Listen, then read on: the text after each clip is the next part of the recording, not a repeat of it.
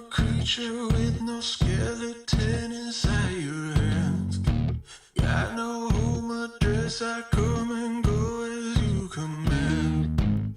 And it's fine with me, and it's fine. I'm a bandit that you use to keep from bleeding out. I'm the lover you don't love but love to keep around. And it's fine with me, promise that it's fine. Maybe I'm a fool, it's not like I'm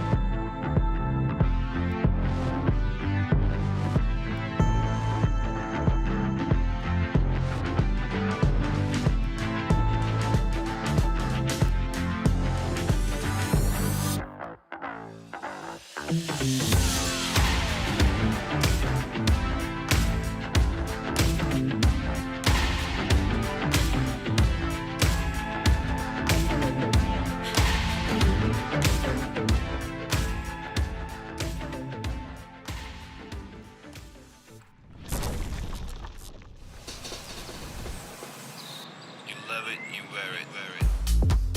Wear your passion. Share your passion. Wherever, whenever. Gaming is a lifestyle. Get your merch at shop.eslgaming.com.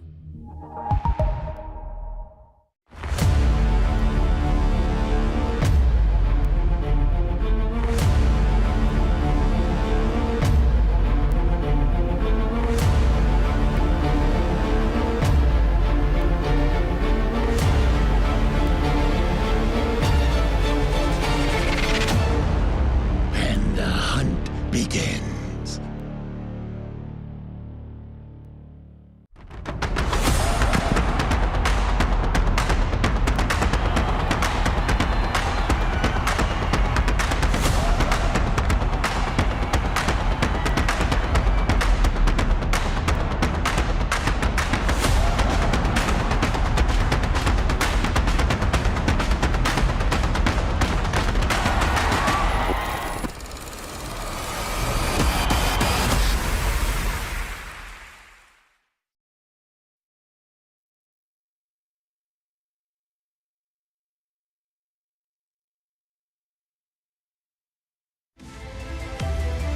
DreamLeague Season 19 is brought to you by Intel, Acer, Predator, DHL, and Monster Energy.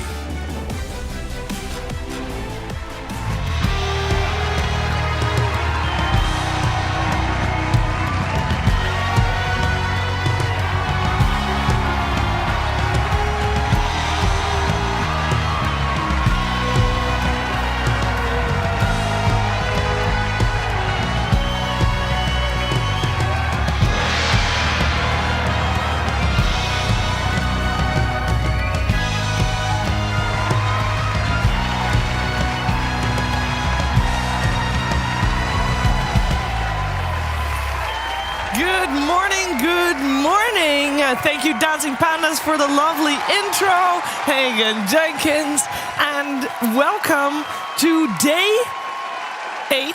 It's day 8 of DreamLeague Season 19. Give me her. Catherine scared the heck out of me. I was walking up the stairs. Sorry, immersion failure. Yes, I walked up the stairs before walking down the stairs. Catherine was up the stairs, and it looked like someone just... Give me her. She's mine. You gotta be gentle with her? Yes, of course. Respectful with her? Of course. Calves are very sensitive.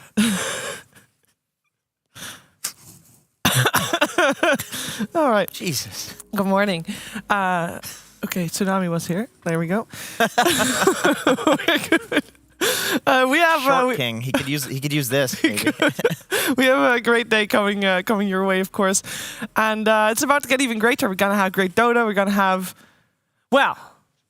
We're gonna hopefully have not that many breaks, but if there will be breaks, we're gonna have great content for you as well, and we're gonna have great guests. Because it's not just Jenkins and me and the Dancing Pandas, it's also gonna be 2 guests, and the first of which is none other than Effie, ladies and gentlemen.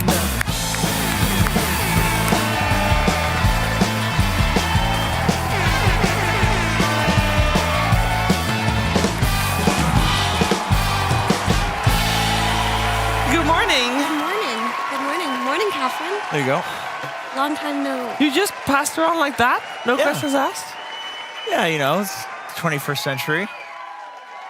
Did you ask permission? Huh? I mean, is Catherine okay with She it? was asking about Catherine yesterday. She's like, where is she?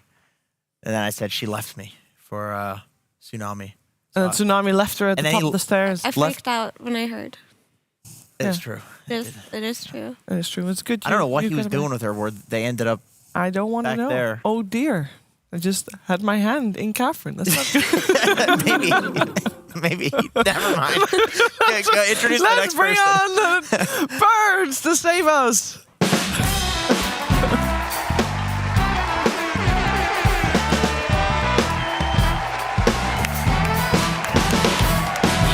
Why you do that to our Dancing Pandas? You just ran. You sprinted down the stairs. I've gone way faster. I wanted to practice. I should have practiced when nobody was here. You should have asked our pandas to play in super fast intro Like songs so you could. a Sonic. Yeah, so you know it matches your pace. Can you guys do Sonic level 1? She doesn't play Sonic. Pull that one out of your mind. Don't too. ignore Catherine.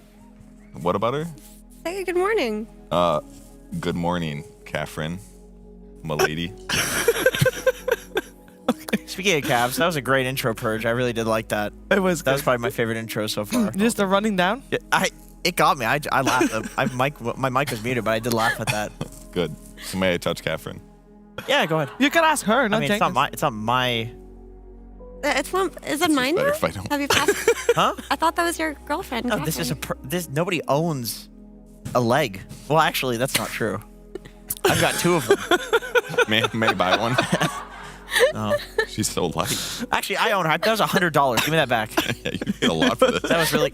this Put the thing. sock back Oh in. shit, the rice Put the is sock coming in out. her. Put the Why is sock there back rice? in. No, don't. She's a Stop, musical I don't instrument want in that addition here. to being a... No, I don't want that here. Stop it. That's my rice. Stop! That's my rice. Give me that. Why are you Okay. doing that? We sit on this couch. Kev. If you missed the story of Catherine, Here. you could go back into the VOD yesterday Thank you. and hear us talk all about Catherine and how she came into our lives. I know. It was great. That doesn't fit. Dude. Just a great handle.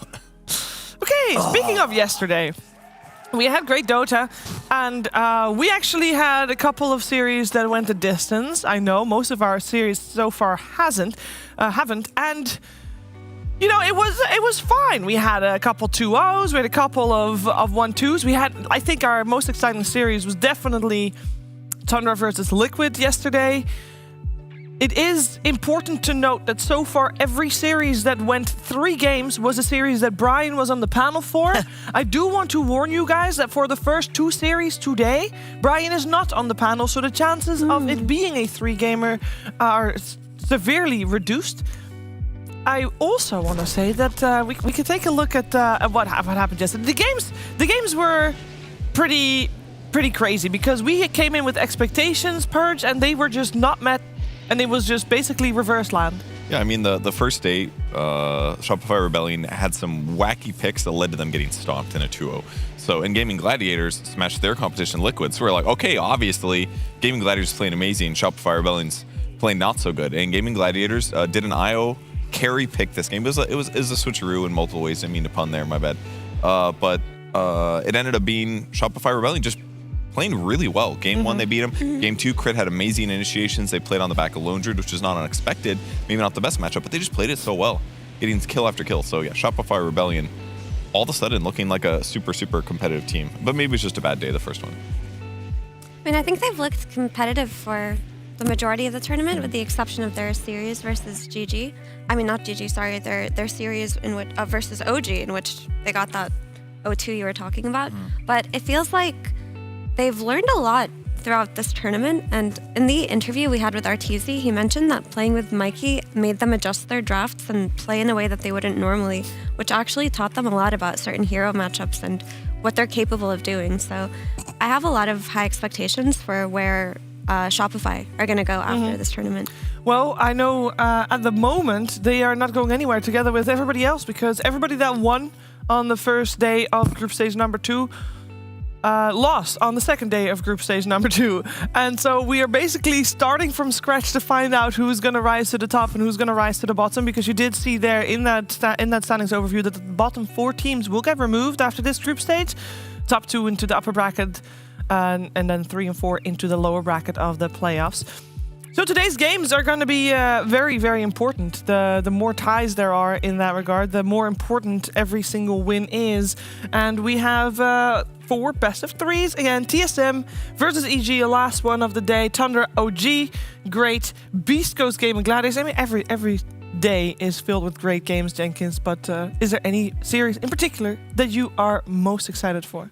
Geez. Those are all pretty good. I mean, I would say Game and Beast Coast. I always like to watch the the SA teams go against Western EU teams. I think that's always really fun. The chaos factor in what is argued to be the most consistently good region, and just lighting it on fire is always really funny. And Effie and I were talking about this yesterday. Like, I think Beast Coast is, out of EG and Beast Coast is the more like traditionally South American team.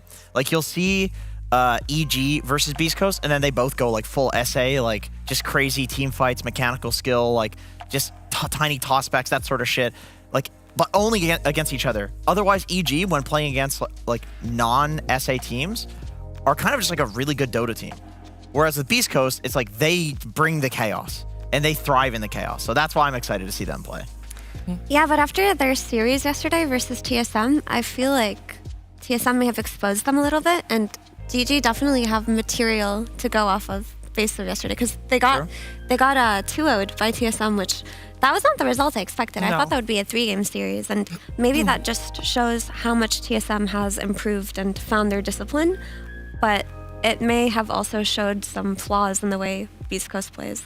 I mean, my hunch is that it is like a rock, paper, scissors scenario where the Western European teams are very disciplined, and the SA teams kind of smash through that with the chaos. They can't get in their normal patterns, and it pushes them off. Whereas the NA teams have experience playing against the SA teams in other various tournaments, so they're more exposed to that chaos factor. Yeah. And then the Western European teams, because they're so organized, they beat the NA teams, are a little bit. Let's take a game off of Beast Coast. Like crazy in the first group stage? I'm fairly sure they did. They beat Enigma Galaxy and 2 other teams. I know they got 3 wins. I'm fairly sure they did. And even if they didn't. Now it's tied with Beast Coast. But you all forget that Quinn plays on GG, and Quinn is an NA player. That's what I was going to say. He's used to playing against these SA teams, and he's very familiar with their style and with the individual players. So I actually think that of all the European teams, GG is the least likely to get swayed or caught off guard by Beast Coast's chaotic style. Yep. We'll see later today, of course. What you also might have noticed in the schedule for today is that Team Liquid is playing Shopify on the first series of the day. And of course we remember Team Liquid. And no, I don't want to go to a break yet. This is too early. What? This is not this. I'm gonna put my foot down on this one, Adam. Thank you. Foot down hereby, because I want to talk about what Insania said yesterday. You can put a foot down. Can we get the camera shot back? Wait, are we going? What are we doing? I'm putting my foot down. She didn't say it on purpose. That's the stupidest thing I've done today. But I want to talk about what Insania said yesterday. Yesterday he said that he would prefer to play games at 2 a.m. over 10 a.m. He's going to play at 11, so, it's slightly different. But there's definitely, in his team, there is a little bit of a issue with waking up early in the morning. And I wanted to talk about that a little bit, if that's okay. I'll let them go first. It's okay, he said, great. Yay! I'll let them go Jenkins first. has a lot to say about this topic. Can we have the sleep degen man talk first? I could go off. Sorry, I forgot. Go ahead. I think, who's the second? I'm a degen. Aren't you a sleep degen too? You stay up very late playing games. That's true, but because you also start early though. No, she's not a sleep degen because she doesn't sleep. There's a difference. Defend yourself. Well, I can't defend against that, but Jenkins is in a different ballpark because he's like reading sleep books all the time. But I'm not a degen in the sense that I'm obsessed with sleep. When I'm home, I don't have anything else to do, so I play Dota, and then sometimes it goes on until like 7 a.m., but because I have nothing to do, and then I forget. That's very normal. I think everybody does that. Let me tell you a study. No. Let me tell you a study. Nope. Okay, before we talk about the study, we have to talk about Liquid. Yes. Sure. That's what Cheever wants to talk about, Jenkins. Stay on track here, okay? So yesterday in an interview, this is a talking leg. Yesterday in an, I don't know what to Careful with the rice. Right, there is rice in here. All right, Catherine, you can just sit next to me. You can't talk now though. You have to hold it. Can I just? Okay, I'll just hold it. So yesterday, this is so weird looking. Talk about sleep. Come on. Just hold the leg and talk about sleep. Insania mentioned that it's very difficult for them to play at 10 a.m., which means that these are people with bad sleep schedules. And I remember during Tour 1, they mentioned that Boxy plays pubs until 5 in the morning. So he's on your typical degen Dota player schedule. And when you think about it, probably most of these pros are on that degen pub schedule.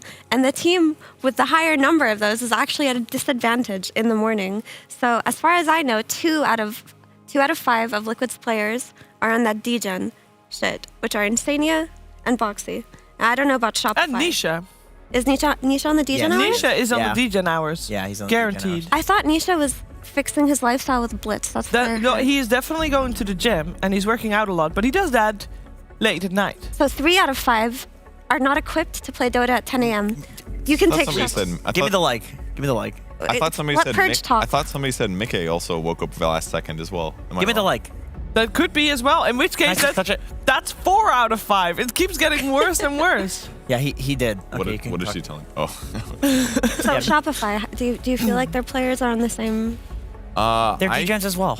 Dota Are players. they? Are they degens? Yeah, but they could also be jet lagged. In which case, if you are Jet lag from is- NA, That like has to be more of a power because then you're Yeah. more ready to like changing your schedule is not a big deal. You're already like screwed. So it's like Wrong. You're going from a negative That's to, wrong. to a negative. So That's there's wrong. no change. okay, our resident sleep expert would Correct like to me with have the a leg. word about a sleeping schedule. That's wrong because your circadian rhythm is also determined by things like exercise, when you eat, and the light outside. So it completely throws you off if you're jet lagged. This is the most passionate he's been all week. All right, let me tell you about a study, guys. Let me tell you about a study, all right? This is not bullshit. So they took a few hundred university students, right? They had to come in and they said, hey, are you a night person or are you a morning person? And, you know, I like this. This is good. And some of them said, you know, I'm a night person, 30%, whatever. 30% said they're a morning person. So they had the morning people come in at night. And they had the night people come in the morning.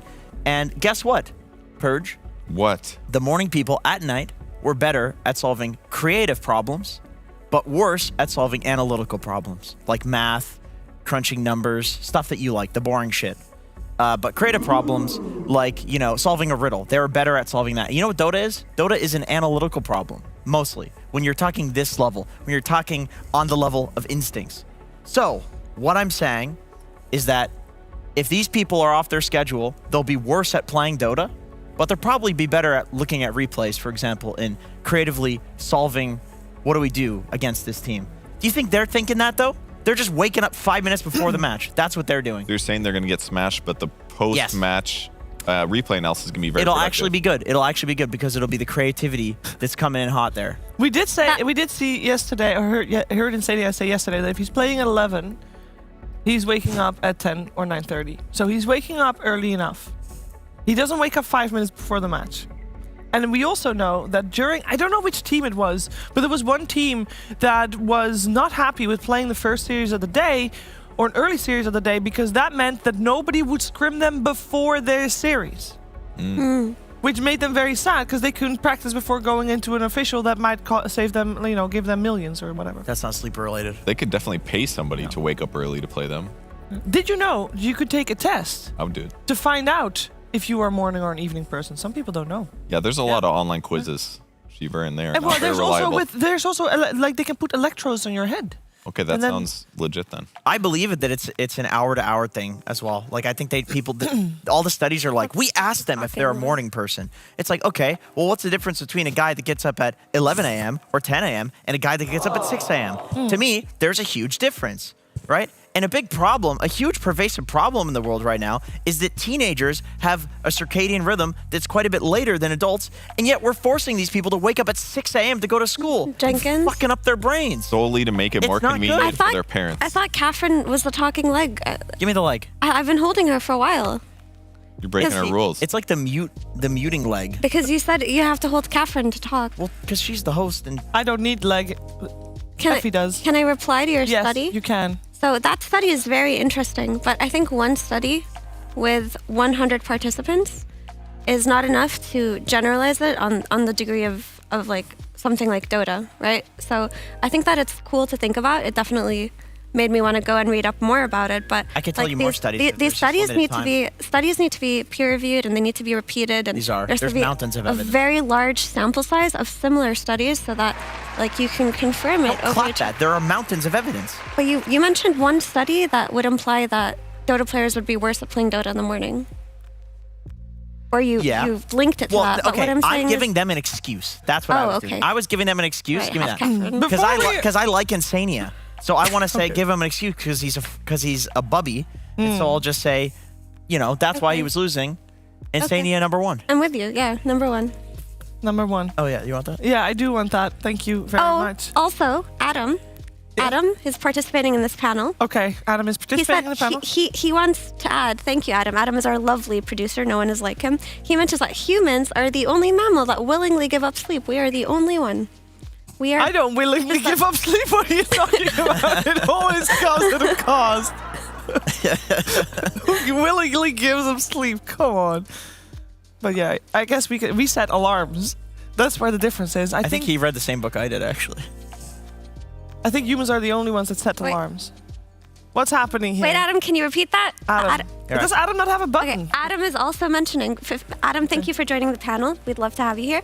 15% of the population sleepwalks, apparently. 15? That's what Adam says. There's no way. That's very Bieber high. doesn't believe you. Apparently that's He what says Google. says. I think way more than 15,000 people sleepwalk. Not 15,000, dude. I know at least 3 people. Wait. 15%. None of them sleepwalk. What is 15% of 7?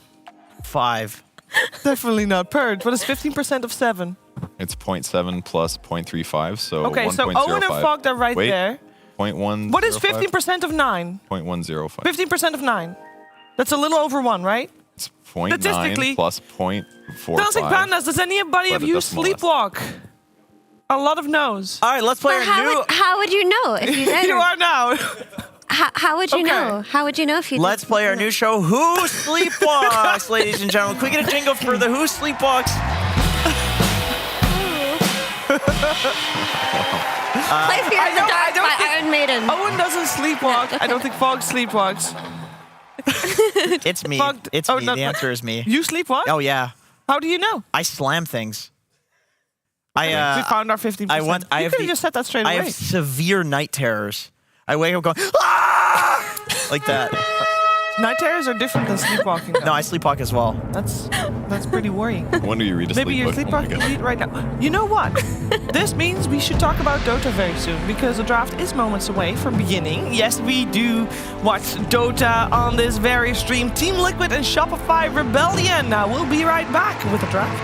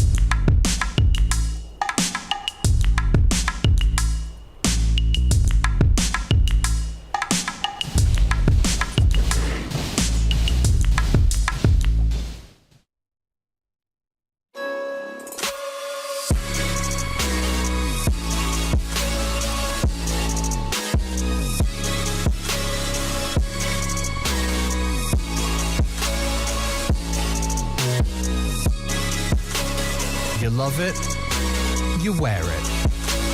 What's your style? Get your merch at shop.eslgaming.com.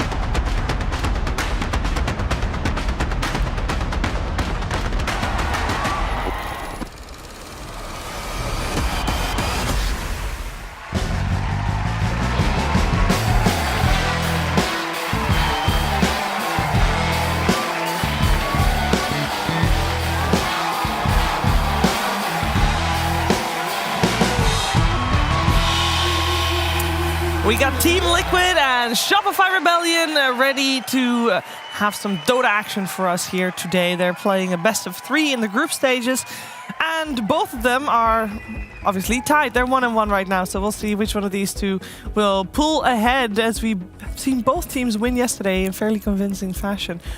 Well, Liquid needed maybe a little bit more work, but it was still convincing at the very end.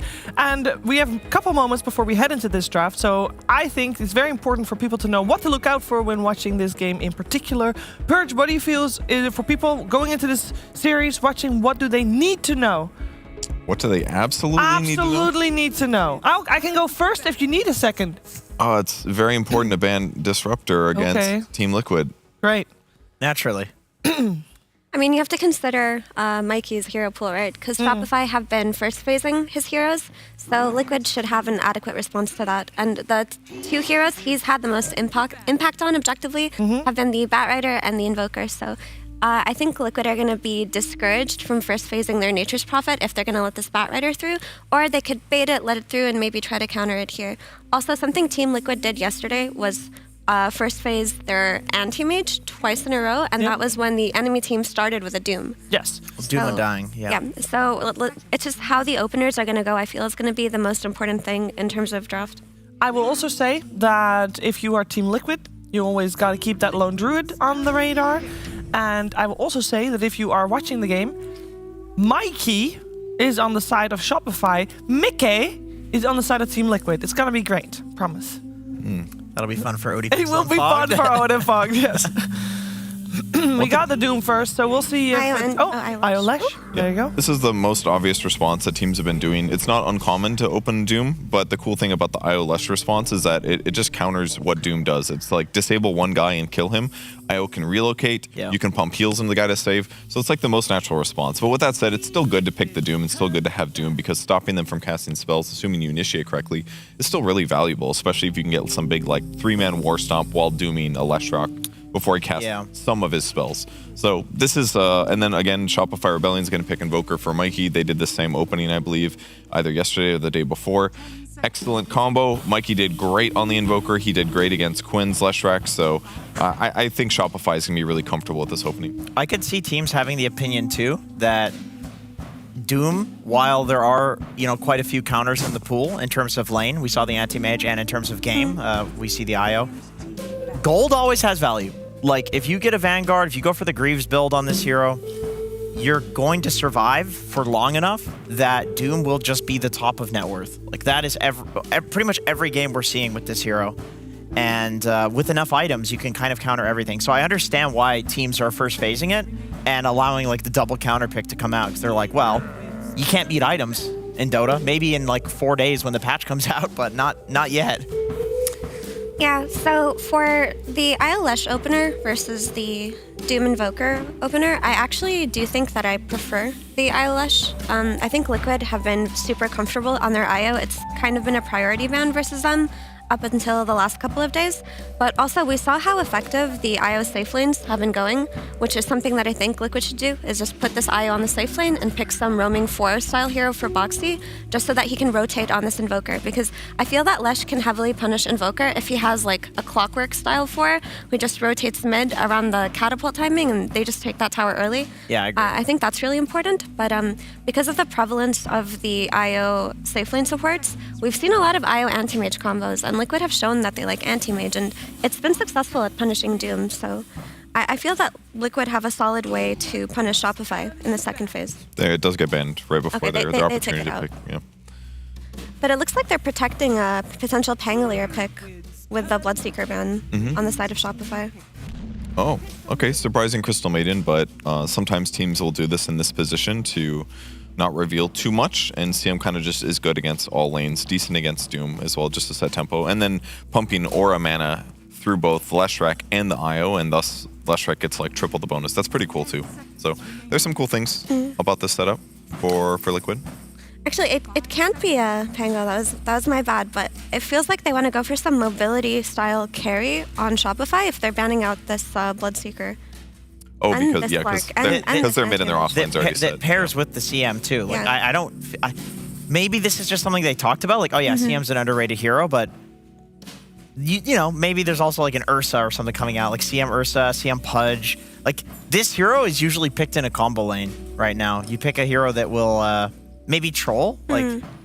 I don't know. These are all like not really that great of heroes, but I'm just trying to suggest things that will actually pair with the CM, because otherwise you don't see this hero getting picked So up that much. do you think their plan is just like kill the crap out of the Doom in lane rather than think let so. him just I think survive like so. normal? Because Yeah. if you can beat him up a lot before he gets Vanguard, it's totally an option. CM's a great hero for that. Very strong level 1 in terms of harass and nuke potential, and level 2. So if you hit this like power window, like somewhere between before he gets Ring of Health and sometime after, before he finishes the Vanguard, you could actually really shut him down and zone him. If you're I mean, people do this with the anti-mage, right? It's like you punish him in lane, you kill him in lane. But what's like a carry substitute that would also combat that? Would Like Ursa I said, or I something? feel like Ursa would be great, but I'm not entirely sure how Ursa fits into this draft otherwise. No, I think Ursa for Liquid is excellent, right? It's good versus Doom. I guess It's good the versus- bans maybe don't make less sense if they're going to pick Ursa, because I don't feel like Bloodseeker's that great against Ursa. No, I feel like Ursa. Or sorry, I'm looking at the wrong team. Yeah, okay. Ursa's great for Liquid because you need to be able to play. You need something to pair with this IO, and you need something that gives Roche to Liquid. But because they show this Crystal Maiden, it shows that there's not going to be a roaming 4 in Boxy, so it's actually going to be more of a 1v1 situation on the mid lane where supports are probably just rotating to secure runes, which means that Liquid are doubling down on winning side lanes. They want to win side lanes super hard and play for kills, which means that the hero paired with the Crystal Maiden has to be some CK style, Wraith King style, Ursa style carry that goes for kills, plays for kills, and doesn't AFK farm. Yeah, some instant burst guy would be really good, because I honestly really like the Shopify draft so far. I feel like the Silencer pick was amazing. Like you counter the CM ult, that's never going to be a factor, and The IO. and you also counter the IO relocate. Yeah. So both of the supports, regardless of which one is a 4 position, is not going to have profound impact in the game, because the relocate is going to be countered and the CM ult is going to be countered. And that's how people scale with CM. And it's a cool combo with Clock as well, because now when you choose to take fights, you can always ensure that the relocate doesn't come. As long as you hold the global. So it's like you can stop them from taking the fights they want, but you get to almost always enable the fights you want with Clockwork. Yeah, this is... Shopify really threw them a curveball with these 2 picks. There's still a Pango. Yeah. I mean, it got protected by your opponent's ban, so if it looks even more protected, why not go for it? It's not the best against Cogs at times, but it's good team fight otherwise against the other heroes. But do they just want to put it on the offlane then, or are they flexing it to mid and putting the Leshrac elsewhere? We know Mickey loves the Leshrac. The Leshrac safe lane versus But also, the Doom? Zai will play offlane. Zai will play Lesh. Pango. And he also Lesh. will play Pango. Yeah. It's very flex. I like it. So it's a question of how recently have they done this. I don't think that recently, but they've done it historically speaking. Yeah. So of course they can. To be honest, I don't necessarily like it. I'll definitely like it more if it's just Pango mid versus the Invoker. It's definitely something that can actually play for kills early on. And it instead can't of get ganked wait by to the be clock, too. enabled. I hope that's what they do. I hope they just flex the Slush to offlane and still pick an advantageous carry matchup. That would be nice because they have second pick overall. It doesn't make sense to flex it to carry right now, at least. But as far as Shopify's draft goes, I think it just looks really well-rounded to me, right? Like, you have the Silencer covering the Doom initiation. He also covers the Clock initiation. Yeah. And then you have this Clockwork who can start the fight on the IO or the Crystal Maiden in the backlines. Like, this type of support hero, which Crit excels at, slays these backline support styles like IO and CM. Then you also have the Rocket Flare for Vision. So it just feels like it ticks every box that you would want right now. I agree, and there's also a lot of stuff to proc the cold snap. Like, honestly, there's so much synergy between all of these Shopify heroes. I feel like they've done a really good job in this draft. Even Pangolier gets kind of countered by the silencer. It's like he rolls, he goes in, his team like wants to follow up, the global comes out, and it's like, okay, well, what do you do? The roll's over by the time global's over. The Drowban kind of reveals your typical like morph TB type carry, but it would also be pretty effective against your Leshraks and Pangos potentially too. Silence and pushback is really good. Yeah, I think Shopify are the ones looking at the TB, right? The Drow is the obvious one that you would pick versus any kind of heal where you would need heal reduction, but like early Scotty buyers are important. TB and Morph are the most popular. TB gets banned out. And Shopify is banning out, well, Nature's Prophet obviously can go anywhere, but Beastmaster more so of an offlaner.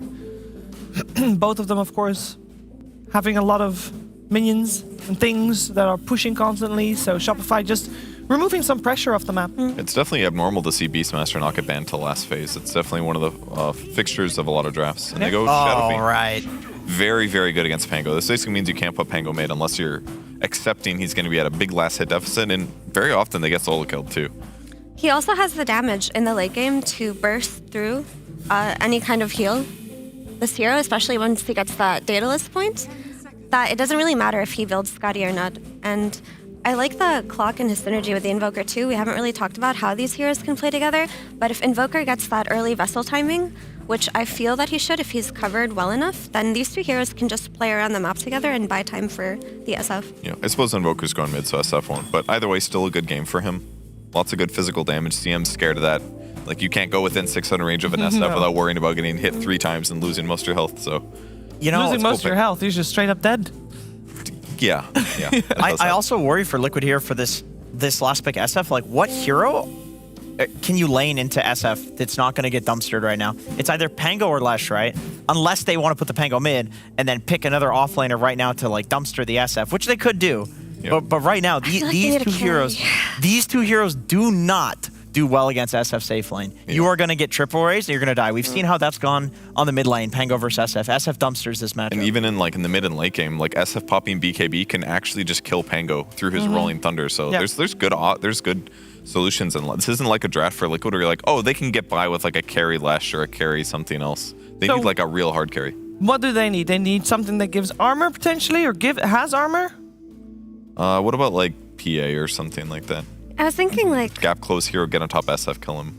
I agree. I feel the best route that Liquid can take is just draft a carry that has a good matchup versus SF. That's it. That's a DK. Like, I like the concept of just a blink stun, right? Because you also just want a hero to pair with this Crystal Maiden, and I really don't like the idea of putting this Leshrac on the safe lane. It seems bizarre. They're going to.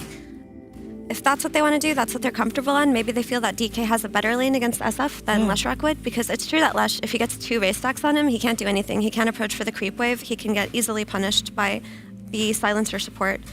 But I don't know, I'm feeling Shopify's draft a little bit more. I know that the DK has a lot of scaling potential, and we've seen how effective it is in Tundra's hands, especially in the late game. It looks like a monster of a hero. I just think that Shopify have proved that their laning is solid and they have good ideas going into the mid game. So I'm not worried about Liquid running them over. Yeah, I agree. I think Liquid needed to pick some like initiator stunner because they didn't really have that much setup from their support aspects. So they had to say like, we either go a hard carry or our team fights are gonna be really difficult to execute. So they chose instead to say, we're gonna have somebody that's like pretty good in the lane, maybe a little punishable, but also can initiate for us late game. So they're taking some sacrifices to make their laning stage better. And if Shopify just plays like traditional standard plays well, I feel like they have the better draft for sure. I agree. I think like Liquid, they don't like damage. They don't like disable.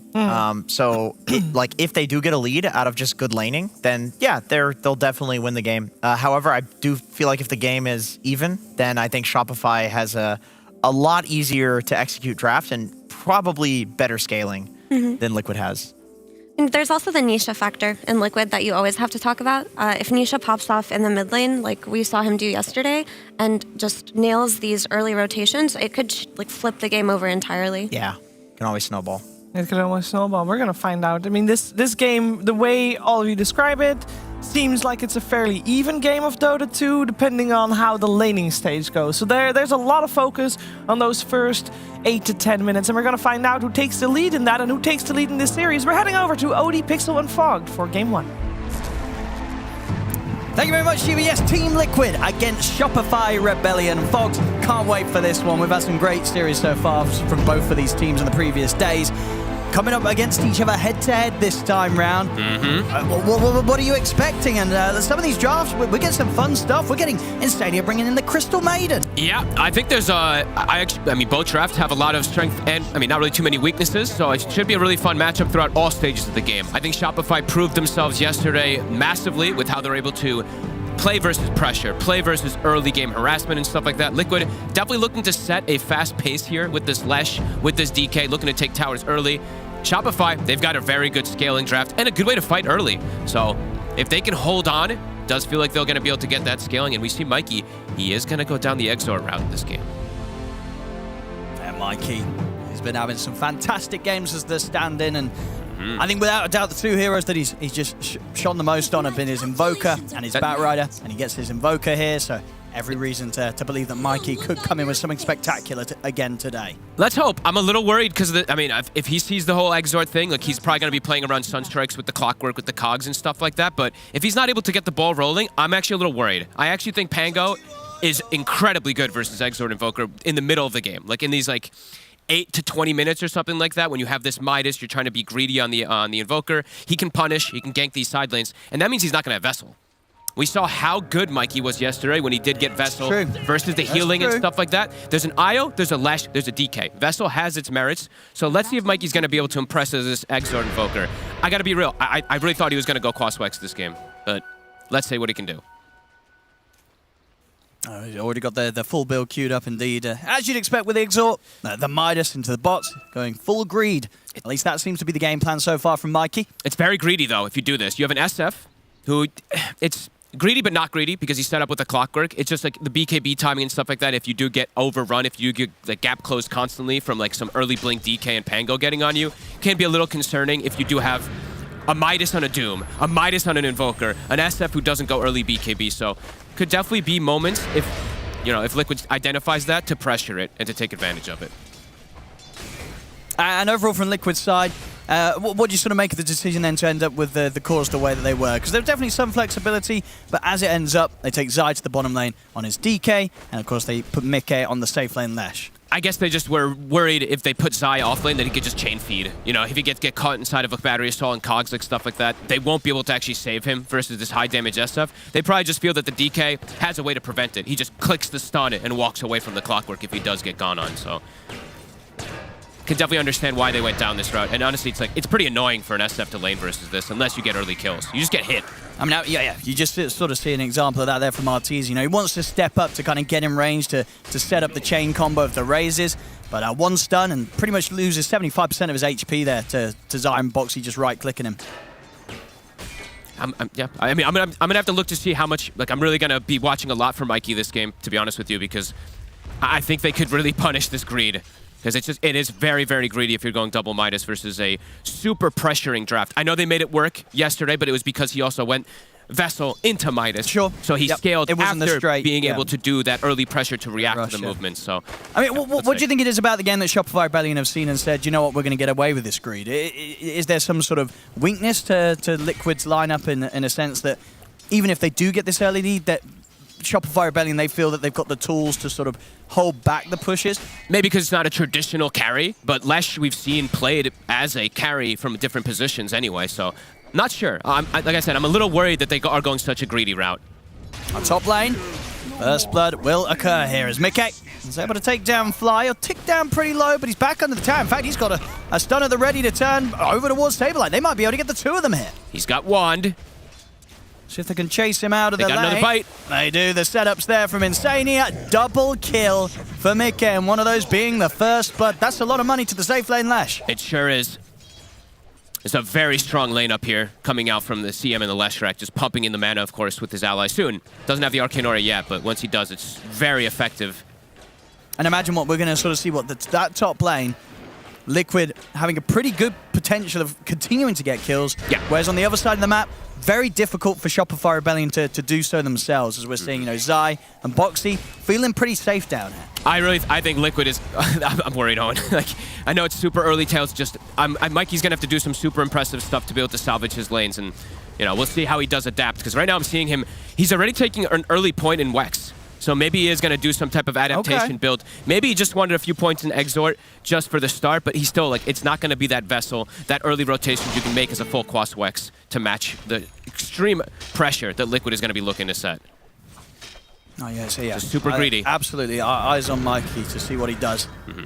I mean, maybe sort of with the build and, queuing up the Midas and such, maybe it's like a silent indicator that Mikey's like, he's looking at his team, he's looking at the pigs like, guys, this is a tough game. Yeah. And in his head, he's like, I got to carry this one. I'm going to take this on my shoulders. I'm going to do it. So we'll see if Mikey can. Let's see if he can. He's going to have to do some impressive stuff. Right now, he's holding his own beautifully in the mid lane. Doom, it's going to be a bit of a trouble start for him. I actually think CM Lesh is pretty underrated. I think CM overall is a hero if you have someone that is utilizing that bonus magic mana regen that you get, since it's, if someone who's next to you in the lane gets that big bonus from it. Some heroes just they can go on this. Yeah. See if it's enough damage. Sablelight's got the Scorched Earth. Mickey.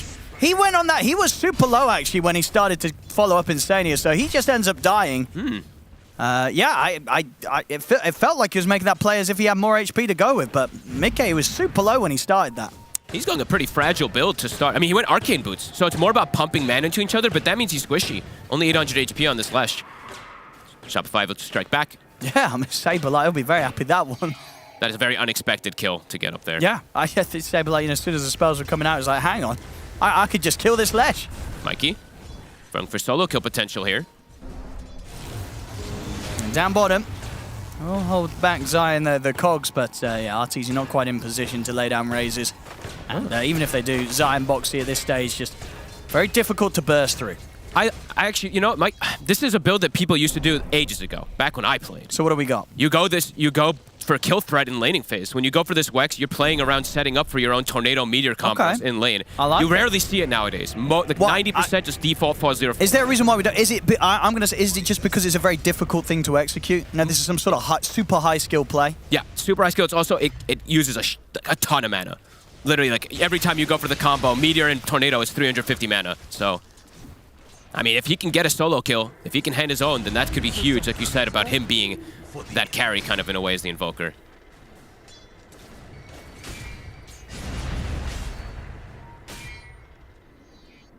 So far, Sears on the lanes, pretty close across the board. Just that top lane, where Sablelight's having a bit of a slower start, but did manage to get the kill out of it. He might just die here. I mean, the meteor comes down upon him, Flight TP's over, and indeed he's dead. Mikey.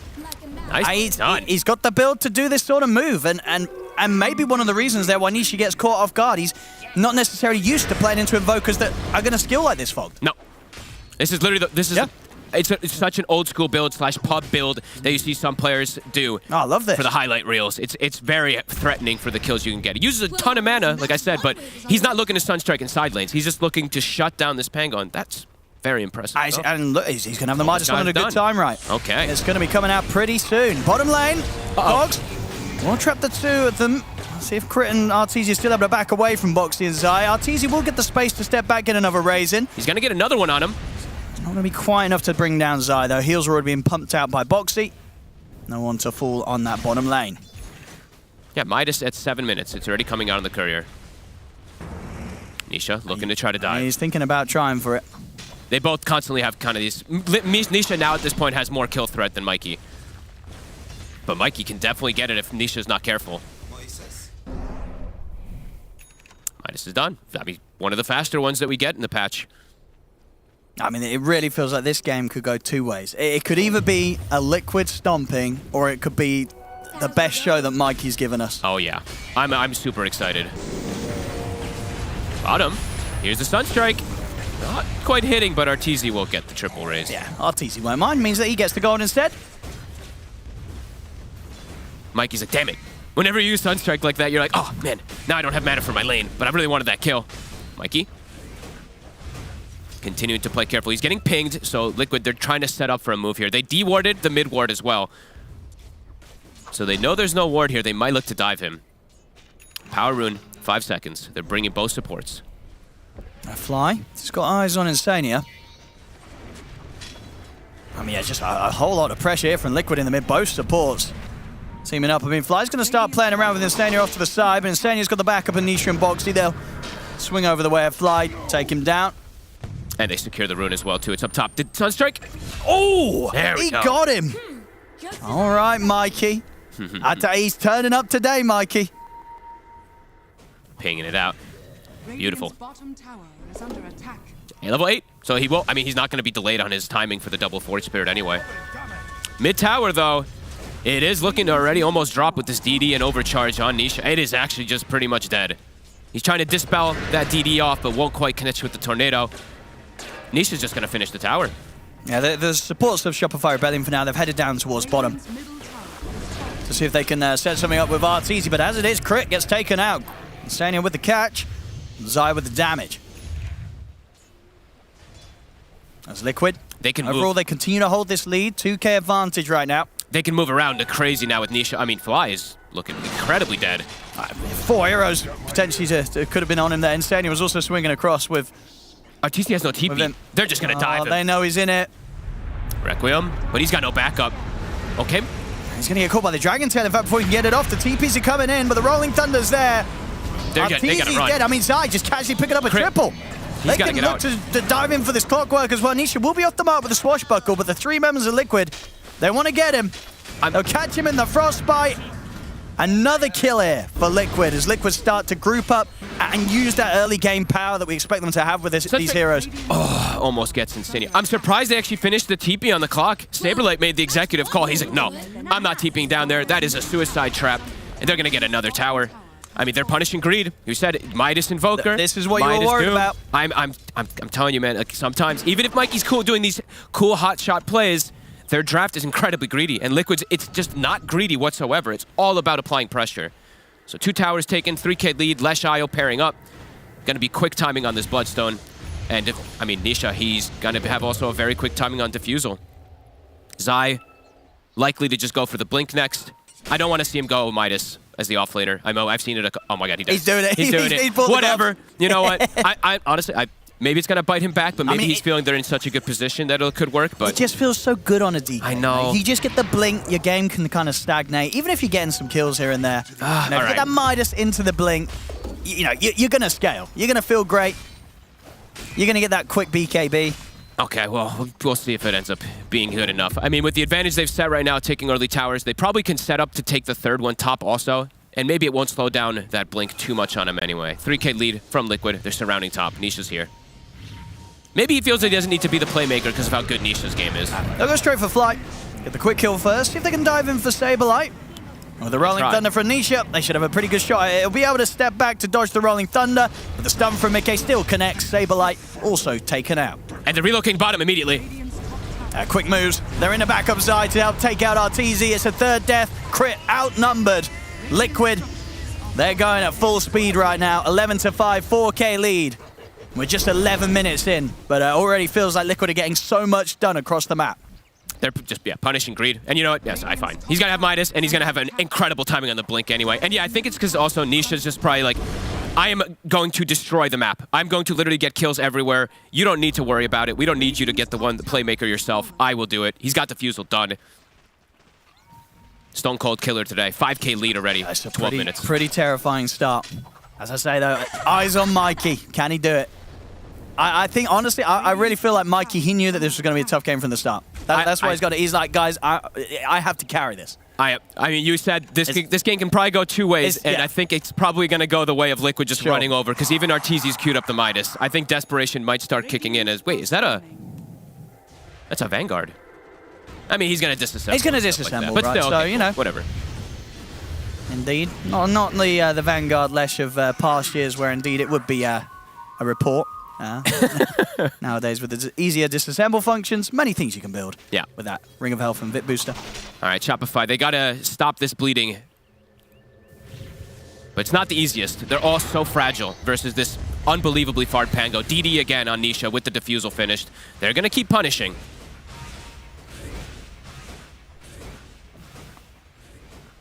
Will Triple Midas win a game? I hope so. I don't hope so. Let's validate triple Midas. Mikey. Gonna put the Fairy Fire. It's a good deafening blast. Has got Crit coming in as well, but Nisha still able to take him out the right clicks. Crit will find Insania in return. He's got backup of Flying Saberlight heading over to help out, but Crit's taken out as well. Double kill for Nisha. The Rolling Thunder's up, and Mickey, he's coming charging down the lane. Nisha's going to be able to set up onto Saberlight. Buy time for Mickey to close in onto the Doom. He's under the tier 2s though, and Saberlight, he's got enough HP to be able to back off and survive. Instant reload. The IO is 100 HP, but he'll give his life for that. He absolutely will. Foxy there, offering up his life to secure Nisha. Another kill. Triple kill for Nisha. Looks like Liquid did not wake up late today. Looks like they are very on fire with their movements because these are some unbelievably fast rotations. Arteezy shows for like a quarter of a second. Zai punishes it. And yeah, Zai, he's going down more scaling. He's not even going for the blink. He's just going to go BKB next. I mean, honestly, the last few times, I feel like he's got this set up onto Arteezy without the blink, right? He's just able to kind of walk up and stun him. Sure. So no need for the blink. Okay. And there it is. The Midas. The trifecta. Oh my god. The triple Midas scores.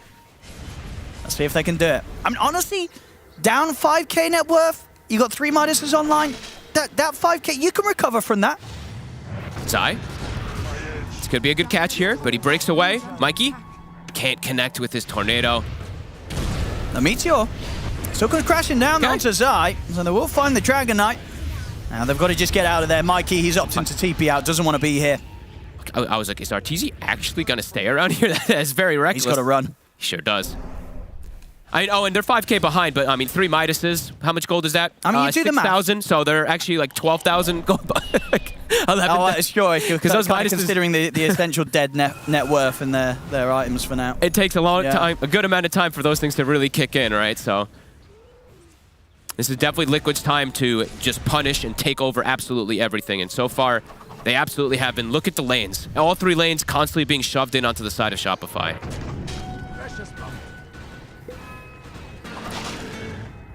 I love it. Like the reactions that could be in this game could be like, "Oh my God, how dare they go triple Midas?" Or the opposite will be like, "Wow, triple Midas so good." Dude, that's the side I'm on right now. I'm like, triple Midas, it could do it. Unironically, it could do it.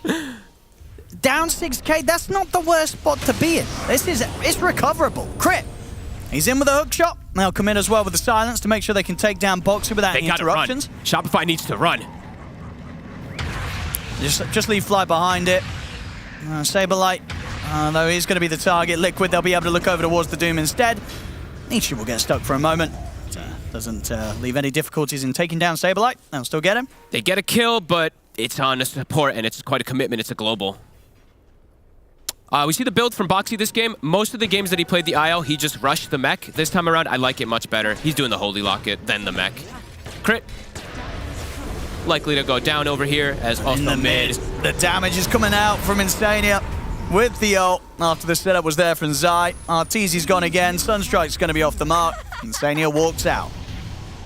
They get the kill in the... You can see Crit. It's like desperation. He's cutting the mid wave at the tower, at the base. Gets killed, and they just relocate Mickey top to just have him clear out the wave. I thought you were going to end that sentence. No, what if we're going to say Crit and desperation, also queuing up the Midas? Wait, he is? No, I'm just kidding. Let's see. See how much Liquid can continue to get whilst Shopify Rebellion are in this sort of farming state, this recovery state. I mean, if they could just go for every single fight, Owen. They really don't have to stop fighting by any means. Just don't let them play the lanes, farm the entire map. They should effectively, with the way that everything is going to go in, Liquid right now should be able to farm like over 75% of the map. Shopify is going to be very restrictive to be able to find this type of farm. So Boots of Travel now on the Lesh to be able to hunt these people who are on these side lanes, always pumped up with the IO. And they honestly could force Roche at almost any moment when they see a good opportune position for it on Liquid. Dire's top tower is under attack. Blink Dagger on Mikey. I mean, I like this. When you're going this type of greed, bots Midas, you want Blink so you can push into these very risky positions to shove out the lanes as much as possible, so then you can blink and reset away. Okay. I mean, yeah, overall, sort of what would you imagine is the build for the Invoker in the situation beyond the Blink? Do you need to get yourself the BKB? He needs BKB after. You have to get BKB. I mean, Shard is also Wait, we'll see Nisha. They might get a big catch. This is a pretty good go. Yeah, they get the catch on Nisha. Mikey's in with the easy Sunstrike there with the cog set up a crit. Nicely done. I think it's Shard into BKB.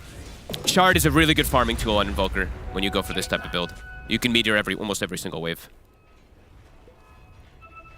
Big kill? That is a huge kill, to be honest with you. That slows down a lot of the momentum that's coming up. I mean, it's as I'm saying, I don't think Liquid's as far ahead as they need to be. Like, you're sitting on a ticking time bomb here. They've got 3 Midas. If the minutes it's definitely pass, true. These heroes are going to be massive. Liquid, they've got to keep it sped up. And they're going to keep doing so, though, right? So let's see if they can actually keep that advantage going versus Shopify's greed. Very good hook shot this time from Crit. Reload top, RTZ. Looks like he should be able to get away.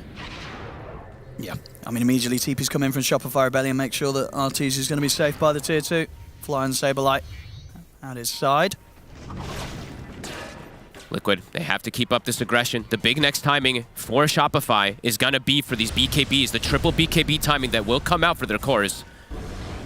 Liquid's got to just keep hunting. I mean, they want to go for Mikey, but he's already out. Just blinks away. Blinking the TP, knows that Liquid's going to be heading over towards him.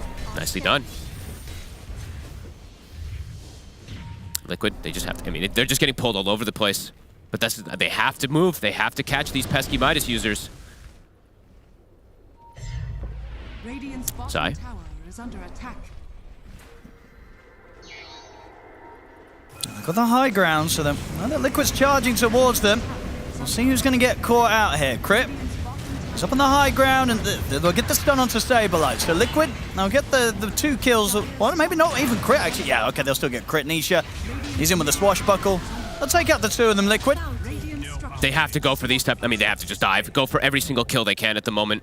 But you see, look at Mikey. He cuts the mid wave. Arteezy goes top, pushes the wave out. So I mean, they're doing some really cool stuff. He's got his BKB. Mikey's building up the money towards his next item. Okay. It's only a 3K, 4K lead. I think this is some big brain stuff from Shopify. I think they sat down and this was the way that they wanted to.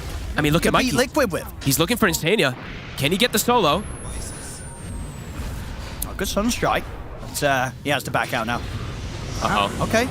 Now stick around here. There is going to be a relocate coming in. Actually, no, not for now. Yeah, the Global's there, and Nisha, he'll back off. Nice global. Yeah. Puts a stop to any attempted moves there. Flight, able to make sure Mikey can retreat to safety. Liquid, got to keep going. Got to keep kicking up pace. Lane's in a pretty good spot. Maybe it is going to be soon that Roche timing. Nisha, Brigand's Blade. Didn't get a chance to look at all these neutral items. Now Zai does have Blink, so more ways of initiating.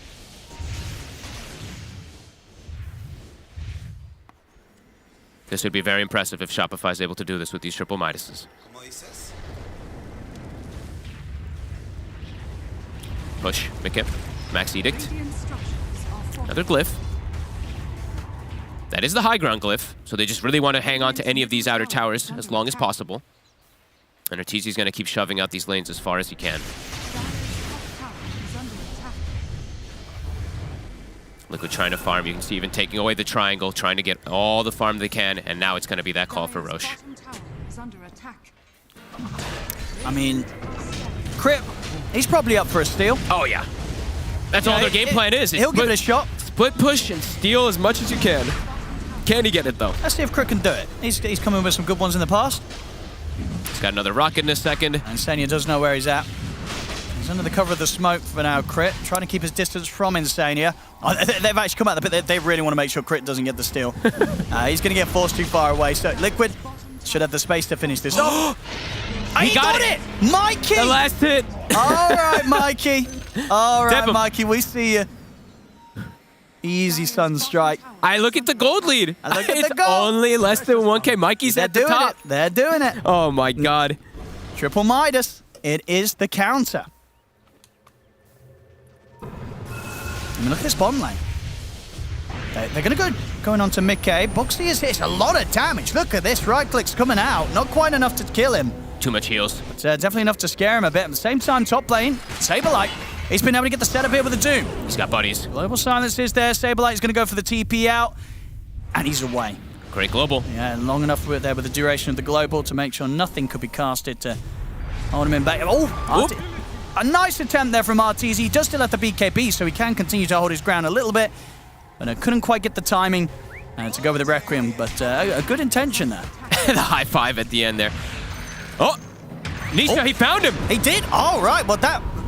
Not the spot that he wanted to TP over to. Ooh, punished for greed this time. Where he ends up being. I mean, Liquid, they have to hunt these pesky rats all over the place. This time they'll get a big one. I mean, Shopify's still doing very clever moves with the way they're getting all this constant split push going. But Liquid's still the determiners of how this game is going to be. It's like kind of like Liquid's game to almost in a way lose, because they have to be the ones setting that tempo, slowing down Shopify. And it's Shopify, it's just keep playing greed, keep pushing out side lanes, keep going for clever catches and playing around your global versus this IO relocate. I say that's the thing. Got You know, BKB.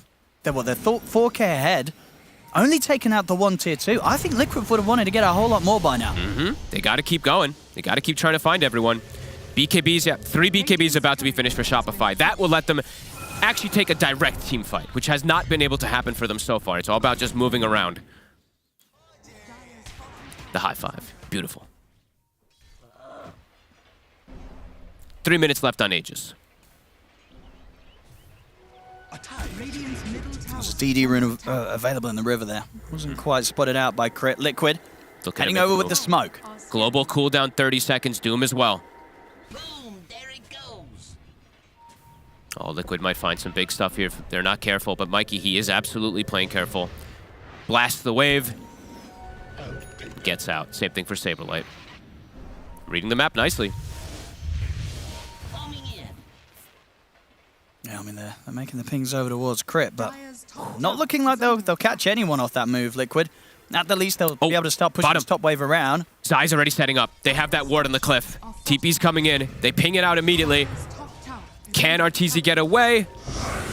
Sure can.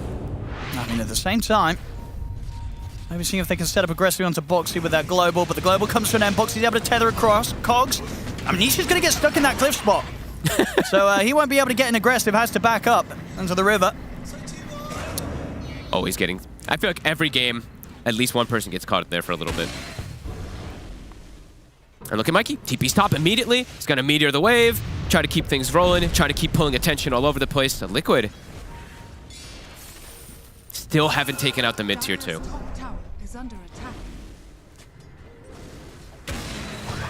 I mean, they should be able to at least take that off the map now with this heavy push, the 5 of them.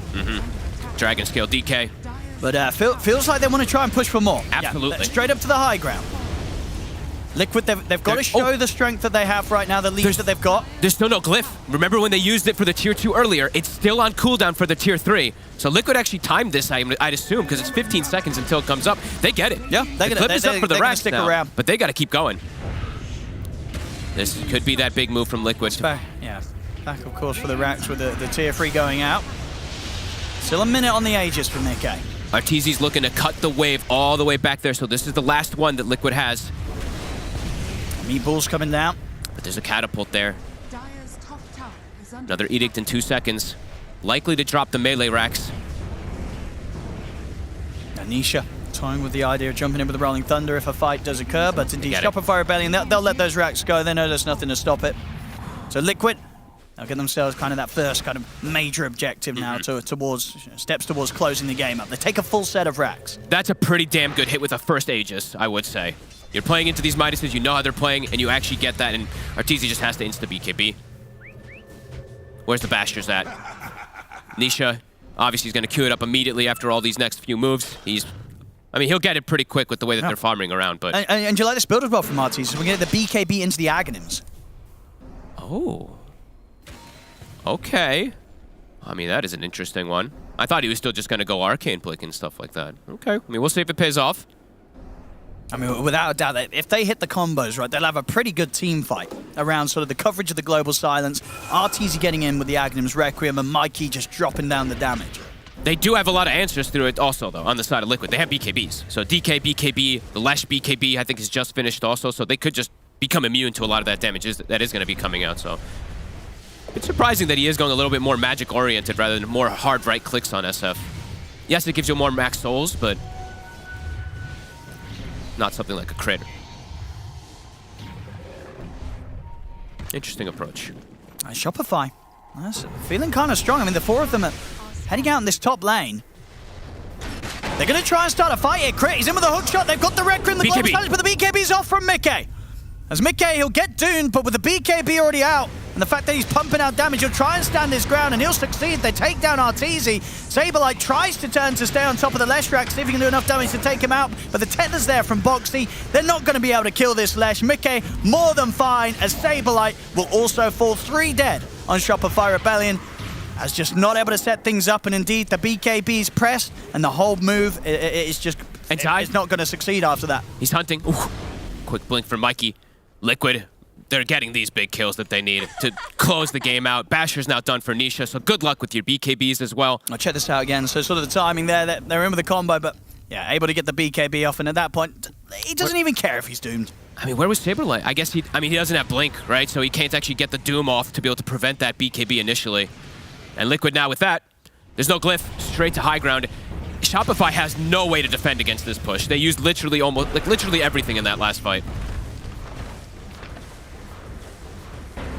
See if Liquid can get another full set of racks. Meteor's down. Got the stun. He's in with a hook chop on side. He jumps in aggressively with the BKB. He's looking to try and get on top of Mikey. The Ghost Walk's there, but Nisha, he's in with the Rolling Thunder as well. Mikey's gone. They'll get the Rolling Thunder on towards the Saberlight Doom on top of this, as well as Flight is 3 dead. As Liquid, they'll take another set of racks without any further interruptions. They've done it. Now they can just keep pushing. There's no way that Shopify takes a single fight versus this. They're gonna have to buy back. They'll force him away. But Liquid, they're fine with just backing up and resetting. Roche soon on the horizon. 15 seconds until we see that spawning. The triple Midases are not working, Owen. But it looked cool. They were doing some cool moves, but Liquid... I'm just disappointed. You know, Liquid, if it's a team that doesn't play as clean, then the Midases can absolutely work. But Liquid, they're moving fast. They're reacting to the moves nicely. So you'd say triple Midas can work, but you wouldn't advise doing against Liquid? No. I mean, maybe in a pub or something like that. Oh, God, I'm going to create so many pubs. Oh, no. Oh, no. Well, no, I mean, if you're very coordinated with the Midases and you know exactly how to split push and get things going, maybe it can work, but it's a risk. And the way the Liquid set up their draft, it's all about applying pressure. Well, the game's not over yet. Not quite yet. I still believe. I'm sure there's some believers in chat as well. I love your optimism. Could occur here. And Shopify Rebellion, they're going to smoke out and look for it. Nisha, I believe he now has Aeon Disc. So he's going to be tough to be able to bring down. And Mick is always just tethered up. He's always getting saved from Boxy, who almost has a BKB on the IO as well. So once Boxy has that, they can't even break the tether. He's actually just able to stick on top of Mickey and keep those heals going. Because last fight top, he actually got split away for a second from Mickey, but it didn't end up mattering. Ooh, smoke on smoke. Crit. He's going to go for the outpost. Here comes Nisha. Whoop. What's the Rolling Thunder use? Saberlight is able to turn and get the Doom down. And they burst him. He's ready to lay down the combo. See if there's going to be enough damage to burst through this Leshrac. They're throwing everything down onto Mickey, and they're able to do it. Buyback. They take Mickey out. They turn over towards Boxy. Nisha comes in with a shield crash and the swashbuckle, bringing both Arteezy and Saberlight low. Arteezy will die. Nisha is still taking a lot of damage to commit for that kill, though. But overall, it's Liquid with the buybacks, cleaning up. Flies the last one left on Shopify Rebellion. He'll also fall a team wipe. GG. Decent attempts. It didn't work out. It didn't work out. It didn't work out. Maybe next time. No, who knows? But indeed, Liquid, they'll get this first game win. 33-12, 16k lead here at 31 minutes in. And yeah, Shopify Rebellion, they had a plan. They tried something. It was a little bit different, but it didn't pay off, unfortunately, in the literal sense. No, I mean, honestly, if Liquid doesn't play as clean as they do, maybe with all the split pushing, they can just trickle back into it. But it was very quick. Like Boxy, we saw a couple times with these relocates, like 10% HP, he reloads to just force the issue, force these fights, don't let them get out of the map. And yeah, overall, I mean, a pretty one-sided game, I would say, from Liquid, but Shopify doing some cool stuff to perhaps be able to recover from this one. But at the end of the day, as was the case here, perhaps was not good enough. No. Team Liquid looking, like they woke up this morning, as they said before, not normally the hottest on these first series of the day, but they were looking very, very good here. Nisha having no struggles, back on the Pango and back on top form, 9-2-14. Excellent stuff from him once again from the mids. There we go, Liquid. They'll start off this series with a Game 1 win. They do indeed. A strong showing from Team Liquid against Shopify Rebellion in this first game of this best of 3. We'll see what the answer is from Shopify in game number 2. But first, let's break this game down when we send you over to ODPixel and Fogged. We talked about how important the laning stage was going to be in this game in particular, and that would be where Shopify would need to show up and maybe get an advantage. But Purge, they didn't. They did not win the laning stage. It was actually fairly even. Actually, maybe slightly in favor of Team Liquid, that one. Yeah, Team Liquid had a little advantage from it. It kind of got out of hand in the mid game with those like 2 fights at the same time thing that Liquid's doing. They'd like win a fight, getting a kill here, and then while that was halfway done, they'd relocate to finish up a kill on RTZ. Those are the kind of moves that really just kept Liquid ahead in terms of net worth, even against the Midas disparity.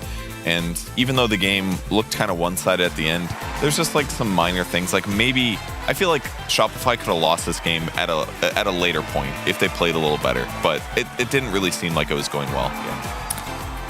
To be honest, I didn't think Shopify would play the game this way at all. I mean, I guess Mikey went for the Exort Invoker because it's a better matchup versus Pango mid, but I mean, you can't really play a pub-style Invoker versus a team like Liquid, and I think the triple Midas was absolutely not... A bit much. It's not the way to go. No. And the issue with playing Exort Invoker mid is, okay, so you think that winning mid is probably the best thing that you can do, but it turns out not to be once Liquid turns up the pressure and the Pango is rotating bottom with his Crystal Maiden and his other supports, and they're diving the tower with 3 heroes on the SF, and Clockwork is the only person TPing in. That is something the mid laner is at fault for. Like a QW Invoker with a Vessel TPing in there and playing with the clock would have made all the difference. And like, with all due respect to Mikey, he's an incredibly talented player, and he's the one who held them in the game for that long. He put them in that position in the first place by playing the way that he did. I really don't think you can get away with the Miracle style, pub style Invoker in today's Dota meta. It doesn't work, and I really feel like their take from the start was bad. It was not right. Especially if your 2 other side laners are building into Midases as well. I mean, I get what they were going for. Obviously they saw the same thing in their draft that we did, which is like if they can get to the late game, they did have really good answers for the Liquid lineup. They did have really excellent scaling. It's just that they never really got there. And Effie, you mentioned it previously. I think the niche factor. You always have to consider. This guy, he can always pop off, win the side lanes, and make up for whatever draft disadvantages we can, whatever we want to point out. Not that there were really disadvantages, because honestly, I feel like they obviously knew that they wanted to get ahead from like the early game and from laning, and that was their take on the game. And then to just like massively up the pace of the game with the IO. But it was all on the back of Nisha's rotations. Yeah, his rotations were so good. He was just like exploding supports every time he got near them. It's like, oh, here's a little silencer, but it's not a full-fledged team fight. I'm just going to swashbuckle, shield crash, blow them up, and then go for the core afterwards. So his impact was just so high. Yeah, Liquid rotated incredibly well. They saw their opportunities and they took it, and they did not slow down the pace whatsoever. But I just feel like Shopify could have played a lot better. And there were a couple of globals which were uncharacteristically bad for Fly. Like, I think there was one where he was TPing in, so Doom gets the initiation on, I believe, the DK, and then the Clockwork hook shots in, and I think Silencer is TPing top. So he globals really late. He globals after the relocate. I mean, at that point, just cancel your TP and global so that they can get the kill on DK. And then what happened afterwards, there was this domino effect that they relocated back and the SF was there, and he tried to make a play, but it didn't work. But then SF had to TP to the top lane where Pango was waiting, and he died there. And that was all a domino effect of one bad global. And that wasn't the only bad global. There were 2 in that game that I feel were very pivotal. So as well as Liquid played today, I feel like this is one of Shopify's bad days, because RTZ mentioned in his interview yesterday that sometimes they just have bad days. So Yeah, another example that, like, the second time RTZ was mid-wave cutting, he goes to the mid-wave, he clears it, in vision, pops BKB, TP's back, and then they took a fight like 45 seconds later, and he just didn't have BKB. That's the one where Leshrac got his BKB off right before the Requiem. Yeah. So then after he doesn't get Requiem'd and bursted in that moment, RTZ doesn't have BKB to take like a semi-normal fight, so then they just get smashed. It was like, and they could have maybe just kept dodging It was like they did something a little greedy. That's what I was thinking. And it messed everything up. And then they lost that fight. And then they got mid-rex because their glyph was 15 seconds too late. The catapult wouldn't die. They couldn't nuke with. It was just a cascade. My gut reaction to that fight was the same thing of like what you just said, where I'm thinking like if I'm in that game and that fight happens, it's like, man, why didn't we just wait until later? We had 3 Midases. They actually were farming just fine. Like the game was fairly even once we got. They're behind, but keeping up. But with Midases, right? Yeah. And so it's like you can wait for that next item. You can wait for the arcane blink that makes that actually a successful play. Or just his BKB to be up. Or just the BKB to be up. No, and speaking of the arcane blink, if he had an arcane blink instead of an Aghanims, when they went for that initiation on Leshrac, they would have burst the Leshrac before his BKB was pressed. So I think the Ags first, while conceptually was cool, like I liked the idea of going Ags into Refresher, I think the Arcane Blink was what they needed at that moment if they were going to go for these burst plays. So, and this is not to take away from Liquid at all, because Liquid looked clean the way that they always do. They played impeccably.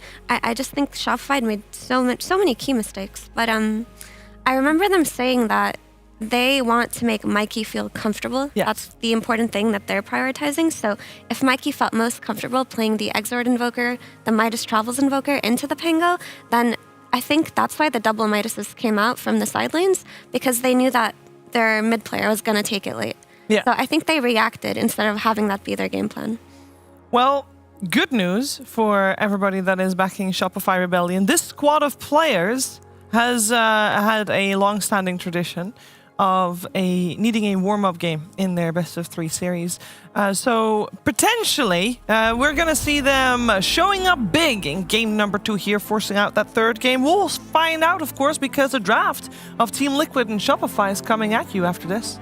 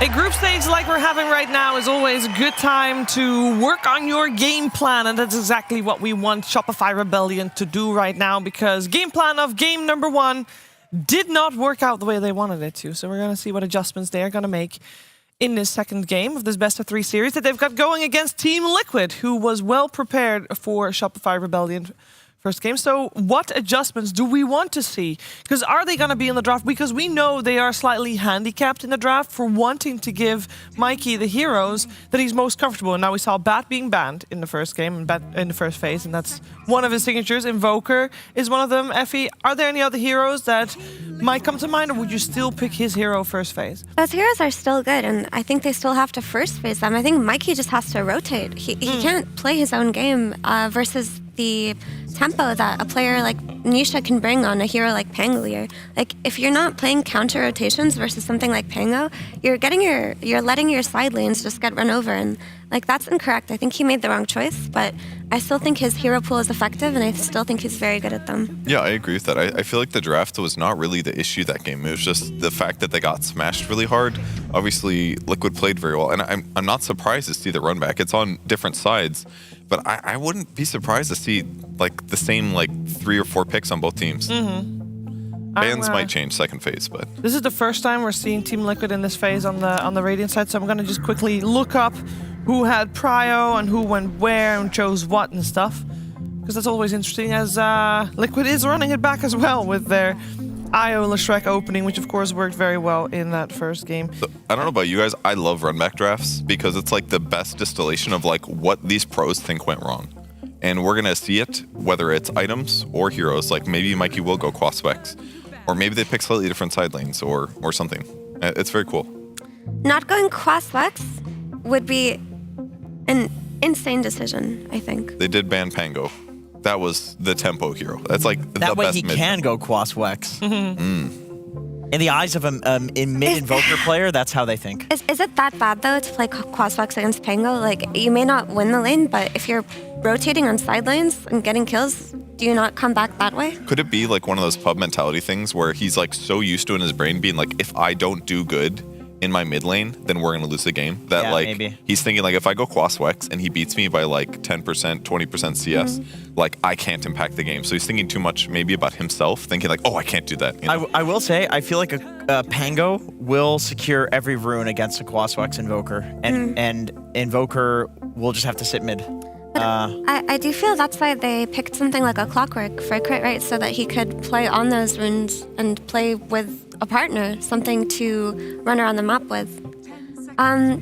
If he wants to go Exort again and they pick side lane setups, I would understand that because maybe Mikey just believes in it and that's what he wants to do today.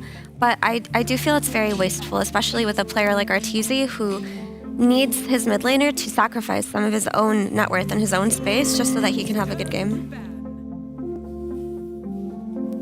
Hunka ban. Okay, so they're really protecting Mikey with the 3 bans. And that's acceptable. That's normal, right? That's why you pick a core. Last time they actually banned Slark, Bloodseeker, and Anti-Mage. So they did not protect Mikey at all. So that seems to be the run back is like, okay, pick the exact same thing, but just protect Mikey with the bans. Yep.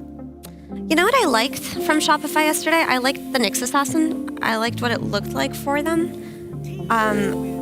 It's also something that can set up for a potential Exort Invoker, and I do think that it's a solid hero against Leshreck if they're going to run back the late game style that they wanted to emulate. That game in particular, the Nyx Assassin did play with the Lycan and the Batrider that allowed him to set up more kills, because would he be able to do the same thing from like with an Invoker Doom, which are most likely now going to be your mid and off lane? And it depends on what they want to pick for the 5 as well. I think they might have to just reveal their 5 here, just so we can understand their draft a little more. Yeah, a lot of Fly's go-to heroes are banned here. I agree, Shiva, that Invoker can combo with the Nyx Assassin. Oh no, not. Oh. Point your toes. Very important. Oh my goodness. First rule stretching. stretch, You just gotta good force stretch. it past the pain. Good. Different support for Team Liquid though. Going for a Rubik this game. See him not touched ban-wise. Just choosing it to be better, I guess. Maybe they want a more lockdown. They felt that there were some weaknesses in their last draft. Maybe they're thinking about their Shadow Demon also, that Fly's been playing recently. That could work. It was quite good against Alesh. Not so good if your opponent doesn't have a traditional carry though. Well, they surely are taking some of their bonus time. Of course, they picked 2 in a row here, which means they got to be setting up the majority of their game plan, actually, with these 2 picks. I still don't mind the clock. I mean, I get it. There's no silencer this time to like protect the initiations and the reload, but clock actually has a positive win rate against Rubik, despite what a lot of people think. Rubik doesn't like playing against heroes that just like run him down in lane, and BSJ mentioned the point of if Rubik is using Nuke on anything but the creep wave, you're not getting that damage reduction, you're not getting that lane pushing ability, and so I actually think Clock is pretty decent against Rubik. Obviously, you can lift out of the cogs. They're going to go for the SD. And the other thing is no range creep secure with the Rubik was what he said, I believe. Yeah, because you have to nuke the Clockwork if you want to trade with him. Yeah, but if you're right, the Shadow Demon gets picked by Shopify. I like Shadow Demon versus Leshrac, right? The Purge is quite good. I like him for RTC's hero pool, his Ludas and his Terrorblades. It makes a lot of sense, but also if they're still considering an Exort Invoker, it's set up for Sunstrike, it's set up for spells, or if they go traditional lines later as the game scales, it's also solid for an Invoker pairing, so... I mean, it made the most sense. Like, his Undying is gone, his Silencer is gone. Like, what do you really go for here? Yeah, the downside is they don't have the Global Silence against the Relocate. Not that it was amazing last game, but it still had good potential. And it also felt like Silencer just was getting smashed in almost all these rotations. Dude. Were you going to say Dark Willow? Yes. I was waiting for you to finish. It's because I talk about Willow as like the pseudo disruptor counter for Io, and because Aramis played it so well yesterday, and Crit is a level 30 Dark Willow, I'm sure he was like, let me play it. Yeah. I can do the same thing. I'm 100% sure that was the conversation happening, but then the counter conversation, Bulba was probably like, but we don't have solid lockdown, we don't have solid lockdown. And then I think Crit had to actually convince them for this Willow pick here. And it's true, you don't have solid lockdown. You have to play a perfect Willow game the way that Aramis did for it to actually look good. So I'm 50-50 on this hero. I spam it a lot also, but that's why I don't believe in it most of the time. It is not a very popular pick at the moment for various reasons. Now, I will say it does work together well with the Shadow Demon. It means you can set up your brambles a little bit better, so the synergy is definitely there. Also, it makes it harder to run away from a Doom, so you can maybe catch them a little bit easier. That being said, Slark is still pretty good against a Dark Willow. I would say so. He purges off her spells quite easily. She can kind of Shadow Realm and kite him and all of that, so it's a little 50-50, but Slark is one of the much better carries versus her. The concept of Dark Willow versus Io is pretty simple. Like, when Io relocates in, you just press Terrorize, and then the Io has to split. Like, you place a Bramble, Io splits from his tethered target, you can separate them and kill them, or you can just Terrorize them both away if you couldn't get the correct Bramble placed. And it works as kind of like a Static Storm, but very, very easily countered by BKB. I've also seen some IOs in pubs have to go BKB versus Dark Willow, just so they don't get feared away from their tethered target. But I don't think that'll be the case here. That will be a later concern. We'll see if it gets to that point, because previous game, of course, I mean, at some point, either one of these teams is gonna get a big lead. And if it is Shopify, ooh, there is a Lone Druid that we should keep in mind. But if it is Shopify, then maybe by that time we'll see the IO be too poor to even consider BKB. Speaking of fears, the bear can also fear. Shivar, I really liked Centaur here for Team Liquid. You got the Rubik Centaur lane. You can also run away from the Doom even if he gets the Ags. However, the Lone Druid, this does switch things up. There's not that many heroes in Dota that beat Lone Druid in lane. However, one of them is Nature's Prophet, and he's still in the pool, ladies and gentlemen. You could also Storm for Nisha and then just play an offlane Lesh, right? It's not so bad. But does Lesh do well against Lone Druid? I don't think so. It's okay. It's probably fine. They can make 60, Nisha 40. play Lesh, and then put Zai on the Nature's Prophet. Still in. I mean, they have kind of weak disable on Shopify outside of getting doomed, right? So Slark can kind of frontline, so they could get away with like a non-traditional offlaner. I still believe in the Centaur, to be honest. Yeah? Yeah, you get SD purged as well, and you just run away from it. All of these things are just... It's true. You just run away from. That's actually true. They don't have you don't have stuns on Shopify. I mean, you picked Willow as your pseudo stun, and you kind of have to play a perfect Willow game to make it work. Brambles and then Tangles. Very good. Cold Snap. Come on, if they picked Sand King, that's the other team. If some team picked Sand King, then any team is willing to pick Centaur. Sand King's a garbage hero. I rest my case. If any team knows the answer to Lone Druid, it would be Team Liquid that has, for the longest time, tried to work in Lone Druids into their drafts with Koikfa, with Matu, so they are very well aware of how to deal, or they should be very well aware of what counters this hero as well. I mean, Relocate's a good step forward. When RTZ played Lone Druid the other day, he was just getting kind of focused by enemy squads, so maybe you pick some kind of like a hunting hero. It could be Centaur, somebody that sets up, finds him on the map, and then you just relocate kill him repeatedly. that could keep him down and make his split push pressure and tower siege less threatening. Purge, how does Big But also Fat Underlord, do? right? Oh, that was what I was just asking. Big how Fat Underlord, How does Big yeah. Fat Underlord do against Lone Druid in lane? In lane, it's probably okay. I mean, you're reducing the bear's damage. Yeah, High five, Effie. Sick. Nice job, guys. Very good, It guys. should be fine. You're doing percentage damage. He's got magic resistance on him and his bear, but the root should be annoying. Seems okay. I think it's pretty good, actually. I think he'll be able to see us easily. He's going to build Greaves and Crimson if they need to protect their buildings at some point. Like, he'll have the damage mitigation. I think the gate will help him match any kind of IO movement, so he'll be able to join fights. I don't really think that they're concerned too much about this Underlord's like position in this game. He's just going to be their damage mitigator guy, right? Yeah. He's going to be their solid guy. Slark versus Lone Druid has a pretty good matchup because you can purge off the fear. Like you can body this Lone Druid, get a lot of stacks if you have a good lane.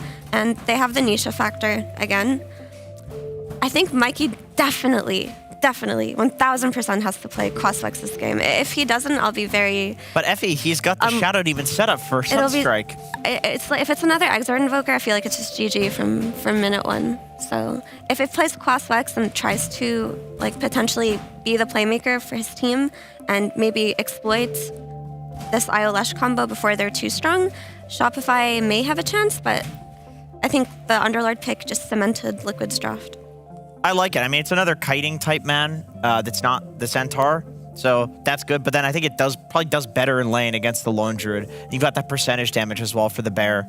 It's basically Centaur with a little bit less runaway factor and more like I'm gonna be annoying for the Lone Druid bear factor, which I like. And like, who's threatening you early game if you're Underlord? Nobody. Nobody's The threatening. supports are not going to Nobody kill is you. threatening Underlord. Not in the early game. Well, we're gonna find out. Maybe Shopify Rebellion can prove my panel wrong and force out a third game to this best of 3 series. We're heading over to OD Pixel and Fog for game number 2. Thank you very much, Steve. Yes, game 2 here. Team Liquid versus Shopify Rebellion.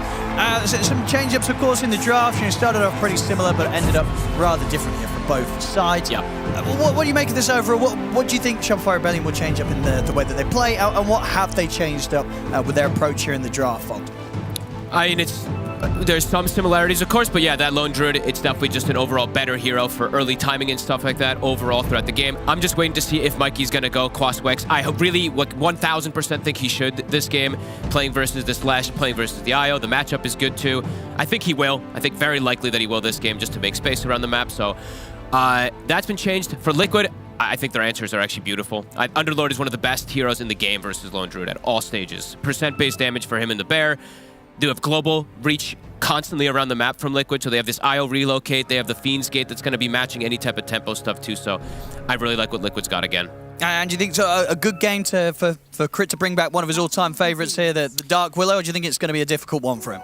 I think it's going to be difficult, Owen. I can see why he wanted it versus the IO, of course, to be able to get that fear on relocates and stuff like that, but as for what he's going to threaten besides that, it looks a bit limited. He doesn't really do too well. You know, Rubik just loves to play versus that. You get better spells than he does. Slark doesn't really mind playing versus it either, so a lot of concerns, I would say, for Shopify this time. They have impressed a lot of times with this Lone Druid. They have done some magic with it, but I think Liquid today, they're looking fresh, looking sharp, especially with Nisha. Oh, let's see. Let's see how some of these lanes go. I mean, with the matchups, is there a lane in particular that you feel has the potential to go really, really down in sort of one direction? I think everybody should do... I don't think there should be anybody that gets massively crushed or anything. Underlord should farm. Lone Druid should be pretty okay. Bottom lane, honestly, Saberlight should be pretty okay as long as they... maybe Saberlight will be the one that suffers a little, but I don't think he should suffer too much unless he makes a really big mistake. So this one lane should be pretty close. Well, let's see, because, yeah, after that game 1, Shopify Rebellion very much going all in and sort of that... that kind of high-risk, high-reward approach with the Midases.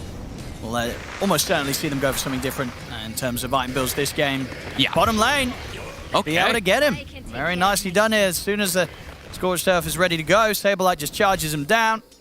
And Mickey taken out of the lane. That's a bit of a surprising one. I mean, Crit, this is his Willow factor. The Grand Master ends up making a very big kill. Like I said, I was worried for Saberlight perhaps in this lane, but able to make it happen before Mickey hits 2. Big stuff. Top, the one thing about the Bear in this game, they have a lot of damage reduction, right? We're going to be seeing Zai building toward these auras. Atrophy aura, Fade Bolt. I feel like I mention it every single time now when I see all this type of damage reduction. It adds up. It really, really does when you're playing versus these heavy physical damage heroes. All in all, it's a big kill that they get bottom, but I think things will just shift back into the Slark's favor now that he's hit level 2 with that IO. Fly. He is actually going down. Not a position, nothing you never want to die versus an Underlord. It's one of the worst things that can possibly happen in a laning phase because he just gets free 30 damage for like the next almost like 2 creep waves. It's pretty brutal when you do die to him. Yeah, Artesia the least trying to keep the Bear on Zai. Nice push him away from being able to get in and get any denies under the tower. Can they maybe go for Zai He's here? kind of low. And, he'll be able to pop a Firestorm down onto Fly. Fly might die though. With the telekinesis as well, keeping him in the Firestorm for at least like an extra tick. One more right click from Zai would do it. He's trying to find him here in the trees. Ooh. Fly, he'll be out with the Jukes. He'll live, but incredibly close to going down as soon as he was back to the lane there. What's going on in the mid lane right now? I mean, Mikey, damn it. I knew I'd do it at least once. Mikey, he's 5-5. Nisha is actually doing amazing right now, 12-6. It's definitely a less favored matchup a bit here, but yeah, that's impressive in these first few waves.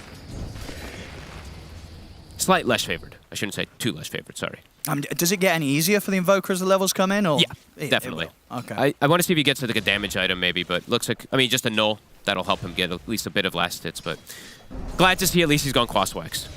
Last game, you know, some people can look at it and it was like, oh, we didn't get to see any team fights. It was really boring. It was a cool attempt there from Shopify. I mean, I hate minuses, especially when there's 3 of them. But it was a cool approach and a cool, their own way of trying to bring the game. This time, we should be able to at least see team fights constantly back and forth. Yeah. And that's what Mikey's excelled at in the games before when he's played the Invoker right. Absolutely. I want to see him making just big rotations. The guy, he's very good at he's very good at identifying where he's supposed to go, but man, he is really getting, like, Nisha is destroying him. Yeah, Nisha is, he's looking terrifying today. You know, as I said, that game 1 performance, fantastic stuff on the Pango, and already straight into this game 2, absolutely dominating the mid lane and top. Indeed, Arteezy potentially in trouble. Insania, one more right click, he's got him. Uh-oh. Liquid with some very, very good laning starts here. The mid one is the biggest one that I cannot believe how much that's going. Underlord, I figured this hero, this is such a good Underlord game. It's actually insane. They're very limited on damage on Shopify. And he's just going to be able to get those auras and the 5% damage versus Lone Druid. Like I said, it's one of the best heroes. It's like Bristleback, I believe Wyvern, and Underlord are literally the top 3 that you want to play versus alone. And Wyvern's a dead hero. Yeah, I mean, I think, well, Liquid, they were very quick in picking up that Underlord at the end of the draft. Oh my, Cheesy almost just dies again. You've got to be careful around these two. Zai and Insania are very strong right now. 5 poison stacks. Not going to be quite enough. Zai, he'll be fine. What, Insania, did you just eat that tango? How dare you? He's like full HP. Give that to Zai. What are you doing? Yeah, but was he trying to give it a Zai and then he clicked a tree instead? No. He just ate it. Whatever. I mean, he's like, yeah, Zai's fine. He's got a ring of health, right? Yeah, but, you know, yeah, sure. He's got a ring of health. He doesn't need a tango. He should have given it to his buddy. Whatever. He's gonna have the Vanguard anyway up there. 25-12 to 14-8. Mikey should start being able to recover bottom. They actually get a good connection on Mickey. So if they're good enough to take Mickey down, he's got the stick charges, trying to survive against Saberlight, but will fall here. Saberlight and Crypt finding an opportunity to stand their ground against Mickey. Look at the creep that Saberlight's using. I actually think this is making the difference. It's the anti-heal reduction. This is actually really clever. Ooh. I've never seen someone actually use this creep and make it useful.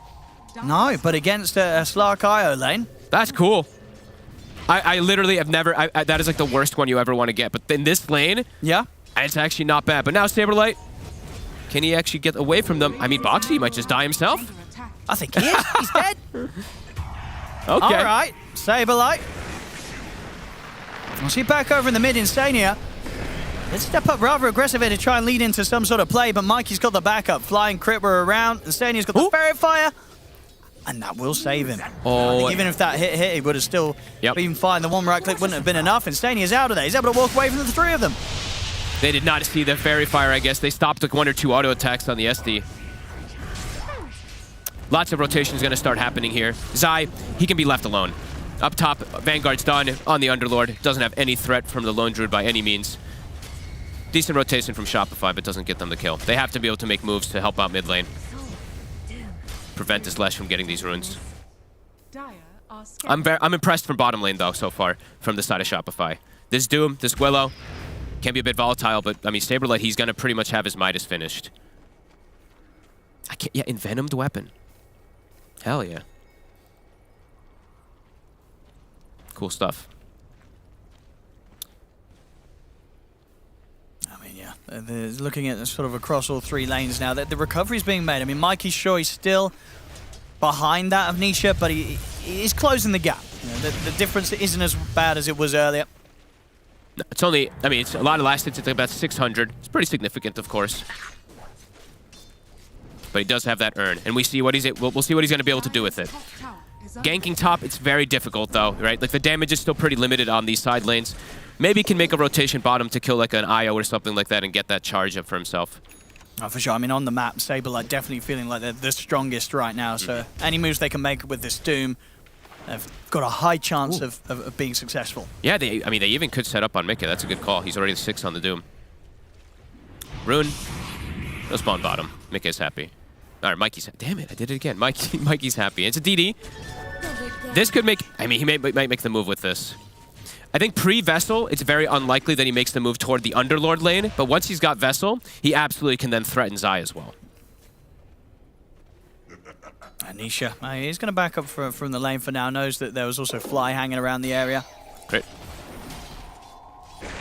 Doom is out. I mean, yeah, Saberlight would just turn, slam down the Doom. We'll see Zai teleporting over here with the portal to try and provide some sort of backup, but already Saberlight's just able to chase down this slug underneath the tower.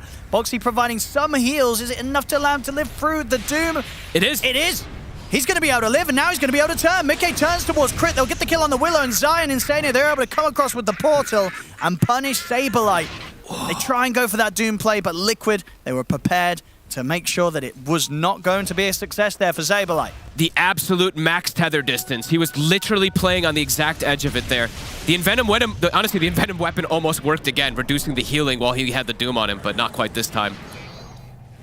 Early rotation on mid. Tower. It's going to fall. Should be going down here. Arteezy. Definitely see this sort of timing a fair few times when Shopify play with the Lone Druid. Get that early tier 1 in the mid with a rotation from Artor. I'll try and look for Nisha, but TPs are coming in, and with Boxy with the tether. The Tornado, not going to be enough. Verifies there. Nisha's fine. Nice attempt. Early tower, though. After everything that's happened, right, with the Lesh having that good time, now Mikey's actually ahead of him in that net worth. That's a big deal. And there's the Vitality booster, so soon going to have Vessel to be able to threaten Zai a little bit here. All right, not bad so far for the lanes for Shopify. I mean, for Shopify, do they really have any sort of heroes they can put up in this top lane, or do they just have to kind of let Zai to take this tower? It's numbers. I'll bring Mikey in. Ooh. It's going to be off the mark with the Tornado. I mean, even if it hits, it's not an easy kill to get back in the river. Boxy and Nisha, they'll find Crit. He didn't use the Tome, though, at least. That's the thankful thing for Crit. The Tome is still on him, so he wasn't level 6, so he didn't give more XP to Nisha. This is a tough matchup for the Willow. Playing versus Lash, it's probably one of the worst. Like, he just runs you down with most of his spells and just kill you through any of your Shadow Realm and stuff like that. Liquid looking to make fast moves. Yeah, they want to try and get into the jungle and catch out Arteezy. See if they can find this Lone Druid. They have massive burst damage. They just have massive damage in general in their draft. They know he's in it. Oh, and they see stacks too. This might catch him off guard. Yeah, he's going to have Zai right by him, and 3 heroes closing in from behind. Hello. Be able to get the ultimate off, but will still not provide him enough HP to survive through this sort of gank. As Liquid successful with the smoke move. Never going to be an easy game for Arteezy, it feels like. Playing versus this Underlord and bottom, the Fiend's Gate. They're going to be quick to try and set up for something else here. As Mickey getting in aggressively, chasing down Saberlight here with the Shadow Dance. They're going to get that extra move speed bonus, the telekinesis, and that's the job done. Another core taken off the map. Liquid starting to speed things up. Starting to get the ball rolling, and it's just only going to continue with Fiend's Gate, with Relocate. They can threaten everywhere on the map. I mean, when you look at the 2 drafts, this overall, even though it ended up a little bit different with the heroes this time around and the positions they're being played in from Liquid, you feel we're going to see a similar sort of approach where they're absolutely going to look to go because of how strong their group up is. Yeah, I mean, it's an IO draft, right? So Yep. you're always looking to apply tons of pressure in early game. Same thing with the Lesh. That at least is a very similar function. And then they have Zai playing this amazing hero in this game. Honestly, I could see a position where Zai doesn't really die in this game. And that's rare, like, pretty rare to say when Zai sometimes does get sacrificed a bit.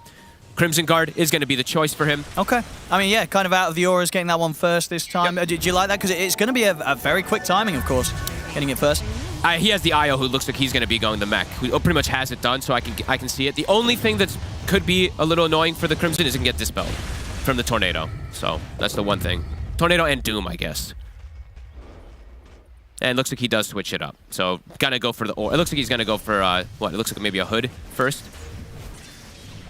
Yeah. So he's just gonna go Hood Vanguard. I mean, maybe he just disassembles the Vanguard and then he has the Hood done, and then I mean, we'll see what he ends up doing. Or as will be the name of the game either way. Vestal done for Mikey. See if he can get himself a charge. He's 0-0-0 so far in these first 12 minutes. Yeah, and when you look at sort of the state of the heroes on Liquid right now, how easy is it for Mikey to find these opportunities to get kills with the Vessel? He needs the charge is the issue. That's the first thing, the first step. Not the easiest targets to go for. I mean, who's your best hero to try and go looking for action with? Is it Saberlight? You know, do you want to kind of see the Doom get involved, or is he best focused on working on his next item? I see Saberlight and maybe the Willow. Like they just really lack damage early game. That's the biggest thing for Shopify's draft. It takes a very long time for them to actually have damage in their draft. Since it's a Quaswex Invoker, it's a Lone Druid. Like Doom, the Scorched Earth is their best damage actually in the game at the moment, besides Willow running in with Bedlam, and that's just in this game, running in with Bedlam is suicide. You're playing versus Firestorm and Leshrac. Definitely not an easy state for Shopify to be in right now. And looking overall, like as it progresses, honestly, not too easy at that point either. It's going to take them time, and Liquid, they just have so many easy ways to react to any movements that come out. Relo and Fiend's Gate, it's going to be up constantly for any rotation. So Shopify, they have to be pretty decisive with how many numbers they bring, because they can just get outnumbered in 2 seconds. I mean, this is that move you maybe suggested, coming out with the smoke and indeed teaming up with Crit. But, as it is, they've actually separated from one another again during this smoke, so it looks like they've sort of given up on the chance of trying to find a kill, find a chance for Mikey to get these Vessel charges. It actually almost feels like they have to move with 4-0, and I feel like Well, even to actually get a kill. Yeah, like Shadow Demon, Willow, and Doom have to move just to get the Vessel charge. The Vessel will unlock opportunity to perhaps get other kills. And the thing for Liquid is they can hunt with single heroes, because these relocates. Yeah, I mean, look at this as well. I mean, Saberlight, he'll jump into the portal. He says, well, wherever it takes me, it's probably going to be better than this. Unfortunately for him, though, there's a reload top. Ready and waiting. He's going to go back in the portal, but he won't get the chance to go back in as the telekinesis is there from Insania. He has got the backup of Artesia at the side, but Nisha will find him. He tries to hide in the trees, but he gets caught by the stun. Meanwhile, on the other side of the map, Crit did still get taken out as it's 2 kills here for Liquid. Oh, the game feels so damn hard. It's difficult. Mikey's got his work cut out for him. Can he get Insania at the least? I think he should. This is going to be a Vessel charge get picked up right. There we go. There we okay. go. He desperately needs it to slow down this momentum. He's got some of those to play with now for the next move. Now they can threaten Zai. So with this kill, they put... I mean, he's still super difficult to kill, of course. We're but working on the pipe next as well. Yeah, level 11. He's a big boy, Zai. Not easy to kill him. And on his own, and of course there's extra save as well if Boxy's around. Oh, this is just such a hard game. It's like it feels like such a greedy draft from Shopify almost again with the way that Liquid set things up. And Liquid, not only are they hunting and setting up kills all over, I think I didn't check how many stacks that they've had so far total, but I want to say it's a lot more. That's actually pretty even. Let's have a look. Let's do the maths here. So it's 11 stacks from Shopify Rebellion, and it is 15 stacks from Liquid. So it is more. Honestly, better than I expected. I didn't see that. I saw Fly was getting some stacks as the SD, which you tend to, but I didn't think it was that high. Now Saberlight can't even get the Doom off. Okay, nicely build up those stacks. Does get caught by the Tornado. Saberlight able to stand his ground a little longer, but still end up going down. Okay. Now run towards him here. Crit offering up the damage, but the tether's there from Boxy.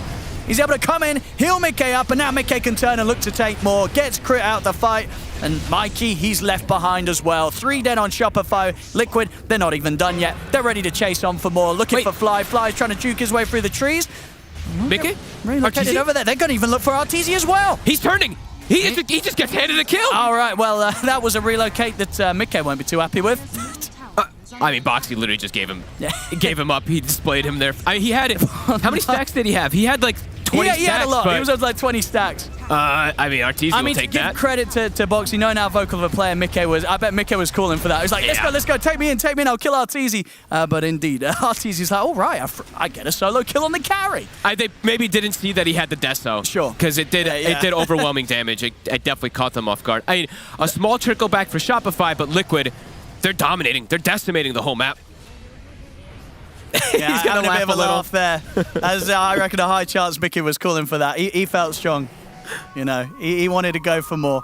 I saw the reload coming in, and I was like, wait, how do they even... I didn't even know how they saw Arteezy, to be quite honest with you. Did they sort of catch a glimpse of him kind of escaping through the triangle when they were stepping up to the high ground? I honestly, I didn't see it. I Either just saw way, him keeping on top of him. Arteezy gets handed it. Bad news for Shopify Rebellion, but individually, good news for Arteezy. He gets a nice bit of a burst there. They're able to take down the Slark on his own. Deso stack for him. Pretty decent timing, all things considered. He can actually get some split push and stuff going, but it's not easy. Oh, here we go. They're going to try for Zai. See if they've got the damage to do so. He's got Insana and Mickey heading over to help out. And indeed, even with sort of the four of them going on to Zai, they just don't quite have enough to instantly take down the Underlord. Zai's able to walk away. We'll see Mickey chase on for more. And he's got the Tornado. Nicely timed after the Dark Pack, so a good amount of time there that Mickey's held back, but it isn't. He's gonna pop! Oh! He is! All right, he's dead again! Fly! Okay. What a play! I don't know if Mickey will be smiling about that one. That's going to feel a bit rough. 2 times back-to-back now. And now Crip with the fear. He's able to push back the two, and then Boxy's trying to desperately finish off one of these two. The portal's laid down. Crit is going to sign me up for this. He jumps in the portal. He's out of there. Crit's going to be able to use it to his own benefit. Get away. Mikey's still on the retreat. We'll see if they can chase him out, but the Tornado's back up. Tornado EMP. Mikey, he's going to be able to live. This is some unbelievable outplays that Shopify is able to do. This time, Boxy will get a kill, but Saberlight's back in. He turns up and he'll take Boxy. Oh, no, he won't. The pipe. What a pipe by Zai. Zai. It's like, Boxy, you're not going down here today. I'll save you. But Mickey a couple of times now, back-to-back, where he's had some unfortunate deaths as the Slark. I saw the 4 stack, and I was like, he's going to back up, right? And then Fly just gets that 5th stack on him, clears him out. All right. I mean, pretty big plays, I would say, from Shopify. When they are in this position, this is decent catch-up. It really is. And I love this as well, that big damage build from Arteezy. Yes. Deso into Crit. Okay. Whoa. He's feeling the lack of damage in their draft.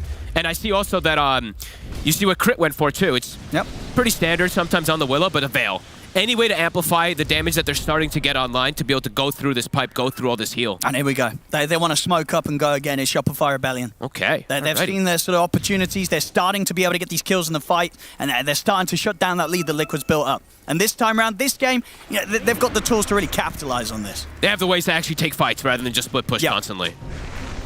Okay. Stolen Brambles. Coming into play. Another one. Fly. Defensive disruption. Mickey is going to jump in, but the BKB's there for Saberlight, so he can walk away from this. They do force the BKB, though. And Nisha still wants to try and run in from the side. Nisha. Crip, he's holding back the Terrorize for now, and he's going to lay it down onto the Aya. Pushing back, the Doom gets dropped straight onto Nisha. Arteezy trying to frontline. Mickey will turn for a couple of hits back on towards the Lone Druid. They're caught in the pit here of the Underlord, and Zai will be able to take down the bear. They're in. See if they can go for more here, and indeed with Nisha pumping out the damage before the Doom was even laid down onto him. He's just doing too much here for Shopify Rebellion to fight into. Arteezy desperately trying to retreat, but Zai, he's in with the pit, locks down Arteezy, double kill for Instania. Mickey ready to dive up towards the base now. They're under the tier 3s. He's looking towards Saberlight, in with the Dark Pact he goes. Liquid 5-4. Shopify were the ones who kind of picked that fight a little bit there, too. They get the connection on the fear for Boxy, but the tether never broke. He actually just stayed tethered with Nisha, and then they just overwhelmed them. Yeah, I mean, between sort of like the Fiend's Gate and the Relocate, Liquid have so many opportunities to just keep chasing. And so much damage mitigation. Fade Bolt, Atrophy Aura, Pipe, Mech, everyone just getting healed up. Yeah, and of course, Lesh IO, if they don't kill that Lesh at the start, don't kill him during the Doom, Nisha's just going to be chasing them down. And now there's another aura that they have to go through. Crimson Guard is finished for Zai too. You can see Arteezy, he is feeling the pressure. He went all in on damage too, and you can see he really doesn't hit hard, even versus all these heroes of Liquid. And 19-6 and back up to a 6K lead now for Liquid. They're playing their draft beautifully. They're just never stopping. They'd have almost no downtime, it feels like. And for Shopify, it feels like they do have downtime, even though they don't really have too many long cooldown heroes. They just can't fight into this overwhelming pressure. And I just overall as well, right? You look at Liquid's heroes and their items. They've got a lot of sustain. They've got a lot of ways of keeping one another alive. Yep. At the moment, Shopify Rebellion with their draft and with their item builds, there's no auras, right? There's nothing. They just don't have the means to take out. They kind of survive through these drawn-out fights, which Liquid, with a Lesh, with a Slark, they excel at these. Yep. If you don't win the fight in the first, 5 seconds, if you don't get at least 1 kill, ideally 2 kills with Shopify Rebellion, you'll just lose the team fight, time and time again. Yeah, I mean, this time, we saw Saberlight last game. He actually went for the Greaves build, even though they were playing like the split push kind of action. This game, he actually went for the Blink build, when they are going for the constant team fights and stuff like that. So interesting to see the different builds that he's gone for. And Liquid, they're smashing it again. They woke up today good. Like, they woke up and they feel very, very good about the way they're able to just pressure, and it's nonstop. Top, another Fiend's Gate. Yeah, they're looking for Mikey. See if they can catch him, Zai. He's got him with a root. Mikey pushing them back with a deafening blast, but I should have him here, Mickey. Leaving no chance for Mikey to escape. And back through the Fiend's Gate they go. Crit. Will he be able to get away? He will not. Insania with the finisher there. And he gets a huge steal. He gets probably one of the best ones he can in the game besides Doom. He gets a terrorized steal. All the spells I mean, pretty much everything you get from Willow are amazing on a Rubik.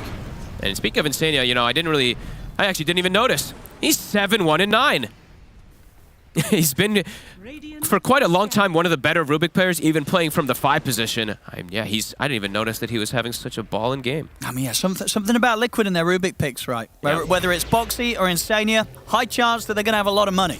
Yeah. They have literally all the auras you can possibly get at this point now. Boots the Bearing will be next for Boxy, but he has Drum, Mech, Crimson Pipe on Zai.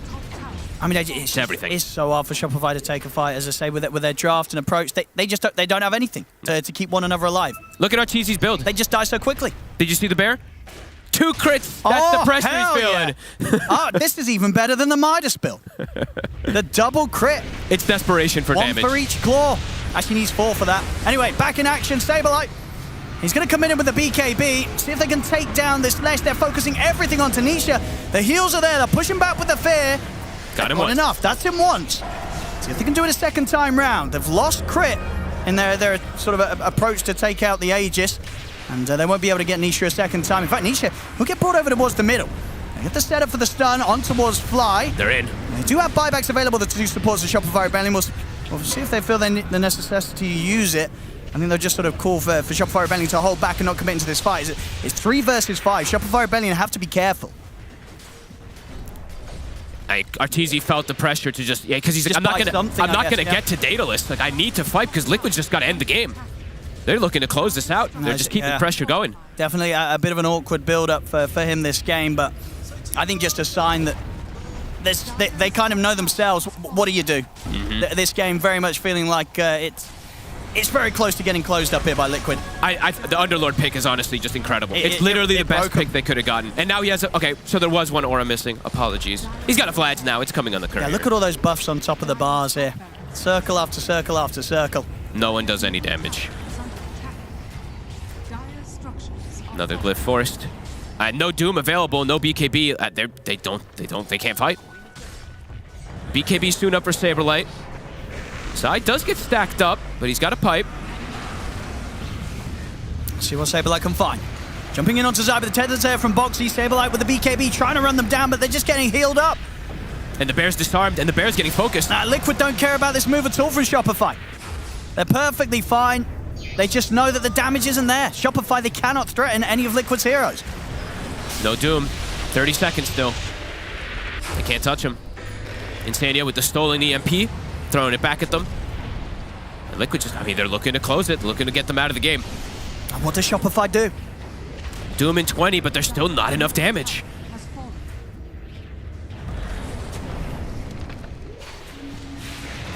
They're going to try. They're in with the jump. They get the terrorized follow-up as well. Is there anything more?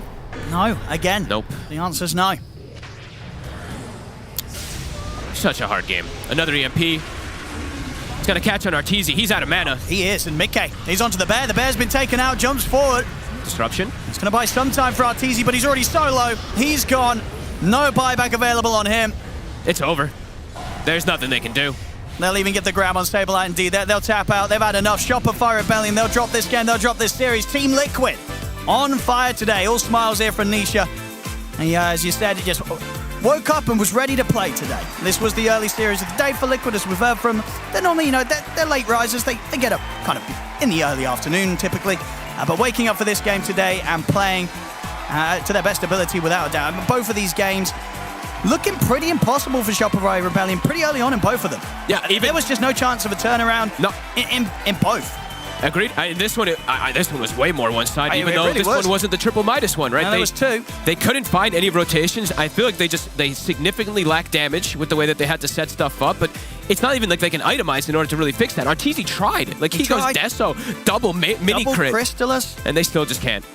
No, the pieces did not fall together today here at all for Shopify Rebellion, despite that great series they had yesterday against Gaming Gladiators. Liquid, yeah, they knew they had the correct approach. Yep. There was no stopping them. There was no solution to what Liquid was able to do here. Played fantastically. A couple of comical deaths from Mickey, but he was able to have a good smile about those, as in the end, it did not matter. His Slark, still too much with the backup, the buffs that Liquid could provide him. There we go. Ladies and gentlemen, today, Liquid, they'll be taking this series against Shopify Rebellion 2-0.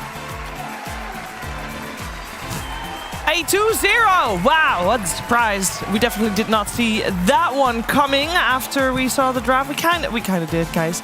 Team Liquid had a great draft here in this second game, and it was up to Shopify to try to find an answer for this Team Liquid. They kept running at them. Look at that. It was constant. Now, we did have a couple of fights where Shopify looked a little better. That was actually game one. I was very confused there for a second, but luckily, it doesn't matter if I'm confused as long as my panelists know what was going on. Purge, Effie, Jenkins. Purge, what was going on? I would love to talk about this team fight, actually. Yes, they basically kited them, and watch the lone druid bear and what he has to do after he resummons. He's going after the IO, and he just can't catch up to the guy. So he's like just not doing any damage. In the meantime, Nisha's just damaging people by standing near him. Look at that. He can't even catch up.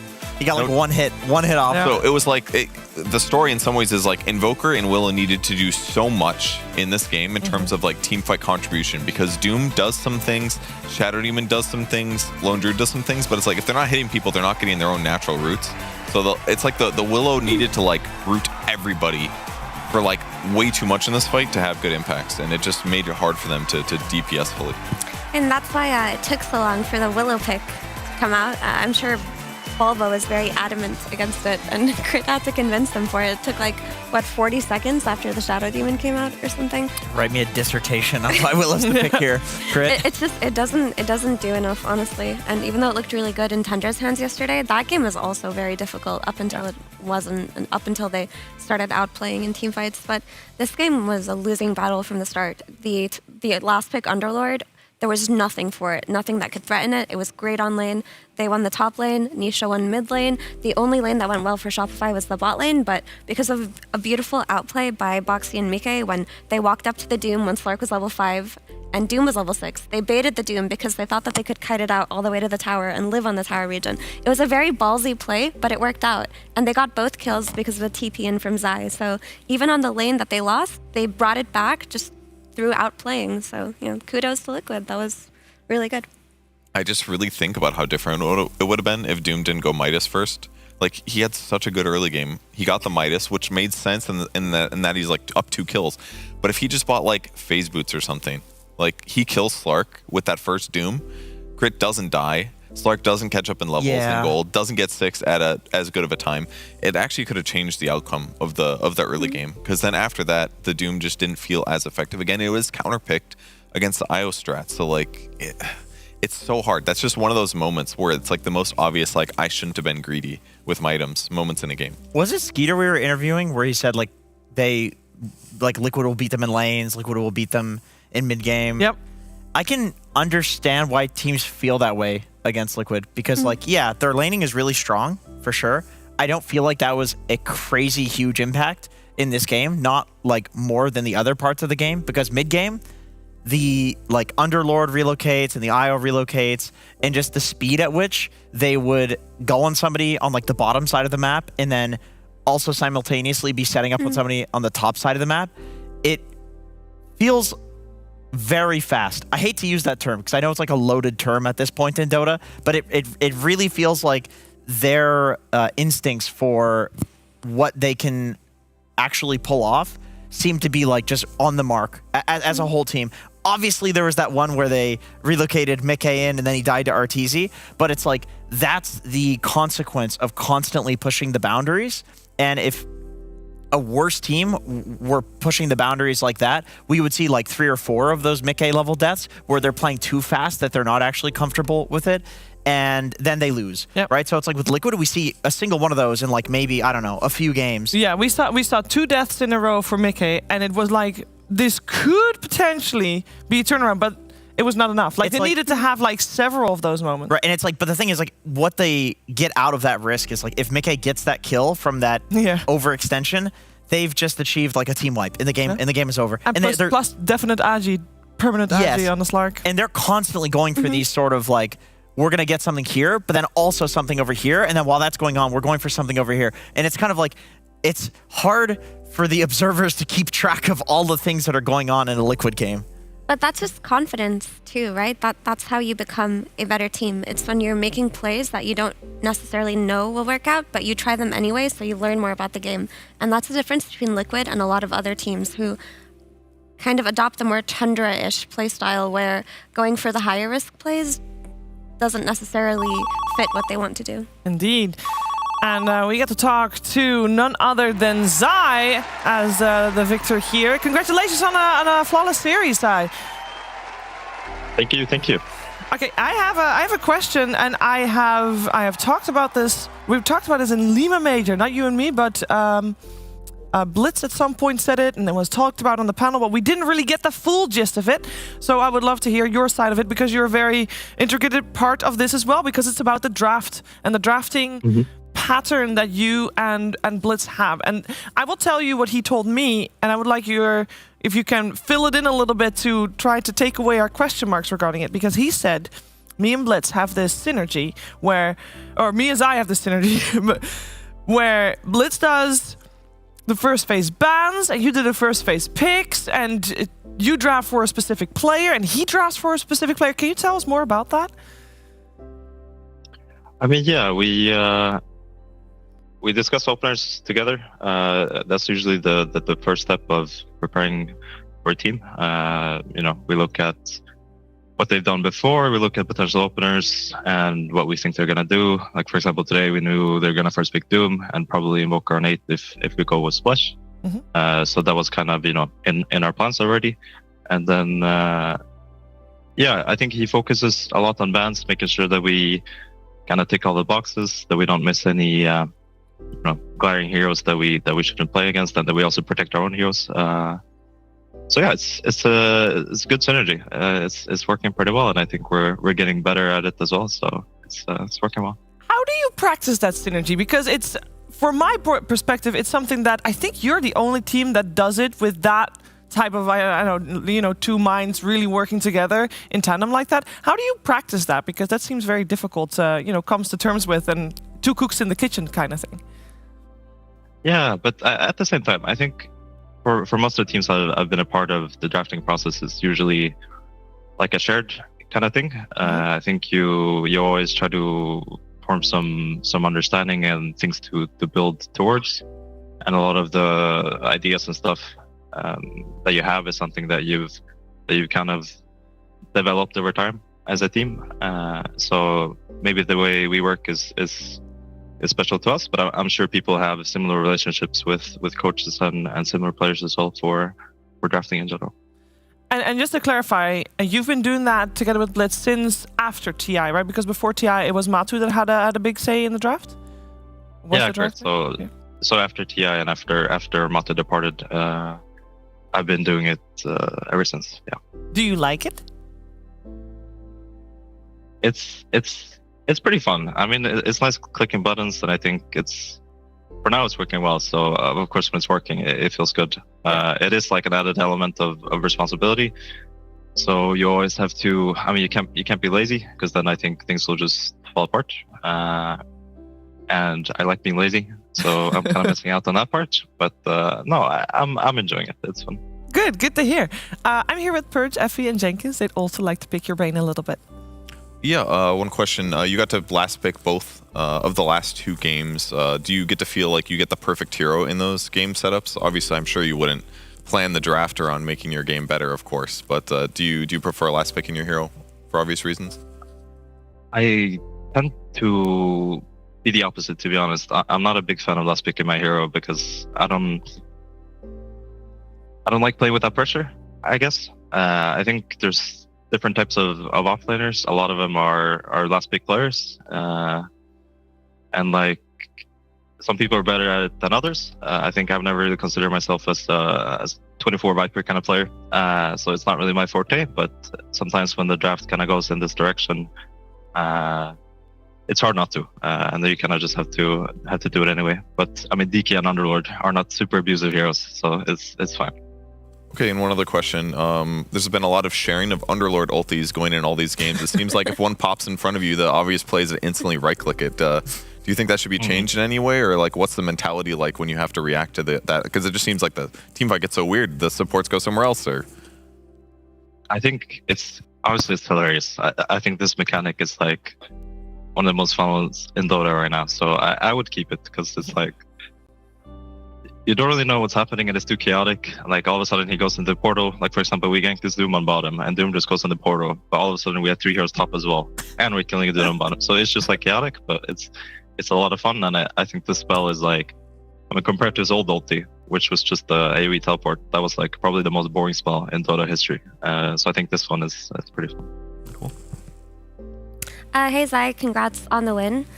So basically, last year, it felt like you guys kind of had difficulties finding your place in a new patch or getting an understanding of a patch that was good enough initially, because it felt like every time it came out, you guys had a lackluster performance up until TI. So I was wondering if you feel like your team is also in that current state for the patch that's about to drop before Berlin, or if you feel like you guys are going to perform better at the start of a new patch. I mean, I think it'll be interesting because what's been like the rumors that have been floating around is that this patch is like, you know, massive and it's going to be a big change. So I think it's really hard to predict what it's going to be like. I think we're all gonna, you know, play as much Dota as we possibly can, and you know, we're gonna try our hardest to adapt. But I think we've been, you know, for the current patch, we've been playing this one essentially since TI, and we played like a ton of games on this patch. So I think we're all very, very comfortable with the game as it is now, and I think we're very comfortable playing with each other. So hopefully that part of just, you know, kind of playing together as a team will carry on to the new patch, and then we just have to, you know, discover what's good and what's new in the newer patch and kind of adapt. So why do you think that it is that it took you guys a bit longer last year to find your footing in this current patch? I think we were probably struggling for quite some time with figuring out like a certain style. I think last year, stylistically, there were very strong teams, like OG, for example, last year when they were dominating. I think they had a very specific style. I think similarly to gaming and spirits and all these teams, they had very distinct ways of playing. And I think we kind of tried a multitude of different ones, coming from different teams, obviously meshing like the old Secret Guard and the Team Liquid trio. I think we kind of struggled with finding common ground, maybe. But then I think eventually we found it. And I think since we found it, it's been smooth sailing. But I think it took us some time to kind of gel as a squad. Oh, that's a great answer. So my last question is basically, are you satisfied with the state of drafting right now, first pick and second pick, or would you like to see that changed in the new patch? I think since the patch has gone on for this long, I think second pick is probably a bit too strong. Because usually on first pick, I think first pick is an advantage because you get like the most broken hero. and you kind of form your lineup around that. But then I think now the patch has been so drawn out so that there's too many heroes. So you're essentially not getting a lot out of the first pick value, I think. And instead, second pick gets countered twice in the second phase. So I think second pick is a little bit too strong.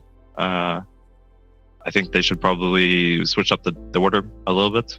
Kind of just for fun, but also because I think second pick is a bit too strong. But I think switching it up a little bit would be nice. Yeah. Okay, thank you. Hey, Big Z. What, in your opinion, would you say is the most underrated fictional character? Underrated fictional character.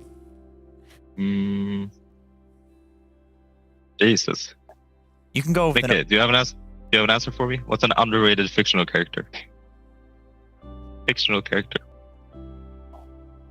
I don't know. My teammates are the weebs. I'm not quite sure. My grasp on fictional characters is a bit so-so. What about overrated fictional character then, if you're not a weeb?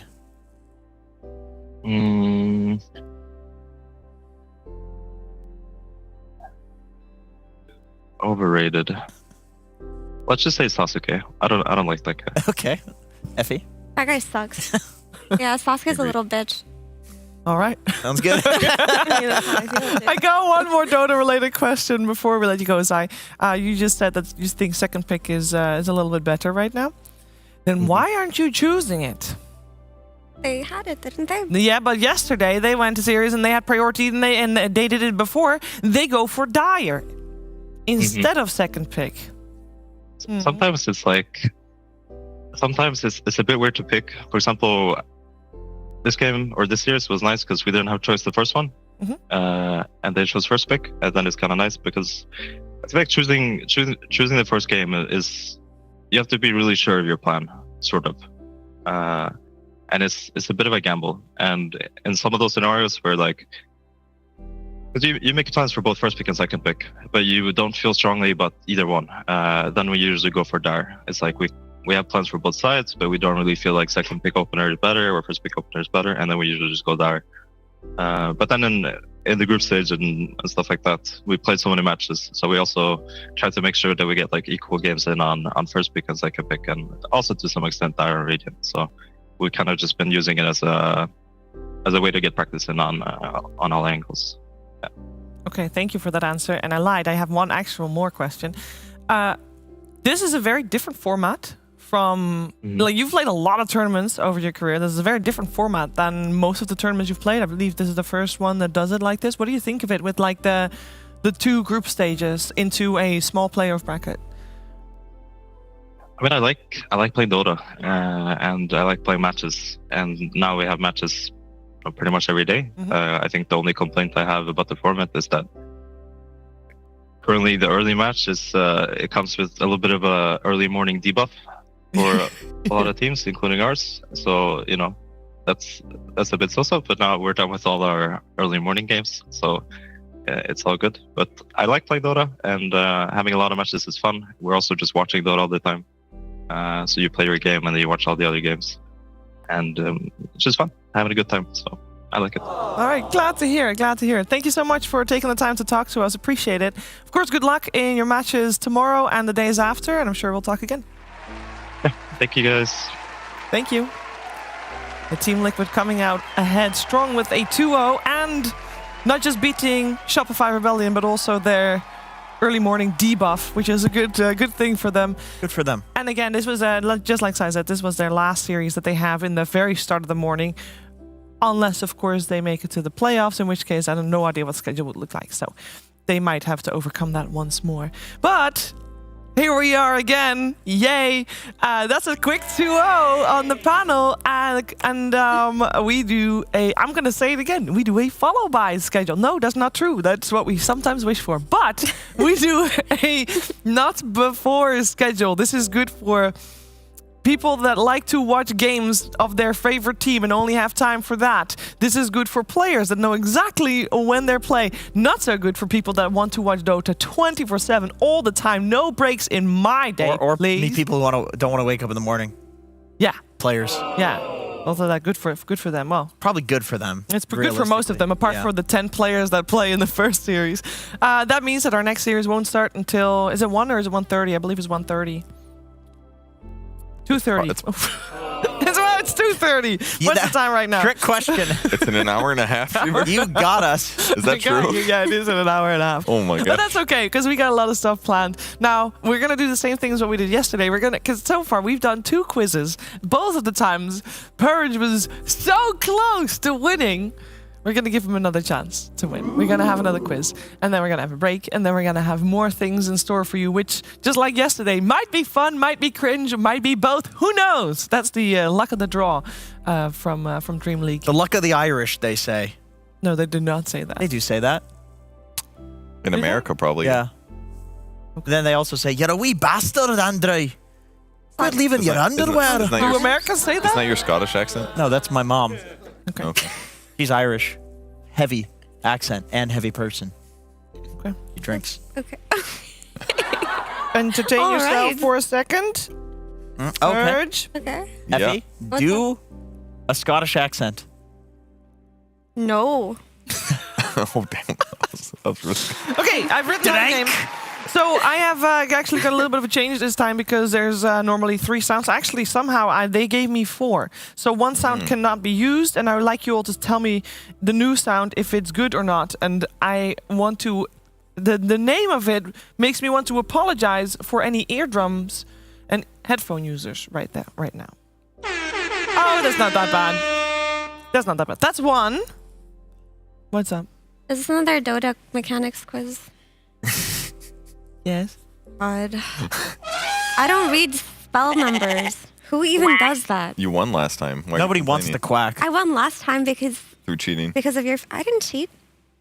That wasn't cheating. That was the official rules. That was the rules. I Look at the literally rule book. asked, do Little you rule want us to bending. round up? Where And did I Purge cheat? like, I yeah. just answered questions. Anyways, press the buttons. Yeah, which Okay. sound do you guys want? Which I'll sound? be the goat. I'll be Arkosh. That's not there. It's either elephant. Elephant.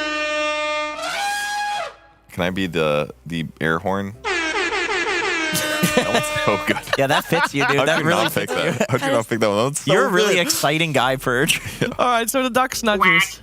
You have I'll sunglasses? use this for if I it's do not hear. wrong. Okay. You should put them on every time you hear that. I could Air horn. if I brought my sunglasses. Unlucky. Go ahead, shoot. We're ready? All right. There's 8 questions once again, just like previous. Test your knowledge at home as well. See if you got the answer right, because the questions are quite difficult. I will say, compared to yesterday, there's less numbers questions. Dang it. Nice. Not fair. Yes, there are less questions than yesterday. There's the same amount of questions. I just said 8. I failed the first question. I'm sorry. We started already? I thought you asked a question. Can you name one of 2 abilities that share the longest root duration of 5 seconds in the game? Overgrowth. Correct. Go, Jenkins. What's the other one? I'm curious. now. Naga and Snare. Oh, okay. Oh. Which item has the longest cooldown in the game? And a bonus point for if you can tell me how long it is. And I think we heard the elephant first. Refresher orb. Wait a second. Is it not? It has to. I'll ask here. Purge, can you tell me the difference in cooldown between Shard and Orb of Refresher? I don't know. Shard. 5 seconds? I don't know. I'm pretty sure they share a cooldown. I thought they shared a cooldown. It's probably like their cooldowns are linked, but maybe the cooldowns are different between Actually, the two. if you use the refresher shard first, then it doesn't put the refresher orb on cooldown. But if you use it the other way, it does put the other on cooldown. I would like to put in a formal complaint that she was looking at her paper before she decided who raised her arm first. That seemed No, unfair. I raised my arm first. I saw her raise her arm first. Who's the who? Dude, do you not have peripheral vision? I just don't trust you anymore, Stever.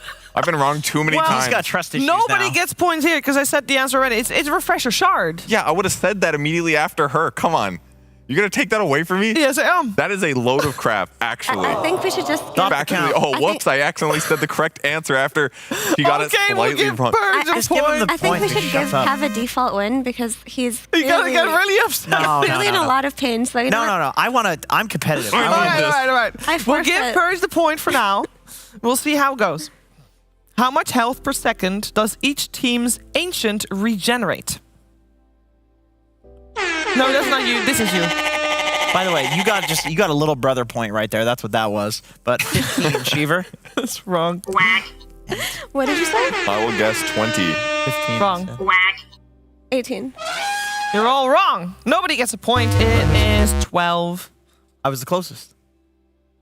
15, 18, 20. You were the closest. Jenkins gets a point. Is that how it works? If that was me and I didn't get the closest point after days of closest points, I would have been so mad. Yesterday, I did give points to the closest on numbers every time. So it's consistency. I will say that's an admirable quality that you point out that even though I'm winning, that you'd be mad if you were in my position. I'd like to follow the rules. Sheever. You're an empath, Purge. On default terrain, what kind of airborne creatures fly? I'm so happy the she river? stopped talking. Is it in the river? Answer I'm the not going to fucking finish the question. question. Dragonfly. It is dragonflies. I knew that. I was just waiting for more words. This is funny. Well played, Jenkins. I'm just gonna Well watch. Jenkins, you better defeat him. Flying creature, I was like dragonfly. There's a dragonfly. You didn't even finish the question. I did not. I mean, It's a once he gamble. raises his hand, I'm not going to finish the question. I know the exact one. He took the gamble. It's all those 420 Bottom burn Jenkins spot. YouTube videos. That's right. I do use that as a background. He uses that as a background. Oh, okay. Outposts cannot be destroyed, but they do have a health bar. How much health does an outpost in the jungle have? Oh, no, it's supposed to go. Sorry, I misclicked. 1,500. Wrong. Oh, you are the elephant. 2,000? Wrong. Let's go with a 1, Cheever. What number did you say? 1,500. You said higher than that, right? Yeah. Purge is closest because it's 450. Oh my god. I didn't even scum that one. This Dude, I picked strategy. 1. No, dude, We're just making shit up at this point. You should have picked 750 because then if it's below 750, you win. If it's That's not what I'm exactly saying. I didn't 1,500 scum it. I picked 1. Oh yeah, you're a good guy for that. I respect Alright. that. Take a point off for that. So far, Purge is on 2 points. Effie is on 0 points. And not even Jenkins try. is on 3. I'm kind of checked out. To It's be honest. fine. It's fine. Okay. A bounty rune is orbited by a ring of golden coins before it is picked up. 2. Bro, I was Wrong. finish the question. I was going to say that. You finished the question. You already raised your 3. hand. No. All right, finish that question, Cheever.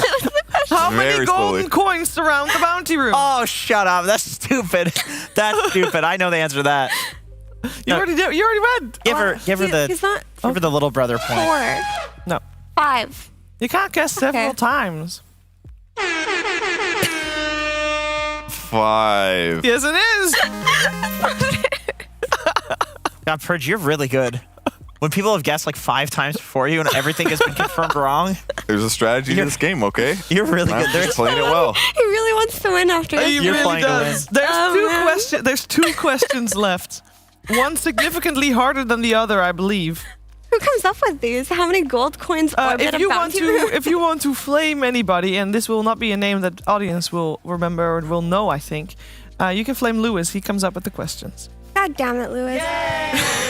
He's the content guy. If you hate any of the content, just flame him. What Hashtag is Lewis. the difference? Richard Lewis. What is the difference between the on-death effect of killing the Hellbear Potato compared to his friend Tomato? And that is a airhorn hand raise. What is the difference? One of them gives damage, one gives attack speed. Yeah, which one is which? The red one is damage, the yellow Which is one attack is a speed. potato? The potato is yellow, that's attack speed. Killing potato grants attack speed. Killing tomato grants attack damage. You're good. I knew that one. Yeah, but Purge Gotta was raise your arm handing up for first. further. All right, Purge. If you either only have one I this knew. or if nobody else has this, you win. Right? And if Yeah, Jenkins that's how it has works. this, it's a tie. Jenkins, you have to get it. Plus Jenkins, we get half All right. point each. Which would mean we both round up and I would win based on the rules. Don't change them, Sheever. Said them early, that way you can't fuck with me. Oh my god. what is the name of the passive ability of the melee lane creep? This is all right. Just before he says anything, I just want to say this is unfair. He made DHL Runty. videos for this tournament with that answer. Runty. This is a load of shit. Sit down, you sore loser. Sit down. Good What a job, load. Bubby. Am I right, Jenkins? Well, That's Bubby. right. Well, I did. Bubby. DHL. They paid him money. Everybody, DHL to pro answer tip. this Check it out. question. DHL.com/pro tip /69 I will Jenkins. finish the question for people at home. It's what's the God. name of the passive ability of melee lane creeps that causes them to deal 25% less damage to heroes? And the ability was indeed called Runty. I didn't know and that, now we so I have would've a lost. tie. Purge and Jenkins both have 4 points. All right, let's break the tie in a really dumb way that lets Jenkins win, Cheever. Come on. Does that mean what I is get it? to pick the question? Because I he think yes. picked it last time for the Yeah. That's tiebreaker. what I think was going to happen. F it, you know what to do. You know what to do. Do I display bias here? Yes. Javier also my friend. That's I don't true. wanna Is hurt he a you. bubby? That's true. He's not a bubby. Oh, damn. He's not a bubby. It's a strong bond, Kevin. A bubby is a Bubby strong ship one. is stronger than anything. Even But- gravity. You're almost a bubby. Okay. Which is why I'm trying to think of a question that would be fair. It's really hard to bubby somebody who doesn't have emotions. If you need a cue card and a Kevin. pen, you are more than welcome to use one. I have rage right now. Okay, So much.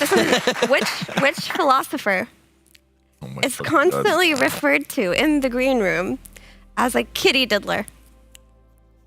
Well, there's a few. No, I mean, go. Well, I think there's some.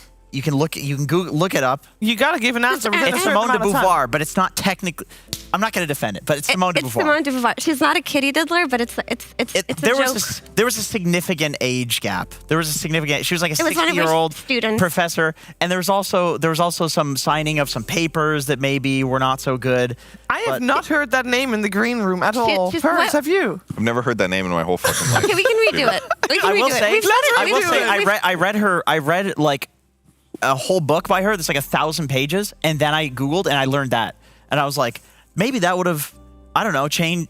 You can't Can you not think ask about that. potentially I'll a have a more- Dota related I'll have a question? more fair question. More fair question. Okay. I don't want it to be Dota related because yesterday Jenkins wasn't. That's fine. As long as it's universal knowledge and not specifically Jenkins knowledge. Okay. What is the capital of Egypt? Cairo. It is indeed Cairo. Oh, I had no idea. I think that is a That's an easy question. That's a good question. I I had no agree. idea. I feel like Purge, that's something you should Yeah, know as I well. could have raised That's my the hand only Egyptian city that I could think of. I'm sure you knew it too. first. Yeah, it just would have taken me like 2 more seconds probably.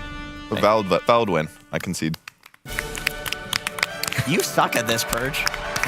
You were so close My every average, single time. my average win rate is really solid. 2nd place, dude. Every time, second place. Okay, It's not an That's auto actually not battler, bad. dude. That's not bad. That's not bad. It's win or loss. It's not an auto battler. No, if your average is second place, that means you've been consistently doing well in all of these challenges. And by well, you mean average. 2 out of 3. Solid. That is- right in the middle. Shout out to average, everybody. Yeah, I'm very Shout out to average. Love being average. Hey, at least you got more than 0 points because I got a point stolen from me. That's true. Here's a question. Better Is than the 0. average person amoral? Yes. Because they don't think about morality. You think the average person doesn't think about morality? They have a weak understanding of morality where they have some surface level morality things that everybody knows, but they live based on instinct and less about thought, and thus they don't think enough about all the ways that they are wrong. Therefore, the average person is amoral. How's that? Can I get a point for that, Sheever? Yeah, give him a point. Yeah, point. I won. No, No, I think, it's not in I the think same morality competition. is so ingrained into like modern culture and society that there's no way you can go through your life without thinking about it, and you're taught it at a young age as well. I guess my in a vacuum. my that disagreement answer is like the definition of how much morality you're thinking about there's just like a lot of things that people don't Purge is a think about. pessimist, everyone. Purge is clearly a cynic and a pessimist. Generally positive about things, but I don't like to think that the average human is amoral. I think that's a very That would be sad for the world. Hobbesian way to No, think not about immoral, things. amoral. It's the grocery cart test. It's the guy not putting the grocery cart back in and leaving it in the damn parking spot. That's immoral. No, it's amoral. No, because that means you have no regard for your fellow human, which is immoral. Yeah, but you're thinking more about the grocery store attendant rather than what if the person's got to get home to their pregnant wife?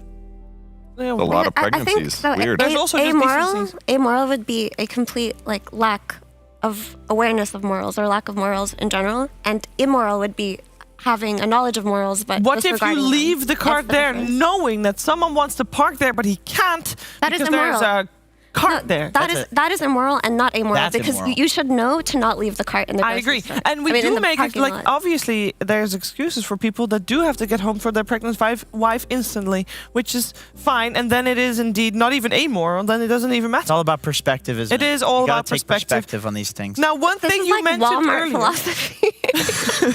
Why do you think they're here? Why are we talking about? Welcome to the Philosophy Podcast. Now playing philosophy. DreamLeague This is season 19. coffee. Another 45 minutes now.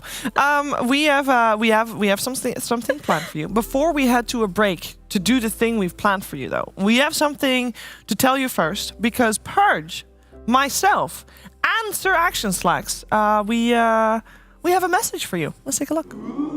Hey everybody, we just finished filming another series of the DHL Dota Adventures, and it was a lot of fun, but we were missing something. We were missing you. Apply now and you can come to the next ESL event, join us, have a great time, and be a superstar. That's it? We did have a great time. You guys We got actually paid for had- that? Yep. Dude, we had such a good time. Oh my And the God. videos should be so good. Oh, there's more. There's a more video This than is that. the teaser. That's a little baby This is called teaser. the teaser, Oh, I trailer, see. actually. Okay, We I took thought a that was lot- the whole video. We took a lot of photos. We did some teasers. We did teasers in different places. Yep. Different costumes. Yeah, it was really good. You missed there. out. Why- Or, You guys well, say you could be Me? missing out Yeah, if you why'd don't you win. They didn't invite me. Oh. You could. Jenkins, why didn't you go? Well, because the damn DHL videos take me friggin' forever to do. You guys are just going out recording 10 seconds of video. I'm was sitting there worth it. slaving away using Sony Vegas, An old software. dragging and dropping. That is old software. It is old software. Yeah. Now, you Windows did hear Movie in that Maker. video specifically that you could win something really fun. It's coming. It triplet. would be really fun. You want to win this. You want to win this.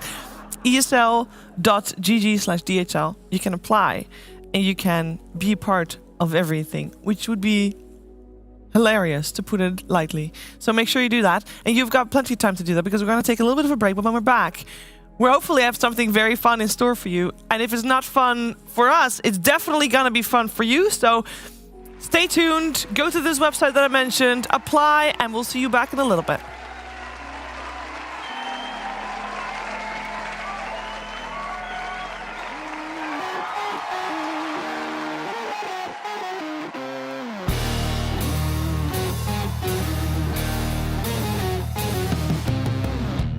I'm a creature with no skeleton inside your hands. Got no home address, I come and go as you command. And it's fine with me, and it's fine. I'm a bandit that you use to keep from bleeding out. I'm the lover you don't love, but love to keep around. And it's fine with me, promise that it's fine. Maybe I'm a fool. It's not like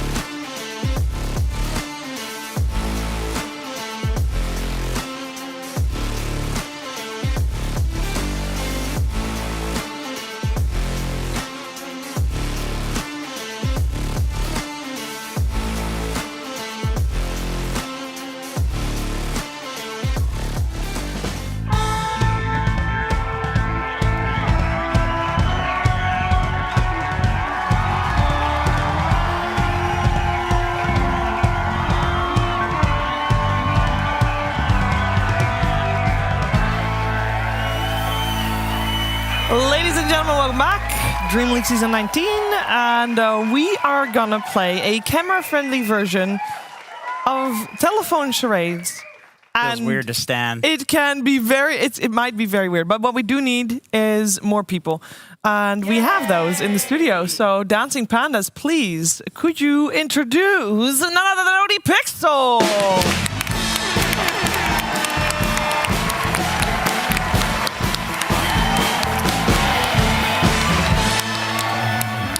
Nice.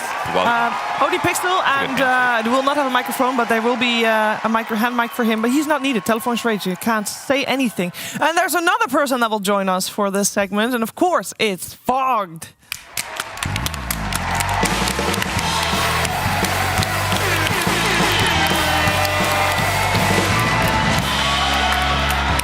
Treat her with respect. Oh.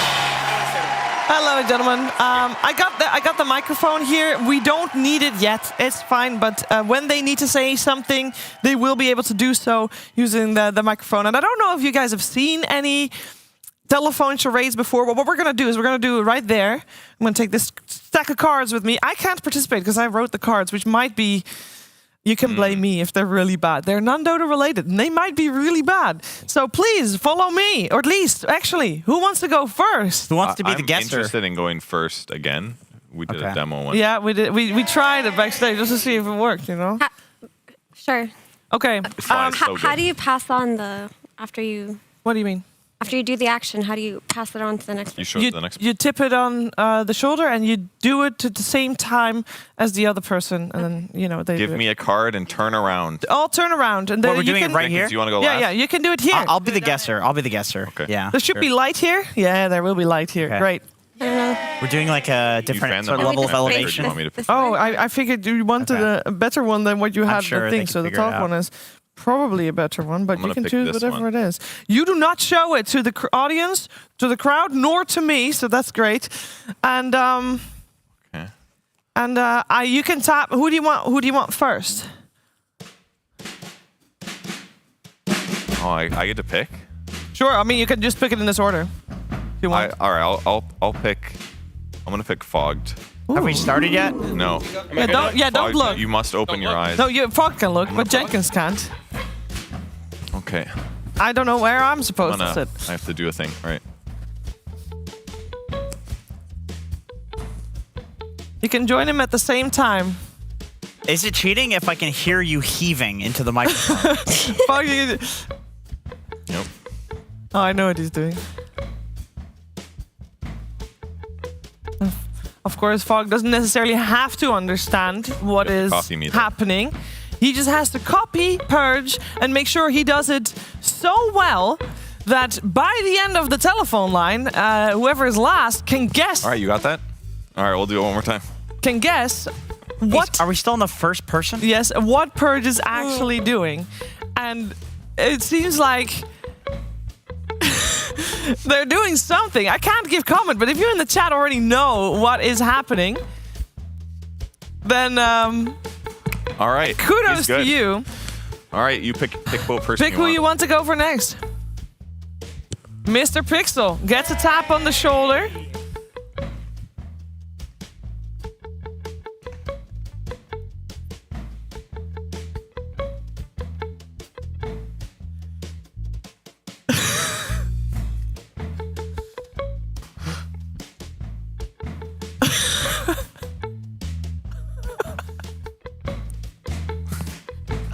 Why did you do that part?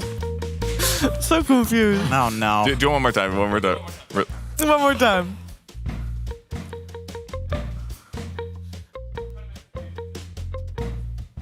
Have you at home already figured out what is happening? Doesn't sound like they have.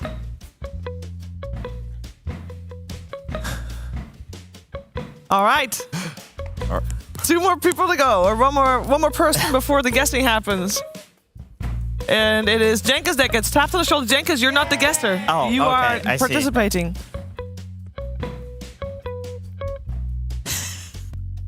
You gotta do what he does.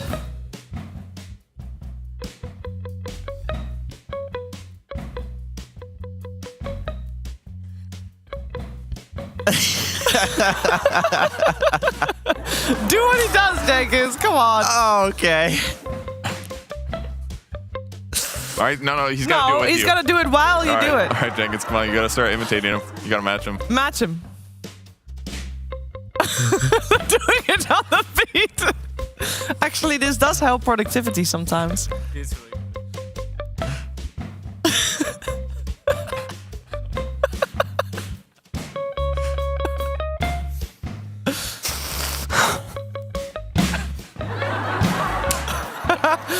Okay. You got it? All right. All right, Effie, your turn. You don't have to participate in what he's doing, but you have to look at Jenkins. Come stand over Come there. stand over there. You gotta stand Do right I here. have to do like the cartoonish mannerisms that he did? You can do it I'll do it. however you Whatever. want. Copy Whatever. Him. Copy him. Okay. All right, stand lower level. Stand right here to look better. Okay. Go ahead, Jenkins. And guess trying to what he is remember. doing?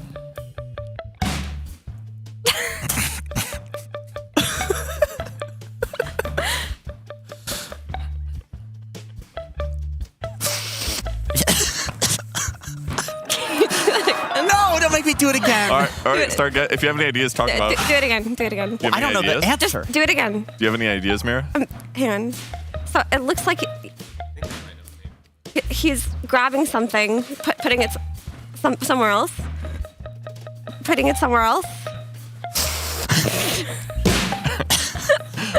All right.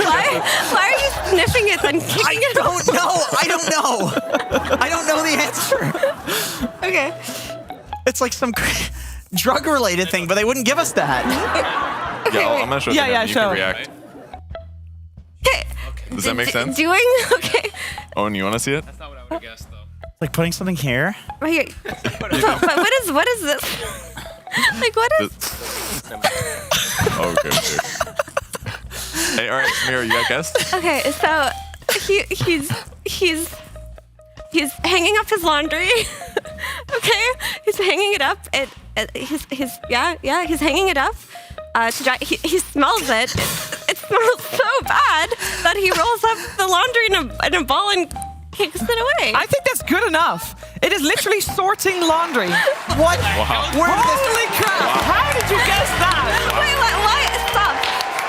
Okay, why did you roll it up in a ball and kick it away? I don't know. That's telephone. I didn't do that. No. That's Fog's fault. Fog messed it up, actually. The chain broke on the first one. I smelled it. I said it smells fine, and I folded it and also set it to the right. Fog interpreted, I kicked the empty laundry basket away. He interpreted that Oh my as the smelly God. t-shirt getting kicked away. The so- chain broke. Kick away your laundry basket. That's my fault then, I guess. Yeah, totally your fault. I thought my guess was completely off the mark, and I'm shocked that you guys allowed it. Yeah, you're good at I this. thought it was like an You're good at assembly line this. worker or something I like The fact that and you it was had like a bad laundry product. correct, it looked Thank at you. some point like it was a keyboard somewhere. So Dude, No, but how many keyboards can you have in different locations? There's only. that's true. I thought it was like Skrillex. Like, All right, let's do another one. I thought you might Doing- be. All right. I thought he might you be wanna go sorting first on this dishes. one? But why would you sort dishes like this? why would Yeah. you kick a Like- dish? Why would you? Why would you kick Mike. your laundry? Hello, everybody. All right. I don't know. This is so Turn dumb. around, I wanna everybody. play. We're doing another one. I want to play. Yep. Oh, you wanted to go first? Yeah. Oh, Effie wants to go first. All right. right. Yeah. I won't let you guys down. I'll do something realistic. Okay. This is the stack. I let Purge choose out of the fan. There's a big stack. Wait, by was the way. Owen going first? Yeah, but was- he can. you He said- Owen, go was, first. Owen, go first. Owen, go first. I'll go first. I didn't know we picked somebody. No, it's all right. It's all right. Sorry, I didn't see. It's fine. It's fine. No, that's not how You I guys do should laundry. hide completely so you don't see anything. I don't. I I could can't just see anything. turn around. There's the only preview monitor is here. I will make sure that's hidden. Already? Well, someone has to go first. You've got to turn around.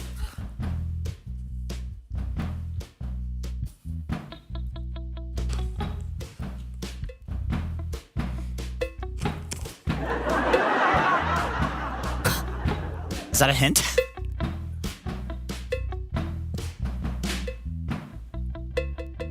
What is he doing?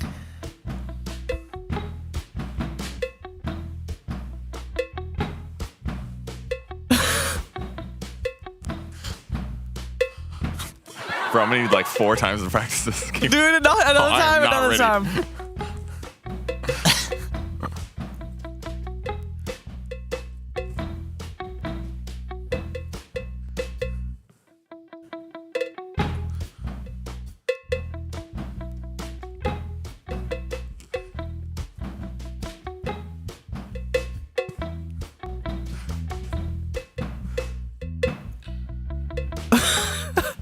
Okay, I think I got it. All right.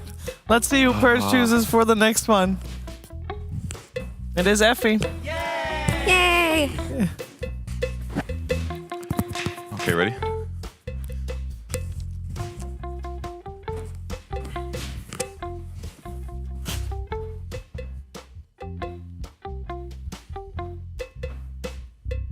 It is very peaceful.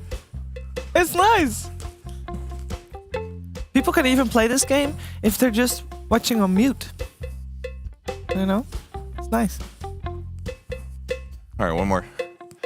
Start from the top.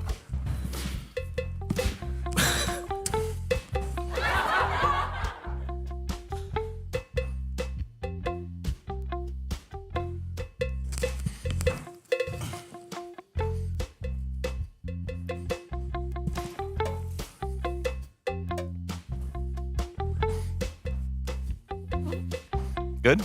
It's really long. You want one more? How many times can we do it? You can do it as many times as you think you need before you know what's happening and for you to convey Another one? the feeling again to the I next can't confirm person. that you're doing it right. You have Okay. to follow what I do. Okay, last one.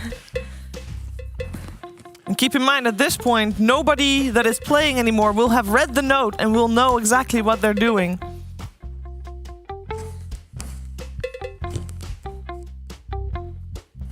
All the movements, carefully calculated by OD Pixel, will warp with the game of telephone. Telephone charade Whatever. is no different. Maybe I should mess it up a little Go bit. pick someone. Go pick someone now.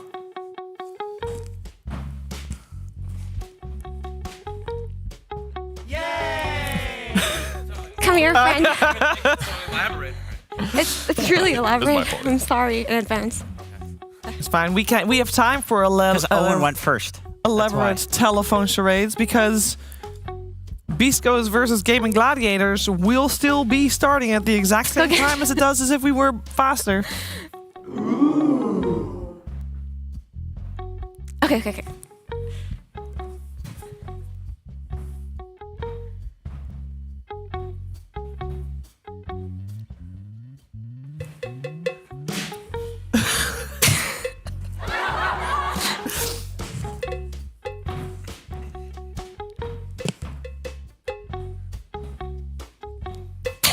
It's really long. I don't know. It's really long. You got it? Do you want to do it again? So you don't. Do one more. I mean, I'm not even remembering I it. just do it again anyway. Okay.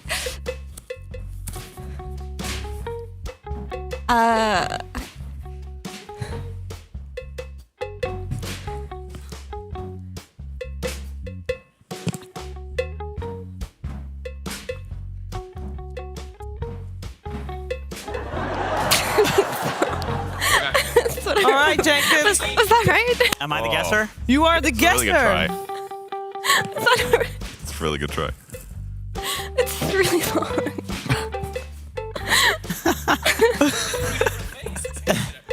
Keep going. I don't know what happened.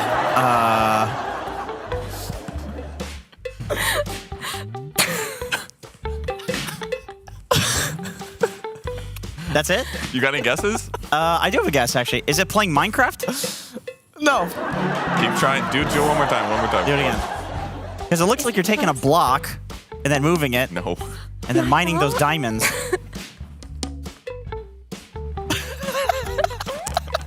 Wait. The wrist thing. Do the wrist thing I again. forgot. Oh, he does by accident? Okay. Well, this is how it happens. Don't add things. Start over. I'm gonna remember doing You're that. moving something over there and then fucking mining it. And then shoveling. All right. If you can't guess, let's have Owen do it. Yeah, can we have Owen do it one more time We have because the it's original? changed so much. Go do that. That's My hilarious. best guess is playing Minecraft All right. and mining All those right. diamonds. Let's see if you can guess Owen's. I need to see it all. Yes, What? you can look. Okay. Oh.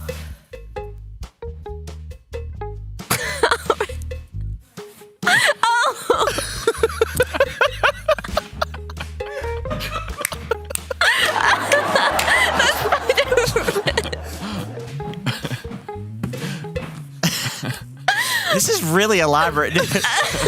Are you like washing windows? You're washing something. No. I know what it is What now. is he I know what doing? it is now. It was obvious. It was so good. I knew exactly what he was doing halfway through. Yeah. I noticed that. Oh, you're painting. Oh, I see. He's painting a wall. Wait, what's this? That was good. That's the I palette fucked of that paint. up. He's staring his paint cans in, right? That's the palette of paint. Right? I don't know. I thought we were Dude, that looked like It didn't Minecraft look for like sure, it bro. was painting. I even did the hand I didn't flick pay with the paint. attention. That was so good. Yeah, And so I did the flick too.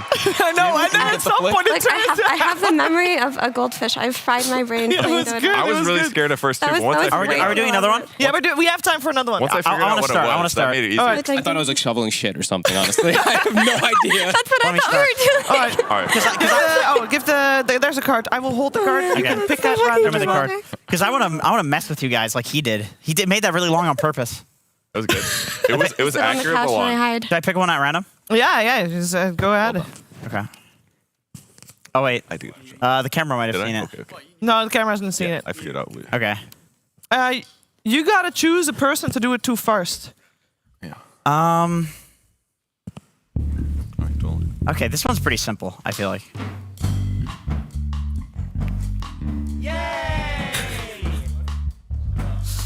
No pressure.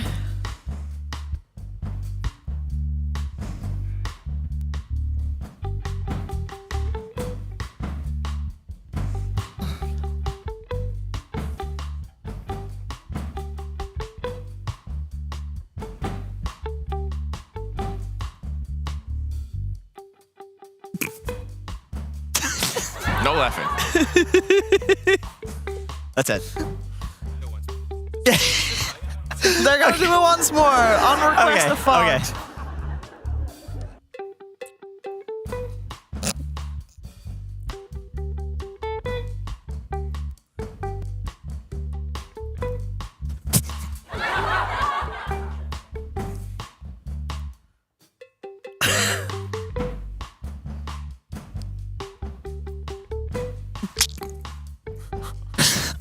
Noisy. You got it?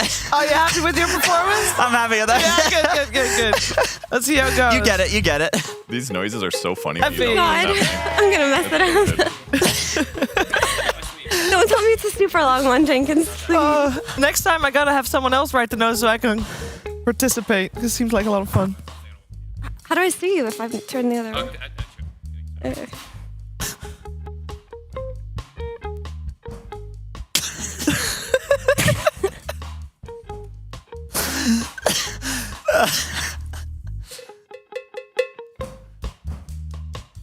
God, this feels so good knowing. Knowing is amazing.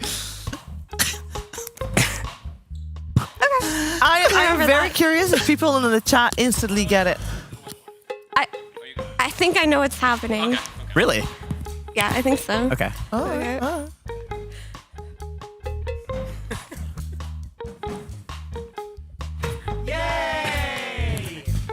We're getting quick at this. We are getting Are quicker. you at ready? this. No, that's me. This is the one. Yeah, and this is the microphone. Don't do that.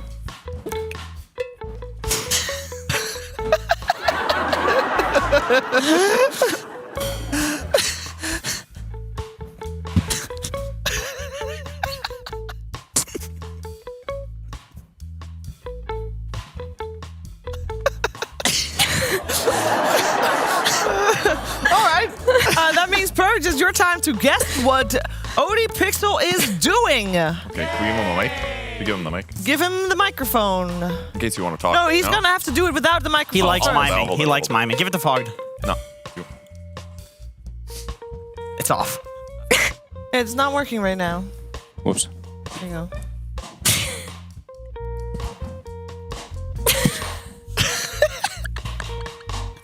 Seem to be having some issues. It's so theatrical.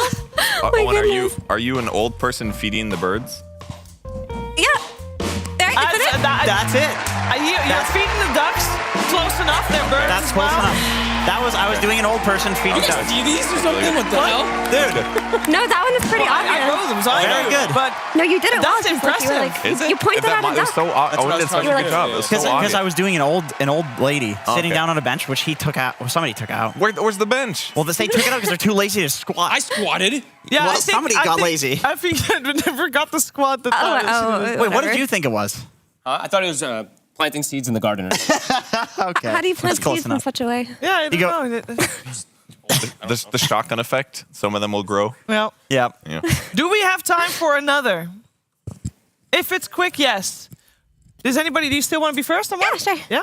There you go. Are these all tele thingies? Can you guys do like the same thing but faster paced? Okay. They said yes. They're so good. They're so good. You don't have to show it to me, nor to that. You're good. It's only for your eyes only. Just put it away. Come here. Yep. They're way too good, dude. Let me just decide on the motion first. Sure. I thought that was Effie.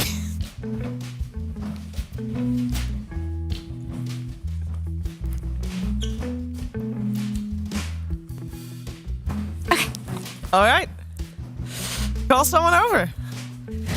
Let's go, Bubby. Come on. Ah, Christ. Go ahead. Pay attention. You have to do it with me, actually. Oh. I don't know how we're gonna. We'll do it first, then I'll Okay, do it just with you. like let's face each other like so. So you can. No, this isn't. Just, No. So you can see what I'm. You can see what I'm doing. Well, do it. Start doing. Because I'm walking that way. Oh, okay. Okay. Are you meaning to walk like that? They're giving us so many secrets.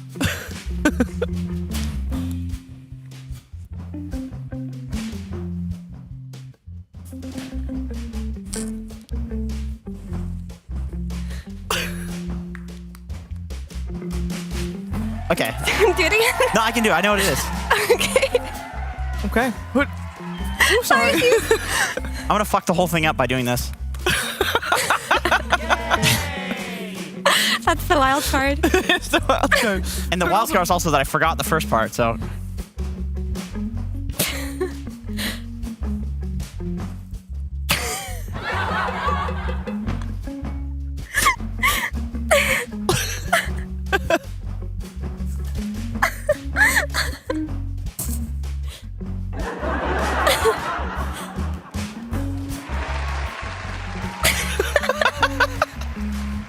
You good? One more time. One more time. One more Okay. time.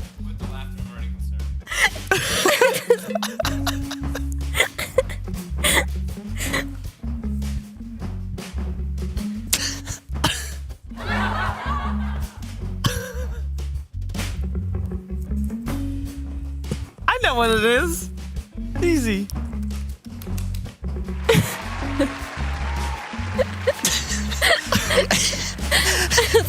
I'm in the player now.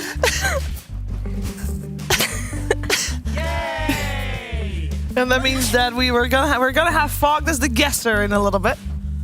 Oh God. We'll have the microphone ready for him.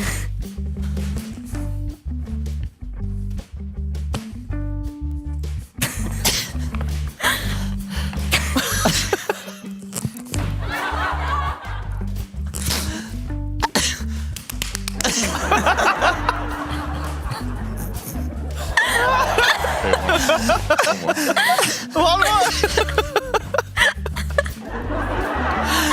Oh my God, I have to pee. Use the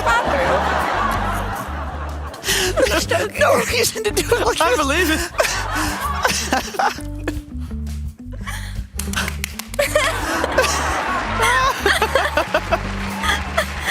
That's how he normally walks, by the way. Sure. Let's go. Okay, Fog, you're up. Here's the microphone. Make sure it's on, and then we're I couldn't good. tell if it was working. It's on. It should be one. Hello. Yeah, Yeah. it's good. Yeah, Yeah? Okay. we're good. We're good. I feel like I'm gonna get griefed so hard in this one. You got this. Gotta wait for the new measure. Sorry. All right, here we go. Do it the same way Owen did.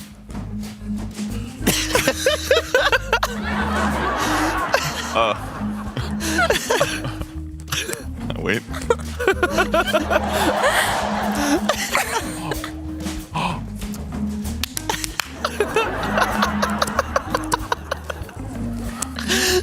You want another one? I don't even have a guess.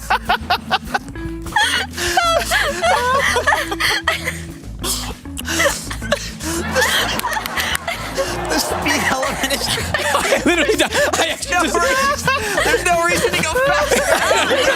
They're just flying it fast. I don't know if I can do that fast. The pacing, I have no idea what's going. That's not even part of the game. Fast and clever. I don't even have a guess. I literally have no fucking idea what it could be. Can we do the original one once more? An original? Yep, someone taking it out. They're doing a slow-mo for him. Someone eating.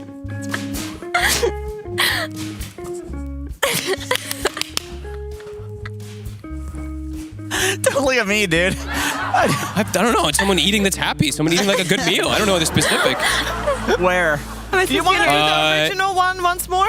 Eating and then why is the clapping? Where would you clap? Do we do the original? Funeral? Let me see the original. Yeah, I mean, I just know someone's eating something and they're happy with their meal, but why would they clap? I don't know. It's a lot. Why would they clap? I mean, I think people who clap in this scenario are weird too. I think Owen just goofified it. We both did. We both ruined it.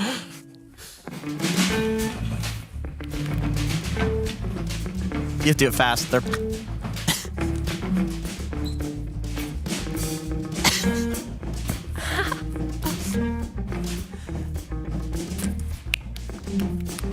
It's someone eating and watching like a show or a play or something, then they're happy. It's watching a movie at the theater. Watching a movie at the theater. Okay. Yeah. Very good, very good, very good. I don't know, the clapping, I guess. The dancing pandas, everybody! Certain people clap, I guess. All right, fair enough. Thank you. Oh, I have to use the bathroom. Go back to your caster dungeon, both of you. that was fun. Yeah, it was Thank you both for Owen needs to playing. say something. Oh, for you need to say something, apparently. Owen! Okay. No, he's gone. He's on. He's out. Like Charlie Chaplin. He just Yeah, very expressive. he makes people laugh when he leaves. Oh, that was good. That was great. That was a good laugh. I'm looking expectantly at our host. Co-host? Well, as much as I like pressing these buttons, we're going to be right back with Dream League Season 19 right after this break.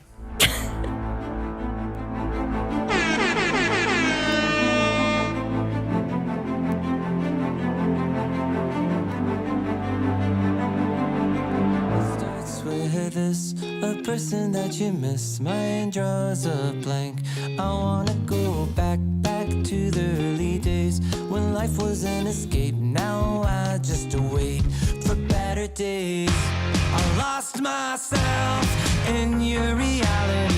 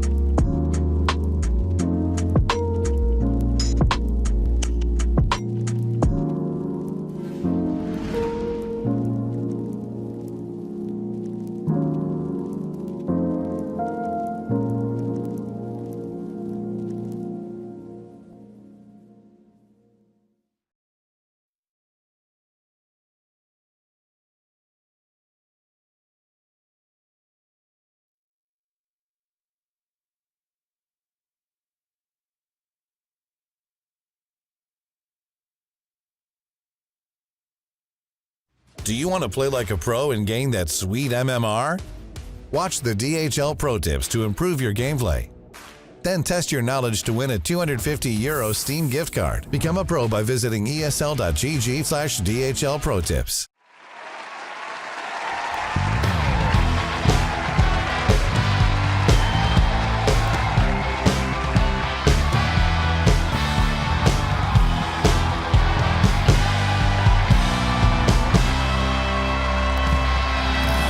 The Dota continues. That's right. It's Sunday and it's a great day.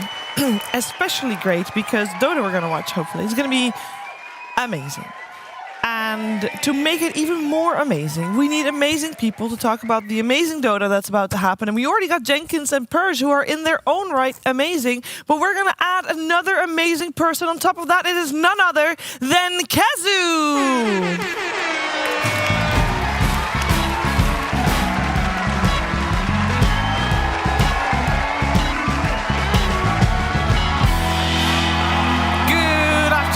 Hello. How you doing? Already sitting there. What's Jenkins' girlfriend doing? Someone's already sitting there. Give me her. I can just hand her to you. Yeah. Thank you. Do you want to put the microphone in? I've been trying to stash it somewhere. You hand that to me. Thanks. Oh, it needs to go. No. No. No. Please don't put it. No. No. No. Ah, this guy just doesn't listen, huh? He just does not. Hello? You hear me? Does it sound like I'm in a cave? This sounds great, actually. This is amazing. Help! I'm trapped. We are getting ready for Gaming Gladiators taking on Beast Coast, and there's a lot to talk about with these two teams because, well, first of all, both teams, just like every other team now, apart from Liquid and Shopify, because we saw them earlier, is tied. Is that something you were expecting, Kazu? Nope. Isn't that very unusual that everybody is tied after 2 days of group stage play? I would say it's very unusual, right? Especially with such a big group, and you've already taken out some of the other teams, and now you have a new group, and now people are still tying. I feel like there's definitely a lot of back and forth. Looking at the last series from Beast Coast, they've definitely left a couple things to be desired for me. Same with Gaming Gladiators. I would say that they had a... I'm choking right now on who they played against, but they had a big off day. In my opinion, some of their drafts, some of their gameplay. So looking for some better stuff from them today. Yeah, looking for better stuff indeed. Let's focus our attention first on Gaming Gladiators. They are, of course, your Lima Major champions. They came into the group stage very hot. They topped their groups, I believe, and they did really well on day one. They crushed Team Liquid. It was not close. It was a very smooth 2-0 from them. And then indeed yesterday they did not show up. They got 0-2'd by Shopify Rebellion. And there's a lot of talk about these guys. We talk about them a lot because they do well, so they get far into tournaments a lot. I feel like we want to give a little bit of extra spotlight to Derecho Purge, who frequently flies under the radar of this team. He does. I mean, the team as a whole, I think, does fly under the radar a little bit because they're a bit more mild-mannered, so you don't see their personalities as much, even when they're winning tournaments. But Derecho is a really solid carry player. He's had some really good moments this tournament. His Terrorblade in the safe lane in their first series of the second group stage was amazing. He was getting like solo kills as a Terrorblade against heroes. That does not happen often. Sometimes he's criticized for dying a little bit on the map as well, but you know, they are still winning. So is it a chaos madness thing? It's hard to say. Yeah, he pushes his limits. I guess with regards to Gaimin losing to Shopify, my feeling towards it is like Shopify right now to me seems like a team that's either like extremely good or bad because they have a stand-in, and their stand-in is the previous rank 1 player in the world. So the guy's obviously a god, but working him into an already established team that has already established strategies and drafts is very difficult, and so they're very hit or miss. And so, not to make excuses for Gaimin, but on the day that they lost to Shopify, I felt like that was more Shopify just playing extremely good. I still feel like Gaimin is like a top 3 team in the world. We'll see at the end of this, but I don't think today they're gonna go easy on Beast Coast by any means. I hope not. I mean, I would say that Shopify looked very good in that series, but wouldn't. So the 2 last picks that Gaimin had in that series was one time I think it was a Darkseer, who he couldn't really build the items he wanted to. And then they flexed the Witch Doctor to carry. Yeah, so I don't know how good that was. And the other game was a last pick PL, which is not not the best carry right now. So I think they're going to swap that up today. At least I would think so. Because they're a great team and they play really well when they have a good draft. They do indeed. They also have, of course, got Quinn on their side, who has a little bit more experience playing against Beast Coast. We talked about that earlier today, Purge, where playing against a South American team in general is always a little bit different because it brings an aspect of chaos to it. Yeah, they are the most chaotic team without a doubt. They were before their roster swap, and they still kind of retained those main elements. I feel like Schofield is probably the main player that is does like insane looking but very high skilled things that do create a level of space that very few other players can do. So that chaos that he brings into games can look amazing in some games. Other games, it looks like he's just feeding. But when it does hit, it's like it blows the game open in such a big way that it just is like, it's mind-blowing. It's like, oh my god, this is how this team consistently gets like top 8 area of major international tournaments, even though the rest of the year they're like, oh yeah, they're like a 12th to 16th place team. Dude, you know the funny thing is, like in NA or US East, the rule is if you see Schofield somewhere, you don't chase him. Like legitimately, that is a rule that is ingrained in like every 7K plus MMR player in NA. Because he'll just make sure that he'll kill you if you chase too long. Yeah, it's like, people literally be like, it's Schofield. Like he's literally just wasting your time. He's gonna juke you. So it's kind of like it's really obvious to US East players. And so I think you know, having Quinn there to remind them to don't chase this guy when he's you know, at your tier 3 at 12 minutes into the game is good for gaming gladiators. I think you would say like, don't chase this guy. Why would you even do it? Yeah, that's exactly what he was. Even Avery, you smooth brain. Avery even said it in the cast yesterday. He was like, "This guy, I know from my pubs, you're not supposed to chase him." Yeah. Apparently, it's a rule. It's a rule. Yeah. I didn't know that. And now, I mean, Matthew's kind of getting that with the Ricky. But the funny thing with Matthew is like that was never a rule in US East pubs for him. It's like if Matthew's somewhere, you kill him. Right? Schofield's the opposite. That's why I love the like contradiction between these two players, because they're the two best SA4 players, and yet they're so different. They're so different in how they play. Matthew is usually the spellcasting guy in the trees you do want to kill, even if he's Ricky. And Schofield is like, he's going to waste your time, man. And talking more about Beast Coast, if we're talking about differences, there's also a pretty big difference in the way Dairatcho plays and Hector or K1 plays, Kezu, wouldn't you say? Yeah. There's a huge difference because Dairatcho is like very aggressive in your face. And I agree, sometimes he's like perhaps overly aggressive. But more often than not, it works out, and I feel like his team actually, they need that. Whereas K1, I think he's on the complete opposite like spectrum. This guy is creep master 2000. Bring me a salve, bring me a mango. This guy will never buy regen. I remember playing against him like 1 or 2 years ago, and Quinn will tell me, well, if you try to kill him, you will, because this guy won't bring regen to the lane. It's going to be up to his supports to like feed him up, keep him healthy, and break the smokes for him. And he is very good on like these TBs and Chaos Knights and Naga Sirens, but in their most recent series, I was not impressed with how he played Naga. It was like 5 defensive items, your team just has to do everything for you. Whereas when he played TB, eventually he will join the team, and it would look a lot better. So I hope that today, that they play a little more together. I actually feel like he's a little bit similar to Dairatcho in the sense that they have deaths that seem weird as an observer, as a spectator.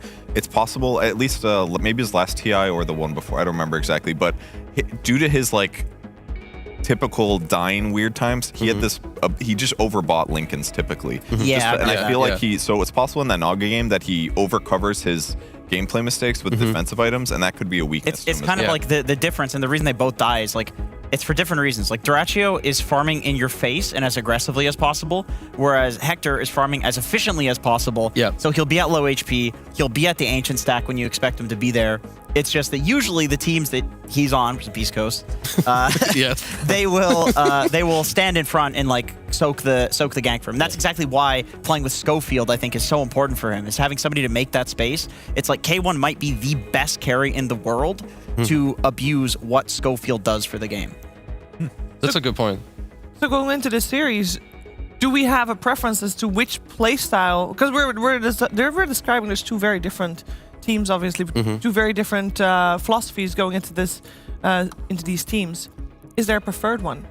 Or is there one that will be there obviously is one that will be victorious, but who do we think is going to be victorious? They both have. I feel like both of the players' weaknesses can come in like the mid-game stage, like the 10 to 25 minute mark is where they have those chaotic deaths. But they're both quite solid in ultra late game. So I don't know, it's hard for me to pick between the two. But generally, I feel like Dyrachyo is a more stable player than Hector. Hector has had some years where it's just kind of his WTF deaths seem more extreme to me personally, but it just definitely depends on the day. Beast Coast's early game is a bit more shaky, in my opinion. Their mid game is pretty good, the way they hold their map with K1 sending his illusions here and there to like kind of hold it together. But Gaimin, I feel if they get to play fast and they have solid early games, which they usually do, and if they put it up against Beast Coast, I could really see them struggle if they're not adapting from yesterday to today. I don't know. I don't care. I just want good enough. I just want a 2-1. I really want a 2-1. Same. I think regardless, like this is going to be such a fun series to watch. I just want a 2-1. I don't care who wins. You got to channel your BSJ energy in that case. The only time we've ever had games go to a third game is when BSJ was on the panel. That's the only overlapping factor that we've got going here. Yeah. Damn, BSJ. Wow. This guy's good. I like dead birds. Bird bones. That's right. Bird bones are an excellent source of vitamin A, ladies and gentlemen. Check out the GameLeap.com/BSJ. Is that a thing? Bird bones. He used to do GameLeap. With bird bones. With bird bones. Yeah, that's why he got fired. Sure. Didn't really fit the rest of his videos. Shouldn't have done that. Just did a one-off and it kind like of your ruined his dating career. video. It's like, what the hell is this guy doing talking about bird bones? Dating. So if we assume that Bisco is going to bring the chaos in this game, I think, personally, I would give Gaming Gladiators an edge purely because Tofu and Ace, that duo... Yeah. The bubbies. They're not... I think that you throw chaos at their shield, there's not even going to... Like, it's not even going to bend. It's nothing. It's just... Whoosh. They're used to the chaos of pubs. They're used, but they're like together. Zen. Yeah. As well. They're just very good, in my opinion, at holding. And Ace, to me, he's played like every type of hero. He will play Tidehunter, he will play Underlord, then next game he'll play Nature's Prophet and be the hard carry. He will just always play what he needs to play, and all of them seem so good in understanding to like how to make it work and stop aggression and then flip the switch, and now you need to be aggressive yourself. So I kind of give them the edge, but Beast Coast are a team that, myself included, I feel like they always get underestimated and people disrespect them in a way. Consistently, yeah. Yeah. So if they can bring it together and like include Hector in their game, then they can beat anyone. But I need to see that. Yeah, I also would like never count this team out. Yeah, how many times do we need to go into a tournament and be like, oh, EG's the best. EG's the best team, or Thunder Awaken like back in the day, you know, a year ago. It's like, but and then Beast Coast just gets like top 6, and it's like, oh yeah, there's another South America team that's very, very good, by the way. They're just a LAN team. When you were talking about Ace, I was trying to think, like, he just seems like so freaking stable to me, but also like high level, and I think that's one comparative place where Gaming Gladiators just has an advantage. Sacred has limited hero pool. He's a good player, but he has some weaknesses, whereas I feel like every single game Ace has an exceptional performance, and he's like top 3 offlaners in the world right now, from my perspective, just because of that stability that he brings to his team and his varied playstyles. A lot of offlaners have said that, like when we interview them, it's like, who are you looking at? And like Ace is pretty much always on the list. It's like Ace, Collapse, 3-3. 3-3, Faith Beyond, you know, Zai. Rest in Pepperonis, pre-retirement. Sure, Zai as well. Yeah, Zai. Yeah, that guy's okay. But Ace has like, he has moved himself into the upper echelon as of late. Yeah, really has. And I think also the level up after TI, of course, adding Quinn to their roster, it's a massive level up for the team. Yeah. For Beast Coast, after TI, they also shuffled about. For the first time in a very long time, their roster was, somewhat picked apart, but they kind of exchanged with Thunder Awaken, now EG.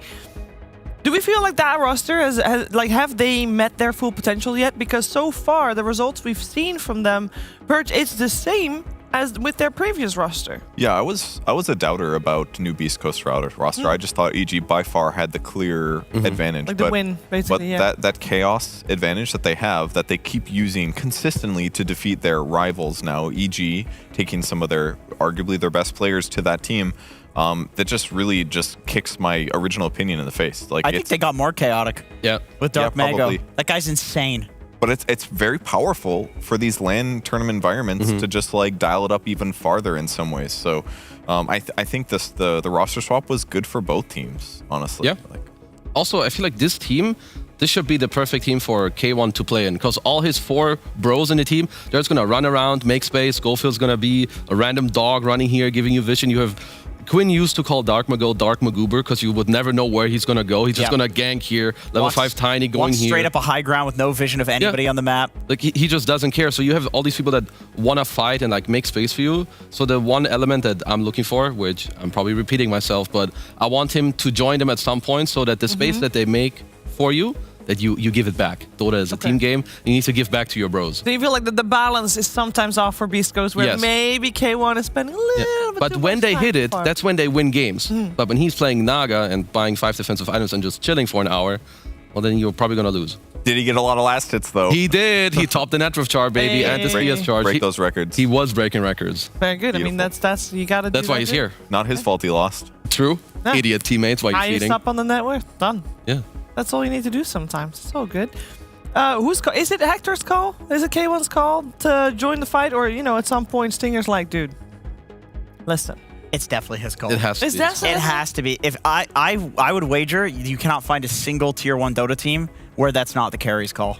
There's no way that, because you can't feel somebody else's strength. It's impossible. There's too much going on in a game of Dota. There will be a lot of things going on in our upcoming game of Dota. The way that we've been talking about these two teams looks like they might be just bringing their A game, and we're going to see which philosophy reigns supreme. Cool, calm, and collected, or absolute chaos. Find out what they're going to drop for each other after the break.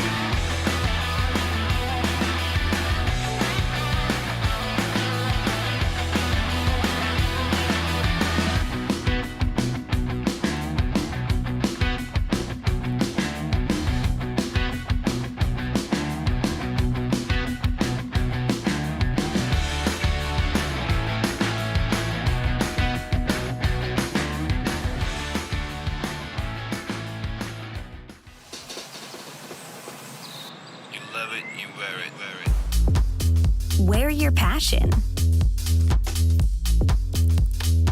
Share your passion.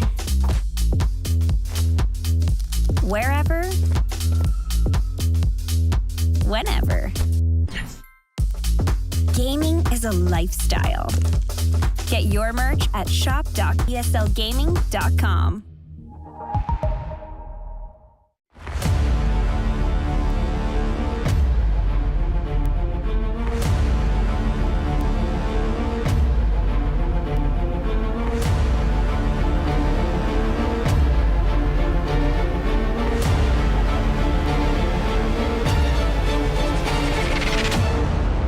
And the hunt begins.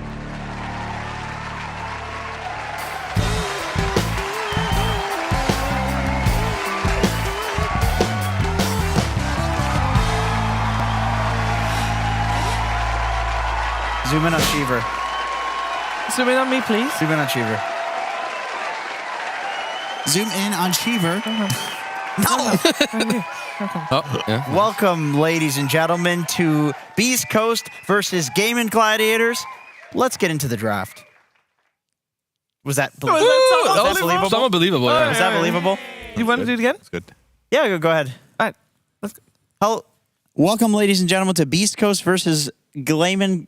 Start again. You want to try it, Kazu? Okay. Are you ready? Yeah. Okay. Huh? You don't need to talk into the hand mic, by the way. But it looks better. I handed him the mic, so he's here. Use this. Okay. Put it inside the leg. Don't. Yeah, go ahead. Yeah. Shoot, go zoom in, Shooter. Okay. Welcome, everybody. Here we go with Beast Coast versus Gaming Gladiators. Let's get into the draft. I'm really surprised how well she did. That was really good. that was great. You did a great job. I was like, oh, we should really switch up the tempo here. It was a switched up template. It was very confusing, but we They are turned my ready to mic back on. They turned this off. It's so messed up. we are about ready to get into the draft. Any picks in particular you're looking forward to seeing? Io from Gaming Gladiators. You I think that's look one. forward to seeing it? Yes. Okay, you like the way they play with it? I just like the hero overall because I would say right now people are trying to be very efficient on the map and like play 3 lanes, play both jungles, and Io allows you to not only play fast early on, but relocate here, get this pick off, and like be multiple places at once. So I just like the little fairy ball. I agree. I like the IO. I think it fits. I think it fits in really well with this patch. And another hero we've seen that does similar things that we've seen for other reasons, the tankiness, and that's Underlord. Underman. Underman has actually looked quite strong. Very strong. I gotta say, very fun. Yeah, to watch, it's really actually. fun. I cannot believe those words are being uttered from a mouth. Same. It's human. Same. Because this is not traditionally a fun hero, It but is the not. ult is one of the goofiest things in the game. I agree with Zai. It's so fun. I agree. You have to leave it the way it is. It's amazing. It's always like the last pick though, so it's not countered that much. Like when a hero starts getting fun, they get up in the pick priority, and then people start ruining that fun by getting some counter or something. So hopefully he stays right where he is, right at the end of the draft. Jenkins, I found this piece of confetti in one of these trees. Would you like to store it? Yeah. Looks great. It's golden. It's from That's some struggle there. Believe it or not, they reuse plants here. What? Are you gonna eat it? Oh, You look You're like you're gonna not. eat it. Are you gonna make it disappear? No, or I you was gonna- waiting for the close-up to put it in the leg. Dude, you should really put the other leggings on the leg because she's looking a little bit more scuffed every day. It's not how you treat your I don't know how to girlfriend, take a legging off.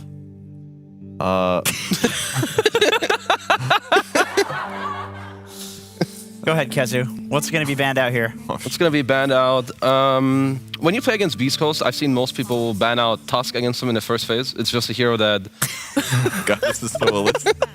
You're allowed to do this on Twitch TV? I guess so. Wait 1 sec. Wait, it's inside out. Wait a second.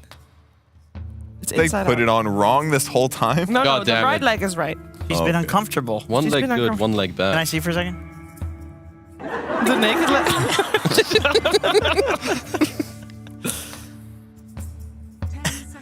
Very good. Very good. Okay. And speaking of leggings, Mortimer does have 4 of those, and Mortimer does get banned out here. Wow, that actually looks great. That looks really actually good. does look better. Yeah. Is that the other side that you're now using? Wait, put the sock back on. Is that the other side of the... Put the sock on. Put the sock. Does it look like my leg? You should put it on Wait, the the top. other way Yeah, yeah. So much better. Actually, looks great. Stretch it. Stretch it. I can't Dude, get you can through go- this. I'm not very limber, guys. You can go way farther Here, than I that. got No, know I you really can. am not. No, don't. Stretch it. That's a good stretch, isn't it? There we go. It's very unnatural. I can't do that in real life. Anyway, where's the sock? Oh, here it is. I was holding. I was sniffing. All right, they banned the IO. They banned out some Schofield heroes. Those are some good flex picks that would give Beast Coast some nice advantage. They banned out the Tusk. It Are we can go surprised about that? No, because Beast Coast played it in like every one of their 6 matches. series in a row. They just kept having Tusk in the first phase. Because they have it on their 4 and on their mid. And then game and take out the Snapfire, which is also a very good Beast Coast hero. They flex it a lot. If somebody tunes in right now, they're going to be so confused. And even more confused. No, but now look at the difference. Wow, Yeah, that it's, looks great. It's fully transformed. Was that the other side that wasn't being used? Yeah. Okay, so this one doesn't have scuffs in it. This and one doesn't have holes damage. in it. She's a lady again. Except for a sock. It will. That's the Yeah, her sock has holes, but Jenkins only bought one. You only bought one sock, dude? Yeah, they really scammed me. When you buy shoes, you only get one. Yep. You only use one. You The just throw other the other one in one's the the garbage. DLC, dude. Gotta wait for the expansion to come out. All right, this is kind of interesting, actually. Because they banned the IO, Gaming Gladiators opens Doom knowing that the IO +1 is like the common opening, and now they're just going to have to do something different. That's if Beast Coast wants to draft like traditional teams, which maybe they wouldn't anyways. That's true. I mean, a lot of their like 6-7 openings are out in terms of they don't have the Sapphire, they don't have the Tusk. Ench is like so. It's not necessarily the best response against Doom because you don't care too much about Ench in the lane. But I'm okay with the clock. You have a good lane matchup. You can go around in a game. You can also catch him out. You're good against him in the lane. You can catch him before he has BKB and stuff like that. So just a solid and chill +4 opening for now. Even maybe post 5. BKB, you just hook the Doom and after he's used it and kite him so he can't run after the guy that he's doomed, and kind of a save. It's like a pseudo save against this hero. The scuffed version of IO with the Leshrac. Without the IO, is Leshrac still good against Doom though?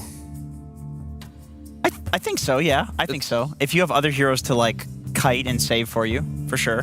I mean, we talked about this on previous days, but I think Clock as like a complementary hero to Lesh or DP is just super solid. It's a hero that'll be constantly setting up for you, bodying for you, keeping people like trapped in one place. Setup stun, so you can even like kill BKB heroes and burst them as well. It's like everything that Lesh can't do, Clock can do. I would say that Lesh is still pretty okay against Doom. Of course, IO makes it like a lot better, but you inherently are fairly tanky because you build Bloodstone. Maybe you get it off before he dooms you. If your Pulse Nova is on, that doesn't really get turned off by Doom either, so it's okay. And for Beast Coast, it's one of their heroes that they like to flex a lot, or at least Sacred has played it a lot as well in the offlane. It's looked, I feel like it's hit or miss. It's looked very good, and it's also looked very shaky.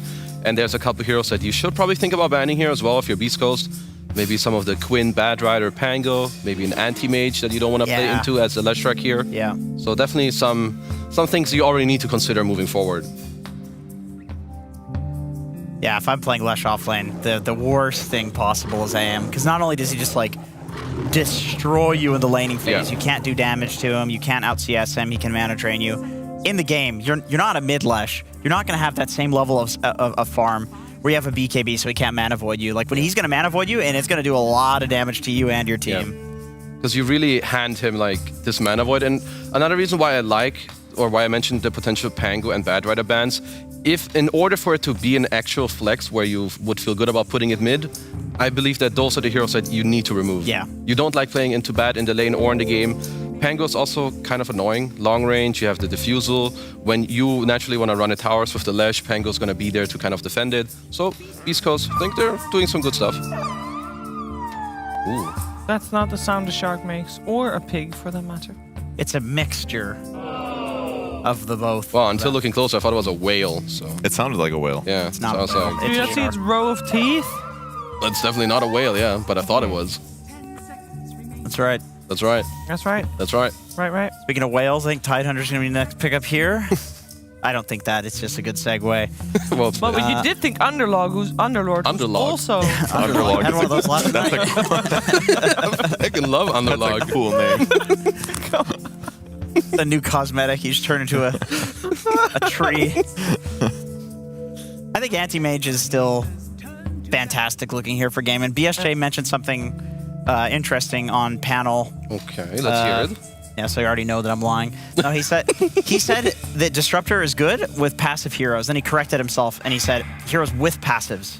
So heroes like Slark, like Anti-Mage, where naturally they want to hit heroes a lot, and the way to counter them is to run away. Yeah. And then you have the Glimpse. You pull them back in lane and you get a lot of hits on them. So we'll see. We'll see if they ban it out here. I guess that kind of checks out. I mean, Disruptor is good with heroes that want to like stick on top of you, right? Yes. So I guess heroes with the passes, I can see the analogy. Is that the correct word? Mm-hmm. Yeah. BSJ pulling out the 200 IQ. Yeah, and I like we're channeling our BSJ to force this into a 3-game series. Let's go, BSJ. I hope he's watching. 5 seconds remaining. Probably is. Probably. I mean, I would be a little... So it's like, you should probably ban Anti-Mage, but perhaps it's like this type of idea that, well, if they pick AM in this next phase, then we have 2 counter picks. We're just going to close the phase with, I don't know, a Terrorblade, and we feel really good about it. So there's just something else that we get to ban, because they're taking some time, so they should have an idea of what they need to ban, and if they don't, what do they do instead? Since they're not opting to do it, I would assume that they have a good idea against it. Do you guys think they might go for like the traditional Tiny? It's one of Dark Mogo's best heroes, for sure. I've been a big fan of it. They could still flex it if they really want to. I mean, it's amazing with Leshrac for all the same reasons the Clock is amazing with Leshrac. Just such good setup. It's insane magic damage burst and stuns between these 2 heroes. For now, I would like a Rubik first, and then maybe you can decide later. Yeah. I think like having follow-up damage right now would be really nice from your other support, because you have Clock who's like gonna catch and maybe some Leshrac, but having some ease of execution later also. Like let's say you have a range 4 here and then you pick the Tiny later. Suddenly Tiny can go around and actually kill heroes. Clock can go around and kill heroes. You have Rubik against Doom and this, which would make sense, but they want a bit more team fight. I don't really mind it. I think it's kind of nice against Doom. When he goes Doom and BKB, he wants to run someone down. You have the Sunray, you can egg to kind of deter it as well. So I'm overall just a fan of the Firebird hero. Yeah, I really like the Sunray as the substitute for IO, basically. It's that if there is, in that window before Lesh gets BKB or whatever, that he isn't just going to die to like a Doom, Infernal Blade plus other nukes on top of him. The Sunray will definitely make that a lot harder of a committal. The Stinger Classic too. This is just one of his most comfort heroes in Dota. Like he picks this even when it's bad. Not that it is, but it's actually in a pretty good spot, I would say. But he really likes this hero. Undying Drow Ranger coming out for Gaming Gladiators. That's this is a very stable, steady lane there. This is a PL bait. That's what this is. It's so good against most of these heroes, honestly. Pretty much all the gaming heroes. Don't fall for it. And it's K1. What's wrong with the PL? He really doesn't like PL. Oh, K1 doesn't? No, you don't. Oh, I don't, yeah. I don't know if we're talking about me. Okay. Yeah. The K1 hero loves just the hero. seems really hard to make work, actually. Simply because I feel like there's too many... He seems too slow in terms of how he gets online and the items you build, and everyone has like AoE damage in one way or the other. So it's just a hero that I'm not the biggest fan of. If it is a great PL game, then I can see why you want to go for it. But for now, Beast Coast, I like a lot what you said about the Sunray with the Lesh. You have this tankiness. Now you have Kunkka as well, that is, Bolt is very good. You have X-Mark against a potential aggressive Glimpse, pull people back. So I'm kind of liking how Beast Coast are setting up the early Leshrac pick like for success. I'm a fan. I do worry about this being a Lesh off lane into Drow Undying, though. That is... It's a little hard. Maybe the Clockwork turns the tides, though. Surely they can pivot it still as well. Or are you hard set with that Kunkka to... Nah, there's Dark Mago Kunkka for sure. Yeah, I don't really see Hector playing any of these like mid-ish as his carry things. Like, No way, He's not dude. a Leshrac player. you Come know? on, Hector's the most stubborn carry in the world. That in some ways that really hurts them, because then it's like it's gonna be Lesh off lane, and they already know, you know. Yeah, they know. And Gaiman, they ban out the Bloodseeker because that would be a good answer to the Drow. We saw a lot of people going for the Shard, Blink Dagger, Basher, and it was a great answer to all It's the... one of his like top 5 heroes. And it's a Hector classic, so they know what's happening. Just like we do. This is a Beast Coast classic style. Wouldn't it be cool if Beast Coast does the swapperoo that nobody saw coming? Sure. But it would be cool. But I One just don't of see him these doing it. days, it will happen, and then everybody's going to get their mind blown. And we'll obviously not be in this series, because this is a group stage series. Still fairly early on. It's only day 3 of a 7-day group stage, so, you know, it's not 100% needed to win with it yet, but one day when it's really needed, they'll pull it out. I am surprised that Nature's Prophet is still in the pool, because I know that Hector has been practicing this hero quite a lot. I saw that he was practicing it like a month ago, and I don't know if it was successful practice or he played it and he's like, nah, it's not for me. But we'll see. It would be good here. It's good against Drow. It's good against, like, you're a BKB builder against Disruptor. You'll do fine against Doom and Lane. You're obviously great against Undying. You just TP away from the Tombstone, TP in. You can kill at your long range. Or the PL. They can just get baited again. So what's traditionally good against Kunkka to play mid? OD comes to mind, but that's like a standard. I don't know if you need Kunkka counters typically. Like, the hero had a bad win rate at Lima. It's a little different because the itemizations are updated. Like, you can go some Radiance build or something. But really, you just need like a Glimmer Cape or a Force Staff or something like that. A little bit of heal, and you can offset a lot of what Kunkka provides, even though he does farm well. I actually like the idea of OD. I feel like there's a lot of like one and done go in from Beast Coast, and if Quinn could get like a nice Astral off to save from like the Clock Hook or the Lesh Stun or like the Egg going off, X combo, it's a pretty good save, but it depends on what he wants to do here because he knows he's against the Kunkka. Yeah. And so you can definitely punish that pretty hard in lane. I would like something with a little more playmake, even though I do think OD can work. Some of the team fights could be awkward into Phoenix. There's some heroes that are perhaps a bit more quirky, like some mid Monkey King, where you do well in lane, you buy in BKB. What I'm kind of looking for is a hero that can rotate with your supports and you build a BKB in mid game. Because when you look at these 4 heroes, you would kind of need this type of hero. In my opinion, with BKB, you're going to go in, you're going to have Ace in the mid game who's going to be able to help you as well. So I would say Storm is okay for that. I don't know if Quinn will want to kind of get this BKB in after his, I don't know, some Witchblade or Kaya after the first item, but I can see it for some of the playmaking in this game. And there's your anti-mage still. Okay. It's a lot better now that there's a Storm on the enemy team, so I'm sure they made this decision a bit late. But it can jump and gap close, which is good. It can deal with Tombstone without much worry, really. He's got to get worried about Doom and Glimpse and maybe Silence, but like once he gets Orchid, it's a pretty good game. I like the AM pick. I mean, we've seen it first phased against Doom. We saw it first phase against Doom Undying, which obviously Gaiman have both of these heroes.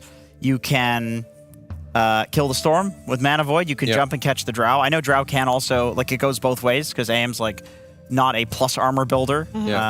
So Drow can definitely like mow down the anti-mage. But last big game on this patch, I mean, that's good. That is good. Are we still worried for the Leshrac block lane? Yeah, we should be. Because Drow Undying is definitely one of the best counters against that. It is a very good anti-mage game, but I have a lot of faith in Drow Ranger in this game. And also when you have heroes like Storm that can choose their fights against Egg, like they can decide, do we want to commit on it? Do we want to disengage and chill? That's true. And Drow Ranger, I feel like there's not enough to stop him with how much he has around him that the ratio should have a good game and eventually just A-click down some noobs in this game. I think we really need Dark Mago to do good rotations this game. I mean, it's the whole purpose of Kunkka in the first place, but like if these side lanes are already iffy, if he just goes top lane and gets like a boat combo off against Drow, that's going to change the game in a big way. Same for making space against Ace. He needs his side lanes to do better if possible, and that's going to buy them more time to allow AM to get these pickoffs with the faster Abyssal. So overall, if we're assuming that Storm gonna win from Kunkka and Drow is gonna win, or Drow Undying is gonna win from Leshrac Clock, the only really like the hope is on K1's anti-mage, which I mean that's the way Beast Coast like it anyway, right? True. But overall, it should be Game Gladiators winning the lane, most of the lanes.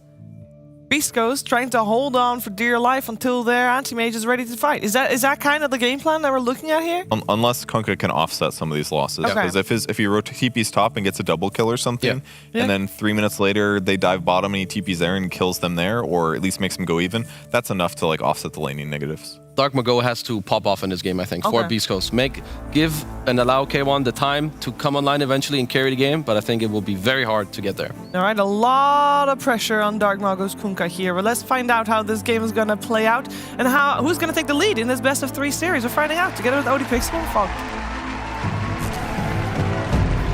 Thank you very much, Shiva. Yes, Beast Coast up against Gaming Gladiators, and yeah, pretty much summarised there by Shiva in the draft. Very much overall for Gaming Gladiators, some solid lanes, right? And Beast Coast going for that style that we like to see from them. This whole Hector, you hit the creeps, you get the farm, the rest of the 4 of us, we're going to run around, we're going to create chaos. Yeah. Man. I mean, Dr. Mago, I think, has his work cut out from him. I think Kezu touched on it pretty much perfectly. These lanes, they don't look easy for the side of Beast Coast. That top and mid lane could be problematic. And AM, it just takes time. You know, unless you just have some like dream situation inside laning phase, it's going to take you a lot of time. We've seen how gaming plays also. When they play pretty much any draft, we're going to see a ton of auras. Literally everything. They're going to always have their pipe, greaves, drums, etc. And so they have good answers. They have ways to kill eggs, and they have great team fights. So I gotta be honest, I'm pretty worried for Beast Coast in this game. Maybe K1, Hector, can work some magic, but from what I've been seeing in a couple of these games, he doesn't get the time to. He farms well, but the rest of the team's just crumbling. Oh, look at this here from Beast Coast. Some early aggression, but it's a bit too close to the tower. We won't be able to commit on towards Quinn. At Gaming Gladiators, they've got the glimpse back onto Schofield, but back the other way, they themselves can't quite control the clock. Oh, and they're going to get 4 runes. Oh. Gaming Gladiators getting all 4 bounties. Uh-oh, well, yeah. I think Quinn in particular is going to be quite happy with that boost of gold. Oh, yeah. I mean, that he's going to get these quick timings in his mid matchup. Yeah, he loves this matchup. I mean, you have to know what Dark Mago's playing like 90% of the time. It's Kunkka or Tiny. Pretty much every single one of these games, he loves to play it. And yeah, Quinn, he's set up for success in this game. Yes, the AM is the concern, but besides the AM, there's extremely limited catch to kill this Storm. I mean, if you hit a good mana void, you don't need the catch. There you go. Damage will be done. First blood will end up going the way of Gaming Gladiators as that's K1 taken out. Wait, what? How did that one happen? Wait, what? Oh, you tell me. You're the analyst, Fog. Come on. I mean, he got glimpsed, but, wait, what? Was he just walking to lane still super low HP and just got glimpsed and hit because he took mana break level 1? I guess so. I was honestly looking elsewhere. Well, not the best of starts for Beast Coast. Gaming Gladiators, they get 4 bounty runes and they're able to first blood the anti-mage. But, you know, recovery's going to happen. Yeah, I think everything is on Dark Mago this game, really. Because top lane, it looks pretty difficult unless they somehow catch this like weird kill. I don't think Dyrachio should die. They're going to have to do lane pulls since you're playing versus this Undying Drow, one of the strongest lanes you can do. So yeah, Dark Mago. Let's see what magic he can do on one of his best heroes. Yeah, I mean, at what point of this sort of matchup is it easiest for Kunkka to play? I mean, like more difficult, or once you got the level, you're able to sort of clear the way with the Tidebringer Torrent, head to start stacking some camps up or anything additional. I mean, he should be able to farm, but I just think Quinn should come out like slightly ahead is the one thing. So I don't think it becomes like too difficult, even though you are a melee hero. You have ways to be able to function versus Storm Spirit. Top is the one I'm worried about. Like Sacred, I think it's this constant kill threat onto this Leshrac. Sacred, yeah, he's gonna have to TP. That's the one fortunate thing, they don't have a stun up top. So if they are just able to TP reset constantly, then that can be good. Yeah, let's see if they can set up this bottom lane Beast Coast to get K1 some farm. He has one last hit on. He's got the creep wave coming in. Okay, so he'll get so he should be able to clean these up without any interruption.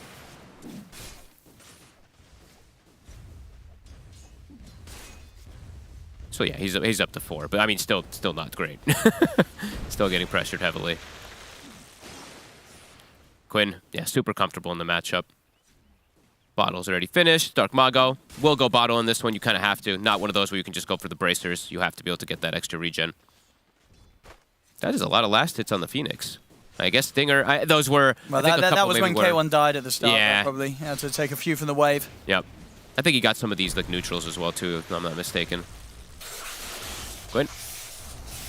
Yeah, I mean, now he's at the level 4, able to kick out quite a bit of damage onto Dark Mago when Dark Mago steps up. Oh my god.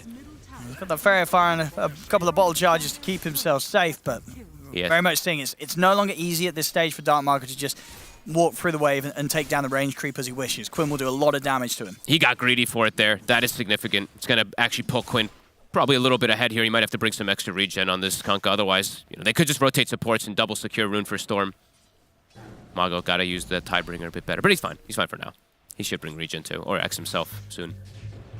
I'm going to try with the setup here. Okay, Quinn. This is clever. Schofield as well, and yeah, they'll get Quinn with this one. No escape for the Storm. This is such a Schofield move.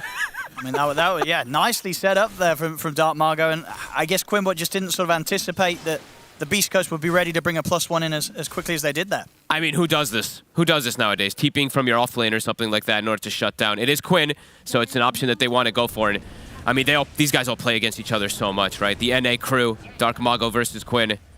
Yeah, Schofield. One of those crazy type of 4-position players that makes these unexpected moves. I mean, bottom lane Stinger was trying to find the connection with the last 3 Fire Spirits to get the kill, but won't quite find it. Once again, though, down bottom, K1 just getting constantly forced out of lane. He's going to get in aggressive onto Ace. So these two won't have the damage to kill off the Doom. And K1 just continuing to suffer in CS here. Just 7 last hits right now. All 3 lanes looking really... Even though Quinn did die, he is still up at the top there on those last hits. And yeah, the other 2 lanes also looking rough. Very hard to bully this Drow Ranger. They did get the Courier, though, so Dyrachyo Boots won't be active for him for the next few moments. It's going to be coming on the Courier now. And I like this adaptation here from Ace, of course, as well. Ring of Health into the Soul Ring. Oh, nice. That's against cool. this Anti-Mage. Make sure that he's always ready to... if the Anti-Mage tries to go full commit on him, he'll always be able to pop that, get the Scorched Earth out, and trade back favorably. It's very clever, too, because most of the times if you see these type of lanes, when you have like a Disruptor, most Dooms will go Arcane Boots, right? But that actually just makes the AM probably just have a better target all throughout the game to Mana Void and to Focus Fires. This is a clever adaptation from Ace. A good call-out. I mean, yeah, sort of across the game, start times again. Yeah, Ace's itemization throughout this sort of league's been fantastic. I think he might be one of the best off-lane itemizers. Him and Zai just really know most of the time exactly what to do. I think Ace, though, for me, is the one that does it. Like the perfect build, it feels like, every time. And he's very selfless when he needs to be. Speaking of him, though, maybe they can punish him here. Come in with the dive as well, so Stinger can get in position to block off his retreat. They got him. Nicely done. Good body block. Very much big stuff for K1 there. Now, as tough as the time he's having with the last hits, if he can get these sort of kills, it's going to help him get back in on the action.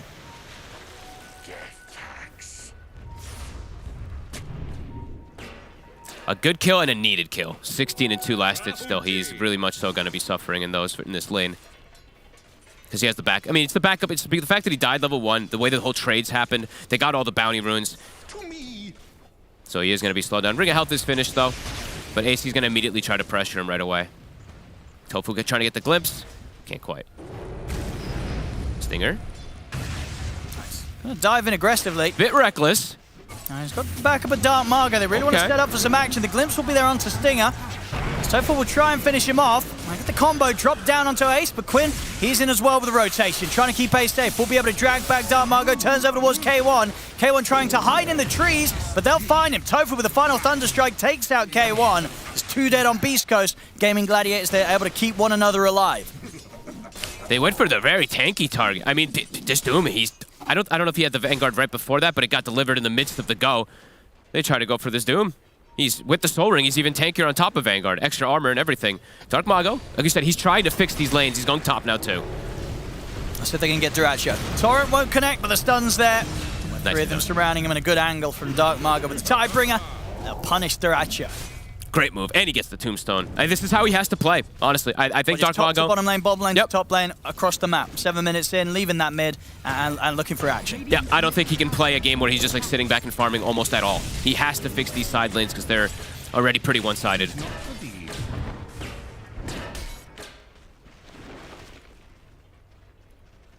They got to make sure they secure him these runes too. So let's see which rune is it going to be, and where's it going to spawn? Quinn going for bottom. Dark Mago, will he get lucky? He will. All right, a good one too. Yeah, very, very good one. Mm-hmm. When that TP's back up, if he's able to get into a side lane and get the angle with the Tidebringer DD, that's easily going to be half of some of these heroes' HP, maybe even more. Still probably pretty difficult to get Ace, but he could definitely look to punish Dyrachyo again with a quick movement with this DD. See where Schofield's going to look to go also. Beast Coast have to make something happen with the way these lanes have set up. They got to look to try to shut down something and make space for K1. Yeah, here he goes. Dark Margo on his way towards the top. Duracho would be the big catch. This is the play to go for. And dive forward. Start things off here. And they'll settle for Celery. Doesn't mean Duracho's able to get away. Not quite the kill that they would have hoped for out of the two. At least for now. I mean, Sacred's still able to push forward, clear the wave, take out the courier. They might try to dive here. Duracho has no TP out. I mean, creeps are pushing in. Dark Margo's actually shifted away, but now he's getting set up on himself. Quinn. I mean, yeah, Dark Margo's gone off on a little bit of an adventure on his own here. He is looking to be in a lot of trouble. Maybe felt that he could get away with finding somebody solo whilst he still had this double damage rune pumping, but he's entered into the jungle. Backup's on its way over. See if Schofield can bail him out of this one. They've got the Sunray coming in, and in fact, the team's turned up. The glimpse gets him, though. See if they can find anything in return, Beast Coast, despite losing their mid. Further TP's coming in for Gaming Gladiators. It doesn't look like they can, Beast Coast. Beast Coast have got to back off. The intention was there. They were bringing in the backup, but weren't quite able to connect with Dark Margo in time with how deep he went. I like that K1 is trying to get involved here. He's playing versus the Sundying versus the Storm. He can get these early kills. See if we can get Celery. A couple more hits and a Mana Void would do it. Nope. Not quite. He ideally wants... I mean, this is what can happen sometimes when you're playing... Stinger still wants to kill. But, okay, he's only got the dive. Nothing else to throw down at Celery, so Celery will be fine. Quinn. He's going to be able to punish Stinger. Gets in, stops the TP out. Ends up just being a kill fed into the hands of the Storm. K1, Sacred, they're going to probably get the top tower, though. I mean, some cool moves, but Gaming Gladiators rotating a bit better here overall. I like that when these AMs get involved, only in these type of scenarios, if you're playing versus like a Storm and a Lesh, you want to look to TP and gank sometimes, because the Storms, these Leshes, etc., they can sometimes overcommit with their mana pools, and you can just get a cheeky kill. So I like that he shows up. Of course, won't find the kills, but I like the concept, the idea of what he wants to do. Yeah, it's still, very difficult to get away with that, though. It's, level 1 Mana Void, not quite the damage that it was at least a few years back, has been nerfed over the ages. Can they get Ace here? He's very tanky. Celery's going to head over. Tofu's trying to step up across as well. They've got the Soul Rip to give him a bit of HP, but it's not enough to keep him alive. Static Storm's dropped down. And Sacred, low on mana. They'll settle for Schofield. The glimpse. Dude, they've got the catch on, so Sacred dragging him back. The X-Mark X-Mark was nicely done there from Dark Margo in return to counter the glimpse. They have the Supernova going off as well. Sacred is still alive. Quinn? And Beast Coast, they can turn this around. Quinn's going to end up getting taken down. Sacred does finally die, but Beast Coast absolutely able to punish Gaming Gladiators and take something in return for this play that Gaming Gladiators tried to force. Dark Margo, X-Mark and a torrent. He'll clean up a double. There we go. Dark Margo. Now he hits hard. Great rotation. I think the egg totally caught them off guard. Stinger, too, just swung in from the side. Yeah, I mean, it was sort of the start of that play as well from Dark Margo, using that X-Mark to counter the drag back of the glimpse. Cool. It made Gaming Gladiators have to just push on a little further than they would have hoped for to get the kill on Sacred, and that sort of baits them into that position where suddenly Beast Coast, they're able to set up around that egg and take kills in return. They're reacting very well. Hector, the glimpse. Can he get away this time? He's got Dark Margo by his side. No boat for 10 seconds. So no sort of protection Dark Margo can throw down. K1 gets caught in the mid. Quinn, he'll snag the regen. Getting some good kills on the side of Beast Coast, but then they lose the most important thing in their game, the anti-mage, as he's starting to make his recovery.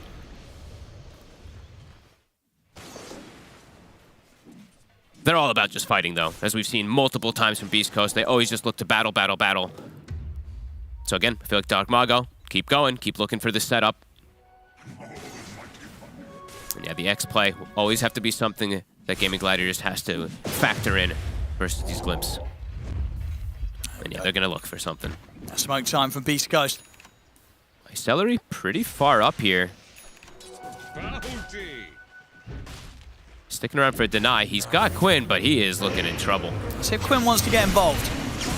He's going to try and make the jump onto Stinger. Go for the Phoenix first. Stinger's able to dive away, though. Quinn not quite able to finish him off immediately. Dark Margo chases down, finishes off Celery, and Quinn, he's got to back off now. Too many members of Beast Coast for Quinn to fight into. Can they get a catch here? They have Clockwork. Schofield. He gets the vision here for the X-Mark. Rocket Flare. Schofield's got the follow-up hook shot, the pushback of the cogs into the stun of the Lesh. It's bringing Quinn low, but it wasn't quite enough. Ooh, that was a good attempt. Nearly catching him with the angle of the Tidebringer. But Quinn able to slip away with that last bit of mana and HP. Hey, they're relentless with their aggression. A good attempt there, almost finishing off Quinn. Quinn not giving respect. Yeah, good stuff as well from Schofield this game. All these at Lime's right. He's early, just trying to tank up as early as he can. A couple of fluffy hats, early cloak. Wants to make sure he can survive through these fights that he's going headfirst into. They're going to look for more, though. Boat's on cooldown. Quinn, he's got his team rotating over. Schofield, he's found Ace. Ace will be able to get his way out of the cogs. Hurricane. Static Storm and Kinetic Field will trap Stinger. Stun will come out. It catches Quinn, but won't stop Stinger from going down. Sacred getting dragged back with the vortex of Quinn. Gaming Gladiators, this time they've brought the backup, they've brought the numbers, and they're ready to go for more beyond the tier 1. The Doom's been dropped down onto Dark Margot. A buyback will come out from Stinger, but there's no saving this Kunkka as Dark Margot will fall. Stinger will continue the TP. He really wants to fight this, but it's only him and Schofield down here right now.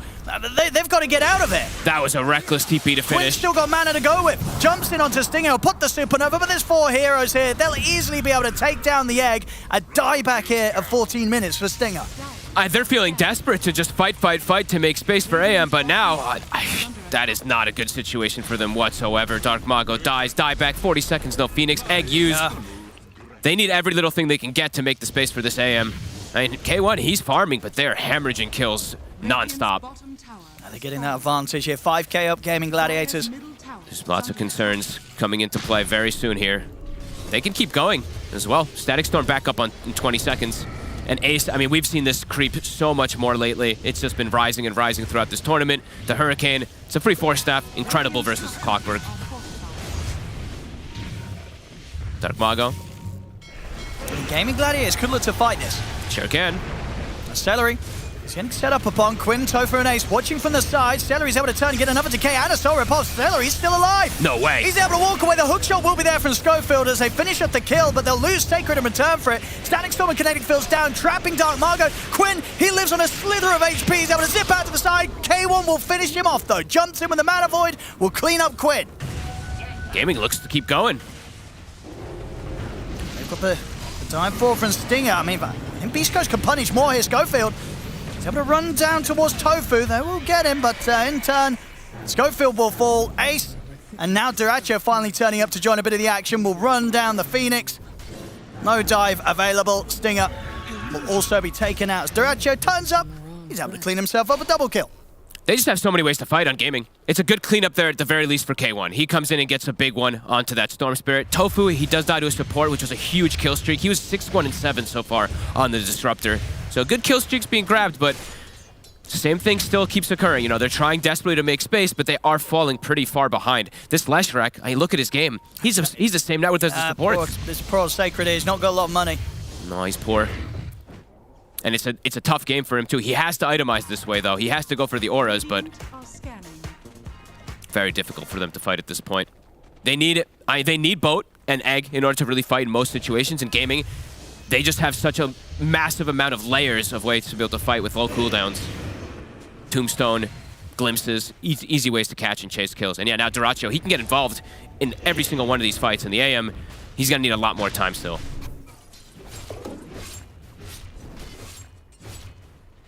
Beast Coast, we know the way they play though. They're gonna keep looking to make these aggressive moves. They have to find bigger targets though.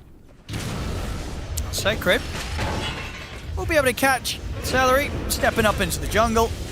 That was a little reckless there from Celery. He just walked in by himself onto a blind high ground. Good kill.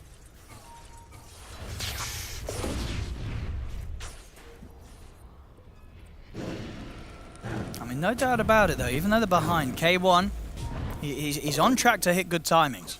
You know, at the moment, on par with the farm of Duracho. With that Battle Fury out, as long as he doesn't get caught, he should be able to start building the lead. Stinger will scout him. Nicely done. Good ward there from Stinger, protecting his buddy. My real big concern really is also just like, even when he does get involved, once he's got Manta, there still is like multiple layers of silence too, besides just the Doom. It's that Drow and that Disruptor that can cause huge issues, even if you have a Dispel. BKB on Dark Margot, so okay. He'll be super tough to take down. He gets in, puts the BKB, gets the boat out. Yeah. This Kunkka shouldn't be dying quickly at all. I think honestly, like, I want to see them try to force a bit more action here. Because it's like, yeah, K1's farming, but you know that Duracio's farming. There's a Doom. You're playing a 4 Protect 1 with AM versus a Doom.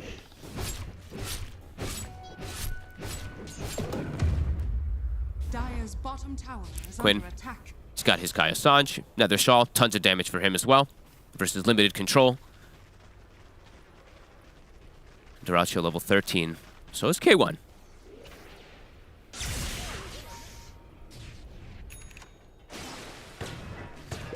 Sacred, despite the tough start, he's now got his first item complete. Okay. So they will have the Greaves to fight around now as well. Beast Ghost.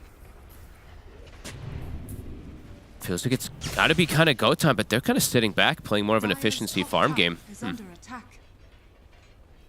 Guess they're feeling like they can scale. I mean, maybe they're just confident with sort of indeed K1 being able to carry this, so they don't want to, force any unnecessary fights where they may end up kind of giving away kills, feeding up the enemy cause. Okay. As long as Hector's got space and he's happy, they're happy. Yeah, I guess it's like when he has, maybe they're waiting for his Manta timing so he can join in, and then they're actually playing 5v5 rather than 4v5, because Duracio, he's going to turn up constantly now at this point. All right. Let's see if it pays off for them. Setting wards around that Roche area. Stinger, he did place that one a little bit earlier, because Gaming Gladiators, they have an incredible Roche lineup. Gaming, they're the ones who's going to make the move onto this mid tower. BKB finished on Ace. Stinger waiting in the trees. And they are going to make the jump to the side. Go straight for the clockwork. He has a Eul's. And he's going to be able to buy extra time in. Doom and Mago. Comes crashing down. The Static Storm will catch the two of them. As Ace, he's in, drops the Doom down onto Dark Margo. They've taken out Sacred. Dark Margo caught in the Static Storm in the kinetic field as well. As 3 go down on Beast Coast. Zip 4 from Quinn. They'll clean up the 4 of them. They couldn't take the fight there, Beast Coast. They get nothing. Ace gets the literal best Doom target he can. Yeah, the rum went off, but he did not get BKB. He gets caught inside Static Storm and the Doom. They're just... It's free reign on everybody there. Yeah, we'll see it again jump. just from the side, from the bottom of your screens. Ace able to walk in and slam that down on Dark Margo. And good focus as well. Tofu and Quinn make sure that the egg goes down without any success. And they don't get anything there, Beast Coast. Aegis, now in the hands of Quinn. I believe he also still has a regen rune, so he's going to be back up to full mana. And okay, he will stop it, but he's Schofield. Be careful, my friend. Still trying to play around this mid-tier 1 tower here, Beast Coast. Not wanting to let it go down. K1, Manta is finished. Still hitting his timings decently, but now playing into Aegis. And yeah, still seeing Sacred. I mean, he is 0-4 this game. The panel had high concerns for putting this Flash Rack in this type of position here. And yeah, it's definitely showing. He is literally almost getting tied by all the supports. Ace, that's a big grab. And K1 gets the kill. That's good. Huge injection. Yeah, give him a good jump towards getting the next time after the Basher, after Manta getting the Basher. Now already, 1,300 gold on top of the belt of strength, so... Pretty good. Kill like that means there's a high chance they'll have the Manta and the Basher done before the next fight is brought to them. So at that point, very ready for him to sort of jump in, try and isolate one of the targets, and of course, ideally, find one of these high mana pool heroes, find like Quinn or something, and set up for a big mana void to go off. See what their next move is going to be on Beast Coast. So are they going to react to this push? I mean, Quinn might just set up for the tower himself, but can they punish him by any means? A nice deny from Schofield. Watching Schofield is so funny. He's just so crazy. Quinn. Mago. Stop. Poking Dark Margo here. See if he can make force out of BKB, but Dark Margo keeps his cool. He'll turn, drop the boat down. Flips onto Celery. Mech is done for the Undying. Get the vision for the glimpse back onto Dark Margo. They really want to try and force out this BKB, but again, he's able to keep his cool. Quinn continues to chase, though. Used the hook shot on the Supernova, and the Supernova is in a bit of a tough spot for the rest of Gaming Gladiators to get to. They're trying to take it down, but they can't do so in time. The Supernova successful. Sacred from the low ground, able to land the stun onto Quinn. Quinn gets healed up with the Soul Rip. They'll be able to protect Quinn. He won't be losing his Aegis quite yet, as he can keep fighting on. K1 will jump in, fully commits there to get the kill onto Tofu, but that's all they get. They lose 2 heroes themselves. They can't quite even get the Aegis out of Quinn's hands, as Quinn is kept alive there by the plays of Celery. The Static Storm clips like everyone perfectly, too. Even though the egg is successful, they can't actually get a cork on Mago. He steps up. He steps up. What? He's got nothing to protect himself. The BKB's on cooldown. What? That was very reckless. And now Scofield's going to die too. And it's going to be another pickup here for Gaming Gladiators. I mean, they do need to take some risks for sure, but that was just completely reckless there from Dark Mago. A 10k lead now, full BKB done on Quinn. These fights are not going to get any easier for Beast Coast. No. Unless K1 can find some insane mana void. Absolutely agreed. I mean, what is he? Did he walk up for like the tower deniers? I mean, that was a bit crazy. Hector, K1, he still continues to have this good farm, but his core is the other two. I mean, Kunkka needs to have a very successful early game. He needs to thrive on playing at an advantage, and now playing from behind. Ace, looking for Stinger. Stinger will reset away. Game staying continues to be very hard, and Gaming, they're swinging over. They're going straight over. They want this anti-mage. K1 should be able to get out of this point of the map. They'll settle for Stinger instead. Quinn, perfect with the angle. Straight in onto the Phoenix as they take him down. On to pushing. Gaming can go for this top tower.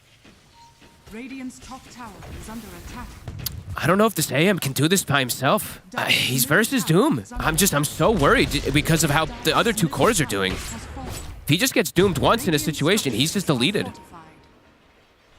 Have to try to make better situations happen for Dark Mago and Sacred. Radiant's top tower has fallen. Yeah, super difficult for him to jump in, get a kill, and get out. You know, as soon as he blinks in, he's going to be in a dangerous spot. Quinn tried to catch on to Schofield. K1, he's out of it. Does not want to be a part of this. Gaming Gladiators, they turn up with a full 5, take out Schofield. Beast Coast, at least gives them time for K1 to back away, TP out. I want to see them almost start building like some more items to be able to just boost this anti-mage, like Solar Crest and stuff like that, because the game, it really feels like it's all going to be up to Hector at this point. And I mean, Glimmer Cape, that can actually work too. So the approach from the Clockwork, I'm just, Schofield, he's always a bit of a crazy guy going for like his Yule Scepter and stuff like that this game. But I honestly want to see them start switching up and just go for all buffing up of this anti-mage. Because I really feel like it's all up to him to win this game now. Gaming Gladiators, they're setting up for these big plays later on. Tofu, he actually gets a base ward already at this point. Let's see how long they get away with this for. Quinn, looking to jump. I mean, can they get away with a high ground jump? It feels a bit too cheeky if they go for that. Don't think they need to. Full of pistol on K1. Still good timings for him. But all just going to get deleted if he does get doomed. Ace still hanging on to the Alpha Wolf creep. I mean, wants the aura, of course, for his buddies to do insane amounts of damage, but not having that extra control might allow the AM to play around this Doom. Here comes the high ground push, Quinn. Trying to start things on to Schofield. Focus the tower for now. Duracho gets him with the gust. Ace is able to jump forward. They get the Doom down onto Dark Mago. Dark Mago goes down. K1's going to jump the backlines, look for Duracho, but it's not enough damage to burst the Drow. And he's Duracho's able to step to the side, turn around, take out K1. They're out without buyback. This was a wreck. That's game. I mean, that was such a reckless jump. As we said, Gaming, they always just build auras. He mana voids a Drow, who's not the biggest mana pool, and then there's just Greaves. He pumps him up. I mean, from the draft, as you said, it looked like a hard draft for K1 and the team to fight into. And we're very much seeing it there. Gaming Gladiators hitting their timing, hitting their stride here as they take out the bottom racks, move over towards the mid. It certainly looks like the Beast Coast, they're out of options here in this game one. That was such a crazy jump. But Gaming, hitting their timings, getting the push. 27 minutes, they're going to get 2 sets. Very little chance to be able to recover this with an AM. Ace will disassemble. He's got his Octarine now finished too. Hook shot will catch 2. And catches the 2 of them. So if they can get any kills in with the 3 of them playing aggressive Beast Coast, Quinn, he's going to jump straight back in on them. Gets in onto Stinger, controls him with the Vortex, will still be able to dive away. Stinger back to safety. Dark Mago pots the BKB, looking for the X-Mark, set him onto Celery. Celery's able to heal up a bit with the Soul Rip, gets caught by the Torrent, but it's not enough damage to kill Celery and Stinger. He'll be the one to fall. Quinn using his last bit of mana to escape this. A buyback will come out from Stinger. The Duracho, he's been able to reset and turn back up to the fight. They've got Ace on the front lines, but they cannot kill this Doom. Sacred, it's a pretty 3-man start, K1? but there just isn't the follow-up. He's trying to take down Ace, but Sacred to the side just gets shredded by Duracho. K1 has to escape. He could not focus and kill the Ace, as Ace still pretty much stays up at 70% HP. Dark Margo's out. No buybacks once again. as they just continue to get slaughtered here by Gaming Gladiators. Just recklessly throwing bodies is... What? Oh, the music. They're production's calling it. Oh, no. They didn't say it, though. Production. Not quite. I mean, it's over, but they're going to keep hanging on with the anti-mates to try to get this split push going. And Gaming, their job is easy at this point to just seal their victory. To be honest with you, if you want to, we can agree with production. We can bring up that Dota buff. The win rate, Oh, sorry, yeah, the Dota what plus. is the percent? We cannot bring up the Dota plus win rate. It's 100% though, so I can look at it myself. There we go. There you go. Quinn versus K1. Yeah, this sword. So yeah, K1. He's got to get away. Looking for more. Schofield. Godlike here. Now for Dracho. Showcasing here for Gaming. It's to be honest with you, it's not just looking like this total outdraft, it's looking like a lot of total outplays too. Like Gaming just looked to be on a total another level. Beast Coast, they're trying to recklessly throw bodies to make this space for K1, but that's really what it is. It's a lot of reckless plays over and over again.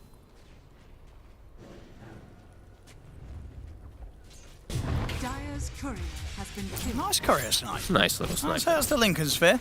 Gone.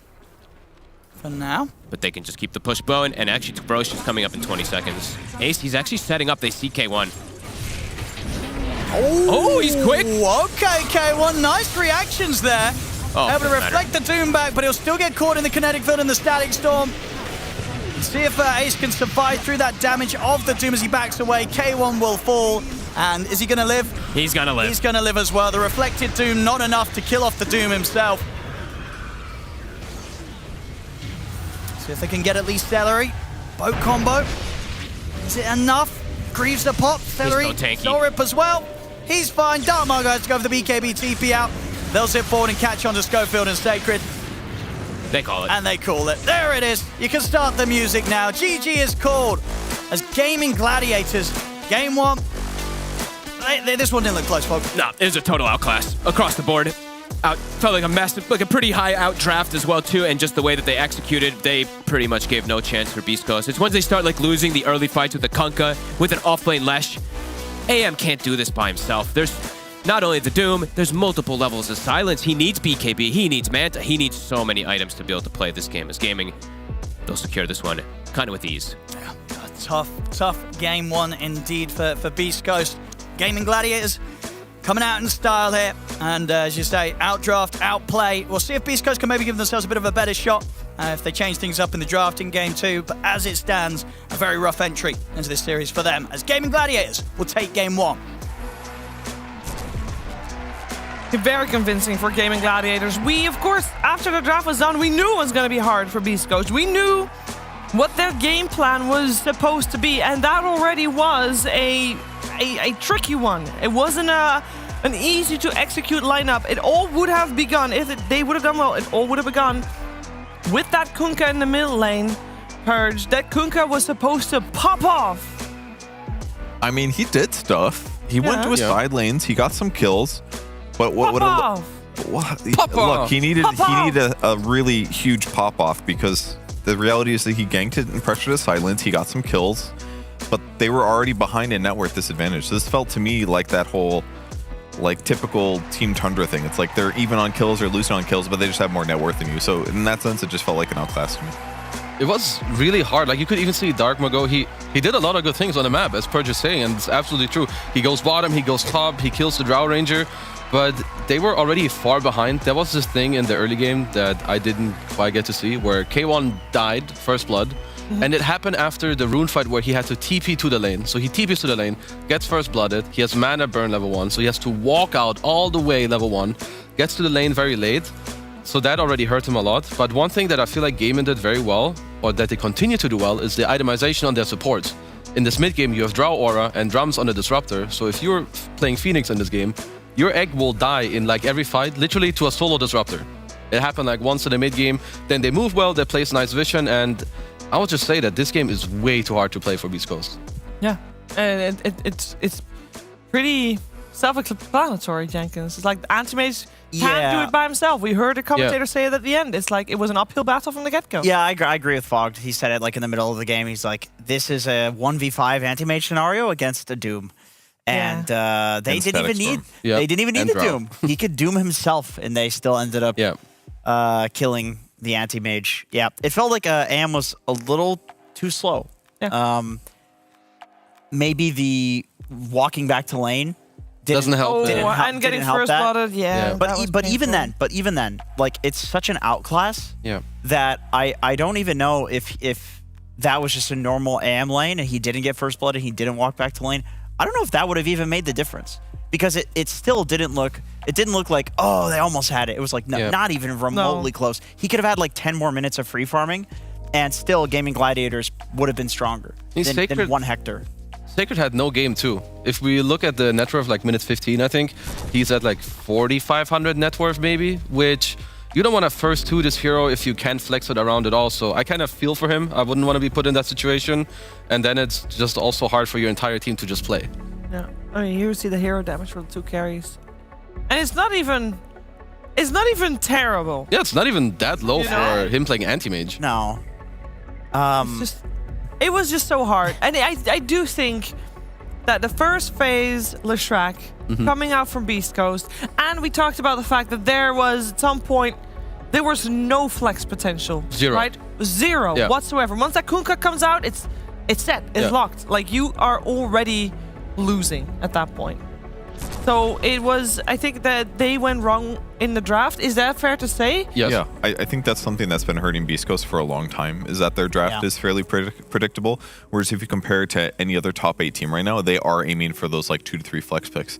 And think back to what Gaming Gladiators did in their first ban phase. They took out the 2 most flexible heroes Yeah. in their draft. They took Tusk out and Snap. Snapfire and they took out the Tusk. So once those are removed, they basically looked at and said, this team's not flexible. Take out the 2 most obvious ones, and then the draft just becomes cake mode. This is like pro teams look for these tiny advantages all the time. And once they equalize them, they need to find like a new tiny advantage. And like 2 to 3 hero flex picks, they have been a staple for like years at this point. So taking that away from your opponent just gives you a big advantage. And the thing with Beast Coast too is like another really big flex that they used to have was Mars. But Mars is like not a good hero, right? No matter what the role. No matter what the role. So that's a really solid point because I actually think like it looks like that is what Gaiman identified. It's like they have 2 of these. Why don't we just ban them? And it's obvious. Before, just because of previous patch things, they maybe had like 4 and you only have a few bans. So it's harder to do that and to ban out the flex. But yeah, in this patch, it seems after this game that they've been figured out in the draft. We'll see if Beast Coast can swing back. I mean, yeah. There's in this game in particular not a lot to analyze, which I'd say is good news for Beast Coast because it's very easy to identify where the problem lies in this draft. So going into the second game purge, they should be able to reset and now know Tusk and Snap banned out. What will we do? Like they can formulate an entire plan based on that knowledge that might happen, that they might not have any flex. Would Gaming Gladiators' first bans be adjusted if pick parity swapped? Probably. Because usually it's different, right? If you're giving away first pick, I believe, you usually don't let the brood through, correct? So if it flips, I can maybe tell that you would if it's restrict true. their bans a little bit.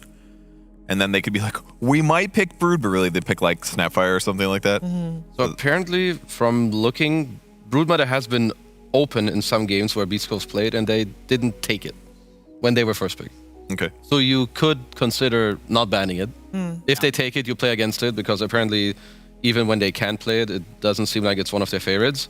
But I would say, moving forward for Beast Coast, they need to talk right now about a flex hero that they actually feel good with, and that isn't a fake flex. We pick Lesh, and it can go multiple roles. Yeah. But they should know that for us, it's always our boy Sacred, and that just makes it very easy for the enemy team to play and draft. Yeah, I agree. So maybe a Tiny, he can be 2 and 4.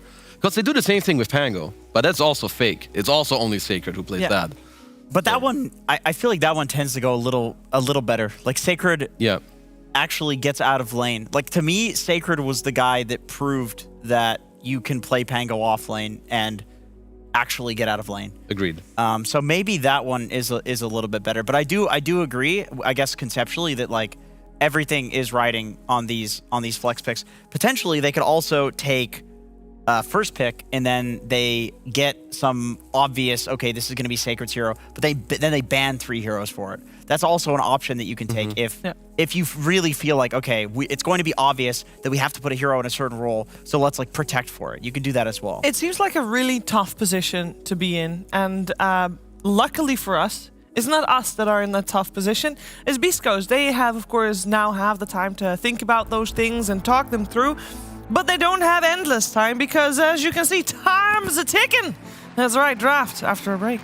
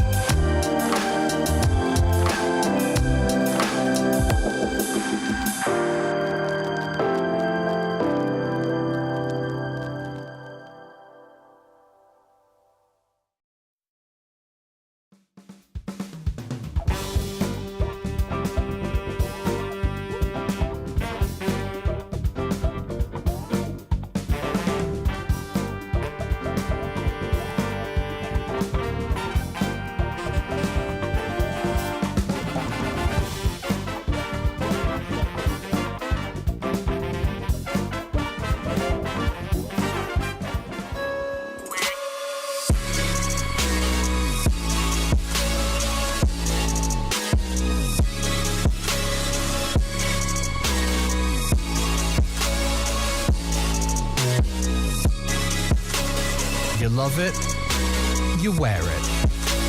What's your style?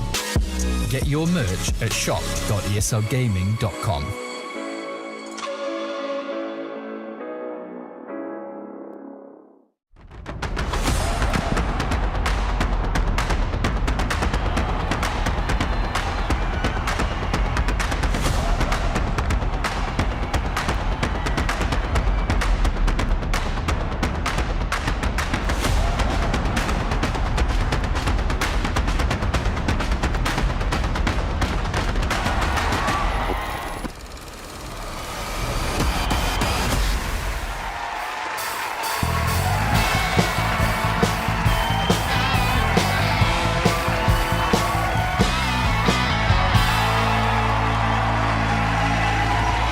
It's time for game number 2 here between Gaming Gladiators and Beast Coast. And we've decided that game 1, Beast Coast can just forget about that one.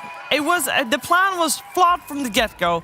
The play out, they couldn't make it work. It happens sometimes in Dota 2. That's just the way it works. It means they should be having a relatively easy time to reset and go again in the second game. Gaming Gladiators, of course, very convincing in that first game, and they were probably ready to see what's coming at them. We're going to be ready soon as well to show the draft to you below us. Before we get to that point, though, I wonder what my panel has to say regarding the changes that need to happen with the following information. You were asking earlier what would change with the draft order and stuff like that. This time around, Gaming Gladiators, previous game, Beast Coast had priority. They had second pick. This game around, Gaming Gladiators had priority, and now they, of course, chose second pick, meaning Beast Coast gets first pick. Yeah. Does that make a big difference? In my opinion, it could make it a bit easier. Okay, they haven't banned anything yet. One thing I could see them do is that you potentially ban out Doom so that you feel better about first picking Inch. There's a scenario where Gaming Gladiators go into this draft and they're like, well, it looks like this team only functions with Tusk and Snapfire, so we're just going to remove those again. So you, as Beast Coast, they should have ideas of what first picks do we want that will help us play the game. Because for now, in some of their recent matches when I've looked, it doesn't seem too impressive. They've been second pick most of the time, and it's just really not worked out. No. Right, you said that they were losing early, right? Yes. In most of their games. Yes. So pick something like an Ench to get them through the laning stage so they can actually play Dota. Yes, like I would like them to play fast with each other as 4. I understand K1 is going to play his style, and that's okay. You cater towards your players, but then have better early game and more playability with the rest of your bros to be together and actually have a good time, play the early game, play the mid game until like 15, 16, 17 minutes, and then K1, okay bro, now it's time, go with us. And same bans, basically, so far. We'll see if Gaming Gladiators ban out the Snapfire. If this is the case, if they do, then Beast Coast is only shown one hero. Are they going to grab Doom first? They could do that too. And then say, like, okay, what are you going to do? So we did Lesh Snap last time. Ooh, removal of the Ench, but that does leave Snapfire in. Yeah. Okay. I would say they should probably just pick up Snap or Doom if they feel okay with either of those, yeah. I'm okay with this. Feel like Doom, I wasn't so sure about this hero during the DPC. I feel like it fell flat quite a lot of the times, but in this tournament, seems like the hero is just coming back. People have figured out a new build, some of the auras to like, so you're not only the greedy, I go AFK 30 minutes and you have this Meteor Hammer into Midas that surprisingly lets you also play pretty fast. So I'm pretty okay with the Doom first pick, and you have more scaling as well. I do like that for them. Yeah, there's like 4 or 5 different ways to play it, which means like you first pick it and whatever comes out, whether it's fast, slow, you're countered, whatever, there's like some build that you can go that'll get you through the lane and still be useful in the game. And then eventually, no matter what, Doom, it doesn't matter if you have a Midas or don't have a Midas, you will be top net worth. Yeah. That is just how Devour works. What a great spell. Unless there's an Alchemist on the enemy team, but he'll have even more gold. You just beat him in lane. That's right. You just eat him. Yeah. If only you just devour him. If only you could do that. That would be funny. You could have been able to devour the little goblin that's on top of Alchemist. You know, one cool thing that Beast Coast did last game, the X to counter glimpse was really cool. I saw them do that bot fight where they glimpse back to Leshrac. Yeah. That was fantastic. So the fact that it fits their team, their play style, and also counters the Disruptor is one cool little pivot they've done here in the first phase. I will say that does seem a little bit hard to execute, though. Like, you have to have the Kunkka in range of the glimpse and also time it. And he has to... Well, yeah, I mean, it could either be him or somebody else that gets glimpsed, too. Yeah. I mean, if you counter it, that is the big value of Disruptor in these mid-game moments when they're trying to retreat. I mean, that was kind of the reason OG won that major with Seb playing Wind Ranger, in my opinion, is that they were using the Gale Force to basically like approach a team, and then when they're trying to run away, they prevent them from running away, which forces an initiation. Yeah. You know, it's a very similar concept as Disruptor. So if you can counteract that benefit, then you just have less deaths and less forced team fights that are bad. So if used correctly, it's a great counter. Do Beast Coast, can Hector play Kunkka? No, right? It's gonna be a Dark Mago hero. I feel like I only ever see him play once. Like the most non-one carry he plays is like Bloodseeker, I feel like. And he still buys damage items, you know? Nature's Prophet. He did play a bit of Nature's Prophet recently. But, you That's still pretty one. It's a pretty one hero, yeah. Because, I like Kunkka against Beast. I understand, like, when Beast goes in your jungle, you go there with your X-Mark, it's good catch, you can defend the towers. I like it the most when these two heroes actually lane into each other. Because taking Kunkka here, I understand that it's good for them. They like this hero. But Kunkka Doom already, to me, are very overlapping in terms of how they will play the mid-game. Their damage is very slow, it's very tailored, it's very single target. If you pick up a BKB, you may have issues like kind of fighting into them. So I hope that Beast Coast can try to fix that with their following picks. Because for now, I did like their first pick a lot, but their closing pick on the first pick with the Kunkka is not really what I was looking for. Is it because the Gaming Gladiators now has a chance to ban the like 4 out of their 5 top supports? Yeah, like that too, for sure. And we also kind of know, so we know Doom is going to be offlane, right? They're not selecting that to carry either. Probably not. And then you know Kunkka is mid as well. And now they lack damage with follow-up, so you can kind of ban that if you're gaming. So I feel like they're also set up for a nice draft in that sense. Beastmaster also gives you overwhelming damage, where I feel that that's something Kunkka doesn't really like to play into later as well. The single target heavy DPS. At least what they're doing is banning out Undying, because I feel like that hero would ruin their draft, like in teamfights. Kunkka doesn't want to hit it, nor does Doom, and Doom hates his hero in the lane as well. So at least their bans are good moving forward. My eyes are on Timbersaw for Gaming Gladiators. I thought you were going to say your eyes are only for one leg. That's right. My girl Catherine. Nah, I don't think they're going to, like, if one other strength hero comes out of Beast Coast, I think that's when the Timber's going to come out. The Quinn Timber, which he has been playing. Not in this tournament that I know of, but he did prior in DPC, So Gaming Gladiators single-handedly take out 7 of the top supports. Yeah. And now Beast Coast is forced to pick 2. Oh no. Either here or with the final pick as well. All right, so which ones are left that Beast Coast likes to play? Witch Doctor is maybe one that they like. We saw Crystal Maiden earlier today. Yeah, CM seems like kind of whatever. And they got Undying as well, so you got 8 of the top supports. Lit? Really? Previous game, they had a Phoenix. Silencer. True, the Phoenix was okay, but didn't really accomplish what we wanted it to necessarily. It was more like trying to skirmish and get kills. Silencer's a great example. Good call on that. Well done, Jenkins. Well done, Jenkins. EG loves that one. Oh my god, we're all on screen at the same time. Okay. I believe that Hector is going to be playing against the Timbersaw this game, ladies and gentlemen. You might be correct on that one too, I think. Coming out. If it's not that, what could the replacement be? Ember Spirit, possibly. They did ban it in the last game, Beast Coast, when they had the Kunkka. Even though I know Kunkka traditionally does well against Ember in lane, if I'm not mistaken. I don't know these mid matchups anymore. Mid players tend to argue about it all the time. It's a cool pick, but yeah, they do have a lot of ways to like guarantee his death between Global and X and Doom. I can see Timber, I can see Monkey. Maybe Monkey is like nicer because you would build a BKB, you have Beast Aura to kind of abuse as well. I don't think this is a Quinn special, so yeah, it might just be a call that would it have to doesn't land. be mid? Could you just Monkey safe lane? You could keep it open, so maybe that's where it gets a bit more value as well, actually. But I do like that Beast Coast went for CK. It's one of Hector's better heroes. It pressures Beast in lane. It's pretty good against these supports. You can get on top of them. Okay. Yeah, I should have seen that one coming probably. Whoopsie. I have a question. They pick up CK. Yep. But there's very few carry heroes banned out right now. So if K1's hero would have been saved last, I'm sure he could have found something in what's left.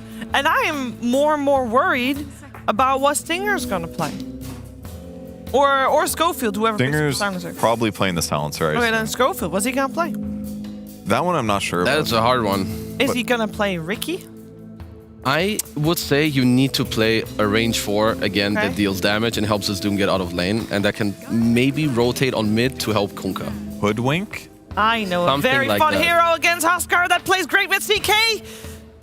Come on, It Old School is? Classic. Sky with me. AA! Oh no. Yes, No, no, finally, no, no. it's time. It's time for Ice Frosty Blast. Pine Cone. It's not good. I'm so ready for Are you it. sure? They've Kunkka too. Like, their setup's not bad. I just look great. It often gets banned. I mean, it's going to get banned here, but I'm fine for this to be the one game that proves that AA is garbage. I'm okay with that. Their setup is good, but their support duo would be quite garbage. They might take it simply because Gaimin will have banned 20 supports by that Nothing left, point. dude. Okay, Yeah. Hoodwink is out. Because I would have said Hoodwink.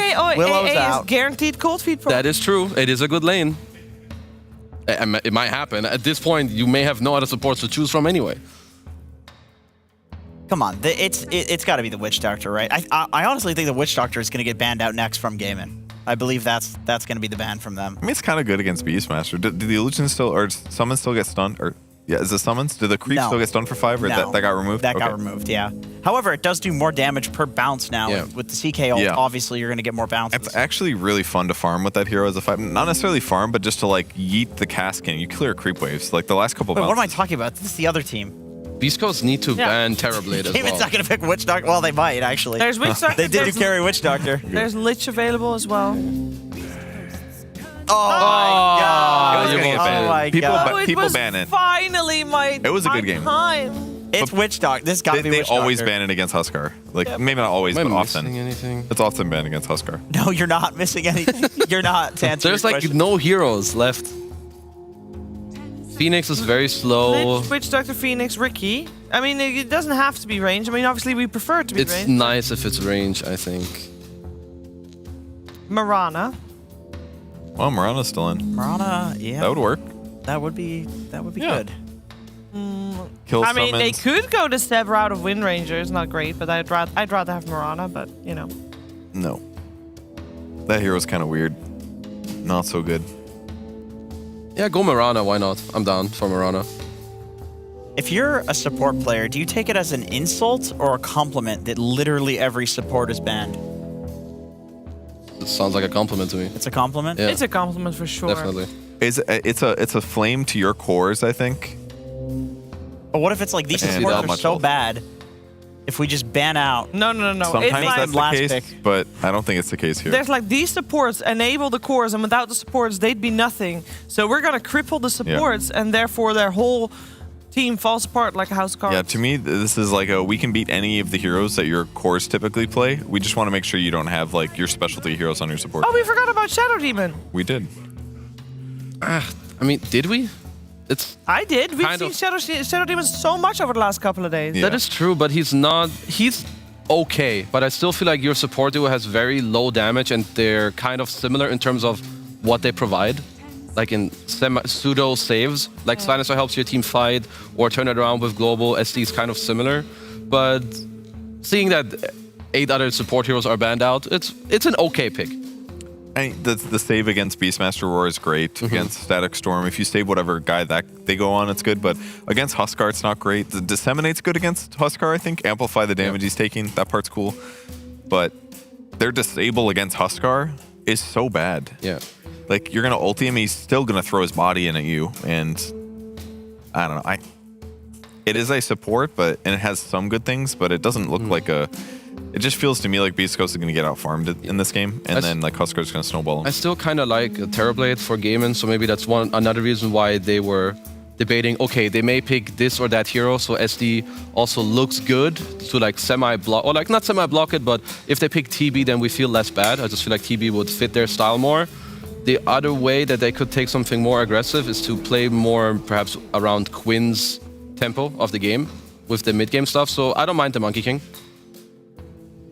So this is like less good against the global. It's not a Manta buying hero that really likes to buy Manta. He will get the BKB, and it's very good against the 3 melee cores of Beast Coast. If you just drop a a Monkey King ult with a Maelstrom, you're gonna plow through, or Battle Fury, the K1 illusions. SD ulti is pretty good against them. You can remove Jingo at least. It is. Not that you need Jingo to kill people, but that's one upside. But yeah, it's still a really solid pick. I feel like I just feel like Gaming Gladiators has like a very normal looking draft, and I just feel like they're the better team against Beast Coast. They're gonna outfarm them. They're gonna probably outlane them, and Beast Coast doesn't have those like magic heroes that give them that chaos that would allow them to like smash Gaming. So to me, this just feels like a gut read that Gaming is just gonna smash this game. I really like the Monkey pick. I think it's a good Husker game too. There's something for Beast Coast where I've seen some of these Husker matches really swing in the mid lane when you can do something really funky with your support. They did it last game with like some X-Torrent, some guy TPs over. I'm really looking for Beast Coast to try and get that done this game, because if Husker has a good game, then I feel like their entire draft will break this game open in like 20 minutes. So they need to look for something creative to shut it down. Yeah, they're gonna have to get real creative. I think creative, yeah. I think a first blood pre 0 seconds into the game would maybe an definitely ultra help kill. out. That wouldn't help Yeah. out. Can we at least agree that Beast Coast has got a better plan and draft than they did previous game? For themselves, yes. Perhaps against the enemies, it's still not ideal, but it's better. It's better. See? It's better. Yeah. Yeah. I don't think you've We convinced agree. the rest. We agree. Anyone else? I don't want to be a Birch? pessimist. That was a game level shellacking. It's better this game. Like their matchups aren't as terrible, but I don't know. I just don't see them getting more net worth than their opponents, and I think they're gonna lose fights once Beastmaster gets his Vlad stuff for his right clicking course. I hope we're proven wrong. I do. With the leg. I hope we're proving wrong. So last time we said that if Dark Mago pops off on its Kunkka, we'll have it will be an even game. I know we're heading in. Which hero needs to do well? Is it once again Dark Mago on its Kunkka that needs to pop off? For me, it's Gofield who has to go to Dark Mago to kill Husker and then help Dark Mago get better this way. But Okay. it's through him. It's through SD. Through Shadow Demon. Somehow. Will Beast Coast force out the third game? We're finding out with OD Pixman Fault. Thank you very much, Shiva. Yes, game 2 now. Gaming Gladiators versus Beast Coast. What do you make of this? We're getting the Huskar in from Quinn. Oh, yeah. How nasty does this Huskar pick have the potential to be? It looks pretty damn good. It's a good one, but I think the Monkey King is more terrifying for me in this matchup. Well, I think that's saying something there. this looks like an incredible MK game. Playing versus triple melee cores, limited damage on supports, a good lane also set up for this Monkey King. I mean, Beast Coast, I like this draft a little bit better in comparison to what they had last time. I like Gaming's draft more overall, obviously, but I think in comparison to last game, they have better tools of being able to actually like let Sacred play the game. He's playing a Doom. His lane might look rough, but he hopefully can be able to get to the point where he can like eat ancient creeps and they can actually play into his actual team fights and get involved early. I still think it's very likely they get run over. Okay. But maybe they do have some chances to be able to bring it back in. Do you think that they've got sort of a better dynamic going this game with having K1 on the CK, a hero that's going to be able to have a bit more of an active role earlier? Yeah, that's another thing too. Is like Anti-Mage, he's not really having the best overall tournament, I don't think. I think it's like 30% or less. I think he's had merit in some of the picks that he's been grabbed in, but I mean, I just hate it. I'm an Anti-Mage hater. Forever. I don't know. Always have been. Let's see. See what he can make happen. See if K1 can, be able to join in. I mean, I imagine we'll see sort of the standard build-up, get those first 2 easy items, the Armlet, the Echo. Yep. Look to fight. But as you say, on the other side of things, this Monkey King, he can be equally as active. And a lot of reasons to believe that there's going to be a lot of chances for Duraccio to build up the Jingu and deal big damage. And let's see if they can handle the oppressiveness of Ace playing his Beastmaster too. Because yes, your CK you can like handle with some sustain and stuff like with Chaos Strike, but Silencer he's so painful to play against a Beastmaster. You just max Boar in this lane, and then you can just bully super hard. And I imagine that's what Ace is gonna do. I don't think he needs to go like max axes in this lane. You can go like 1-4-1 or 2-4-0 or something like that. Maybe the 1 point in Inner Beast is better, but yeah, let's see how Mago also handles, because this one, he did have a more of an even lane when he's playing versus the Storm as the Kunkka overall. That's not going to be the case versus Quinn on Huskar. Quinn is going to be able to take over this matchup. And I guess one of the nice things for Ace this game, I feel like it's been a while since we've seen this, but it's a Beastmaster game where he doesn't have to worry about his Ancient having anything horrible happen to it. Well, it's the Doom 15 town. Oh, sorry. Yeah, he does. Yeah, that's what Never mind. Yeah, that's what I was saying. That's the only one that yeah. he does have to be a little bit concerned about, of course. But indeed, yeah. Yep. But yeah, I mean, that Doom, I said, it's better situation overall in the game because it's a Doom rather than a Lesh offlane in a horrendous kind of situation playing versus a really tough matchup. I mean, this one is a Doom in a harder matchup, but Doom has much easier recovery outlets. He's just a natural offlaner compared to Lesh and what he was up against last time. No, yeah, for sure. Sacred having to play that whole sort of game one from behind. I think like, this lane is very hard for him too, but it's a Doom, so he has a recovery method with Devour and stuff like that. So, yeah, we'll see. I mean, at the moment, all 3 lanes, very good for Gaming Gladiators. They already have 15 denies across the board. I mean, as the Kunkka in this mid matchup, are you able to sort of stick in the lane, or is there going to be a point where he's just going to get bullied out completely? You may just get bullied out. I think they actually need to help him. I want to see what they... Kazu was saying it toward the tail end there of the panel. I want to see them help him. You do this X play when Quinn is... Because Quinn is going to sit in his hill very soon, if not already. So if you see him sit on your hill, you ask for a TP over, you go for this X play and stuff like that. Yeah, I think these these 2 lanes are going to be issues, though. This Monkey King, this Huskard, they're going to be out of control. Top lane Tofu. He's got him. Oh, stick charges. Gets around the tree line. Oh, he's going to live Stinger. Oh, very, very close there. How's he doing on the regen up in this top lane Stinger? He's not got any. Nope, neither does So he's going to have K1. to take a step back. Bottom lane. Thunderstrike of the Glimpse onto Schofield. They'll take him out. Oh, they might get 2. Duracho's able to build up the Jingu. We'll definitely be able to get a few punches in onto Sacred, but whether they can finish the kill off, no, not quite. They'll let Sacred live. But indeed, already signs of a rough start here on the lanes. I mean, they're getting destroyed, Owen. It's 1-0, but Quinn is chasing the Husk. Quinn is chasing him in the jungle. Dark Margot's like, leave me alone, please. I mean, he should live Dark Margot, but still, it's just a constant harassment from Quinn, and no safe place for Dark Margot to back up to. Quinn's always going to chase him when he does that. Oh, you know what? Actually, this game's good. I think this one's going to end much quicker than the last one. I mean, this is like all in. And K1 can barely lane top. He has Silencer support versus Beastmaster. You guys literally do nothing. They do nothing to the board. I mean, does this lane get easier? No. This lane gets harder. Harder and harder for this Chaos Knight. So. I mean, what's sort of the jungling potential like early for a CK? I mean, let's just say you don't want to... Owen, come on. You know the answer to that. Let's be real here. I mean, they got it now. I think it's... Schofield, you got to do some crazy stuff. You got to just move around, try to fix lanes. I mean, we have that set up onto mid. You wanted to see, but Celery's going to turn up as well. It will be enough to bring down Quinn. Needed kill. I honestly like Schofield. Just leave the Doom to do his own thing. At this point, Sacred, get boots, pull lane, pull waves constantly. Try to avoid the Monkey King. Your 2 supports are going to just try to make ridiculous moves because these lanes are absolute domination. It's not just the lanes too. That's the important thing too. It's the matchups of what these lanes will look like in the later function. The Monkey King versus the Doom. The Monkey King versus Kunkka. The Monkey King versus CK. So, yeah. Schofield, you got your early game cut out for you to try to fix kind of all 3 lanes. Yeah, Ace, he's just not even going to go the axes, so he's putting the second point in Inner Beast. Fully playing around summons. Duracho. He's going to be able to run down Sacred a bit here. Saving the skill point as well, just in case. Sacred. I think he's got him in Duracho. One more hit after the Jingu's built up. Schofield has no mana. He's got enough to throw out 1 Shadow Poison, but that's all. He might just die too. Oh, this is a disaster. I mean, top lane as well. They lose K1. Schofield. Denied to neutrals. Nope. It's not even going to get that. Duracho still gets the kill.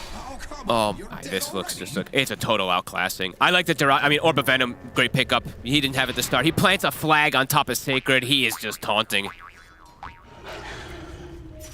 This is going to be a quick one. And they need to just do crazy moves. Bring the Shadow Demon top. Margot as well. Let's go. Try to find something. They'll get Tofu.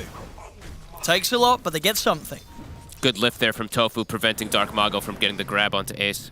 I don't know if they kill him anyway to level 5 Kunkka. Rune also spawns bottom. Mago gets no luck as Sacred. He's going down again. Not much you can do against these 2. He'll get the Devour off, but he won't get out.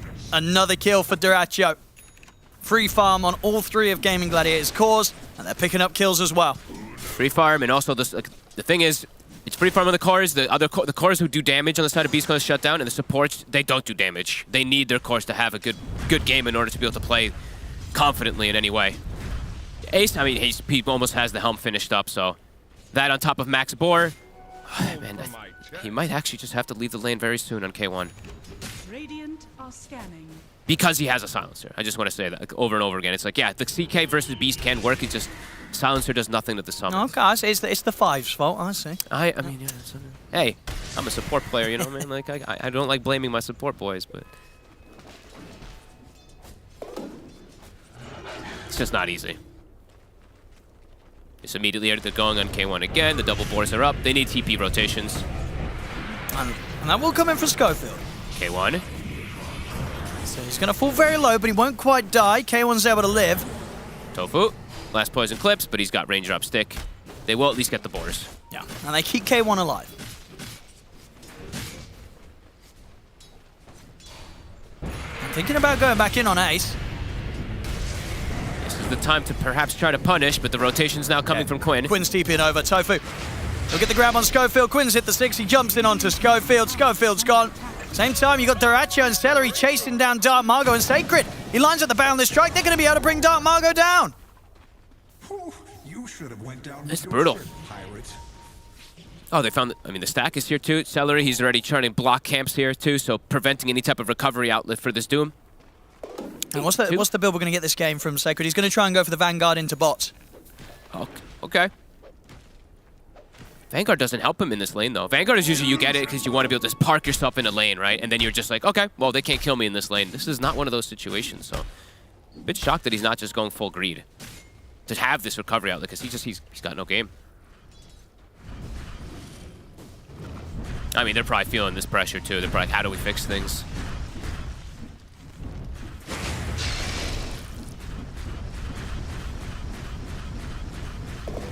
Stinger. Dominator's done. Stinger. Sacred not again. He's got Schofield here, so Sacred. Okay. Dyrachyo's able to get up in the trees, but won't look for the jump in onto Sacred. He's got that Promise Spring on cooldown, and Schofield was by his side. So this time, Sacred able to step out alive. We'll be able to head back to the safety of his side of the map. Man, I'm really trying to think of what Beast Coast can do. it's so sad to say, but it's like 9 minutes in, and I'm just like, I feel like I'm like trying to grasp at straws to think, wow, they can fix stuff. Another one for Quinn. Racking up the kills now as the Huskar and start to put the pressure onto this top tier 1 tower. Yeah, they could just push it here with the Beastmaster. Yep, Celery holding the mid, picking up his XP, getting that level 6. The literal dream for Gaming Gladiators. CK jungling, Doom jungling, Kunkka probably needs to jungle too. All the lanes have been completely smashed. Runaround is 3 or 4. That's now the thing that you have to do, pretty much, Dark Mago. It's similar as last time. You have to just try to find core kills, but you might just get turned on yourself. Tofu, being sneaky. Oh, they'll find him. Even more rotations coming. Schofield was even TPing toward top. Quinn, waiting in the wings. He is spotted by a ward. Can they bait him? Oh, TP's it's going to be over towards the mid. Oh, and Mago's going down. They're going to go for this Kunkka instead.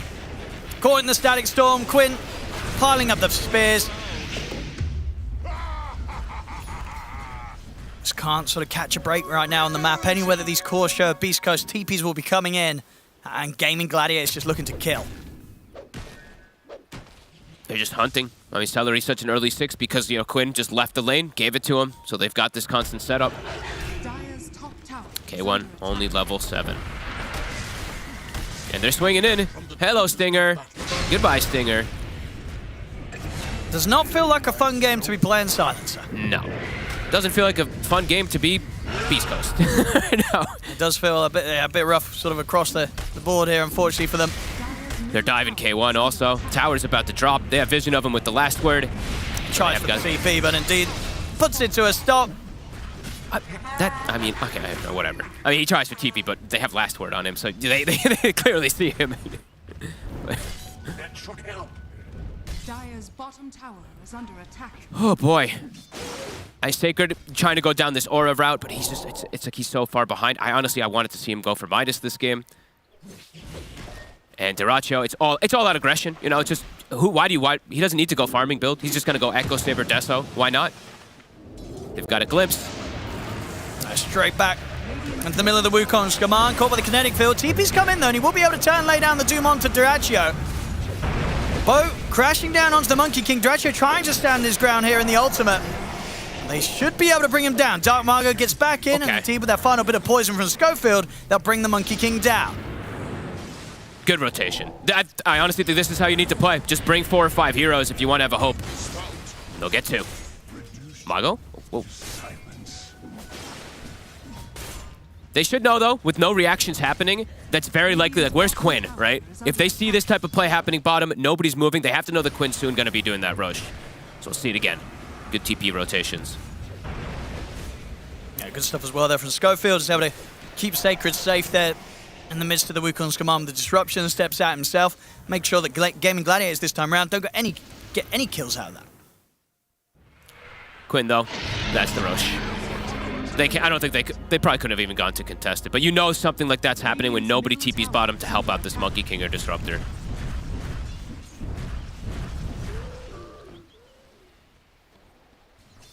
Farming some Ancients as a team.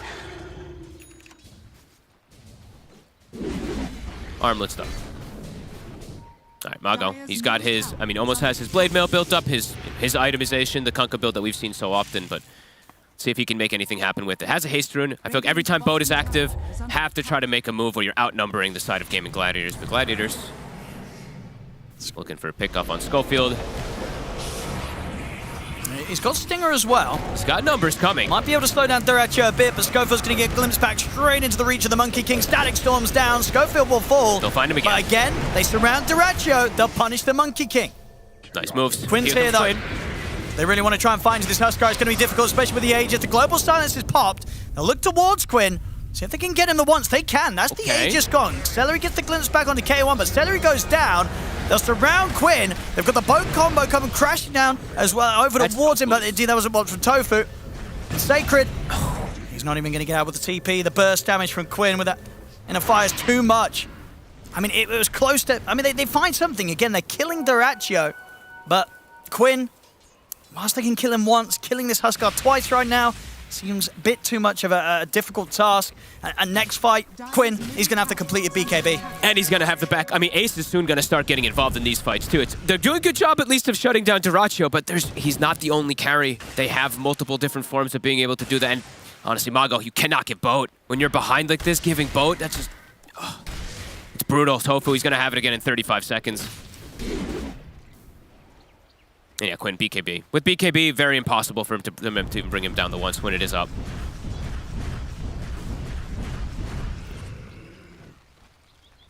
An okay move there from Beast Coast, but Gaming, of course, they're fine with any type of game state anyway, even if they lose Dyrachyo a few times. Ace is completely free farming. And there's nothing really to deal with him until Sacred gets level 15. What was the plan for Beast Coast? They're all back on the map now. You just got to go running into another fight. I want to see Mago just look to set up for something. I think you have to try to slow down Ace maybe, but it's just not easy. Because K1, he wants to farm, but it feels like he has to get involved to look to try to shut down Ace, and you might actually all just die if you go for this Beastmaster. He's about to have his Helm of Overlord finish, so when he has Helm, he's pretty much that third core, or that third carry in a way. So let's see what they do try to do. Mid lane. I'm going for Celery. But he gets the silence. That's going to mean that there's no chance for the easy follow-up, and now with the Wukong's command down, Beast Coast have to back off. The glimpse is down to Dark Margo. It's stolen Boat still. Buy some time here with Schofield throwing the disruption down defensively over towards Dark Margo, and Dark Margo's able to pick pole out of the Wukongs. All right. At least able to survive. Not getting a kill, though. And that's a 4-hero rotation from the side of Beast Coast. And K1. Quinn is here. Nice dodge. Still going to get pushed back by Quinn. He still can't hit him as well. And Quinn, BKB look to stand his ground. Further backups coming in. Celery, he'll also be able to help out. Take down K1. Quinn will live. Quinn sweated a little bit there. Had to get the toggle, distance himself. But yeah, K1 drops. Mago. There's a stolen X. It's going to break the X. Hey, Tofu's able to counter him. I mean, Schofield, he'll have disruption to try and save him, but indeed, Dark Margot still goes down. Tofu with the outplay. What a play. And he's going to have another one. They don't even need the X. They've got the Roar, and here comes the Ancient Granite Golem. The pace of the game is going to accelerate this much faster now that Ace can get involved. What a play from Tofu. For those who don't know, if you get X'd with an X, it just breaks that X. The first one, that is. It's broken. Quinn, they'll actually find him. This should be a kill. I mean, Dracho's heading over. Might be able to get the deny. He does! He gets him! Oh, no! The deny's there from Duracho. And with Gaming Gladiators in their numbers, they'll run down the two of these. Stinger's been caught by the stolen X marker. Tofu, he'll be taken out. I mean, Sacred just getting chased down by the summons of Ace. A buyback's going to come out, but Sacred will die. They'll get the kill onto at least Celery. It's something else for them, but having to come in with this buyback, they want to go for more. Get the pullback onto Tofu. Okay. Couple of kills back into the hands of K1. Oh, if they actually get the last hit on the Huskar, this is like the best fight that they've had so far in this game, but they can't. The deny comes through. We'll get the two supports at the least, but yeah, look at this, Duracho. Perfectly done. Boundless strike to make sure Sacred doesn't have the chance to get that final hit in, and Duracho, he take the final hit on his teammate himself.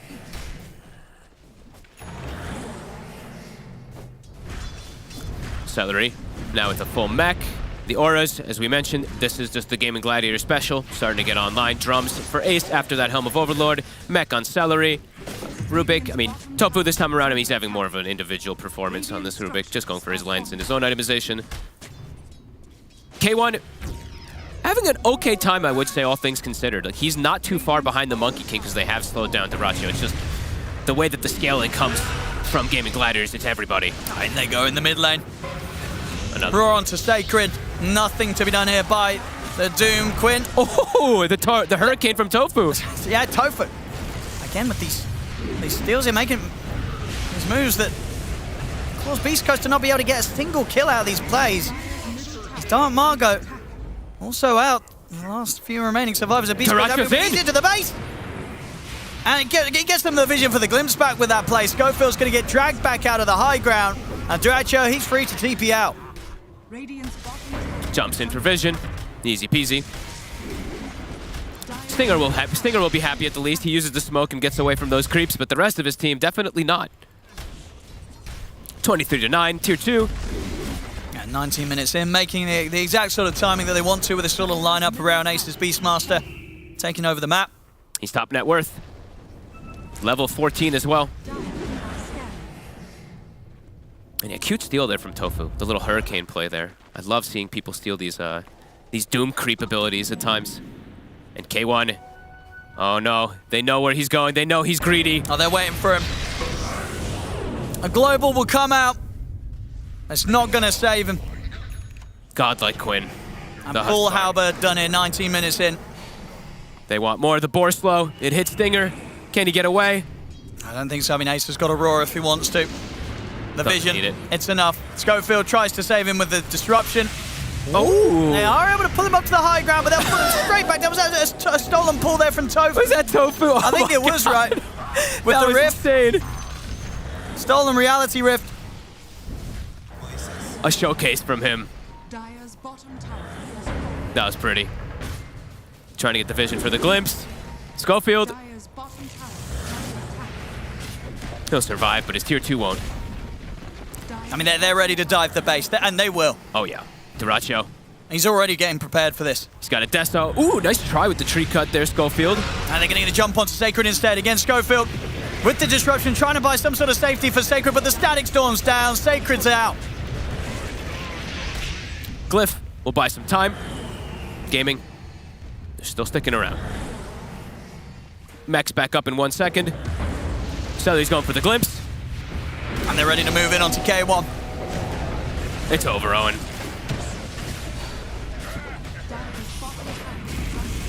They can just get a whole Rax here. Multiple kills.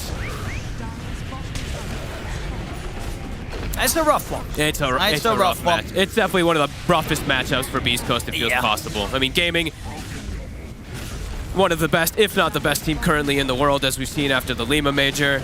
Taking out Liquid. Sure, they dropped yesterday. They faltered a little bit versus Shopify, but today, right back to business. Sacred farewell. I mean, kind of considering the two drafts of the games we had this series, did you expect this game to be the bigger of the stomps? I kind of figured both would be a pretty big stomp because this Huskar is not really addressed, and the Monkey last pick is insane, but I thought they'd be able to put up a little bit more of a fight with Sacred playing the Doom, but he's 1-7. He did not ever he never got to catch up at all. None of them really did. Oh, and up top already. TP's coming in. Dark Margot's got to run. I mean, back in the mid, the rest of Gaming Gladiators, they'll continue the fight here. K1 does get the drag back onto Quinn, but Quinn's able to turn and get the halberd off. The ult's there from K1. The stolen Hurricane again from Tofu. And K1, he'll get roared, taken out. Dark Margot trying to play around with Duracho. Will get it. All right. Dark Margot with the outplay. He's able to take down Duracho. It's something. Stolen Doom. Oh my god, Tofu.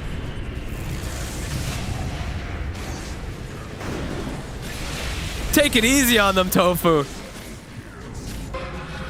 Quinn lives through the Doom. A Torrent as well. I mean, an absolute showcase for Tofu. Well, there we go. GG. It's cool. Gaming Gladiators, seemingly a very easy day for them today, Paul. Yeah, they had so the one thing about this draft in particular, it's about ending the game incredibly early. You have the dominant lanes, you have the Monkey King stomps bottom, and then you have the Huskar Beastmaster that can just flurry right through these towers. So they play it pretty much perfect in Beast Coast. It's a total outclassing. A very tough day for Beast Coast today. Tough series. I mean, as you said, this was to be expected in the matchup. Beast Coast were always going to have their struggles against Gaming Gladiators. And yeah, unfortunately for them, we pretty much saw them all as Gaming Gladiators, they turn up in style and very much picking themselves up after that series the other day. They come in, they turn up, and they completely crush Beast Coast 2-0.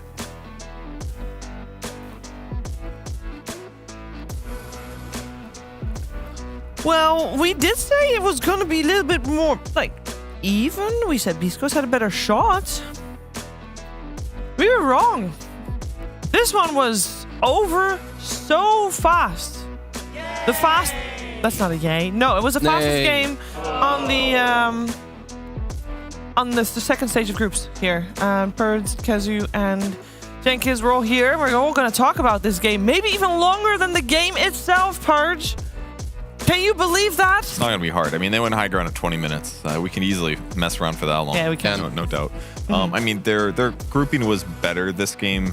I guess they had a Beastmaster, so that's inherently going to make your hero stronger. Huskar hits an earlier timing as well.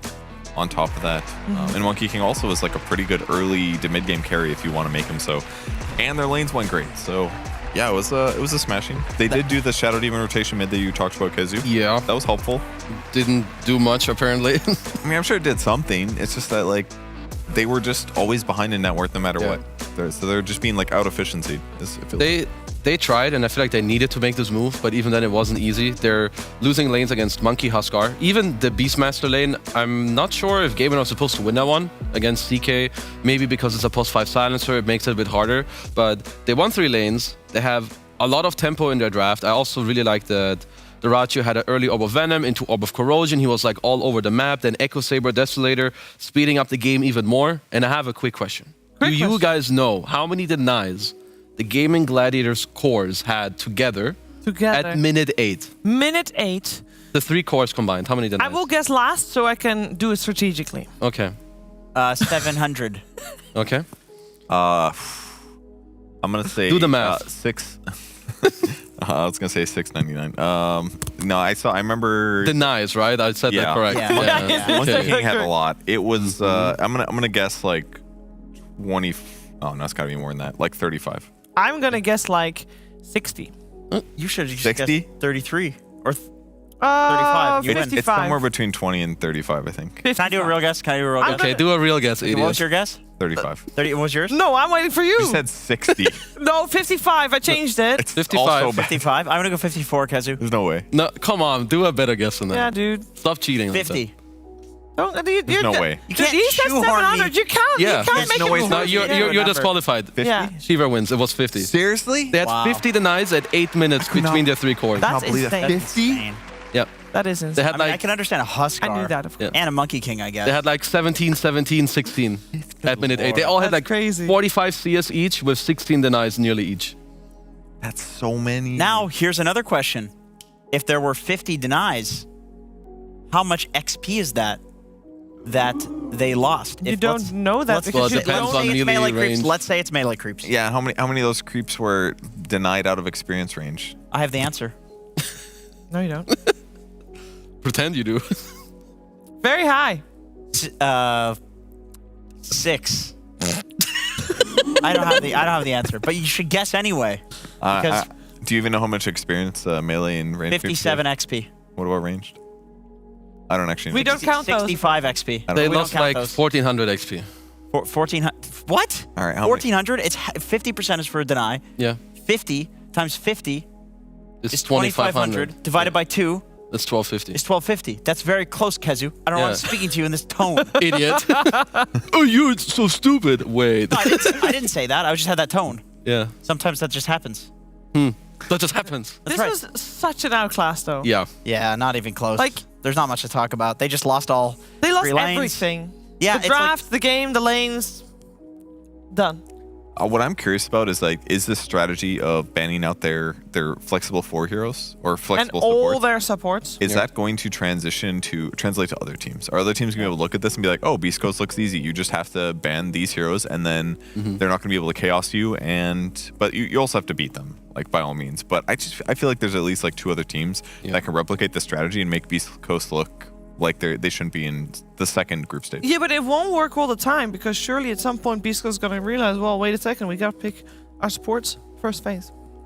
Yeah, that's a good point. Maybe. I mean, I think At least one, yeah. I think it's I mean, in this game, it's a little different. It's because they got the counter picks. It's like, with the second pick Kunkka, with other teams, it's like, is this a fling Kunkka?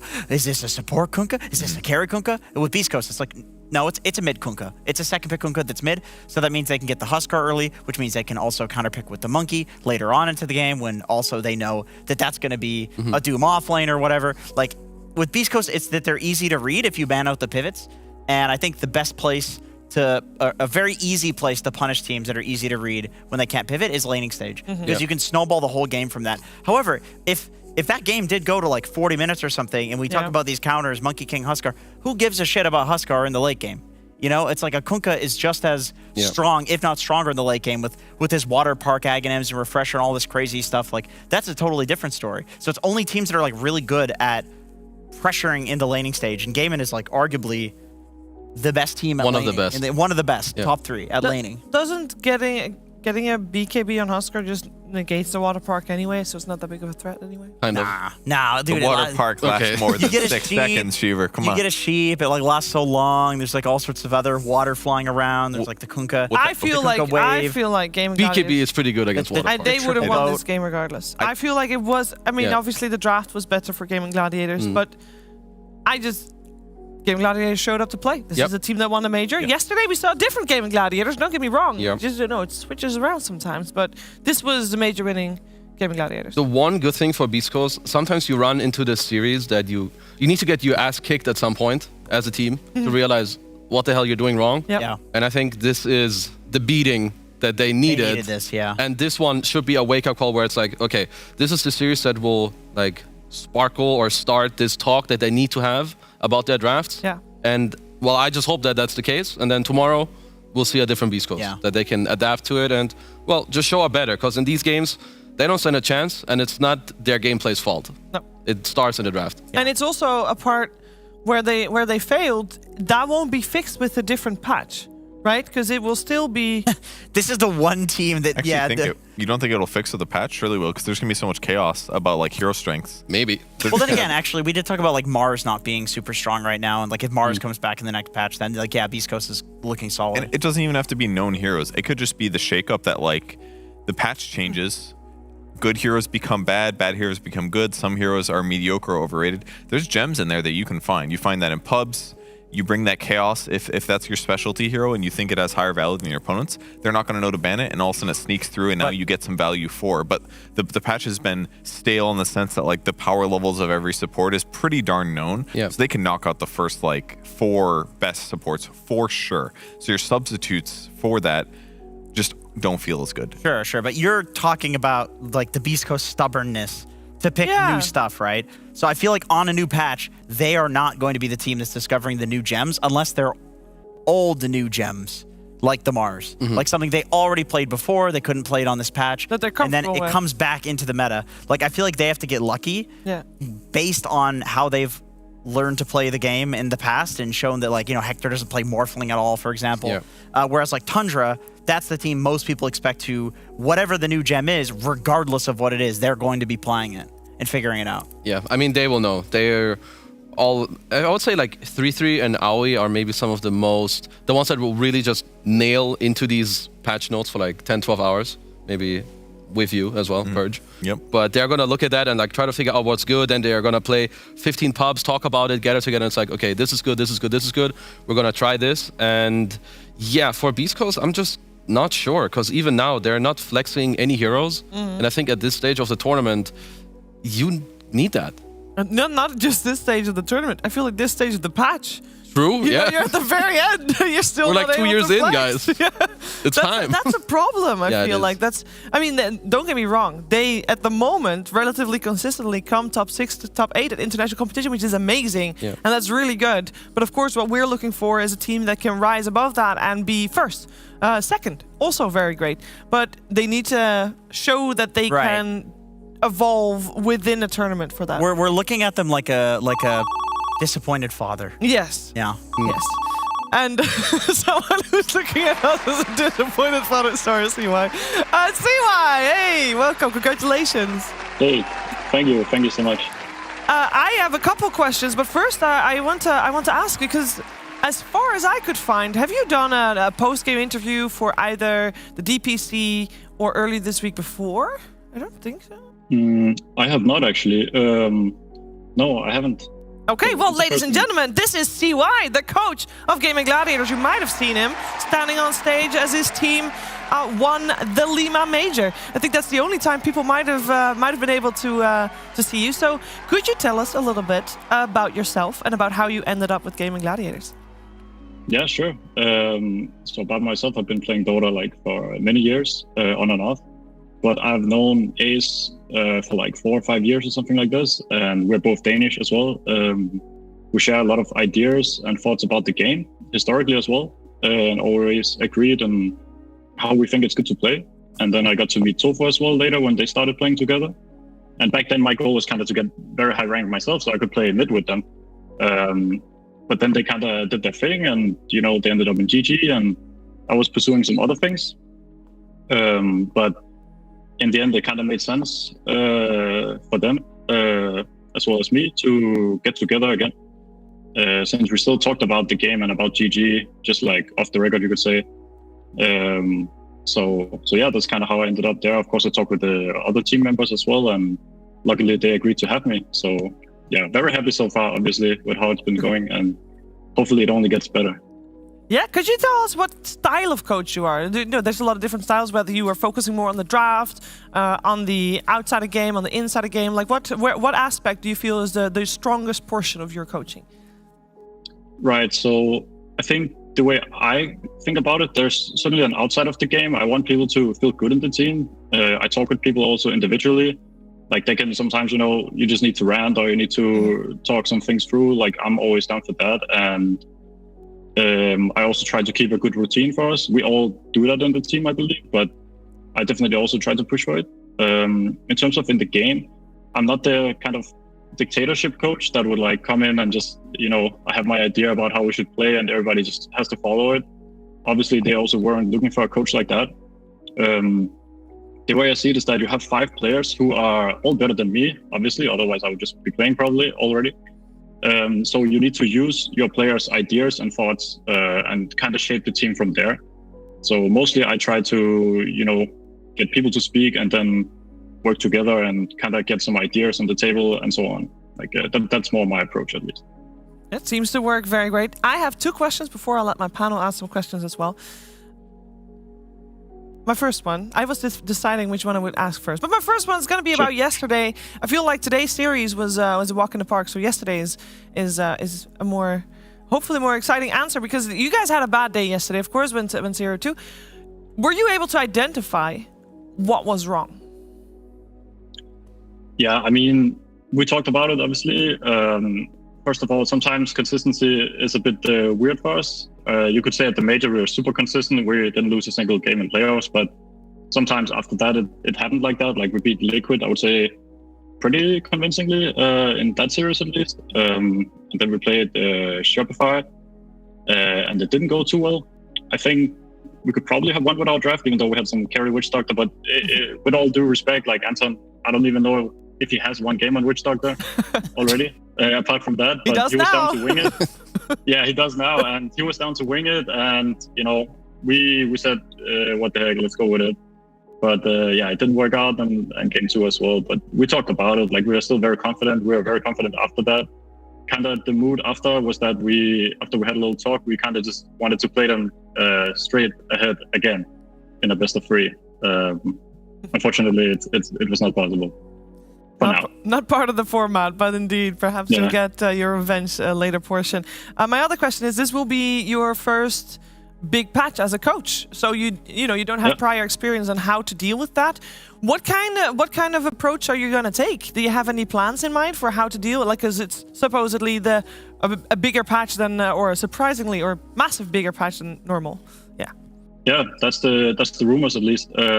Like I'm personally looking very forward to it. I think, in terms of big changes and the kind of players we have, I think we are very confident in big changes happening in the game. I think we're very good at figuring out what is strong and what is perhaps weaker very quickly, but also our players are very versatile. We have very big hero pools, I think. I feel like, for example, Ace can play anything. Quinn has a huge amount of games on almost any mid hero. Duratro is, as you can see yesterday, is kind of down to play whatever, and if we think something is very good, he will practice it. And our supports are also very, very good and can play, I would say, any hero. So I'm kind of optimistic about it. Personally, I've also hero crafted a lot in the past with Ace and so forth about things. We're very open to think a bit differently about the game, and so is everybody else on the team. So I don't know, I'm not worried about it at all. Of course, the timing is unfortunate if you're going to play like some DreamLeague playoffs, if we end up there. But I mean, it's out of our control, right? So we just adapt and we try to play many games and figure out some things fast. That's how I see it. All right, exciting times to come indeed. So I'm here with Purge and Kazu and Jenkins, and I'd also like to ask you some questions. Of course. I'll go first if that's cool. Hey, do you normally go to boot camps with your squad? Yeah. Yeah, we boot camp for the first DPC in Serbia. So that was also the first time I met most of the team. And I think it went pretty well. And we probably have a few more upcoming this year. Okay. And a personal question: what was your job before you became the coach with the team? Yeah. So for the most of my youth, I've been having my own business. Been doing like online marketing and some software with some freelancers. So that's been my main thing. Yeah. Cool. And then last question. I know it's hard to pick favorites, but who do you think has been performing the best on your squad so far in this tournament? Oh, putting me on the spot, man. Yep. Flame 4 of your players. But yeah, I mean, I don't know. I think we've all been playing very well, but I think Quinn is playing exceptionally well. So that's great to see. Also because I used to play a lot of mid in the past, and you're kind of alone always in the lane, obviously, and so everything is on you, you know? If you're having a little bit of a bad lane, you will get punished for it against other good mid players. So I think it's insane that he managed to keep up that level like every single game. I'm very impressed, to be honest. All right, I'll go next. Hey, CY, nice to get to talk to you. Hey, Kazu. As a coach, I'm sure you know your players very well. So I would like you to tell me the biggest strength you think all of your individual players have. Like, give me one thing about every player. Okay. Sure. I'll start 1 to 5. So for Duracho, I think for him specifically, he's very confident and he's very aggressive. I like that because I don't like reactive Dota, so I think that's a good strength he has. For Quinn, is that he's very hardworking, but also he's very smart about very little move that he does and how he plays his lanes and every single matchup. Basically, he has some idea and he's played it before and he has thoughts about how he want to play it. So I like that approach about him a lot. Ace, for Ace, is just extremely clever. I also think he has very good leadership skills, and he can adapt to any kind of patch, and he can play any hero, honestly. And that's also why I joined the team. First of all, was because I always considered Ace like one of the best players in the world. And same goes for Tofu when I got to know him, because his individual skill is just really, really good. Like, he's one of the best I know to just press buttons, and he's also very smart about the game, and he's very open-minded about the game. And for Celery, he's also he's very good at structuring it in terms of why something is strong and what it can do, and he's a good leader for the team. And I admire that about him. Okay, those are solid answers. And then last one. So you've worked with them since the start of this season. Is that correct? Mm-hmm. Yeah. Okay. That's correct. What do you think they have improved on the most from the start of season to now? What has drastically changed the team? Communication, gameplay, draft, strategies? What is it?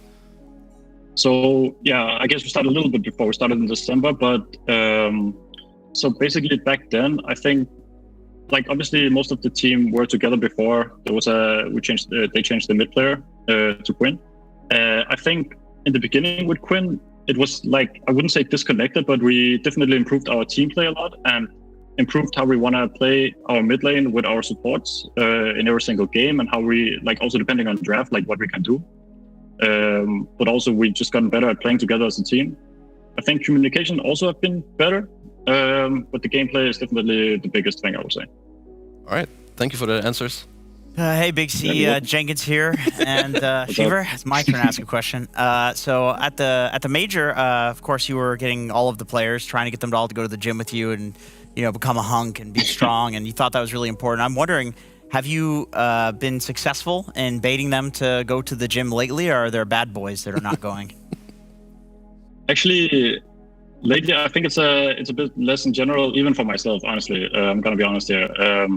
The hardest one that I've still not managed to convince at all is the Ratcher. I don't know how to get this guy in the gym. I'm still gonna try, but I don't know, maybe one day. And I feel sorry for our enemies once that happens. Okay, I got one more final question. Where the hell does your name come from? CY, where's that from? It's literally from nothing. I used to have, when I was younger playing Dota and have online nicknames, whatever, they were pretty cringe and pretty bad. And at some point I just trashed them. I think I was around 17 or 18, and I just chose some random letters, and I thought it sounded cool. And I don't know, it just stuck with me, I guess. How do you pronounce it? It's kind of random. It literally has no meaning. Is it Psy? No, it was thought as CY. I thought that sounded cool. Okay. All right, one final question. What do you enjoy most about coaching your team? I enjoy winning a lot, but honestly, I enjoy mostly when we are together somewhere. In Lima Major, the vibe was really good all the time. Obviously, when you lose, it's a bit different. You're focusing on how we can win again, and it's all back to business, But in general, it's really a fun team to spend time with, and Ace was always for many years one of my good friends. So it's just great to be able to kind of work together as well. And I feel like we gotten pretty close. So just being with them is really fun. That's the best part. When we also win, that's even better. You won a lot of Lima, so that was a good one. Yeah, that was good times. I lied. There's one more question. It's from Kazu. I have a follow-up question, because you like being with the boys, of course.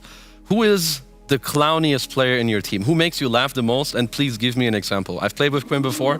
I know he's hilarious, but is there someone else that can reach up to his level?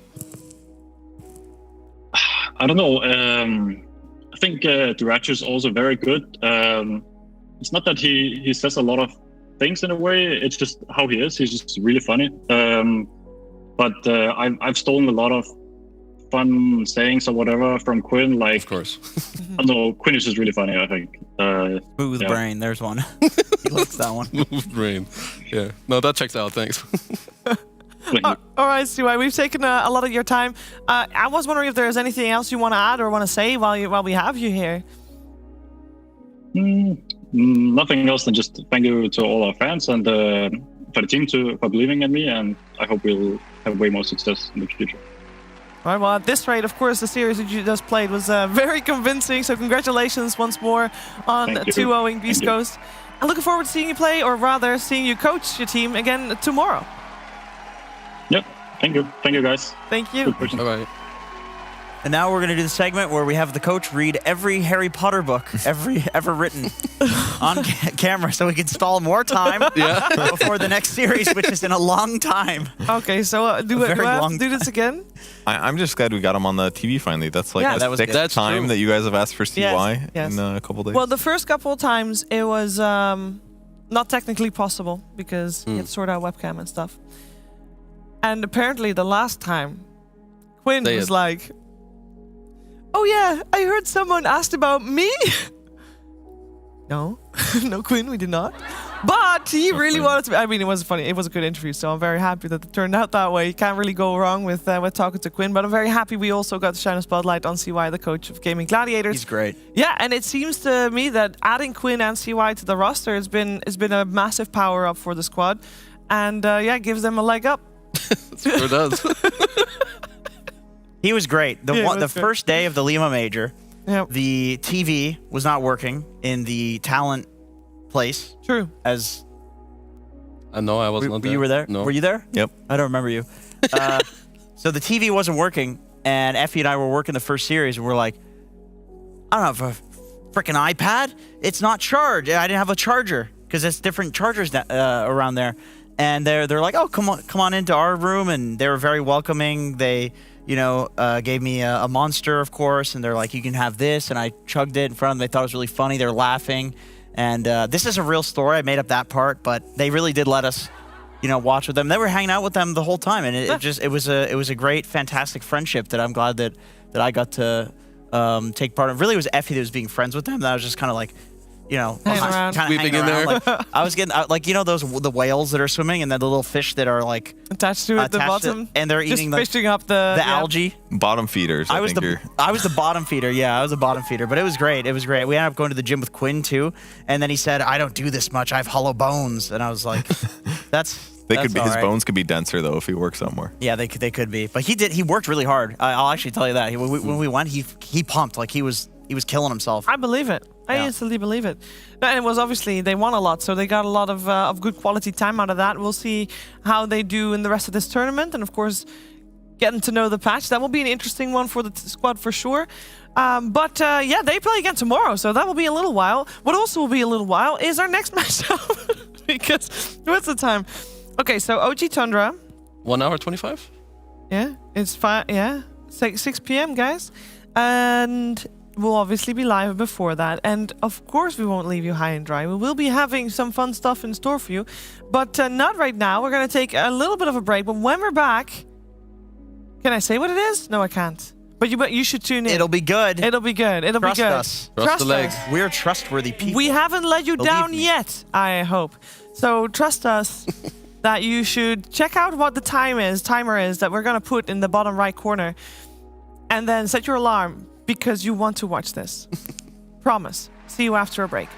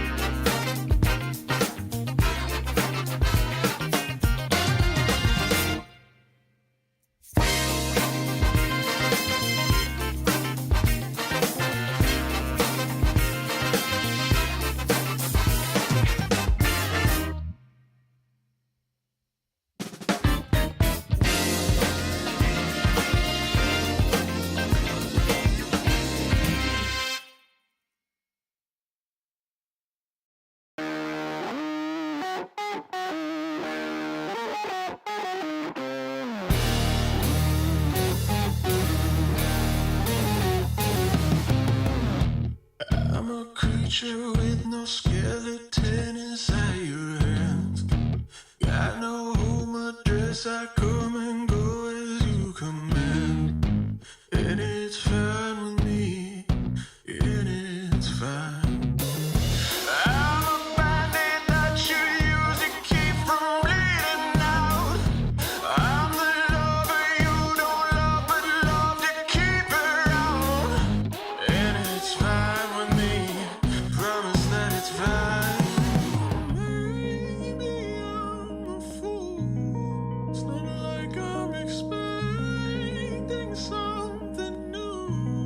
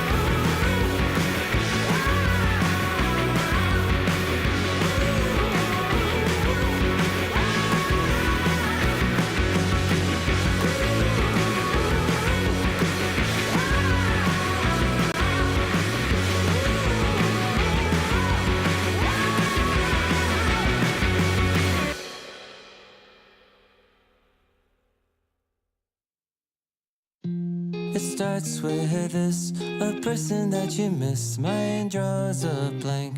I wanna go back.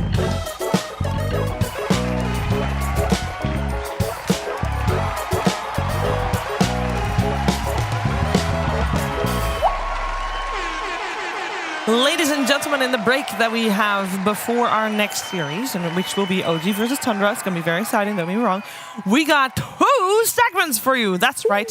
The first one is one that we've done before, but then with a different person. We're joined right now, by the way, by Purge, Kazu, and Jenkins. Good afternoon. We're back. Hello. Sorry. Don't say sorry. Never apologize for being yourself. Sorry about that. Don't apologize for apologizing. Sorry about him. Yeah, sorry That's about good. him. Thank you. That's allowed. I don't know what to say anymore. It's fine. Doesn't matter. I think last time, Kezu, you were very good. We had our technical director, Emil, joining us. Very good. And we asked him some questions. And the questions were not Dota related at all. It was just real life questions. And Kezu just guessed this guy must be Archon 3, and he was. Genius. Genius. Yes. Very much so. Whoa. Relax. That was the content piece. That's the guy we have guessing the MMRs, the normal camera switching guy. Yeah. No, this is the next guest. I actually have asked 3 times what his job was, and every time I'll have to get back to you. Not sure.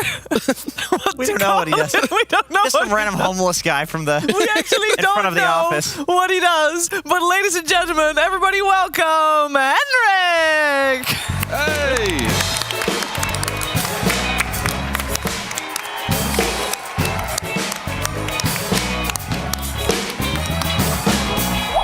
I know this man. Me too. Hello. Do you? Yeah. Yeah, he bullied me with Taskmaster. Or sorry, Bounty Hunter, of course. Bounty Hunter. Indeed. Yes, of course. A little bit of a teaser, actually. We might have a segment with that later today. Oh, it's great. Very exciting. How you doing, Henrik? Very well. Good. How are you doing? I'm doing quite well as well. I'm going to be entertained by this for sure. Do you know the premise? You've seen Emil do it. Yes. Okay, he's well prepped. I would say. He wants to win so already bad. reading his He's already in soul. competitive mode. You want to start with the questions, Purge? I'll just explain the premise really quickly for the viewers at home. Didn't I just do that? No, you did not. You just said he knows the premise. Did you not? Yeah, and we're going to Just guess his explain it. MMR Just because we did Did it I with zone Emil. out during that part? Perch, just explain it. You Okay. want to do it, just go Sure, ahead. go for it. We're trying to guess his MMR through non-Dota direct questions. That's it. First question. That's the whole premise, guys. Do you like to chill? Yeah, I love to That's chill. a stupid question. Is it? Is it? I don't think it May I is. ask a follow-up question? No, that's it. Have you ever been interested in farming before? I like hitting creeps, yeah. That's a Dota I did not ask question. that. I asked about farming. I mean, I like planting seeds. Thank you. Next question. He's misunderstanding the show. All I do is slay poggers. You got one of this shirt? Oh my goodness. I didn't get that hoodie. Sad times. What? Okay, ask a question. Okay, it's my turn. Yeah. Do you get angry when you play video games? No. Okay, well, I'm going to go back to the standard one. Do you have a girlfriend? No. Okay, he's... Absolutely not. Okay. Would you have time for a girlfriend? Maybe. All right, ladies and gentlemen, out in there in chat, tinder.com/ what's your name again? Henrik. Henrik. What does he do? What?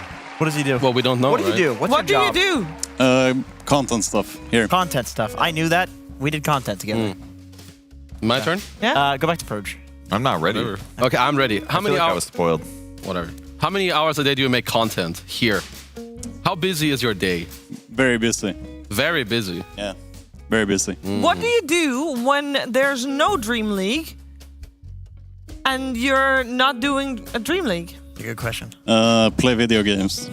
Do you do anything else other than working productions? Well, I've worked other jobs, yeah. Okay, but you basically you work a production and then you have probably a break, because obviously this is 14 to 15 days or something, and then you have a break and then you have another production. I have a good question. I have work a good one too. full time. I have a good one. Have you watched educational content for a video game, or have you studied for a video game? I've probably watched some educational content. No, me next. Who's your favorite streamer? Dota streamer. Is that legal? That's a Dota legal. question. No, That's a Dota just Okay, who's your favorite streamer?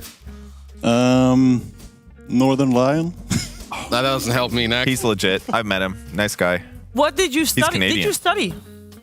Nothing above like basic school.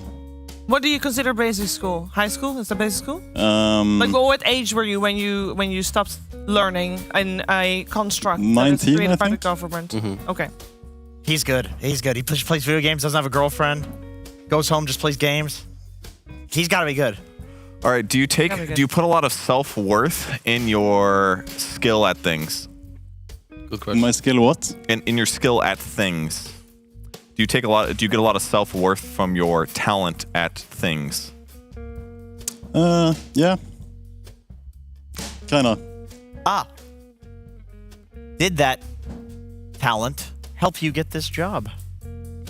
Sorry? Did the talent that you have in these things you take your self-worth in, did that help you secure this job you have right now? Probably. Maybe. Have you ever aspired to something in a competitive setting? Yes. Okay. Ooh. Okay. One more. Are you a team player or a solo player? A bit of both, I would say. Probably mainly. I would say team player, but the people I stuck with, probably not. So they're worse than you. I didn't say that. Are the people that you usually socialize with worse at video games than you? Yes. No, he didn't say that. Thank you. All right, I think I... Do you play more on your own or with other people? Right now, only with other people, basically. Every time I think I know and then I don't know on the next question. What is your favorite meal to order at a restaurant? My favorite meal? Yep. I just want to know. Do you have any recommendations while we're here? Shiver, can you convey the question? What do you like to eat? Oh. He sushi. doesn't have an earpiece purged. So I'm he's sorry. right next to the band. The band is very You're loud. gonna shout at him. Now they're very quiet. We Thanks. didn't think this one through. Yeah. We didn't think this one through. What do you like to eat? Sushi. Burgers. Burgers. That was a very, very bad question. Thank you. I was just I trying know to mix it up. I know about him now, but I don't know his Dota MMR. Okay. I have another question. When you were aspiring to be doing anything competitive, were you doing that in a sport or esport, don't know, and anything with a group or alone? With a group. Have you played in a qualifier for something? Could be chess. Oh my god, too direct. It could be chess. It could be video games. Does open qualifiers count? Yes. Yes. Okay. When you are doing something, are you good at keeping track of time, say, every minute? Yeah, yes. Yes. Oh, good. Interesting. When you try to get better at something, do you do a lot of research on it? Yes. Okay, dude, I think I can guess. I think I can guess. I think I have a guess. I need to recuse myself, I heard. You heard that, Mamar? I think I was in a conversation. I think you told somebody that Yes, recently. probably I was did. there. Oh. I'm recused. What's your guess? Henrik, is your real name Timmy? Yes. Okay, I know what your MMR is. Wait, you do? I do, yeah. So I'm the only one that doesn't know. You're the only one that doesn't know, yeah. Okay, give me... From... Okay, let me see. Bro, he's played in open qualifiers. Yeah, but how high is the... I don't think I know. What's the highest? It's It's divine goes or from immortal? divine to immortal. Immortal's highest. You should know this. I'm only in the top whatever. I don't know. Of course. He only knows the numbers. Yeah, so it's been Not so these long plebeian since you're- peasant. Yeah, where'd you calibrate at when you started Dota 2, like immortal rank? No, it was 3000? actually... Back then you only had like actual MMR. It was like 5k. Okay.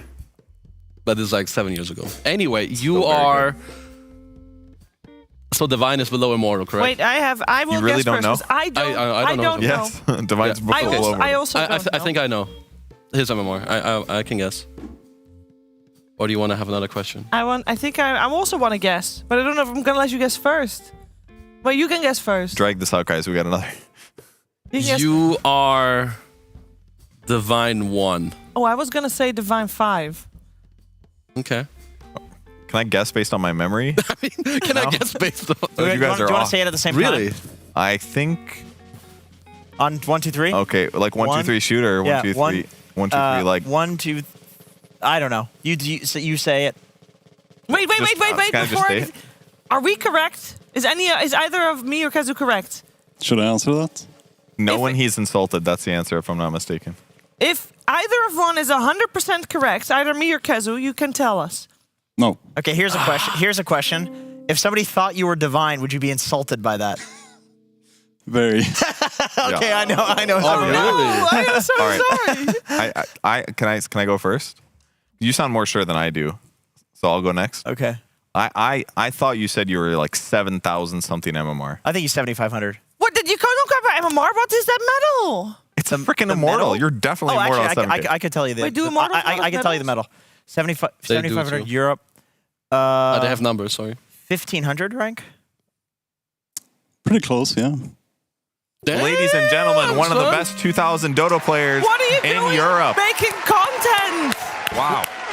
Amazing. Congratulations. For underestimating your skill. Guys, the one good esports employee at Dota. I will say that you might have seen his work. That might have triggered a lot of people. What do you say for yourself about cutting the wrong tree, sir? I love reading the angry CS-LOL comments. Because they're literally like 1/4 of your MMR. Yeah, probably. And that's why it happened, because we were criticizing him. Someone was like, "That's the guy," and then we all jumped on him. We started punching him. And we're like, "How did you miss so many fucking last hits?" 7,500. He's like, "I'm 7,500. I was just fucking around." What badge numbers? I made like 15 of them, so I was doing it quick. Right? He is farm and chill. My man. Yeah. Chad Farmington. What is your actual Dota name? MTN. MTM, not Timmy. Does the T stand for Timmy? No. Have we played together? That name Probably, is yeah. awfully familiar. Probably, yeah. Yeah. MTN? MTM. Yes. MTM. With a M at the end or an N? N. N. MTN. A small world, dude. Maybe it's just Mike Tango November, just to confirm. Mike Tango November? Yeah. Yeah, that's exactly what it stands for, yeah. No, I was just trying to be clear, because M and N That's sound also very what it stands similar. for. Okay. I feel like that's a very familiar name. I mean, maybe Have because... I ever casted or hosted you? Maybe, probably not, but maybe. Is it just because it's close to maybe next time? Who's MNT? Probably. No. MNT and MT? Maybe yeah. It's Mountain, right? I feel like I heard you tell somebody else. Yeah. And then you change and then his Twitter handle. Can I out your Twitter handle? No, Careful, bro. Oh, you can. Don't. Is there a 69 in there? It's almost worse. Don't. Don't do it. Okay, I'm not going to do it. Well, thank you for Farm and Chill. I appreciate that. I am once again apologizing for my, completely wrong answer. But he was lower. He thought worse of you. Very mean. I mean, these two already knew. No, so it's that's probably really dumped count. you in a He's game. like whispering. He's like, dude, there's an ESL employee that's actually good. He's the one guy. Oh, what role do you play? I don't think we asked that. Carry, no? Offlane right now. Oh. Okay. Have you ever stolen offlane from Nice Kezu? talk. No way. Night Stalker. Yeah, Have you ever stolen offlane from Kezu before? probably, yeah. Highly doubt. That's why we remember him. He's fighting with both of us for offlane, dude. He seems like a Chad. I can see. Yeah. Timmy, thank you very much for coming on and revealing your MMR to us and the world and putting a face to Farm and Chill. Appreciate that. Yeah, gonna regret it, I'm sure. I'm sure it'll be fine. And we're gonna move on, which means that the tease that we earlier did about it being time for potential. So some people might know that 2 days ago we aired a little bit of a show called Bounty Hunter, and it's basically a Taskmaster-esque challenge show. And episode 1 already aired, of course, but it is time for a second episode. And that means that is well worth setting your alarms for. This time around, it will be around 10 minutes. We'll be back with that. We'll see you soon.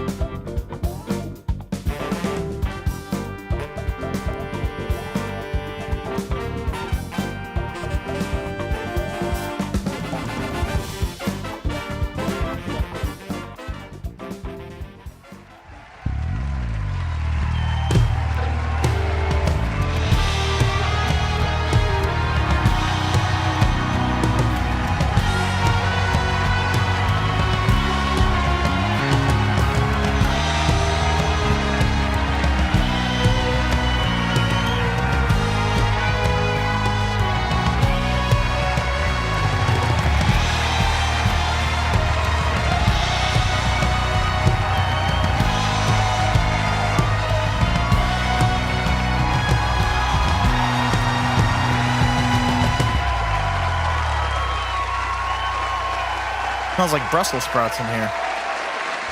What's up with that? Jenkins! And Fogged! Welcome, my friend. Good to see you. It's a pleasure to be here. Look at the three Stooges. Three Stooges. Hey, Jenkins. Hey, buddy. What's going on? You smell good. I know. It smelled like Brussels sprouts, and now it smells like Brussels Gigachads. Thank you very much, Jenkins. What are we doing here today? Playing Bounty Hunter! That's right, and we got 2 of our contestants, but I believe we're missing 1. So if I could welcome 1 more person to the couch, if you can believe it, it's Sheepstick!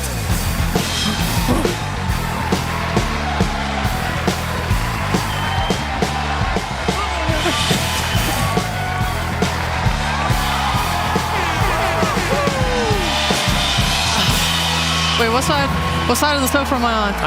You're like the guy, Saseke. This is mine now. You're like Saseke. Sasagayo. Saseke. Shinzo Databayo.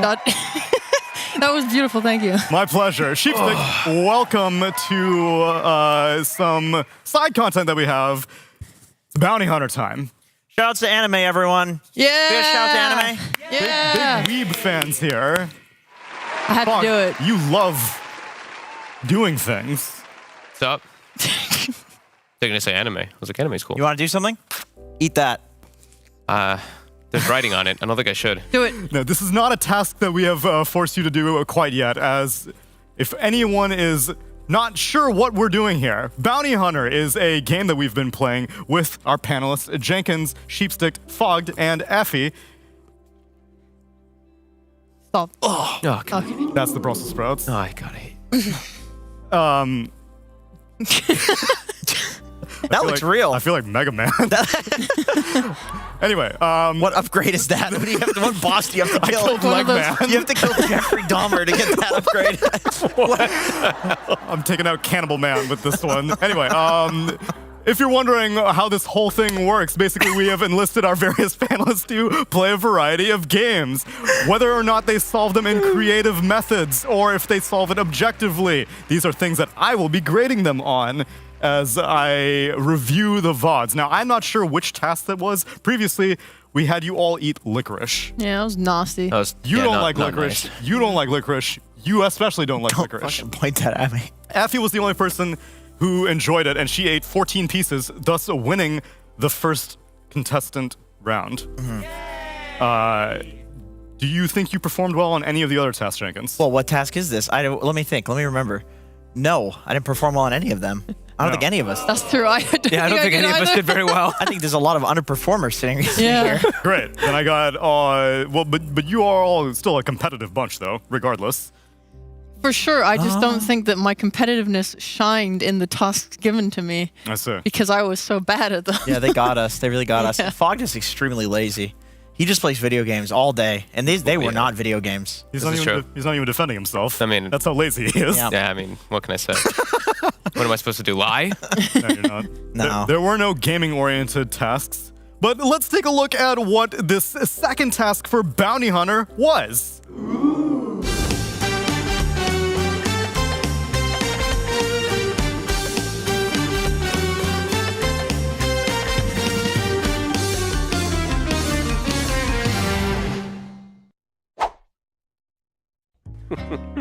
I got a feeling. What on earth is going on with this one? I thought this was a glue. And I thought this was something else. I've seen one of those in my mom's side dresser in her room. I think it was one of those. And one of those as well, my dad's. Biggest balloon. Inflate this balloon as much as possible without popping it. Measure the balloon when you're done. Biggest unpuffed balloon wins. Not gonna use this.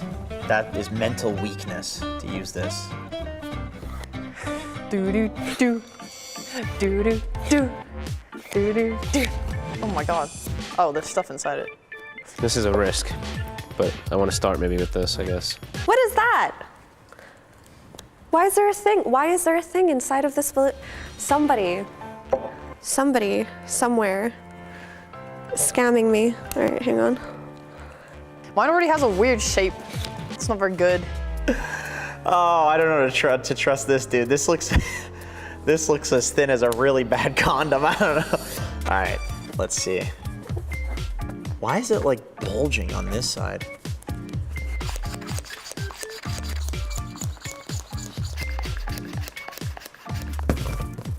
That doesn't sound good. That really doesn't sound good.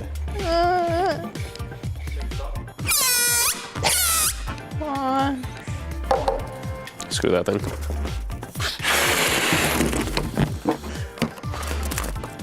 Oh, that's not a good noise, dude.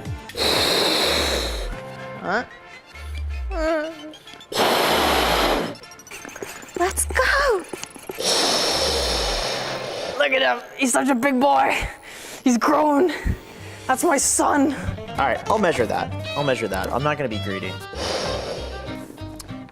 Wait a minute. Fuck it, I'm gonna go all in. Fuck it, I don't care. I'm just gonna try. Let's just do this. I'm sure it can do more. God, I'm nervous now. Why do I feel like it's not getting any bigger? Hello, balloon. Can somebody tell me if this is getting bigger? I mean, I can't even tell. Damn it. No. All right, we'll do that. We'll do that.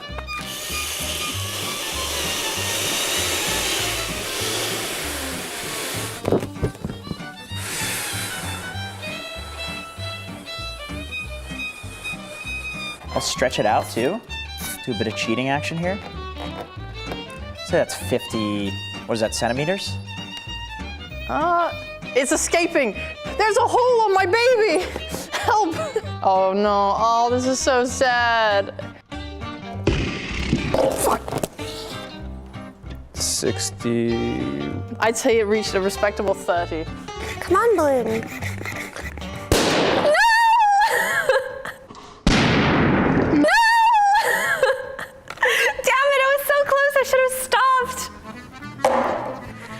This game sucks. I'm so angry. I'm so hurt. A round of applause for yourself, Fog. That was a clever maneuver. But were you the champion? Because I've got the hard numbers here. In fact, I've got a variety of answers. Effie has one dimension. Jenkins, I have two numbers for you. One with cheating and one without cheating. Oh, that's not fair. The hard evidence that I've been presented. Sheep, you have another one, and Fogged, you have a fourth number. Based off of the review, Sheep, you saw the VODs, you saw the tapes. How do you think you performed? I performed dog shit, like actual just terrible. I mean, at least my balloon existed at the end, right? True. But there was a hole in it. I let more air escape. It was a disaster. I let my child fly to the wind at the end. Your poor son. It was bad. The hole makes it unfortunate for you, for sure. I was like, I was like one more pump, you know? And then the hole, and I was like, it's getting smaller and I don't know why. I was about to stop. I flew too close to the sun. Well, it didn't explode. Fogged, at what point did you realize this pump was doing literally nothing for you and you just went and blew it with your mouth? Pretty early. I don't know. It just felt like it was just not, I don't know. I couldn't really control how much was like going in, and I was like, toward the end, I think I got it like pretty damn big, and I was like, it's just gonna pop because it feels thin. So I kept like checking it. I don't know. This was the one I tried the hardest on, I think. Thin like a what, Jenkins? Thin? Huh? The balloon material was thin like a very thin balloon. Oh yes, that's what you said. I was playing for the late game. There's the thing, and they didn't show like the rest of the footage, but I had kept blowing on that thing, and I was blowing and blowing until the house blew down, Tsunami, and that thing was way bigger. Mine was way bigger than Fogg's. I see. You've told me, you've said this in multiple times during the Licorice one, you specifically called out our editors and you said that they did you dirty in the edit. Yeah. And you're saying that happened again? This is reality TV show editing and it's bullshit. And this is live TV, and I want to challenge Fogg's right now to a balloon off. I want to challenge him to a balloon off. Let's get some balloons out here and let's see who can blow the bigger balloon. Jenkins, what do you think your sounds like loser talk? You may just be Fogged, it may just be, but don't get too cocky, Star Fox. What was your pre-stretch dimension, Jenkins? Oh God, don't ask me that. I have to try really hard not to make a penis joke. Okay, 30 inches. We're using centimeters here, Jenkins. Oh, it's because of the thing that I just said before, but I can't say it again. I'll get us banned. 30 centimeters. Okay, so we went from 30 inches to 30 centimeters. Unlucky. Very close, though. You had a 29 centimeter without the stretch. Post-stretch, 50 centimeters. I'm a grower, not a shower. You were in the pool. I don't blame you. Sheepstick, give me what you think your approximate dimension was. 30 centimeters. It was. You remembered that. It was born prematurely. See that? I'm so sorry. You only had 8 months to blow that baby up. And blow up the baby. My hand is getting very sweaty on this leg. Here, please. Can I have the leg? I haven't touched it yet. Oh, you probably don't want to anymore. It has a I do want name. to. It's Catherine. We've used it as an instrument, a rocket launcher. Catherine. Catherine. Oh! Now you get it. I missed the pun the There you entire go. time. Here, eat this. Anyway, it was Catherine got it was 30 centimeters. And then Effie's exploded. Give me that. No. It's not a child. Oh, Jesus. Good Lord. No take, only throw. I don't know what he said. I don't know what he said. No take, only throw. Oh God, they. Oh, I'm getting additional information Oh, here we go. Here we go. We can settle this on the battlefield like men. We're going to go down fighting here like Viking warriors. We're in Sweden, Fogged. We're going to go to Valhalla tonight. I've been given 4 additional balloons. Fogged, do you accept the challenge? From the sore loser? That is correct. Yeah, sure. Double or nothing, baby. Wait, I didn't say that. Wait, what the hell? Let's go. Would you also like to participate in this challenge, or would you just like to witness these two make fools of themselves? Me? Wait, but Yeah. wait, but who won though? Of course I do. Fogg, you won. You had Yeah, a that's right. 61. I take it away. I don't want to do it anymore. No, it's too late. You already agreed to Okay, it. I roped you I'm in. down to do it again because I know he's going to lose. Challenge. Sheepsticks. Of course, give. Of course she's going to do it. All right, you know what? Let's I know all he's gonna just- lose. let's all I'm go gonna in. pop a hole in We've been yours. given 4 balloons. Tradition. You Can I have the pink, please? Actually, you can have the pink. You can't have the pink one. It's Why? too late. He made the he won. I literally. Why not? He won. I have an idea. No. What? How about we have the band, I'm ignoring you, have the band play SpongeBob music, and when they finish is when we have to stop blowing up the balloon. So they'll time us. They'll We're not give us allowed a to time. What? You're just adding rules? No, I don't accept We're that. not how allowed to else are call we it gonna- He's, SpongeBob music. he's touching my balloon. I don't like. I want a different one now. You do it until you hyperventilate. Here, you can Oh, take I want the green one now. you can Nice. take the green one. No, this can't be mine. I was just stretching it. No, don't play I'll let that. the band decide the rules, actually. How would you like to settle this debate? We're trying to get either They the wanna play, biggest man. balloon, a time limit, perhaps.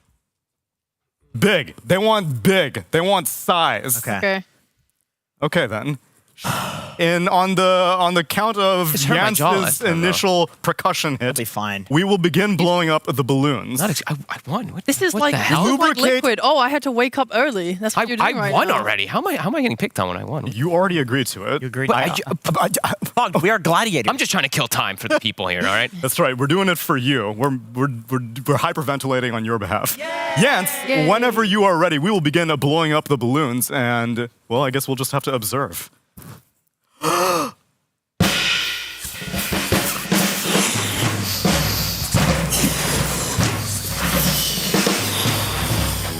I'm sure the audio sounds so bad.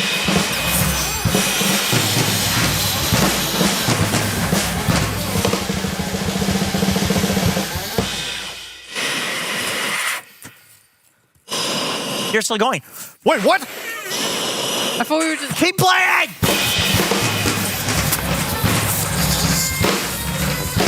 Oh, I'm lightheaded.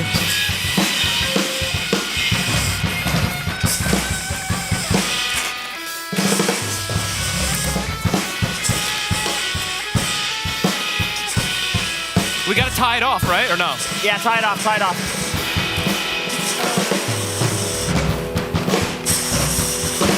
I can't. Holy shark!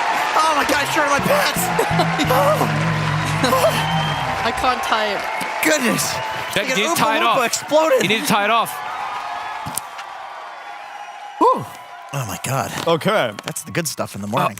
On. Fogged is used to There we go. sucking out of something. That's usually what. What the That was a hell? weed joke. It was a weed joke. Wait, what?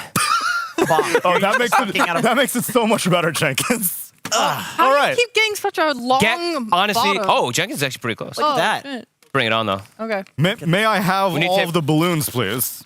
Yeah, hand me yours, Fogged. No. Okay, Hand me no that. manipulation. No, he's... Directly hand me the This balloons. is actually my baby. There you go.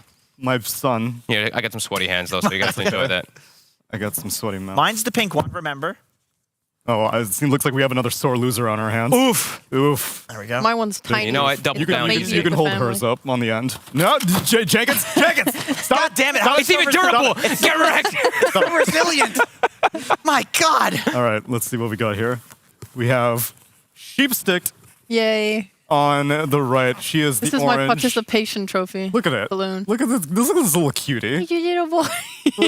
Can we get the zoom in on that again just to see the size of these things?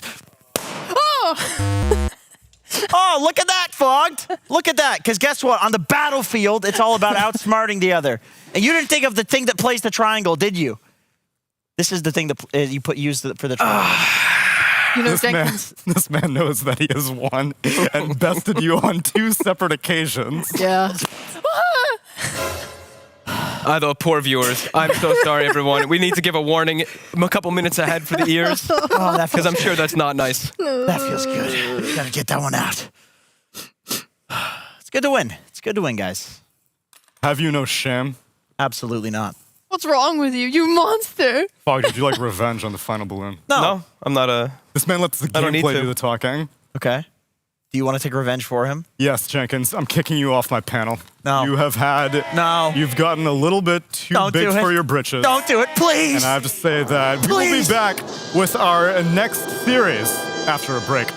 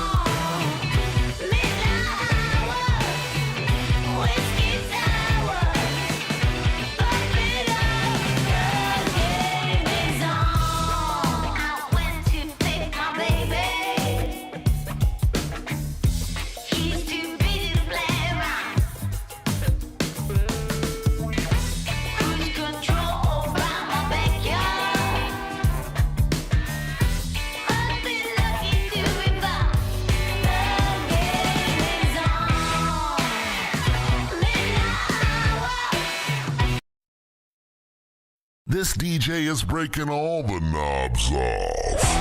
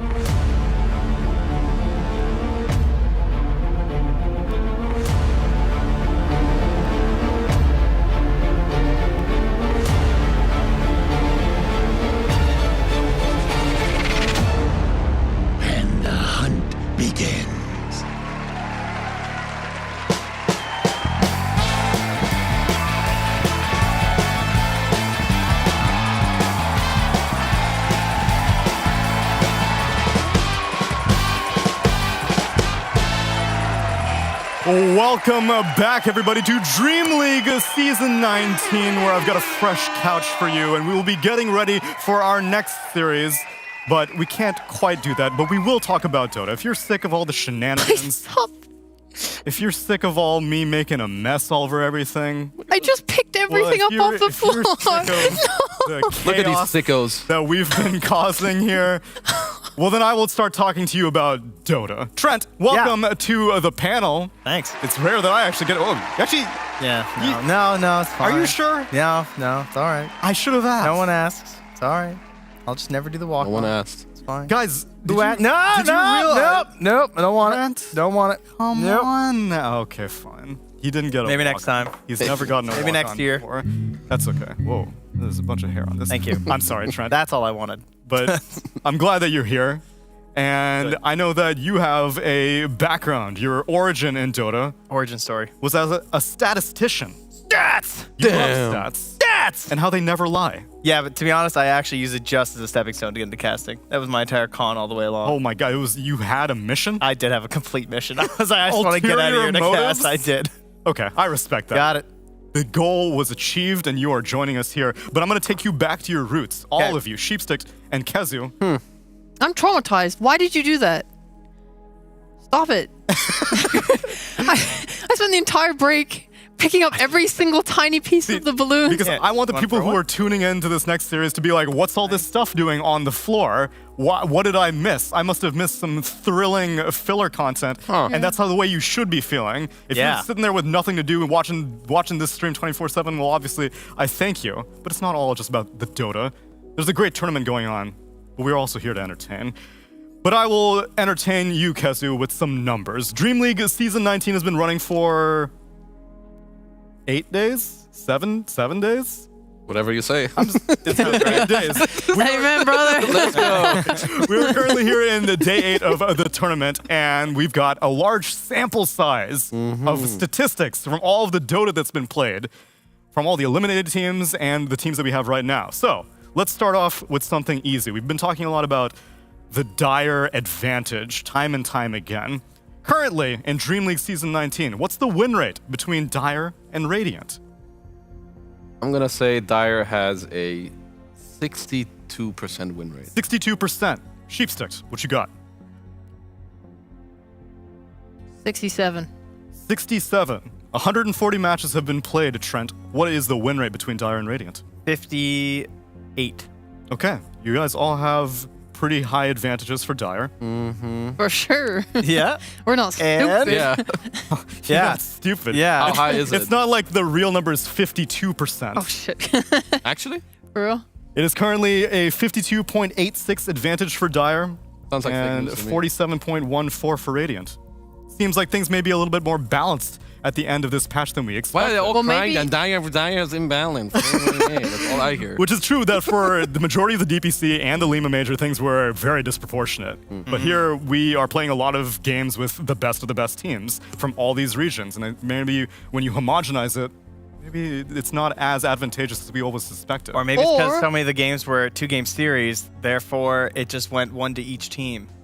Or the teams that are don't think good that's how it works. and the best, they're taking second pick, and then the other team's taking Dire, and then the second pick team's winning. Yeah. That could be it. Second pick's definitely better now, right? Yes. So, I mean, I could get into that stuff, but that is boring numbers that Oh. no one cares Yeah, about. who cares about Yeah, boring? No one cares God, about boring who's numbers. brought up We that want point? the sexy numbers, like, hey guys, who's the most contested hero in this tournament? Brood Mother. Broodmother, Yeah. correct. I don't think we need Easy. that. That one's an easy Where's one. that one? Yeah. Guess what the harder one is? How many times has Broodmother been picked in this tournament? 5 times. Okay. Is I was actually going to say fine. 4. Kezu's 5 correct. And it has a Mama. 25% win rate. 'Cause Wow. It's one game. But if it's been Sorry, picked 20, 20%. that math doesn't no, check no, my out. bad. 20%. Math. Okay. Okay. Yeah. It was 1 in 3, and then it was 25% anyway. He's got it. Correct. He's been doing his research. How about this one? There are Right. currently still 13 uncontested heroes in Oh, we can DreamLeague do Season this. 19. Okay. That Yeah. means no picks, no bans. Yeah, we can do that. Throw some out for me. We can Winter get them all. Wyvern. No, that was the one. I need to Say. write these down to make sure that I'm keeping. Okay, whatever. Winter All right. Wyvern, that's one. Clinks. Clinks. Okay. Clinks. Okay. No, incorrect. What? Clinks. You don't know about the clinks? So we have 3 strikes. Oh no, never mind. Sorry, you're right. My apologies. My apologies. All right, I think we can do this all without getting 3 strikes. Really? Yeah. Okay, fine. I think we can definitely do that. I need to see like a hero panel. No, we don't need that. That's Use your cheating. brain. You have to Come remember on, just them. go through Which the is hard alphabet. because You've they're got Wyvern and uncontested. Clinks. Okay, Wyvern Clinks. Yeah. We've gone from bottom of the alphabet and also at the top of the alphabet here, where we're working our way in towards the Vengeful Spirit.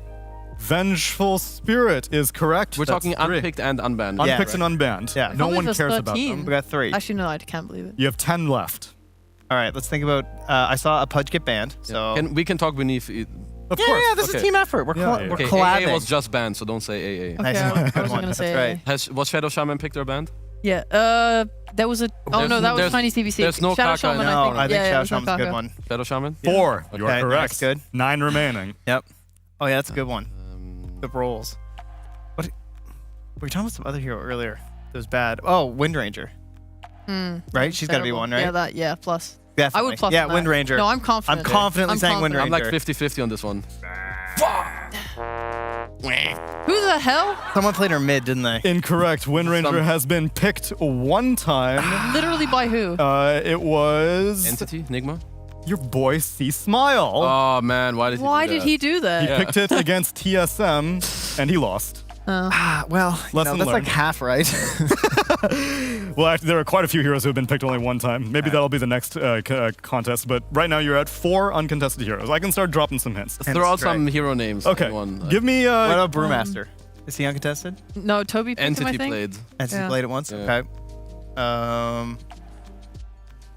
To see What hero about icons. Axe? Axe? Any Axe games? That sounds like a fair guess. Didn't we see Spirit play Axe? No. Was that? Axe. You have 5 good. correct. Cool. Okay, what about Bristle? 8 No, no, remain. it was played. It was Okay, played, for sure. was played. Okay, good. It was Gaming I'm mixing up the Gladiators Tour 2 with this tournament, Yeah. so it's really hard. We I've gotta. watched so much Dota, it all merges into one Okay, long all right, all the I'll- spirits for game. sure, right? Yes. Spirits are all done. Wait, Void So did Spirit. Spirit Breaker. Who plays Void Spirit? I don't know. Did they? No one bans it because it's not good. Someone must have picked Void Spirit at least once. I'm down to just send it for. Send it, Void Spirit. You got 6 correct. Okay, let's go. Yippee! Okay, we're halfway there. No Void Almost. Spirit bans or picks. You guys are doing quite well. Okay, that's pretty good. What about? Well, there's obviously been Meepos. I'm trying to think of heroes It that was you guys Meepo, all yeah. play. Why did you guys not give me a pen? Oh, no. Was Weaver picked? Ooh. I don't know. It was picked in China, but I talked think about not it. here. Also, Liquid played it in Tour 2, I think. Wait, was it Liquid? Someone played it in Tour 2. Doesn't matter. I don't know Sounds about pretty this one. good. Weaver sounds like I'm a down to good send one. Weaver.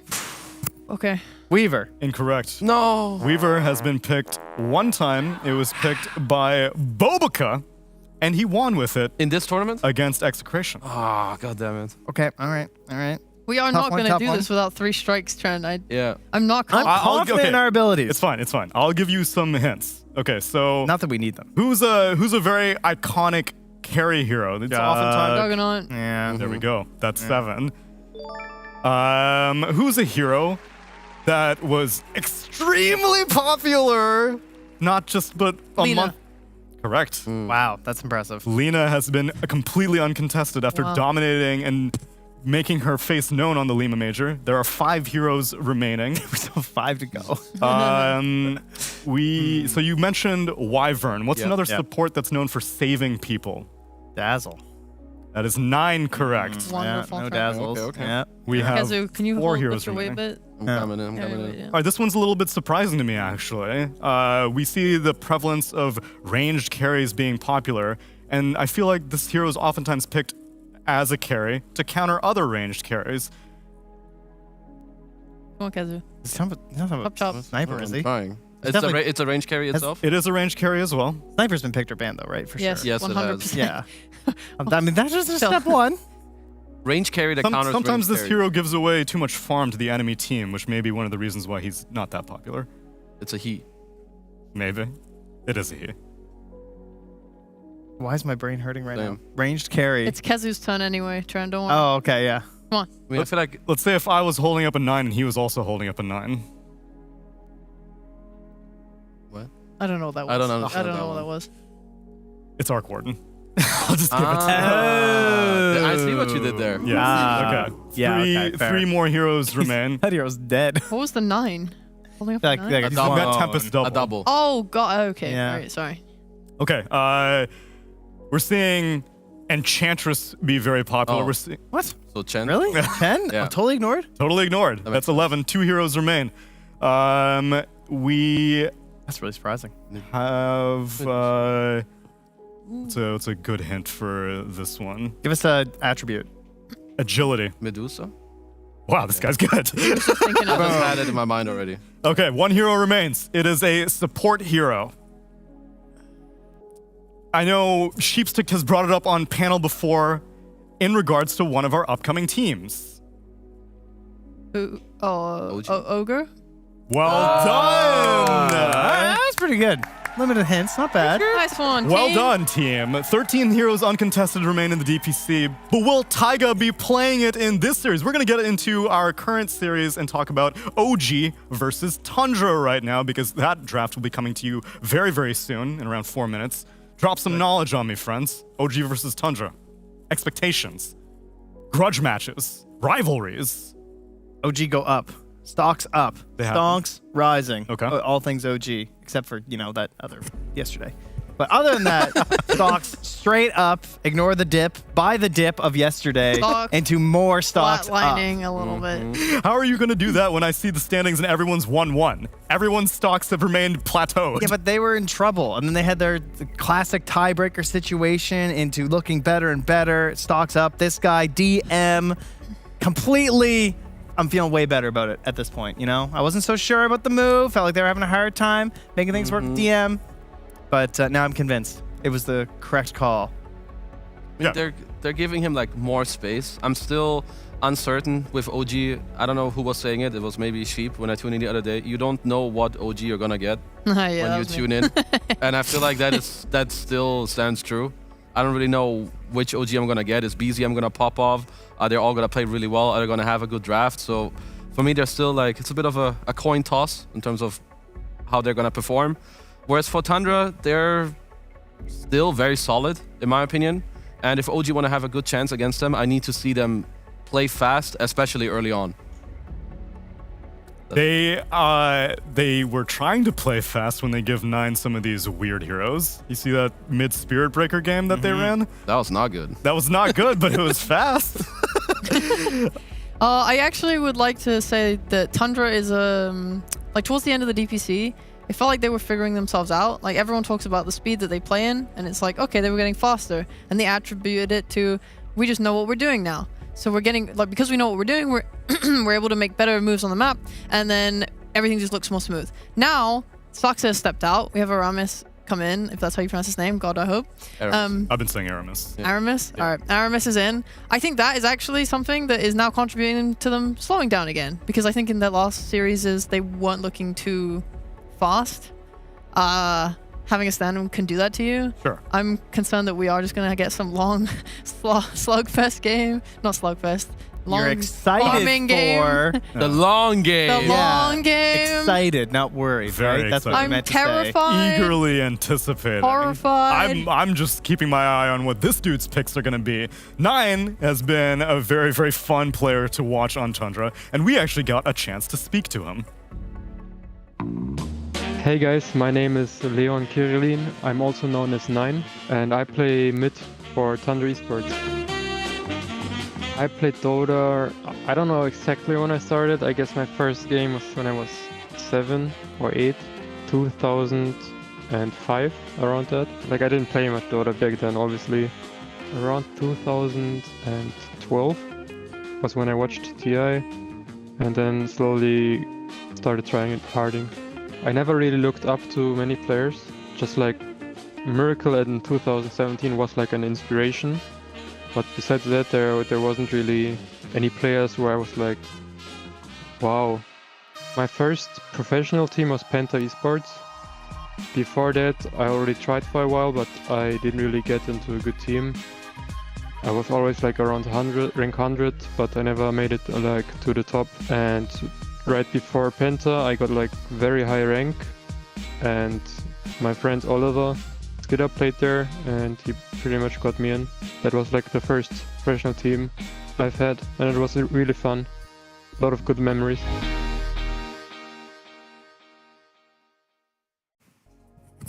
How could you not be watching Dota in 2017 and found Miracle to be an inspiration? And now the second generation is taking over, or maybe even the third generation. What generation of Dota would you consider 9 to be? As we look at the grand scheme he's of- definitely got at least an i9 brought to you by Intel. The very least of the way he plays. That man is that generation. He's a multi-core. Yeah. He's processing. Yeah, that's right. All right, draft number 1. I know all of you have been eagerly anticipating the Dota. We're into it. OG versus Tundra Esports. Coming to you now with Broodmother and Doom being banned out by OG, Monkey King and Rubik being taken out by Tundra, and they first picked the Enchantress. Nothing too crazy, I think, with the Ench being taken out, especially also when Doom is banned by the other team. Okay. Nothing too crazy. First phase No, but it's the anti-mage. first pick. This is where we're at. I'm a big fan of IO in general, especially against teams that play slower and rely on map play, which basically screams Tundra Esports playstyle. So I like IO against that. And IO AM is very good together. It is exploitable, but it's something that I kind of vibe with. I'm okay with it. When I look at anti-mage, we saw like people try and play these lane counters with like Slardar against it. Yeah. It doesn't actually look that good, especially with IOs. Like AM is more than happy in his laning. It feels nowadays. You get that Vanguard, you feel good. So I'm not sure the best way to deal with him because I've seen teams try multiple strats. They've tried the like, okay, we're just gonna group up and just completely ignore him. Yeah. And then we're just gonna try and end the game beforehand. And if they fail that, we've seen literally OG, Yuragi, this was against Oradu Thunders, I believe, in Tour 2. They just managed to split the map and farm to a point where he can carry. It reminds me of when Alchemist used to dominate. It was like the exact same problem. It's like if you try to approach him in the lane, you can't win. If you try to ignore him, then he just comes out later and just beats you all up. And I feel like we never found a solution. He just got patched. So I don't know. They're gonna have to try and find something pretty quick. Well, the patch is closed. Yeah. But sadly for them, they will have to try to figure out something. I mean, OG actually, they lost to IO AM yesterday. Yeah. Again, with Slardar themselves. Yeah. So maybe they've learned from what you just said that it feels kind of hard to counter this hero in the lane, at least when he's paired with the IO, which I feel like I share that sentiment. But there was some other team that did really well against AM. I don't know if it was only AM or AM IO. I think it was perhaps Shopify. They had this Nature's Prophet, Lone Druid, maybe Invoker draft where you just had like 2 separate carries that Wait, deal.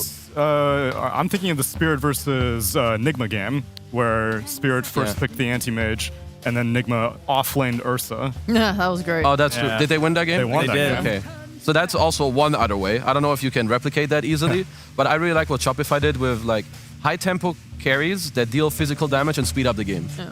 I don't know if I feel like Skeeter doesn't strike me as a lone druid player, but any hero that can like speed up the game, like some TA, Nature's Prophet, all of these, they seem kind of chill to me. Yeah, I like that approach mostly as well.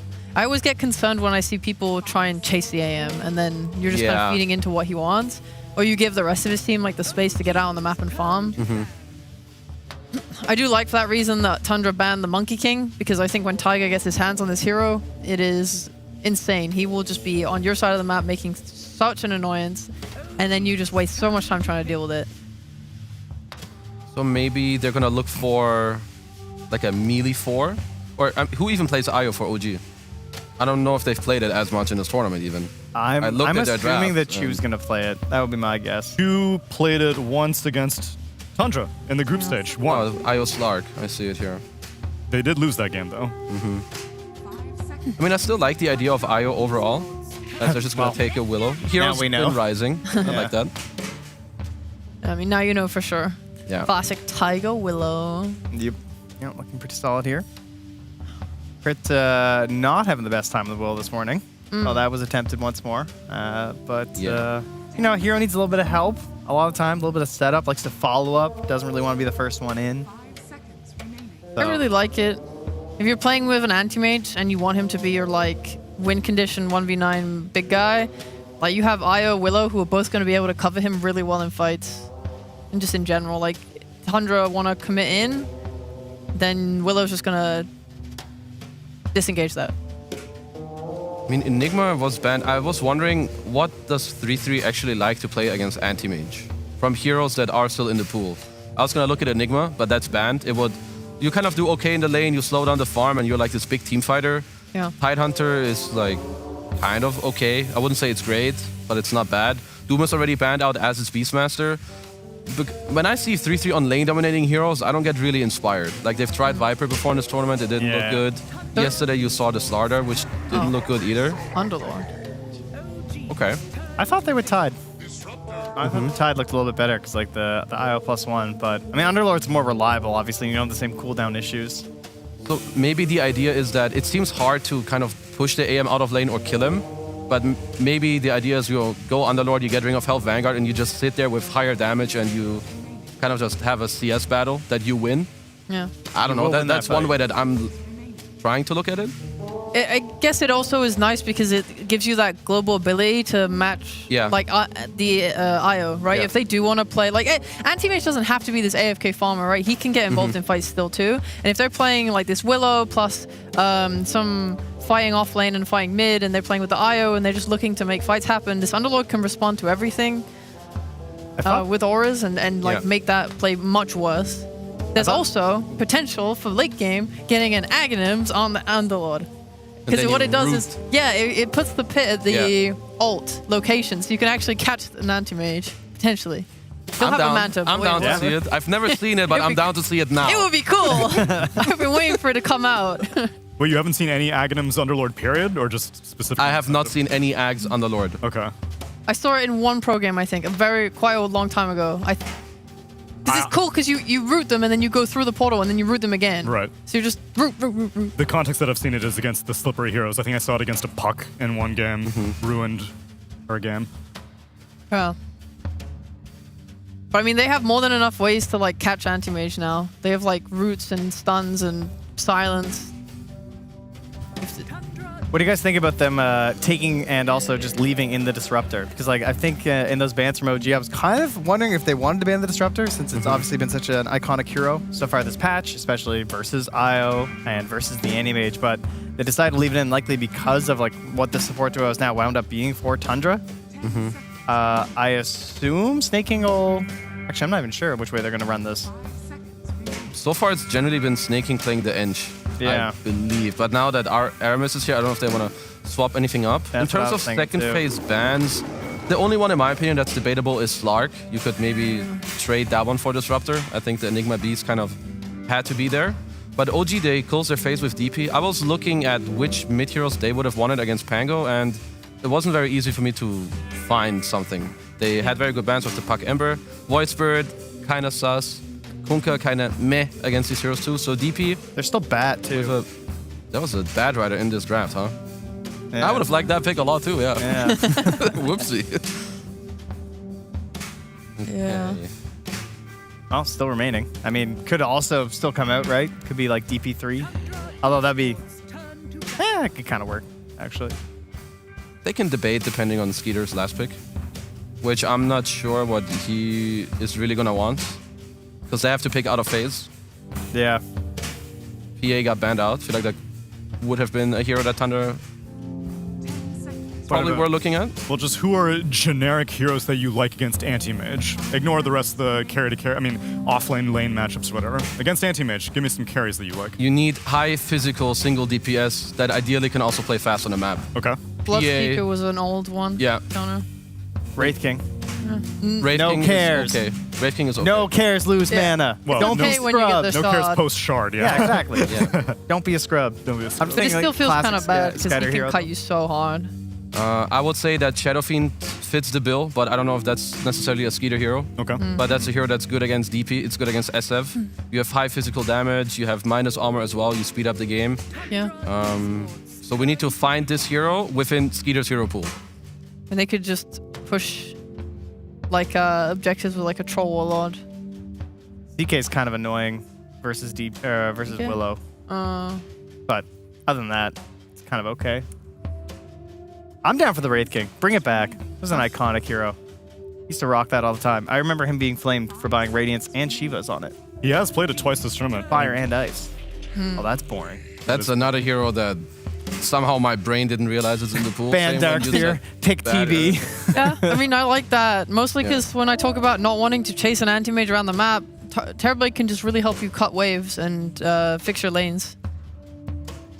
What are his vulnerabilities in lane, though? Because OG, they get to figure out what to give DM to deal with this Terrorblade. They should pick Sand They're the only team that would do that.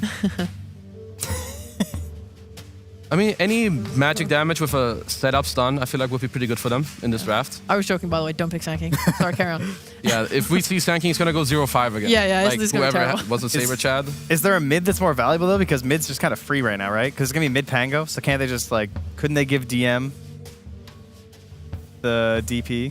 The Bat Rider is still in the pool, by the way. I will be pretty down for offlane DP with mid bat. It would allow you to play the map nicely, I think. Oh, he's just getting this. All right. I don't know if DM's played that. I know that BZM is really good on Primal. That is also true, Okay. yeah. DM's taking He it. will be the one playing it. Okay, well, pretty well-rounded overall. You know, you got objective taking with a Death Prophet.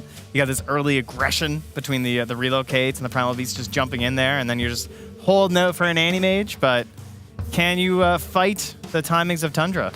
Because they're also a very well-balanced lineup here with an Ench and an early pushing Underlord. I foresee a lot of farming in this game. Yeah. I think Disruptor and Underlord are really good at punishing like aggressive moves that OG will potentially want to make with the Underlord. So I don't feel so good about what they can do. I just see a lot of farming. There's going to be a lot of farming in this game for sure. I do like the TB pick a lot. I feel like it's not super addressed. I know you have Primal Beasts against it. I would have liked OG's draft a bit more if they had another element of playing the map against this TB, because the AM TB matchup isn't so good. And I would also say that TB has potentially more teamfight with him with the Pango role. So I just feel like Skeeter should have a pretty good time, and it is a damn good TB game. Trent. Yeah. What are your expectations? Yeah. I'm curious to see how DM's going to play the earlier parts of this game and how much they're going to pressure into the TB's jungle, because there's sort of this like, because Willow likes to get like a little bit aggressive, and then this IO can sort of jump in with the Primal Beast and has some cute little plays you can do. But at the same time, we're going to have Aramis just running around on Ench, and I don't really see much that punishes Ench just running in and running out unless the Primal like full commits. So I foresee, like, as you guys are saying, a lot of farming, but also a lot of potential to just kind of like run in and look at an area, which can be very dangerous as OG versus Disruptor. So I'm leaning slightly more towards Tundra. I'm just looking at like OG's Uragi timing of like Abyssal Butterfly. I feel like that's so much damage mitigation of what Tundra are going to be able to do. And then that's when they're going to be able to find that opening to win. I would like to see OG play fast early on. Like with the DP Primal Beast, they want to get in there. You have the IO tethering. Maybe Uragi can come over as well. I would say that is like their real easy way to win the game. Try to overrun Tundra early on, because after 20 minutes, I would prefer Tundra scaling for sure. Yeah, this Vanguard AM better fight. We hope so. In the thick of it. He's got an IO on his side. And we've got brothers fighting side by side, the Terrorblade versus Anti-Mage lore matchup. Western European compatriots fighting one another. Let's see which team is going to come out on top in game number 1. Let's send it over to Cap and SVG.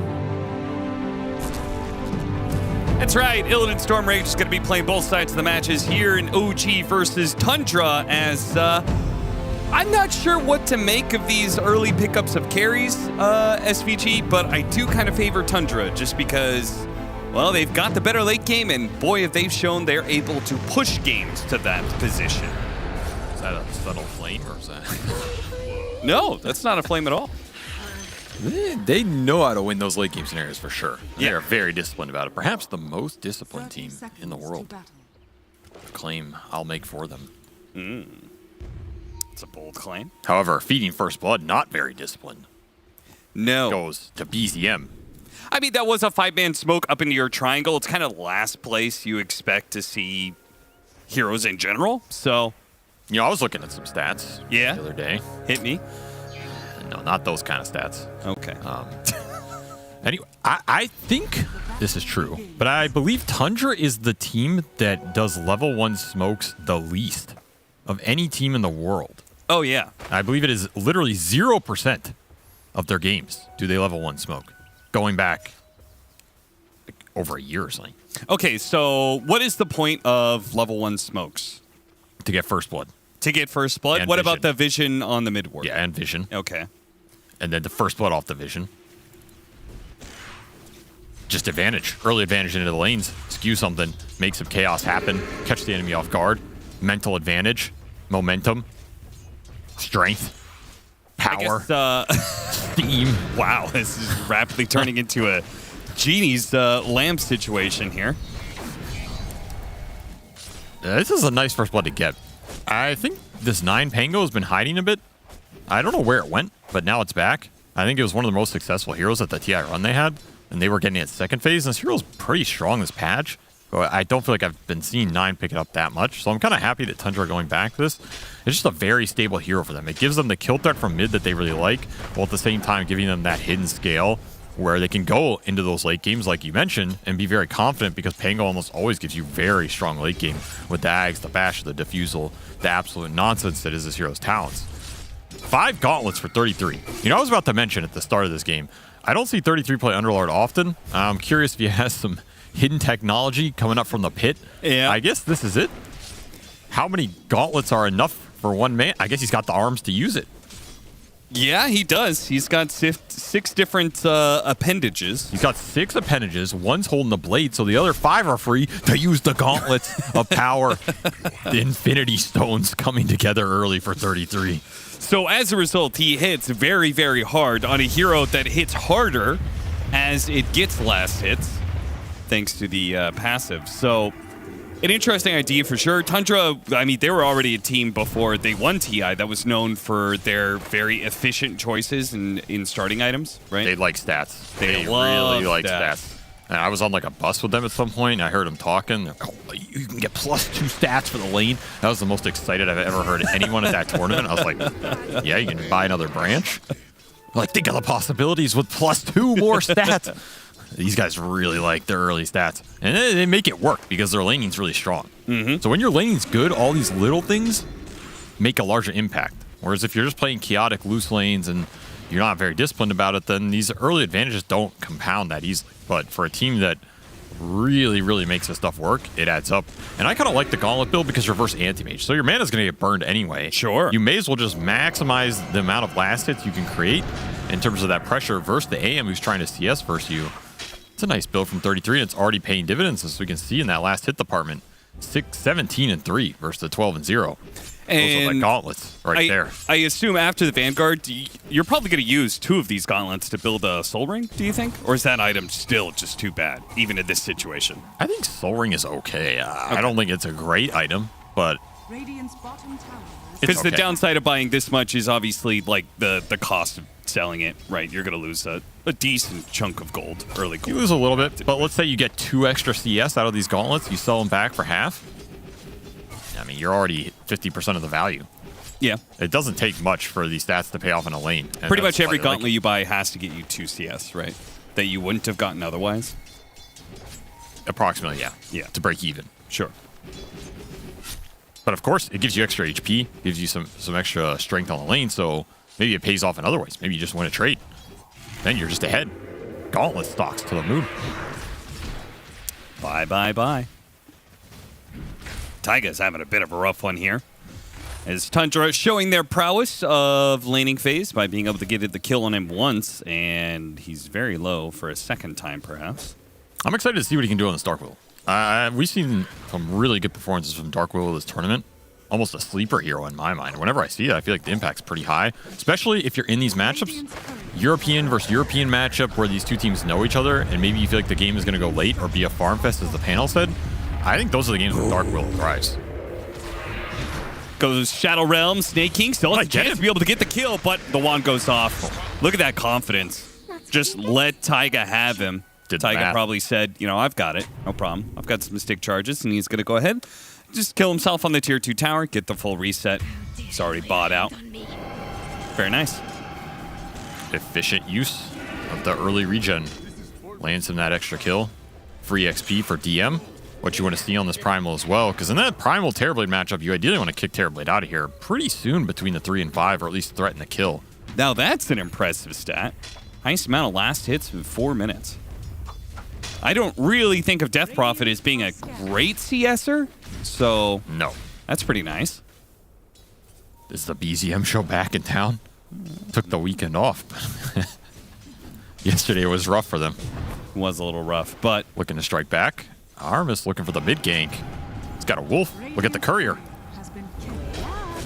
Can they do enough damage to him? He's getting a Spirit Siphon. Aramis has to be able to break it, stop that heal coming in, but now some separate heals come in. Chu, oh, he couldn't heal him enough. That last impetus does the trick, and now Chu is probably going to die right alongside his mid laner. Nice gank. Just beautifully timed. 9 was getting him low, peppering him up, and you come in with that level 2 impetus to get the job done. And meanwhile, Isle TP'd mid. Dark Willow went mid as well. DM left solo top. Tundra abusing all 3 lanes right now. Awesome. Beautiful early support play.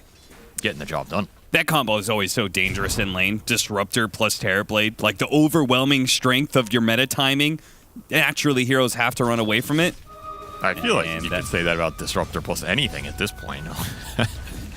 Maybe. What carries bad with this hero on lane? Does carry Witch good. Doctor, I guess. Yeah, that one didn't work. Hero just always creates a threat. The second you're in the 2-on-1, you just start right-clicking the dude down the lane, and it's a kill threat right off the bat. That's the power of Glimpse in the current meta. Carry pool definitely loves playing with this hero. Meta, one of the best. They just go right back to it in the mid lane, though. BZM's like, okay, you guys had your fun with the gank, but now I'm going to get an exorcism that almost solos the mid tower. That's a lot of damage. He might just man up for here. Overcharge? How confident is he? Ghosts are going to heal him. Gonna get some heals. Oh, decides to leave it outside of deny range. Or is it outside? 9 doesn't. Oh, 10%. He does not want to deny it yet. I mean, nobody really wants to deny their mid tower unless they're absolutely forced to, right? I kind of agree with this decision. Leave it up because maybe you get a kill off the TPs on the BZM or something. Little glimpse action top. All quiet. Yuragi is not doing so hot. Look at him on the network chart. Him and DM are both struggling here. And every single time I look at him in the bottom lane, he is getting gone on. Skeeter? Is he going to be okay here? Man, that's just too much magic damage this Primal Beast has to offer. We've seen this matchup. We casted it just like 2 days ago, right? The Primal Beast versus the Terrorblade in lane. It's that level 5 damage power spike. Just kills Terrorblade. He was so close to being level 6 for Sunder as well. And then that's a huge turnaround for Tundra. So the closest to margins for this OG offlane, but it'll free up some space and get that tier 1 for BZM as well. You should have denied it, son. You should have denied it. Yeah, maybe you should have. You're talking about Yuragi's net worth in this game. It's a product of 33 just sitting down here on a hero that doesn't need mana to create the lane pressure through the CS department with the 5 gauntlets. He has 19 denies, 53 CS. Yuragi's not happy just sitting down there CSing against the giant Underlord that is posing this threat. That is something OG want to address, which means they're going to swap lanes up a little bit. I mean, okay, passively, like statically changing the lanes I think is fine for me, but I don't know if you want to actually like gank and try and kill the Underlord. So how else do you create space for the AM? I guess you give him the mid lane. Go and fight. You can combine your DP and your Primal Beast and just take the skirmishes if you think you're strong enough. Yeah, that's what I thought they were going to do. I thought their Death Prophet was going to head up to that top lane and see if they could kill the Terrorblade and take the tower. Keep in mind, BZM can TP up there at any point. So him being bottom does not negate that move. It is still a strong possibility. And like you said, you want to create the space for AM because Yuragi, he's getting forced out of areas right now, not having the best of time. Little attempt there from 9. I mean, he continues to just pepper Yuragi with hit after hit. They're just letting Snakings to top. This is a lot of XP for Disruptor. Snaking is getting a lot out of this safe lane right now. Level 5.5 with boots and full wand up, just glimpsing DM out of the kill attempts. This is where you almost wish you just bring that DP top and force the tower so you get that fight with all of your early spell damage. For sure. BZM is going to come back into play here in the mid lane, and they do catch the Enchantress. This could be the signal to make that if he could grab 9 here, it would be massive. He's out of mana too, but DM missed the onslaught. Dying to the skeletons in the river, which denied that double damager. Oh, that's a value troll summoner right there. Give him a high five. Also, it's 10 minutes in. Taiga's pretty under-leveled. Both the supports are level 4 right now, so Gonna kind of need to create some space for him. Like a big difference, Tundra have their support just sitting up in this top lane, getting tons of experience. They're not doing the same on the side of OG in this bottom tower, which is now going to die to the Enchantress. So OG playing a lot more around each other, but not getting the kills as a result that they would need. Or the map efficiency. No. These Tundra cores are just farming while you're making these moves with Death Prophet, and you're falling behind. Which means you're going to have to make it up on the Primal Beast somewhere, but I think it has to be kills or a fight. I don't think your farm rate is as good right now, and Tundra are amping up the pressure. Nice terrorized with the Bedlam going out. Oh no! He went the wrong direction. Big ult. Not enough though. In fact, 9. Man, you got to feel for Taiga there. I think he thought that the Panko was going to run to the right. BZM at least cleans 9 up on the backside. If he got out of that, you're going to feel really bad in this early game, because that's Yuragi joining the fight with a Mana Void that is just not big enough, and he pays the price on the backside. His game is really shot at this point. He is going to get way outpaced by this Terrorblade. I don't know how you can get him in the fights either, because there aren't amazing Mana Void targets in this game for the comeback potential. It's pretty much only the Pango. The Pango often is just rolling through with spell immunity. OG are going to have to create some space for him here. Taiga tries to get a solo kill. Good coverage there from 33. Because Dark Willow is pretty good at being able to kill Enchantress, but not in that situation. Snaking, level 7. Gets a glimpse on BZM, who had a haste rune. Wanted to make a move with it. You're getting the ores up on this Underlord. So it's also a question of, do Tundra feel confident to group at some point and take the fight to OG themselves? Either smoke the triangle, try and get a Roche fight going with a meta. Knowing Tundra, they'll probably play it a little slow and just get the farm, push in the lanes, and look for the pickoffs. But I don't think there's anything wrong with that either. When you have Diffusal already up for 9, your damage is online. The hit squad is coming to hit you. They're going to knock out Chu with that hit. And this is how Tundra likes to play. This is when they're very comfortable. They're going to have 2 cores, push in lanes. It's going to be the Underlord and the Terrorblade. The hit squad runs around, finds the pickoffs, supports connect between 1 or 2 cores, and they slowly close out your map just through better efficiency. The way you can counteract this is you can meet the hit squad head on with better numbers, or you can stack the hell out of your side of the map, which is another route, though it's often hard to do. Yeah, I would say that's pretty unreliable, because what's stopping Tundra from stacking as well? What is stopping them from stacking? The fact that they clear the map too fast. Kinda. 9 just lurking up here. Get some good damage on a Chu. With Aramis helping him out. Oh, and the Dark Rift coming in. Actually, they really wanted the Primal Beast. They were ignoring the IO, and they did catch the Primal Beast in that Pit of Malice, but he's certainly too tanky to go down easily. Gotta keep this gate in mind as well. 33 can join that hit squad at any time without losing the map or lane pressure. And Rally coming through. This is a dead tower very fast. Look at 33, man. Just they have tanking those tower shots like they're nothing. Still got a couple gauntlets up his sleeve. Double damage in the river. Big rune for 9. This is, I feel like this double damage is a guaranteed team fight when they get the engagement. You gotta dodge this right now if you're OG. Skeletons are back. Taiga's TPing up here. Yeah, I mean, they can't just keep giving away this real estate to Tundra. Well, Snaking knows. Oh, the skeletons found him. That's just awkward for OG. He did get off the Shadow Realm first. They don't know this DD is lurking. Oh, Taiga barely dies in the last couple of hits there. With the Exorcism out, Aramis is certainly dead. Can they get any more, though? They need way more out of this.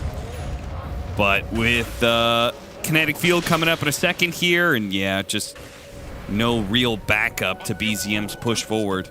I thought Tundra were going to be happy taking that fight with the Underlords and OG chasing into them. Double damage on the Pango. Just respecting Exo here. The one big spell for OG that can make a comeback fight happen.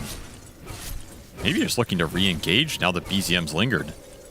Gotta be careful of these glimpses. Almost had the vision.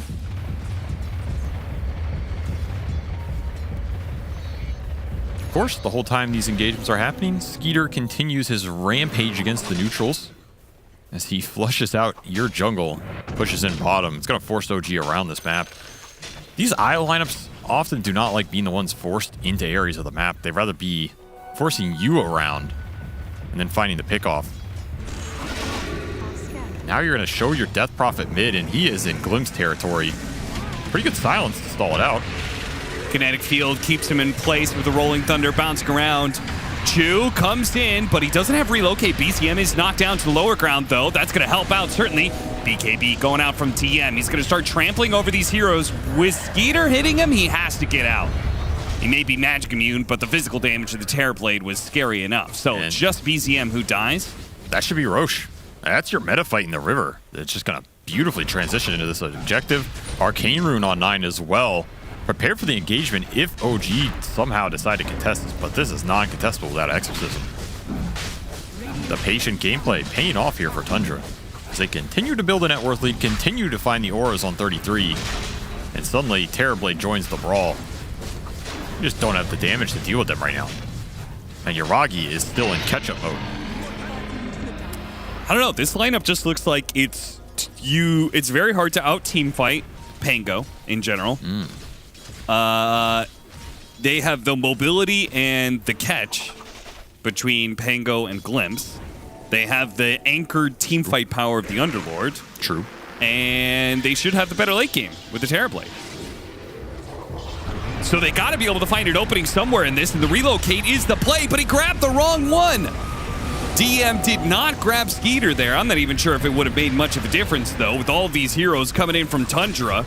Even if he did manage to pulverize the real Skeeter, they probably still all would have died. I feel like that move was a move of desperation, and I understand it. I feel like this game... it's getting out of their control. Yeah, they feel the pressure. That is a pressured move for sure. I feel like we have to smoke and kill this Terrorblade because he's out farming us, and we're not comfortable scaling into him right now. If this move lands, it's amazing. This is just a hard move to land. Like you said, even if you land everything on him here, I don't think he dies because the pipe is going to come through. Yeah. And the pipe is negating so much of your early damage here. Your support duo does not deal that much versus the illusions, and when there's a bunch of units here to soak up the Dark Willow ult, what other damage are you really providing? Was that a Fist of Rage? Oh my god. Yeah, not too happy about that. Smash. That relocate in.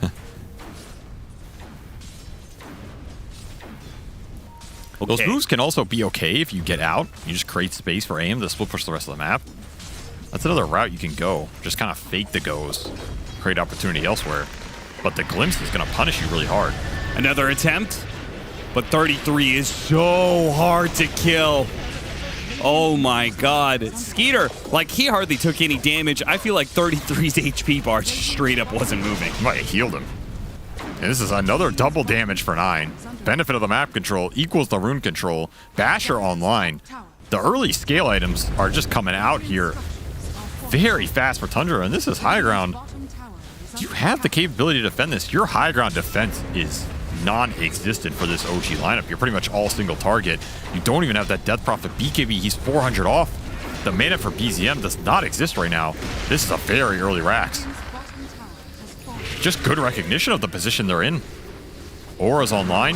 The 5v5 is not possible here. OG lacked the damage, punishing another early pick anti-mage. I think this has been a story for this hero the entire tournament. Oh! Taiga didn't want to go back to the fountain, and he will pay the ultimate price for it. What are we doing on the side of OG? Looks like they're just like playing in triangle and cutting waves. I was wondering what these AM and the Primal Beasts were doing together. Oh, whatever they're doing, it's not helping BZM right now. Continues to get poked. Gonna try and look for the fight on the backside. Is this all you? Is this what you really want? An Enchantress? Is this all you're gonna get? They actually opened up a portal for Skeeter to be able to come through. Skeeter does not have meta though. There's Death Prophet BKB. Yeah. This has to be your fight. It has to be, but at the same time, it's not easily theirs. 9 still has that Aegis to work with, and he's being super aggressive with it. Nice he's finally going to glimpse. go down. The glimpse back onto BZM, catches him inside of the pit. And now the second life of 9. He could chase after these heroes. Taiga, yeah, he was going to die to that shield crash for sure. Man, what a rough game for OG. I think their lineup just got crazy punished here with the early anti-mage pick. This hero does not do anything into the early aura pushes, which I feel like has been a staple of this meta for a while, which is also why I was kind of questioning how teams are rating this early anti-mage in the current meta, because I think this hero is very punished by the Lycan Beast lineups, the early aura lineups, carries that have good matchups like Ursa, Terrorblade, Troll, that not only can beat him in the late game, but also do the objectives earlier than he can. In theory, you have to make up for a lot of this with just his laning prowess and his ability to join fights with the Mana Void ult that can secure big core kills. If that gets eliminated, I think this pick just got overwhelmingly punished for OG. Reminds me of that game they played yesterday with the early Invoker pick, where EG just had a very good plan versus that Exor Invoker and punished him with a very fast high ground lineup similar. This is a very similar game. Oh, these bashes. There's nowhere to go. Whew. I love that he also used the Rolling Thunder, bumped him and immediately dissolved it. Just went back to the melee hits. Pretty cool. This guy's a Pango player. Yeah, he really is. I'm glad to see it back in 9's hands. This hero has been, I feel, very successful for the last year. This hero's very strong now.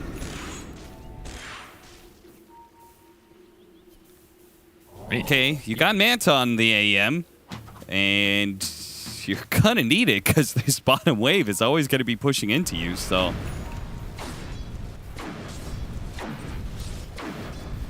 The other downside of all these lanes going into OG the whole game, they can't set up anything for this reload.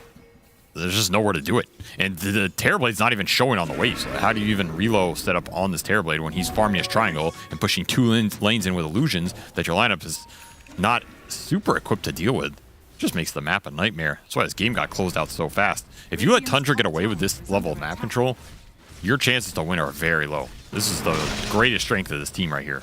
Yeah, it is kind of curious. Their IO setup, like they've been relocating the Primal Beast. I feel like the Primal Beast is maybe the hero that would set up for you. Maybe instead of a Dark Willow, if you had like one of those melee heroes that runs around and catches things. Dark Willow's okay at the setup. This game just accelerated way too fast for him. Yeah. Can't even get to a single item. That's rough. Now, Tundra looking at another high ground here.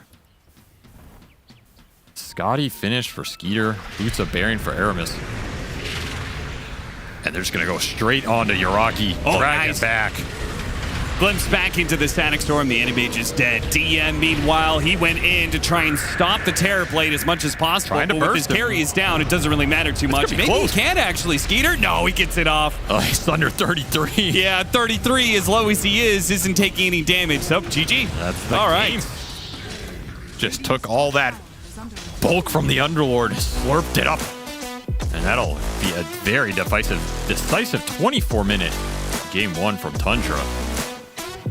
A decisive victory. Where are you now, haters? For Tundra, and maybe a divisive draft for OG. I feel like the earliest high ground Tundra's had in a long time. Yeah, seriously.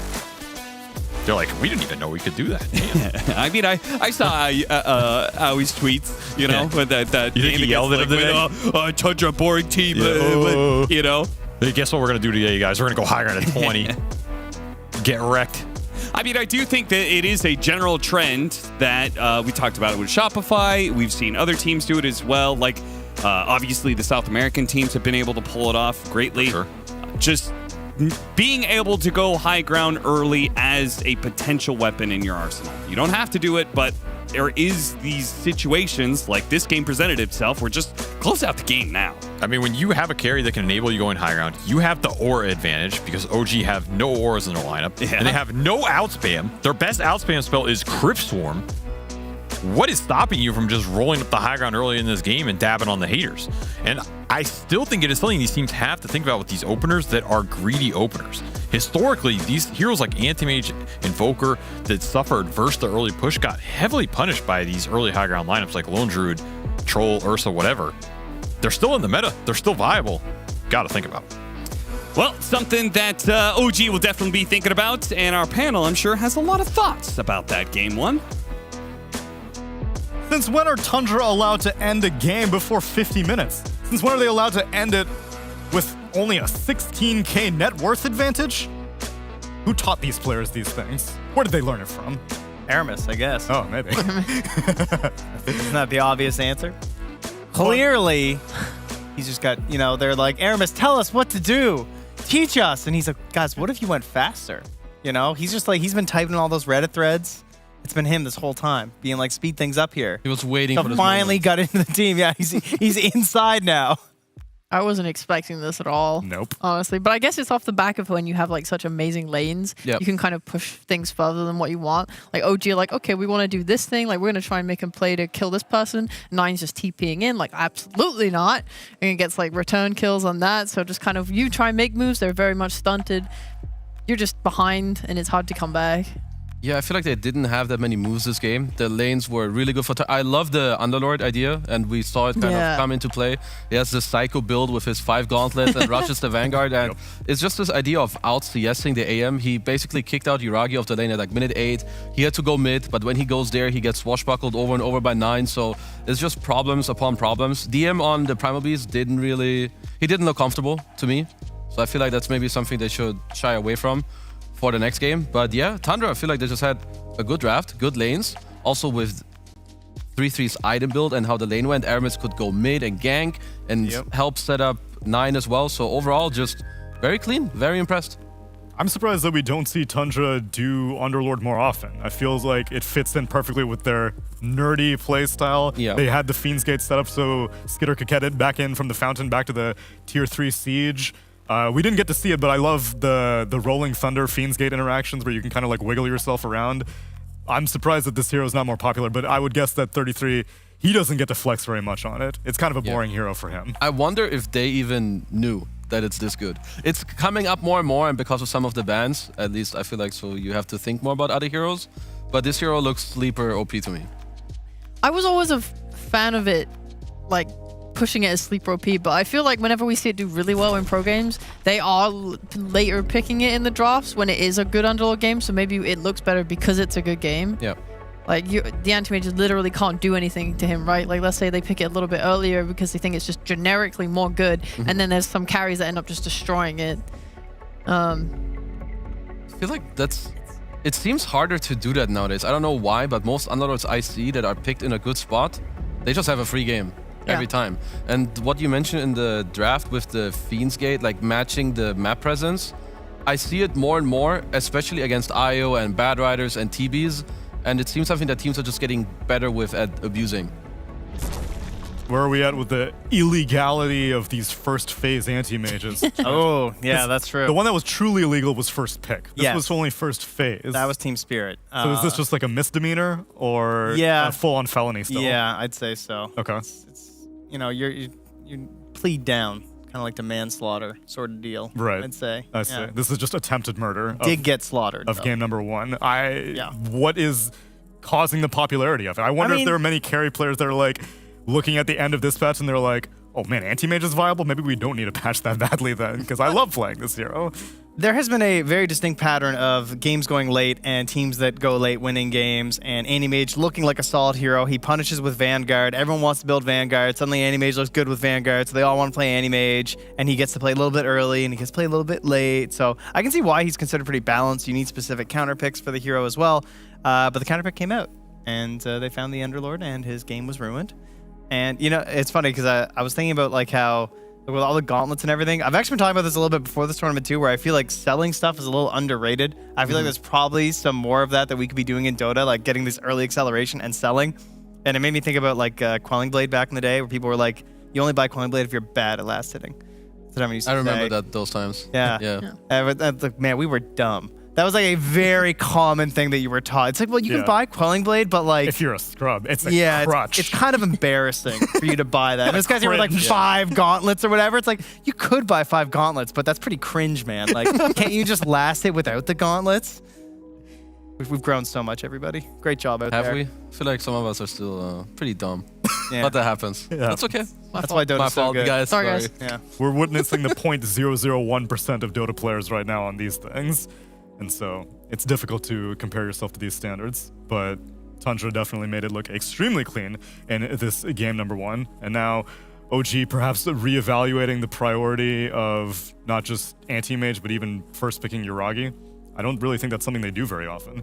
Yeah, they were maybe thinking something along the lines of, okay, Tundra love Doom, so maybe we're just gonna forehead chess and we're gonna pick IOAM, and they're stubborn enough that they will still pick Doom. Big fan Doom. They did, yeah. Then so whatever I just said is really dumb. And that didn't pan out. Case in point. They just really like. You are so right. They do highly prioritize They do. the Tundra Doom, making sure it was not in there.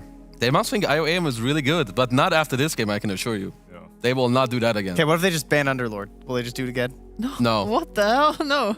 They'll just rise up with the new offlaner. I mean, it's not just the Underlord, it's like the concept of the entire team lineup, right? Like, I thought, when I looked at their lineup initially, my first thought was, oh, this is really good at defending against the aggressive moves. Like, there's a DM that wants to go in. I felt like, okay, they can defend really nicely from this. So it'll allow them to hit, like, let Skitter hit their timing.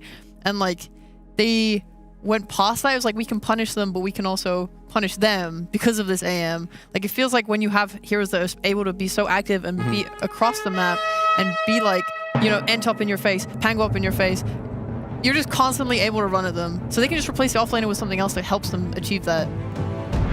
Brewmaster has come in to tell us that game number 2 is upon us. Stick around, everybody. OG versus Tundra Esports. The Western European Showdown continues after the break.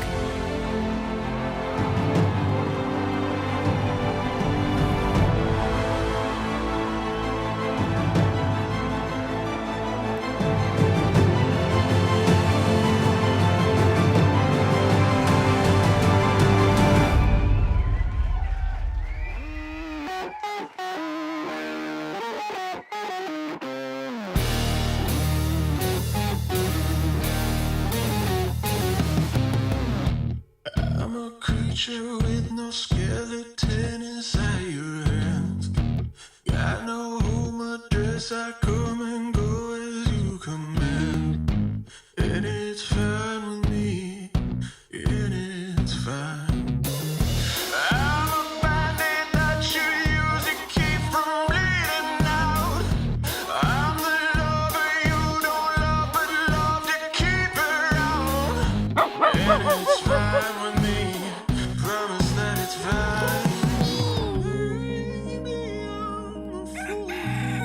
It's not like I'm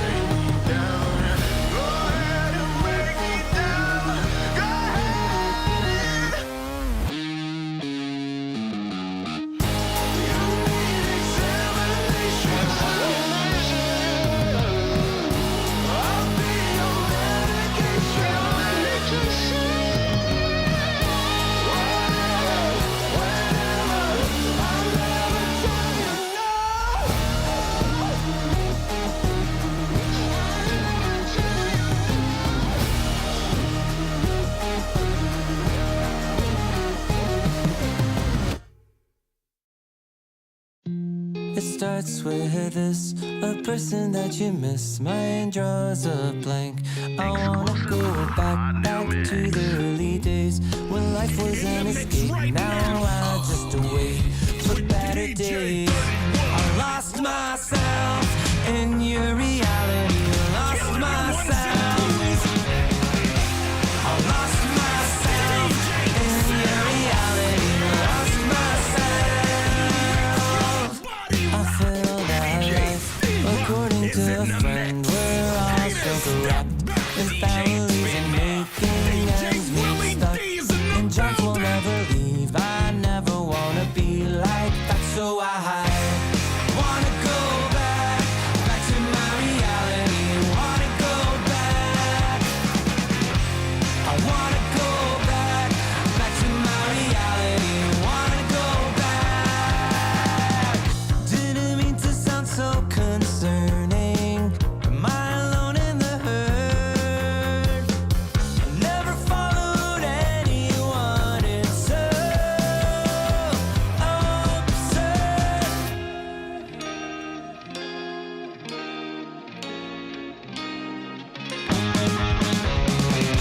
I wanna go back to my reality. Wanna go back. I wanna go back to my reality. Wanna go back. Trying to go back. Trying to go back. Gotta go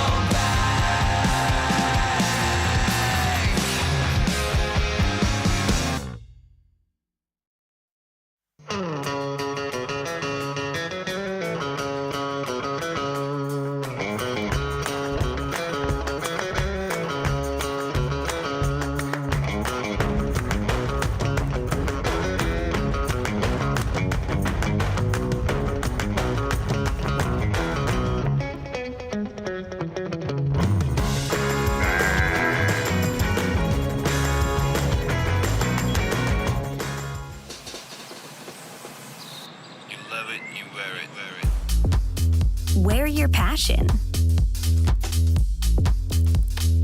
Share your passion. Wherever,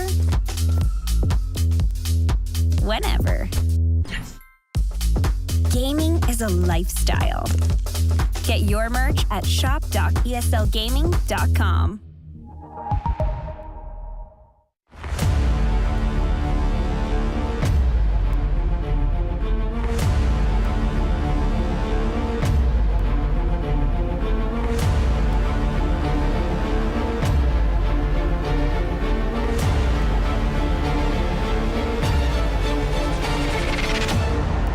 And the hunt begins.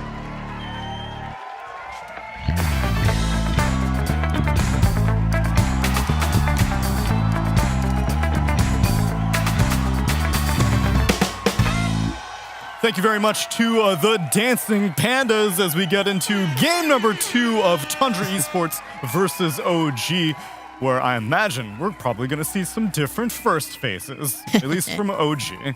Why is that? Because Anti-Mage sucked. Oh. Yeah. Suck it. Good point. We Yeah. need that on a playback button. Yeah. As well. Yeah. I am currently in the progress of chopping up some of these player interviews because they are actually dropping more one-liners than I would have expected. Well played. So I can't wait. Also can't wait to see what they will pick this time. They ban out DK and Mirana. Okay. I like it. What happened to the Doom ban? Well, the pick priority changed. They're gonna have to either deal with it or just take it. So true. Which they probably will. I do like that OG are first pick. I feel like sometimes when they're second pick, they maybe try a bit too hard with some of their picks and how to counter other things. Whereas on first pick, you try to set it up. You try to set up your own draft with tempo and making it make sense. Which I feel like they do a better job doing that. And they're removing 2 of the heroes that Tundra are very good at because they allow you to play the map. And DK, who in my opinion is just pretty damn broken. I don't know how you guys see it. I felt definitely that. agree. Yeah, I would agree. But press stun. You particularly enjoy it with the +1. Like you said, you liked it with the Beastmasters. By itself, are you still a fan of it, or he needs enablers? The Dragon Knight? Yes. Dragon Knight, is best, in my opinion, when he's able. First, it's a few criteria. Step 1, you have heroes that give you follow-up damage, so that when you have Blink Dagger, you can go on the map and actually kill heroes, because you can't do it on your own. Okay. And step 2, it's very good with heroes that open up the map for you. It's like illusion carries. I would say that's also why Tundra are one of the best teams playing it. It opens up the map so you can choose where to go and kill heroes, because they're forced to defend lanes and push it back out. Okay. That's kind of why. Well, they get potentially one ingredient with a follow-up and a space creator with the Beastmaster and Enchantress. Very curious response. I mean, this is like some ongoing pro debate or what? People are picking Doom into Beastmaster as a counter. People picking Beastmaster into Doom. I mean, again, I'm still a fan of Beastmaster as a hero just because he's not only his creeps, right? So you always have to respect the roar, and like you talked about opening this map, right? Like Beastmaster is a hero that will do that, because Doom's not going to be able to just chase you throughout the jungle. Like we've seen Beastmasters forego trying to push the towers in exchange for just farming out the enemy's jungle so that they don't have access to it. It's like, fine, you're still accruing gold, and Tundra are one of the best teams at doing it. Yeah. Their Eng also looked really good in the last game, so then pairing it up together, you have more tempo, you have more stuff, and Doom can only eat one of your little shitters in early. So. Well, okay, so we get sentries, we block some camps, we leave one open, they're forced to take it, and then yum. Genius. Easy gold. Has got all the right ideas right now.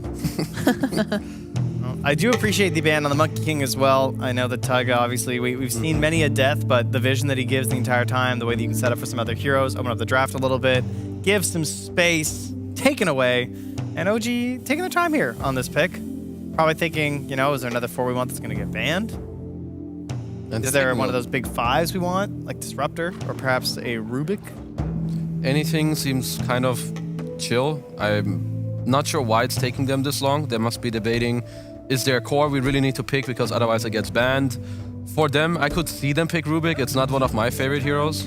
Well, that's another one. All right. I don't understand this hero too well. I must say it's one of the few heroes where I don't have the most knowledge on. And I can help still, you. Tell me. You buy Shard, and then he's good. Then you become a hero. Yeah. But we still don't know if it's a good hero even post-Shard. You're just a hero. But a hero nonetheless. Still better than this guy. That's for sure. You know, sorry, bud. Is it better than that guy?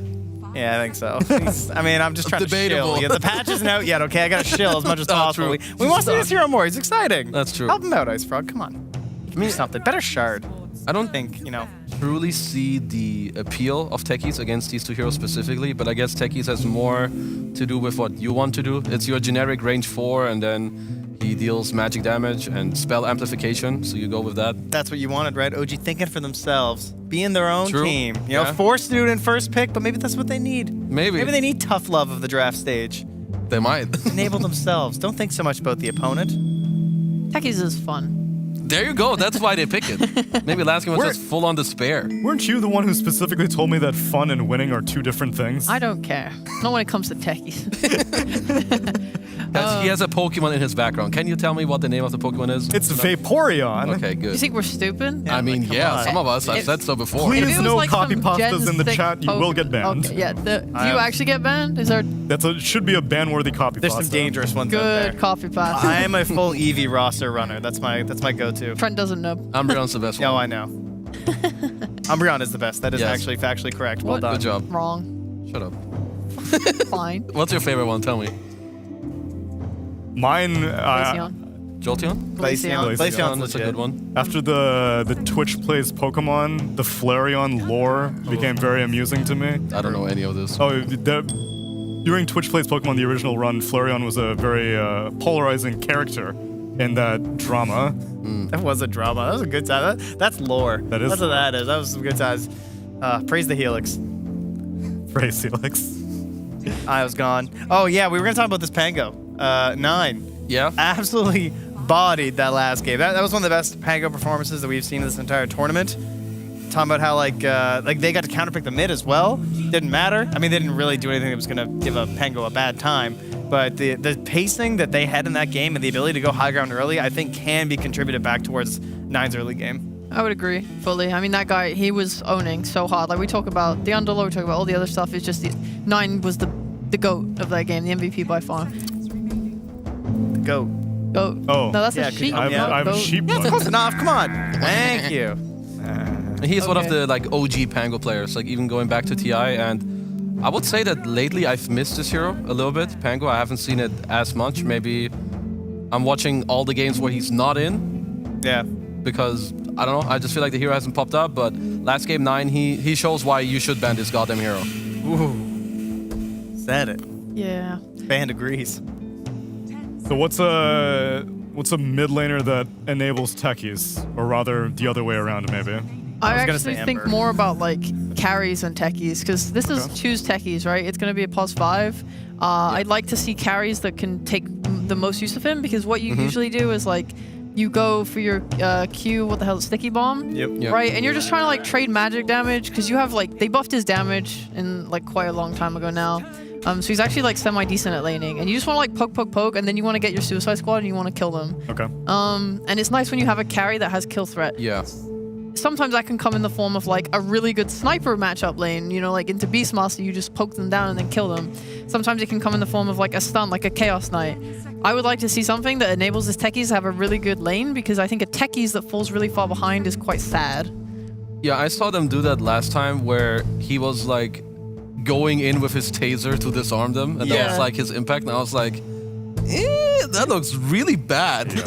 So I will be down for some CK or whatever hero they want to put in the lane where you can actually use your spells and play off of each other. We talk about anti-Beastmaster heroes with the Phantom Assassin being able to dagger down the boar. Oh, I'm not sure how I feel about PA Doom duo cores without having last pick at least, or second pick. Okay. It might be too volatile against the Tundra supports. Maybe if their supports were a bit weaker, if you had like some Rubik or Shadow Demon, I could see the PA. They're But out I would of say time that here. yeah, their subs are too This is strong. not good, man.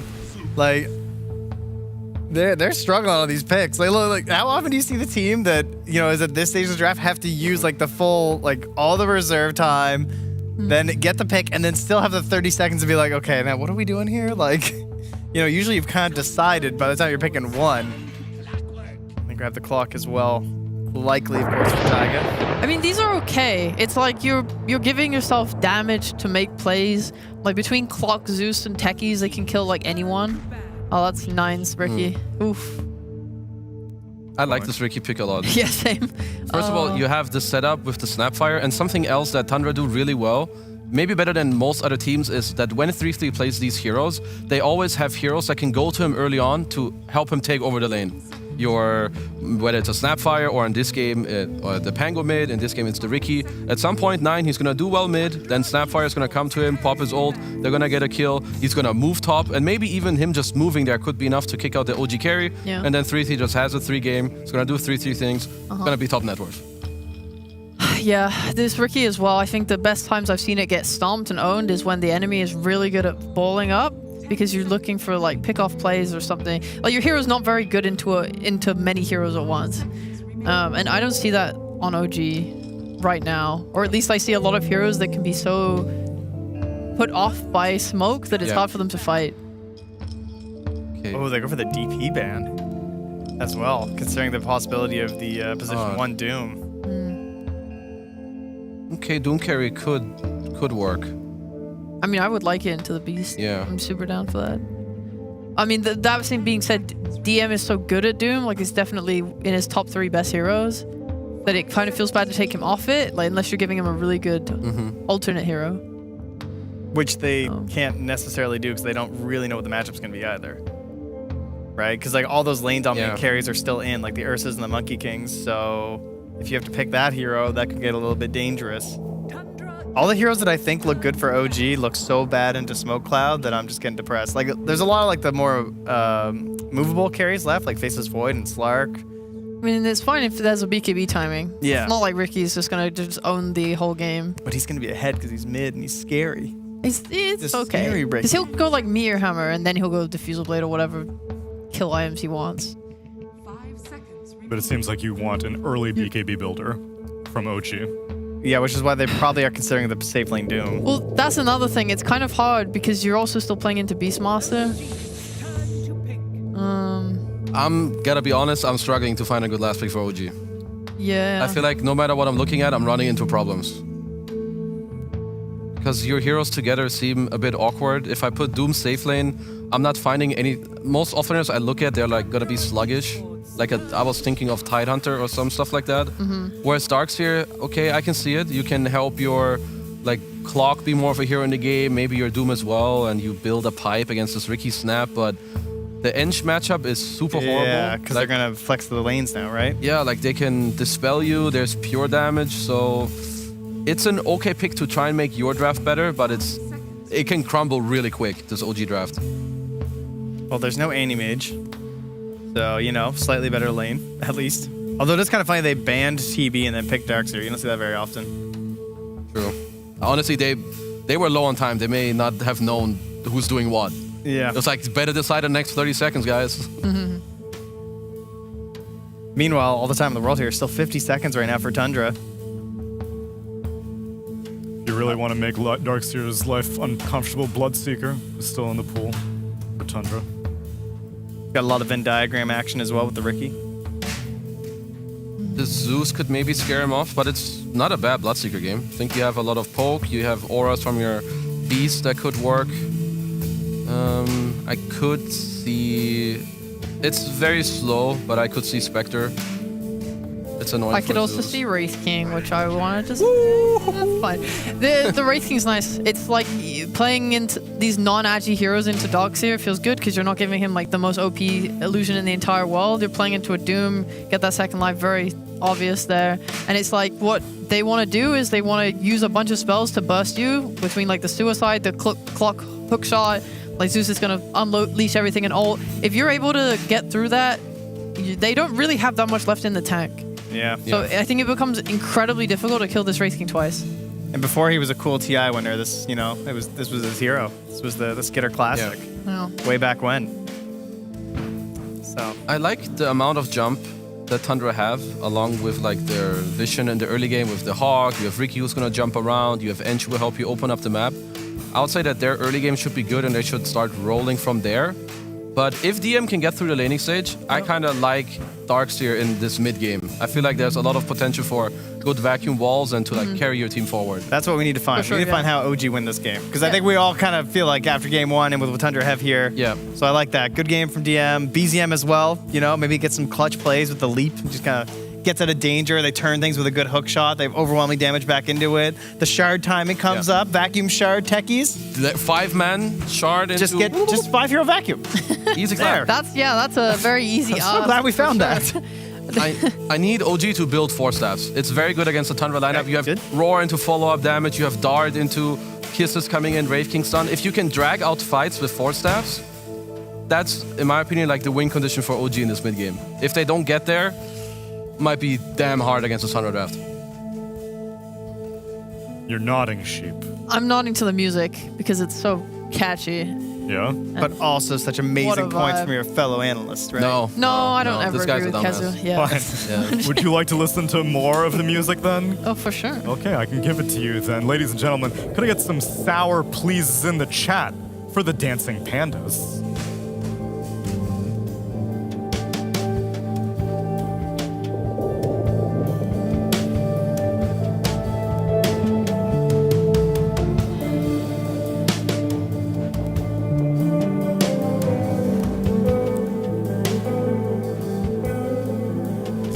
Going back to ESL 1 Malaysia, when Chu stood in for OG, he brought a new hero to their arsenal. He brought the Techies. And it went pretty well in that tournament, and they continued to play it with him being a permanent part of the roster this year, and they even started this very tournament playing it, and it went well. However, it has taken a rather bad turn for them. They've now lost three games in a row with these Techies, and dare I say, Avery, this will be the last loss of Techies for OG, at least at this event. Wait, why? Because I think they're going to lose this game, and if they lose this game, I don't think they're going to pick Techies again. I think they will have fully lost faith in the hero. 30 seconds to battle. It's a bold claim. I mean, how I think many you losses in a row? underestimate the resilience of Techies players. Maybe. To continually spam it, even in the face of defeat. How many losses in a row is it going to take? Probably like 8. 8? Okay. Yeah, I think we're halfway there. I think Okay. We're halfway through the True Techies arc. We have not even begun to see his full power. I mean, I'm just saying just for this tournament. You know, they're like, all right, guys, we'll figure out that Techies another time, and then they're going to do it again. Obviously, there are a lot of heroes in this game. Damage. Techies just one of them. Is Nine going to die here? The battery assault doing a lot. That is free trade, though, for OG going in this lane, which means BZM, he used a decent amount of mana, but he was probably going to use it anyway. The downside is he didn't get the CS off the arc bounces, but you're in a pretty damn good position to just bully 9 in this early phases of this lane and abuse that Riki regen as much as you can before it just pumps him straight back up. So yeah, actually maybe that wasn't too good. Yeah, this hero, like, the way he would pressure him is now with right clicks, but it's really hard to actually kick Riki out because he has so much starting armor with physical damage now. Well, he's getting kicked out. He's down to 80 HP. BZM out of mana. He does have the bottle coming in. He went for the 3 branches build so he can get the bottle off of the very first wave. All right, I have a question for you. Yeah. Austin capitalist Walsh. Uh-huh. Just DDoSed you on live tele. Oh my god. Who takes an objective for this OG lineup? That would be the Meteor Hammer Darkseer. Oh. Well, he's not going Meteor Hammer, so good try. No. I'll give you another guess. The Meteor Hammer Clockwork. Is every answer to this just Meteor Hammer on a different Yes, hero? I'm going to cycle through every single one of the heroes. Because they have no objective taker, so I'm a little worried. I feel like when you're playing with no objective taker versus Tundra, which is the team with the longest average game length, that sounds like a bad recipe. Yeah, yeah.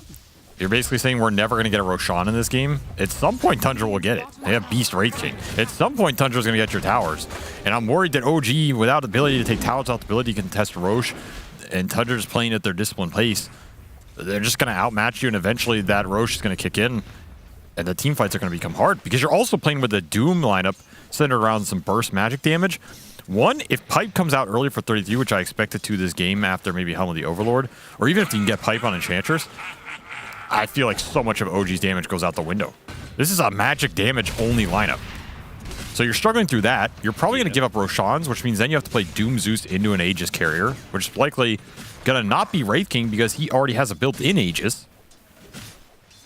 That's going to be a tough position to be in if you're OG. Normally, I'd say the way around all these things is you just destroy the lane so hard that there is no Dota to be played. Normally, but not here? Why not? I don't know if you can destroy these lanes. I think you can do pretty well if you're OG. Yeah. But I just don't see them destroying, especially versus Tundra, who are really good at getting out of lanes. But they're off to a decent start. I'll give them that much. If Darkseer can start snowballing off the Clockwork, you get these interactions away from the Enchantress, who can purge off the shell and debilitate that combo. You might have a good shot of running some of these cores over in that mid game before the objective taking can come online for Tundra. That's what I would look to do here if I'm OG. Get a fast start and just roll it into the mid game off chain core kills with the Zeus ult giving you the backup for a lot of these goes. This cannot be a slow passive game from OG. I think you just lose out on the map too much. Especially with techies, man. This hero does not do well from a behind position. Almost dies there. Aramis, who has been doing very well for Tundra, and must be said. Great stand-in.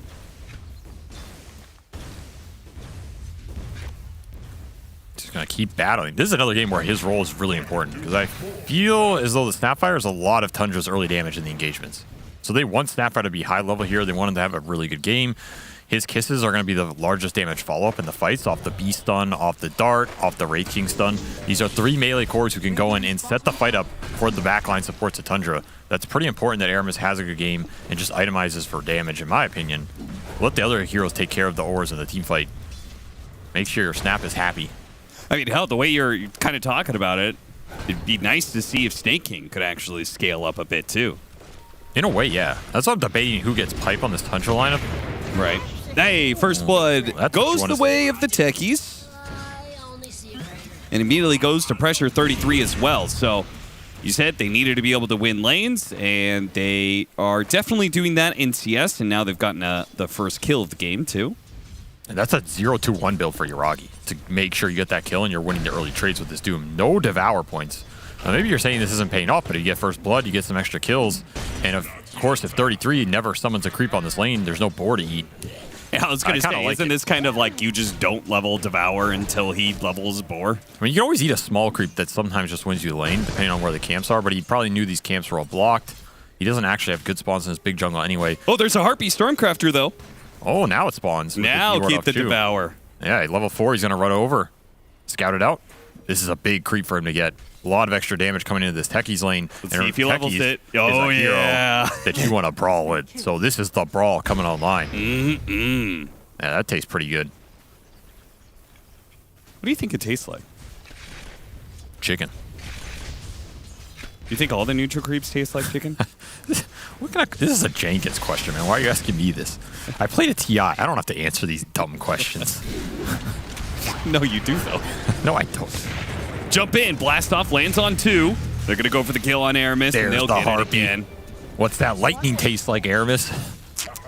It tastes like another death, apparently. Oh, the Thunder God's Wrath coming into play to get a second kill for OG. I mean, they're cooking. Oh, hey, 33. It's going to take a little bit more damage. Cooking. Drop. Cooking with lightning. Grease lightning. Grease lightning. You know, BZM's room is so dark that when he bolts with Zeus, it actually lights up his room. It's great. It's like a fourth dimension, you know, third dimension coming out of the screen. Yeah, like those 4D movies. He's really in the zone right now. I am the god of lightning. You think he's just saying that to himself? You think he yells zap whenever he bolts somebody? Thunder.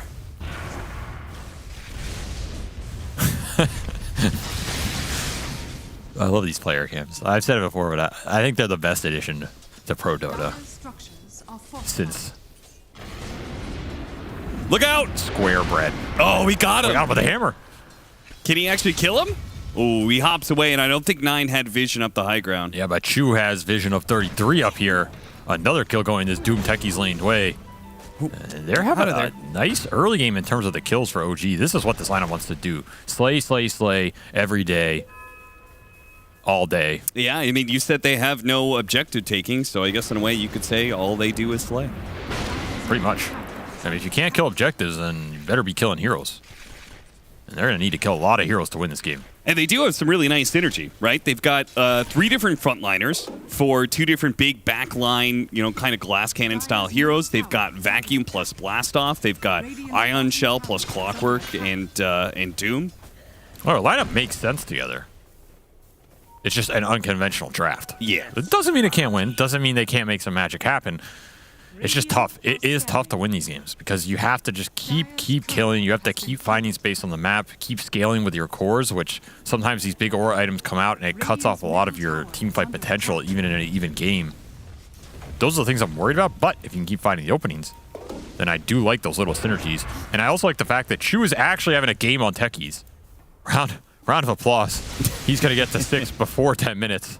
Yeah, that did not happen Very in nice. the previous 3 matches, I believe. This is why the kills on lane are so important for this hero. You cannot fall behind in levels. All of your spells are just damage ramp. So if you're behind, that ramp is just terrible. Whereas if you're ahead, you get more ahead. I like how he just drops off the skeletons. Like, okay, kids, have fun. The Wolf are buffing him up, too. Oh, denied. See you later. Oh, and BZM missed his lightning bolt too. DM is actually a little bit low. Is he gonna die? These skeletons are doing some work on him. He has Vanguard too. 9 with the hammer. He's not gonna try and use the hammer. He's just gonna try and go for the kill with the Wraithfire Blast. They should get him here. And maybe a Taiga too. Another Blink Strike. Very, very good. BZM does get him though. Lightning Bolt, Thunder God's Wrath. Gets the vision. Gets the damage. Top lane, though. The explosion's going out. Chu gets Aramis as well. Double kill for Chu. All faith in Techies restored for OG, I think. They are feeling it this game. He has done work. 4-0 and 1 early Arcane Boots. We're going to get to see what this Techies can really do this time around. You were doubting him. I was. And yet you have been smited. Radiant's top tower is under Or attack. smoke. I'll take either one. Armlet is done for the Wraith King. But he is going to be found here. Skater does have an ult point to commit. Yeah, and I think he might do it just because Aramis is here. Gonna try and turn. And what are they going to do here? He's going to go for the cookie onto the Zeus. They could have that cookied out, but they go for the kill instead, and it was almost enough. So close, in fact, but not quite good enough. And Aramis will die as a result. At least he's got his Wraith King out, though. Yeah, if they could have got that Zeus kill, would have been huge. Look at 9. He's trying to cut him off. Oh, he's cut him off at the pass. Oh, BZM knows. He scanned him. Oh, the 1,000 IQ Oh, but he plays. sees him. Oh, he couldn't get in range. TP out. Oh, we got him anyway. 9. The mind games between these two mid laners, incredible. Oh, he got his courier. Oh, what? Courier. He did not get 9. Oh, never mind. The mind games were too much for you, Cap. I just saw that thing pop up. I thought he died. Only one getting where was mind the game courier here is even? Caster mind game. Where was the courier? DM flew it over him. Maybe that was the mind game. He used the courier to tank the Ricky hit. Damn. There's the next level. I don't think he would have died anyway, but that was pretty cool. Yeah, I was surprised at how quickly he got bursted down. Let's see how close this is. Well, he gets it, so he gets the vision. Actually, it might have killed him. What? What? Is that just... That might be one of the highest IQ plays I've ever seen in my life. That was purposeful. I don't know if it was purposeful. I don't think it was. Wait, what? We'll give it to him anyway. I mean, Darkseer does have a big brain. The true. Indeed. Wraith Fire Blast into the Conehead. Meteor Hammer. Very nice. That big brain didn't see that outcome. Unlucky. Can only predict so much. Unlucky or outplayed? A combination of both. And look at this stack. Big, big ancient stack for Tundra going on here. Whew. All right, that's pretty much max capacity. You know, I was looking at stats. Tundra are the #1 team in terms of stacks at DreamLeague. They are. They are, actually. That is a true stat. Yes. Unlike the one I said earlier. Unlike the others. Where I said, we may have mixed up our I teams. confused them. I said Tundra never level 1 smoke, and it was actually OG. Which is why that OG level 1 smoke worked, because Tundra weren't expecting it. Because they never level 1 smoke. And you know who called me out on it? AUI called me out on it. And now I'm calling. He actually messaged me after that game. He's like, what the hell is this Where guy the hell did talking that about? come from? This guy's smoking crack. But now I get to call AUI out on calling me out. So who really won? Let me tell you something. I think he did, because you... Yeah, he did. You caught You know what that means, culpability. Cap? That means AUI is listening to my cast and actually paying attention. So, Or that's a he's compliment. just watching his team play Dota. Well, that's all. I mean, that's a possibility too. And Not you can't let everything's me about win, you. man. Nice pickup, though, on 9, and they get a mid-tower for it. Very good for OG. I mean, the early towers, they definitely can go down just purely off of kills. We'll see the progression. The progression you were talking about, right, is more so about, like, tier 2s. How do you breach high ground? How do you take Roshans? Yep. That's the big question. I wish OG bet they knew this ancient stack was going on right now. Yeah. This is a lot of gold going 33's way. Level 9.5 off that. Do we know who's going the pipe yet, by the way? Because Snake Kings are going drums. Nobody's going pipe yet. So My guess is it's going to be after Helm of the Overlord here. Yeah. If you're not looking to accelerate the objectives super fast because you don't feel like they're contested, then you can just slowly progress through these auras. Whoa. DM. Like Indiana Jones out here. Outrunning the boulders coming out. Keep in mind, this is pre-Ricky Shard. This is a mid-Ricky who's waiting for that minute 15 to get fully online with the hammer combo. So this is one of those skirmishes are a little bit easier for OG. That said, they've been doing pretty damn well at finding them. Getting these early tier 1s just off the Vanguard Darkseer and the group up. Nice way to open up the map. They're going to want all that space for their lineup to go to work and continue to scale through this Zeus Doom. Zeus can become an issue for Tundra's lineup. They do not have the best gap close outside of a Ricky jump and sleep. But even then, you can often save the hero off that, right? The jump burst is not very high for Tundra. So if OG get those 4 staffs, they get some save mechanics for Zeus, and they just play that range game, could create some annoying team fights for Tundra. That's where they have to use the vision. The Beast Hawks, the Ricky scouting, set up the fights in a closed situation where they can get the follow-up as well. Really great read by Yuragi there.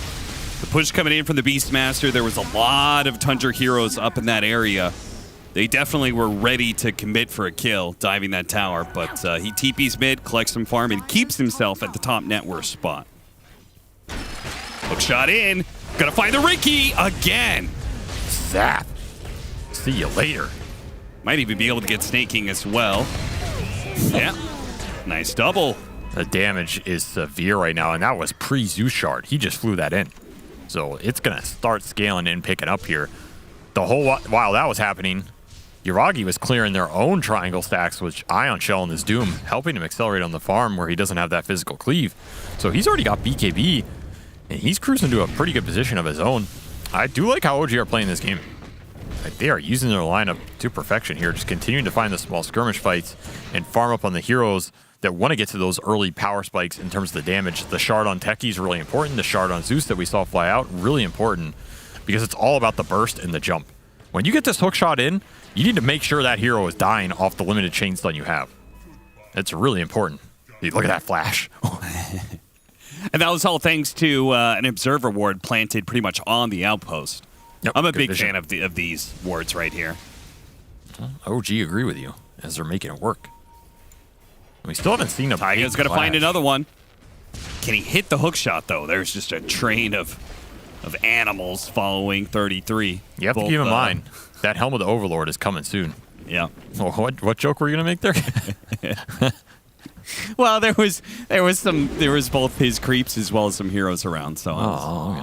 Dire's bottom tower is under attack. I thought you were talking about the Reddit threads. Radiant What? are scanning.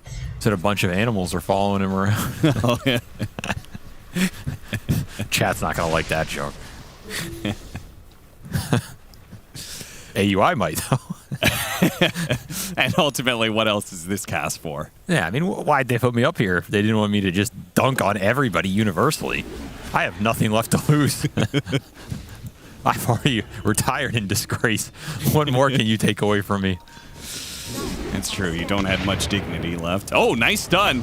Got him with the dust, too, but they don't have the vision of him.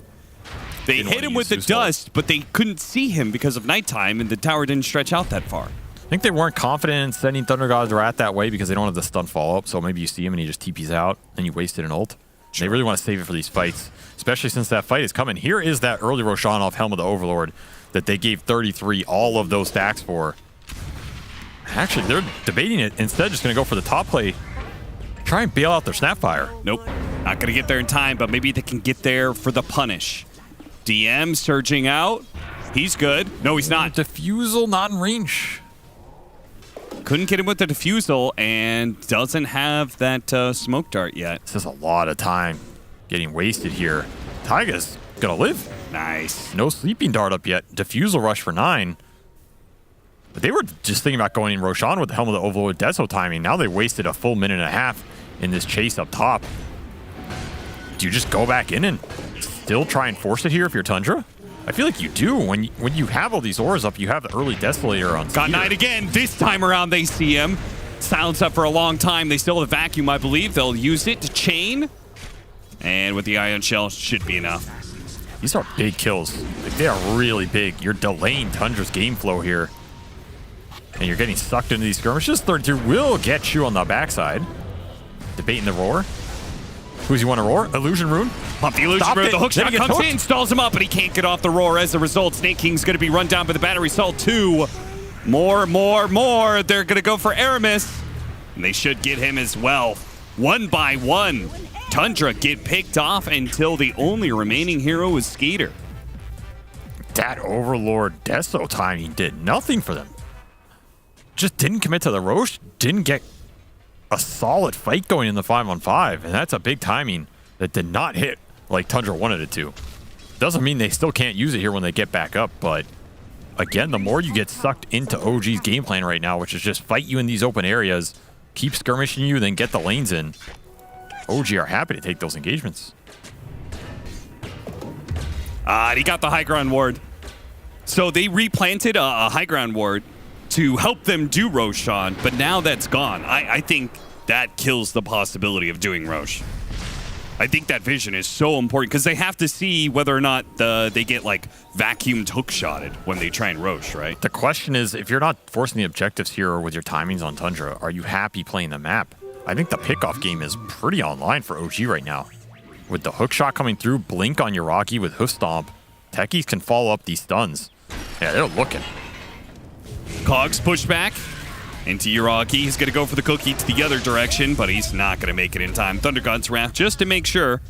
And also spotted 9, who is chased away.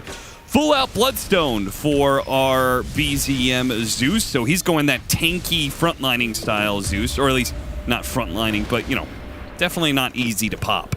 I like Bloodstone Zeus's game. This is actually a good Bloodstone Zeus game. Because I don't know if Tundra are going to have the jump burst on him, but they still want to jump him. So if he gets jumped and a single 4-staff comes out, he gets leap off, he activates that and ults, he's back to full. And then that team fight looks a lot different for Tundra. I think this is going to help him scale as well in terms of the mana department. Oh, the mines. They let him know that the team's coming if they were paying attention. And I think Chu was. He's still going to be caught. He got off the disarm. Stalls it a couple of seconds. This is the smoke for Roshan. They're just going to commit to it. So the question is, do you try and contest this if you're OG with that wall. back Why around not? the pit? You might be able to, especially with the clockwork vision like you were talking about. If you can smoke over there, get there quick, yeah, they're going to try and contest. It's just already gone. Oh, no. They're not going to get there in time. Maybe they could have. They actually go in and get the Doom. The BKB, he didn't pop it. Now he gets it, but he's still stuck inside the cogs. The physical damage. What a vacuum. That might just save Yuragi. No, he dies in the end. 33 catches them with the big Thunderhide Lizard, but that vacuum did so much work. OG's got to reset a little bit, trying to back out, trying to get Zeus. BZM out of here, but they hit him with the stun. Oh, no. Yuragi. He chooses to initiate after the Roshan dies, but if you make that commitment, you gotta make sure you get your BKB off. Not altogether either. If that jump is with the clock and the Darkseer we're smoking over, maybe that fight goes better for you, right? Maybe you let Tundra go into you a little bit. I think that was just a little too anxious, especially when Roshan's already dead. That jump is more about the team fight at that point than inhibiting that Roshan. And that hurts. Because this is a fight where Tundra are going to clump. You are going to get the big vac here into a lot of that AoE damage. I mean, it was such a good vac. There's a lot of damage getting pumped in here. Cookie on the Lizard finishes off Yuragi. Probably not happy about that one. Couldn't eat it with the cooldown on Devour. And then the burst on BZM. This is a bit concerning. That burst was really fast. That is one Wraith King stun into your Zeus with Bloodstone deleted. I thought he could maybe live through that and get a leap off. Just not even close. So you are going to need 4-staffs here on this OG lineup, or at least some sort of utility to help Zeus survive in these fights, and they are building him. 4-staff for Taiga, 4-staff completed for DM here, and Glimmer being built for Chu. So 3 utility items going to be coming out here in the next few minutes to help the Zeus and the Doom kite out these fights. But now this is Tundra's moment to take over this game. They've swung that gold lead all the way back. And this is where the auras become scary because Pipe is online for 33 and they have the big physical damage to push these objectives off of any one team fight. This is a very scary part of the game if you're OG. And it's a large part of the game too. I think for the next 10, 15, maybe even 20 minutes, these team fights become more terrifying because if you lose them, you're the one getting your base push, your tier 2s push. Whereas if you win them, all you're getting out of it is more farm on the map. Meteor setting up a good pickoff here on Taiga. I think what you're talking about, it's one of those situations, it's the classic, like, how many team fights do you need to win in a row to, like, be able to win the game, right? It's like Tundra, they win one team fight, they take objectives. OG have to win, like, a couple just to be able to start, you know, really getting onto Tundra's side of the map and taking any towers. Well, the old 20 team fight lineups. Do you have to win 20 team fights to win the game? Or do you have to win 2? And most teams rather be playing the lineup where you just have to win the 2.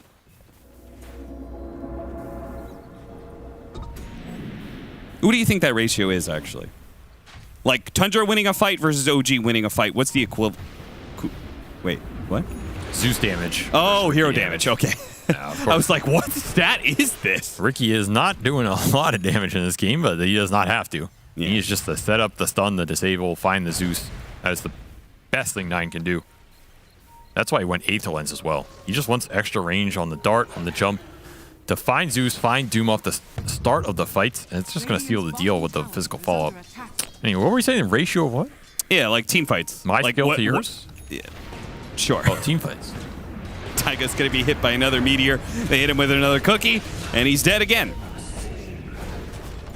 Now the pickoff for Tundra just seems to be kind of overwhelming. They're just going to try and go. Tried to hit him with the blast off, miss. The force staff got him away.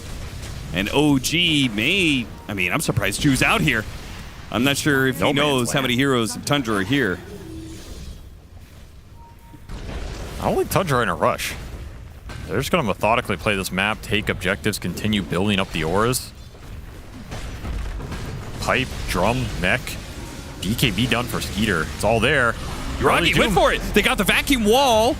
Okay, Skeeter just charges forward. Look at him go straight for BZM. 9, he spotted him. Skeeter gets the follow-up, and BZM's dead. Could not get off that ult for the heal.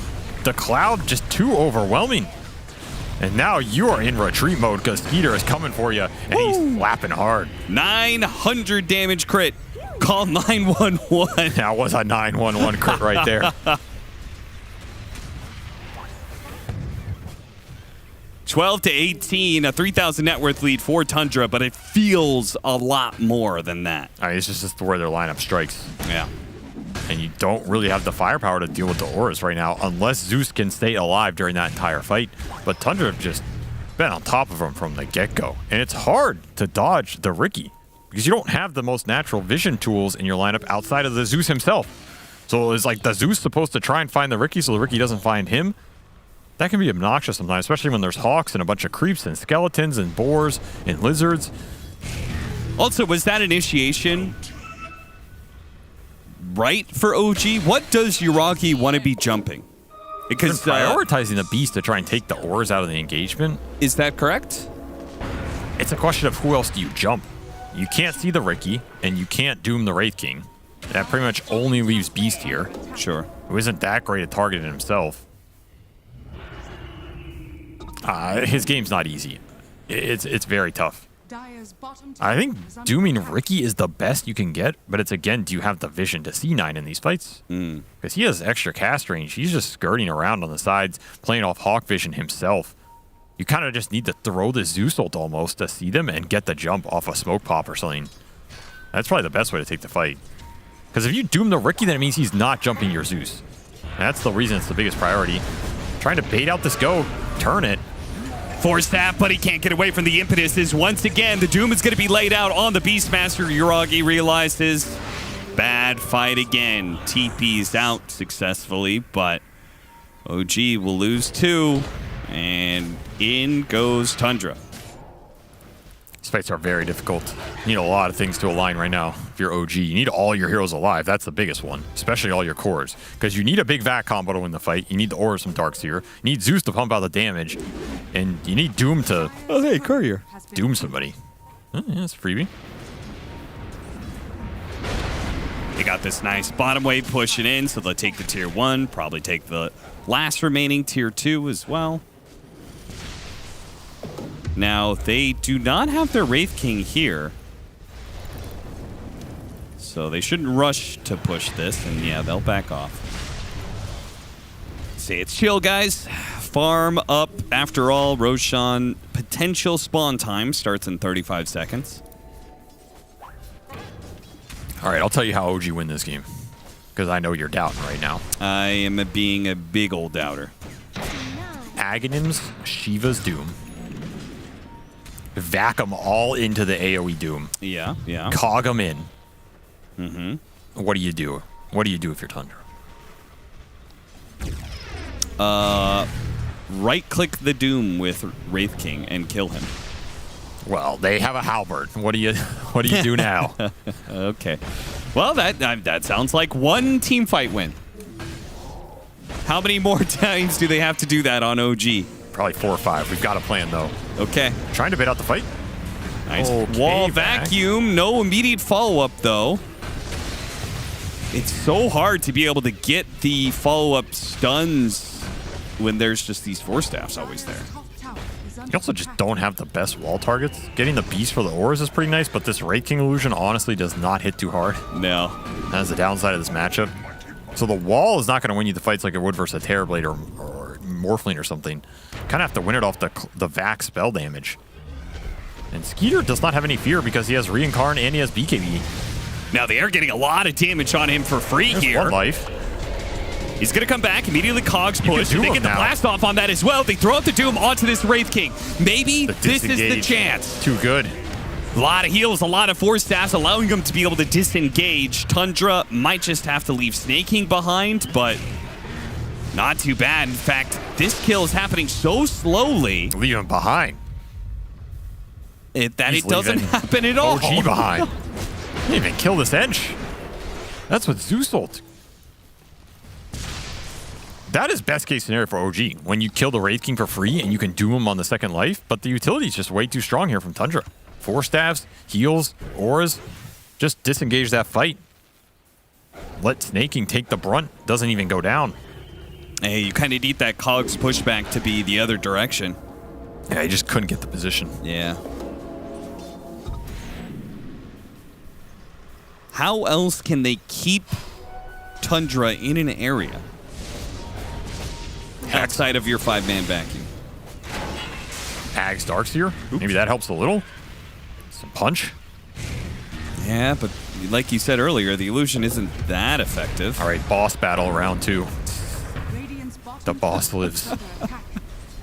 Yeah, he's enjoying this game. Yeah, he should be. Because his team's doing Roshan while they're trying to kill him. That is a shard going to Skeeter. Okay. Get some skeletons. All right. And a fast smoke off that as well. I mean, they have every ore in the game, I think. I don't know what's missing. I guess maybe Wraith Pact. Wraith Pact, yeah. But you're not buying Wraith Pact versus this lineup. No, I'll tell you that much. This is probably the worst lineup to buy Wraith Pact against. I think if Tundra bought Wraith Pact, it would help OG. That's how bad of a Wraith Pact game it is. Plus, you already have the built-in Vlads in the Helm of the Overlord.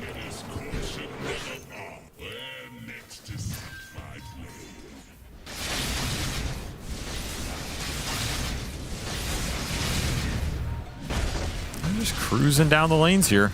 This is your high ground window for Tundra. They gave Aegis to 9 is something to note. So dooming that Riki is not really an option anymore either, as he also has BKB.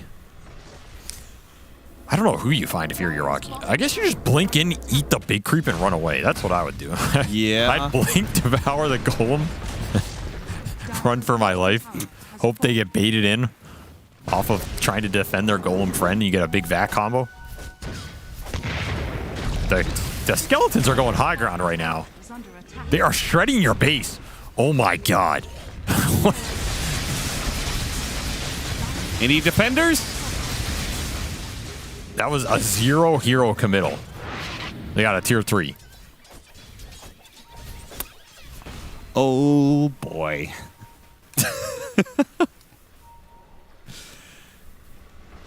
You know what the funny part is that that Aegis pickup for 9, I was thinking about it. If you really wanted to hit high ground badly, wouldn't you give it to Skeeter? You could. And just have him solo hit it? I mean, he's just pretty much slotted. I don't think he wants it. I guess so. He's Oh man, look at him go to town on Yuragi. Elven Tunic saving him there with the extra evasion. Try and walk it off. Everybody trying to get out, but Yuragi's BKB is worn out, and the kisses, they're coming in. Surge does manage to get him away. Smoke Dart catches the clockwork while 9 goes for the kill on the other support in Chu. Bye-bye, Chu. And hello, high ground. Why not? So they just, you have all your ball online with the auras. You can even just send the summons in. Gonna try and burst Snaking, but not enough again. And the crits sending you back to base. Okay, buybacks forced. Tundra's like, good enough for us. They're gonna reset a little bit, heal, and then they see an opportunity, go again. team fight's just not syncing up for OG right now, and it's not easy. You're going to have some hell of a high ground Zeus defense right here. Overextension from Tundra, that's what you're praying for.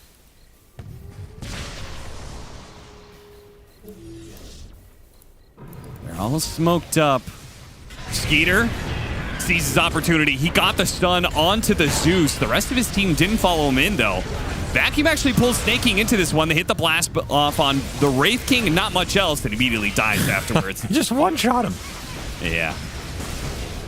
Ooh. Techies players are shedding a single tear right now. I'm telling you, man. Last Techie. Well, that's a 5-man wall. Yeah. Skeeter ran through it. He's stacking himself. Lost his reincarnation. Has to get away. Nice Centaur stop. But again, it's hard for them to just follow that up. They just can't keep running at these heroes, and then they get force ass heals. There's just no chase. Yeah.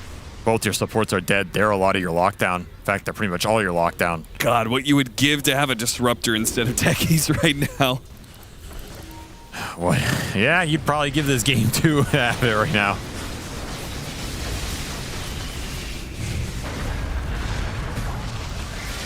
Just gotta bait a clump. There's no way around it. You have to bait a clump into a vac, and your Darkseer's dead. Well, there's no vac, so now Tundra can maybe clump as much as they want. Clump around the Enchantress. With the heals and the locket, everybody wants a piece. Copies EM again. Knight's going to follow it up. Here comes the hammer. Force Staff gets him out of that one. Did manage to hit Taiga with it, though. The first life of the Skeeter. He's going to die here. They're close to their fountain. Can they play around this? Of course, the BKB is always there for the Wraith King. He starts trying to lead into the Doom. Once again, that evasion does help a lot. You baited him in. You got to get something off this. More than skeletons. Not getting a damn thing. Give Snaking a high five at least. There you go. Yeah. See, it pays to be friends, you know? You got a high five out of that. What does a high five do for you, though? Oh, morale +5. Yeah, but losing Dota game is like minus 500. So if you high five 100 times, you're back. Typical Zeus damage dealt. Twice as high as anybody else in the game, but still losing. You can keep dealing it. It's not doing much. There's the stain on Tundra's lineup now in the form of Locket Snaking. He is happy to tank all your bolts. Happy to run into you. He has a full Hurricane Pike. Trying to play around this high ground ward. They just placed. They get the Centaur stun. Once again, they're going for this Beastmaster, but look at all these heals. They cannot output damage fast enough to get the kills. They're just all-inning for it, and they've just stumbled into the Wraith King. So there goes that. This game's toasted. Toasted and burnt to a crisp. One roar for the road. These drafts are so hard to execute, man. It's not impossible, but you really have to play super hyper-aggressive, and I don't feel like that's been OG's playstyle this event either. I think they've kind of relied on BZM popping off on a carry that can scale into the mid-late game, and having their sideliners be like pseudo-space creators. This type of lineup does function in that way, but you just don't have a way to combat the push, the auras, or the objective taking. And it means the second you slip up once, just get mega punished. Yeah. I mean, that was a long time ago when they lost their first fight. Yeah, they were up 4 or 5K, but... And then they lost every fight after that. I don't think they won a single engagement. No. Auras are still strong. That's the lesson of today. Just build them. Build them all. Gotta collect them all. Separate them. In select games. No, just build them all. Every game. Build every aura. Go down the list. Assign one to every player. You're building drums. You're going to build Wraith Pact. You're going to build pipe. If the guy says no, you kick him from your team and you get someone in there who will build auras. That's my takeaway. Maybe that's what happened to Soxa. He got tired of building auras. Yeah. He's like, guys, I need a break. They said, can you build a veil? I can't Can build you one shut more the goddamn hell up? I want to buy a blink. Just let me buy a single target item. No. You know what sucks? If you're not going to be a team player, you can go think about what you do. Well, now that we've leaked the fate of Soxa, maybe the panel can discuss what's going right for Tundra and what's going wrong for OG. I don't know if I want to discuss as so much as dismiss all these heretical claims that you're making. Soxa does what Soxa wants. Always. Who's going to tell him what to do? And at least his replacement has been very, very smoothly making the transition for Tundra as they get the 2-0 over OG. Era miss, more like era hit with these ultis, am I right? Not missing many of them kisses. This Era guy's kiss. Yeah, sitting in the pit, 10% HP. I don't care. Firing him out of there.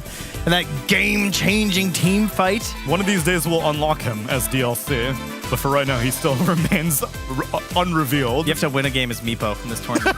Good luck with that. He's gonna stay hidden forever.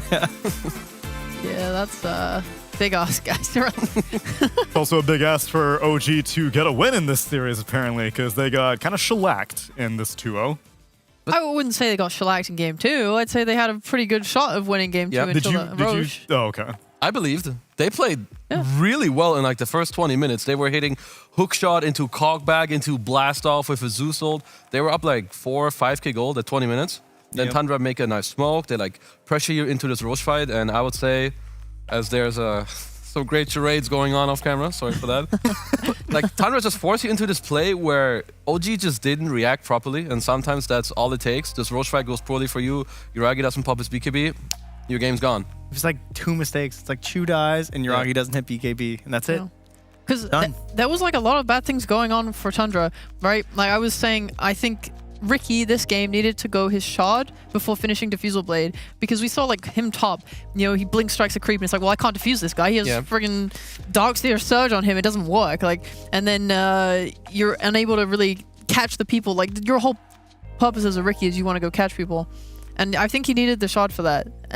But when this Roche fight happened, it gave them all like the gold they needed to reach their next set of items, and like including the Ricky shard. So then it just became easier and easier for them to fight because he now has Meteor, Diffusal, shard, and they can just catch and kill whoever they want. It all came from this one Roche fight, which I feel like they set up very nicely. I would also say that Skeeter on this Wraith King, the hero, is starting to impress me quite a lot actually. The skeletons with the talents, and you buy this Desolator, you could just keep speeding up the game, because they took Roche so fast that it felt OG. They must have felt pressured, because with how they responded to that play, that was just not clean or clear in any shape or form. And a good team, they will put you in those situations, and you need to react better to that. Yeah.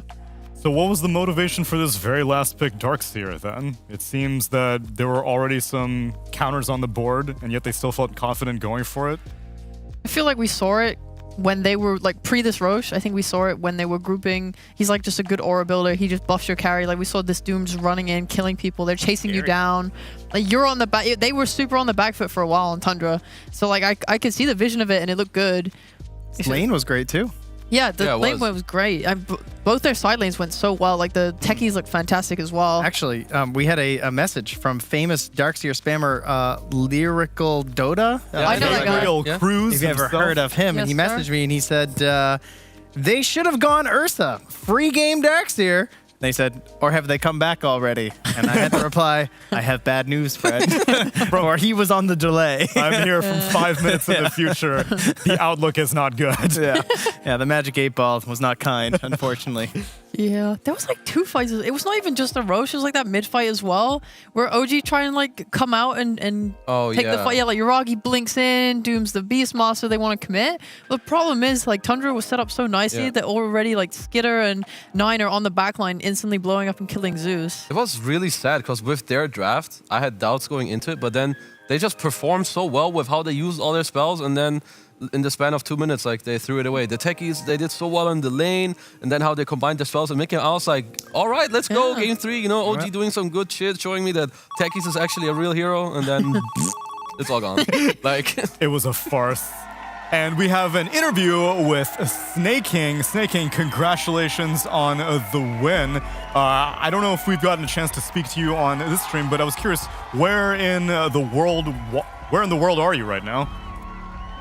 I'm actually in Berlin right now. I'm already, ready for the major. You're getting a head start, but you are not there with the rest of your team. The rest of your team is elsewhere? Yeah, everyone's playing from home because most of my teammates are European, and then AUI is the other North American. He's at home as well, so he's at a 9-hour time difference. It's a bit rough for him because when our matches are like in the morning, it'd be 2-3 a.m. he has to wake up, sometimes even earlier. Oof. And he can't wait to come to Europe to finally live human hours. Yeah, but he's a gamer. He should be used to these kind of degen hours anyway, or is he actually pretty human when he's with you on boot camp? I think AEI generally keeps a pretty good schedule. I think the biggest degenerate I know is definitely Jack Chen KBBQ. Like the 9-day hours are flipped for him. Yeah, that man has no circadian rhythm whatsoever. But I am curious how you yourself are dealing with the rigors of this schedule. I'm sure post-TI into Tour 1, Lima Major, now Tour 2, and now this event. How have you been dealing with the intensity? I mean, I think I'm doing pretty decent for the most part. But I can totally see why people would burn out. There's just a lot of continuous matches. There's very little downtime, and I think it's definitely a struggle for a lot of people. And I hope that maybe the schedule, maybe a little bit more room, a little bit less matches. Maybe the formats would change in some tournaments. It's something I'm looking forward to, but who knows? We might not get anything changed. Yeah, we're trying to find the balance every single year, it seems. Kazu, do you have any questions for Snake King? Of course. Hey, Snake. I asked Skeeter a similar question. I asked him yesterday, what makes you guys struggle so much against Liquid compared to other teams? I hope you can give me a better answer than I don't know, because that's what Skeeter said. I think it's just the way that Liquid applies pressure of their heroes. They bring a lot of heroes to their plays, and then they force a reaction out of the enemy, and then we just fall victim to it a lot of times when we haven't been doing a good job handling of dealing with the Liquid pressure. Like once we kind of fall behind versus Liquid, the games kind of get pretty hard pretty quickly, and it's something we've started to notice, and we're trying to adjust and kind of fix that issue.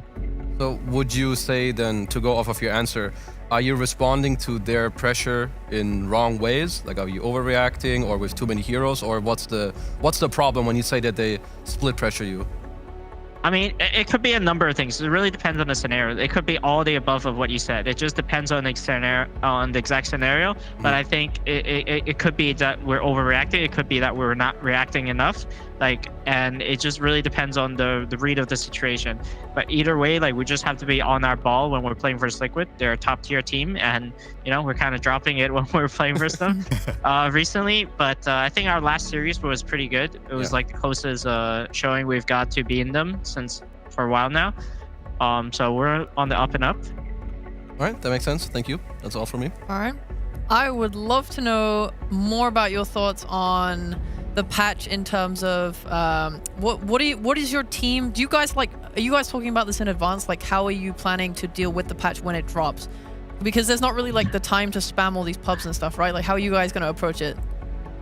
I think everyone's going to approach it differently. We didn't really talk about it as a team beforehand, but I think people are going to be feeling pretty motivated. So we're going to be playing a lot of stuff, trying different stuff. But the first thing, as always, is you read the patch notes for one time to see if what's absolutely broken to you, and then you go test that first.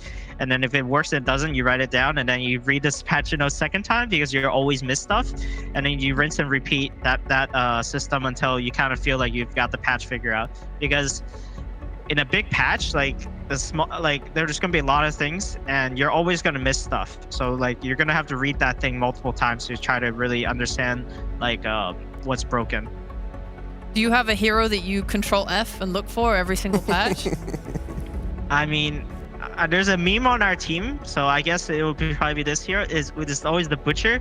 None of our Dota players play it, but we always love memeing this shit for some reason. So then I guess it would just be Butcher. Pooch the Butcher, as we always say. And then big new patch, changes everything, potentially just how we play Dota in general. Do you think there are any teams that will do better, like that are better at adapting, that might thrive on this patch? Like, is there anyone you're looking at there? I think Fishman has generally had a pretty good read on like what is good supports in the meta. So I think he was pretty good at that. I think a big reason why Entity had a lot of success in the first tour was because Fishman really like understood his the hero pool that he's good at and what is good in the meta, and he did a really good job developing kind of like the Western Europe the Undying Disruptor meta. Okay.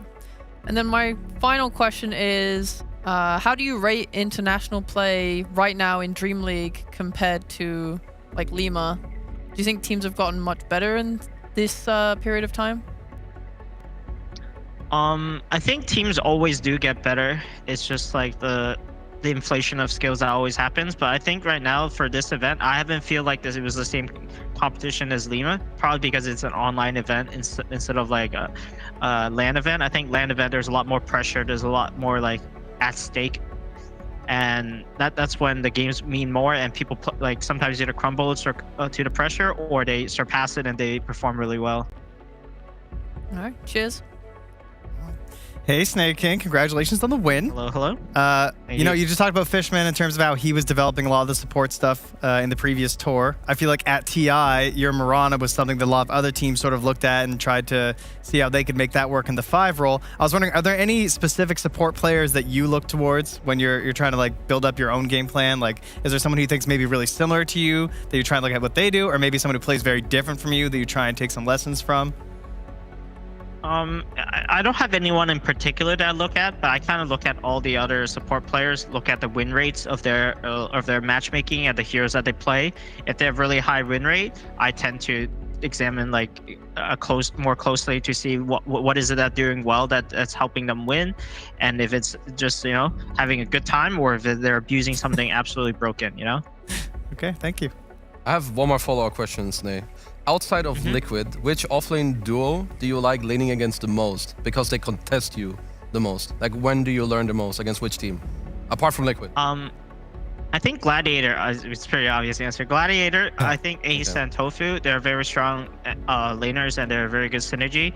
And they have they always pick a good combo in the lane. So like every small mistake, they'll exploit it to the maximum. So I've been caught too many times out of position or taking bad trades, and then suddenly the lane is like looking really grim. So like I think those players are very good at what they do because they kind of really punish the small mistakes.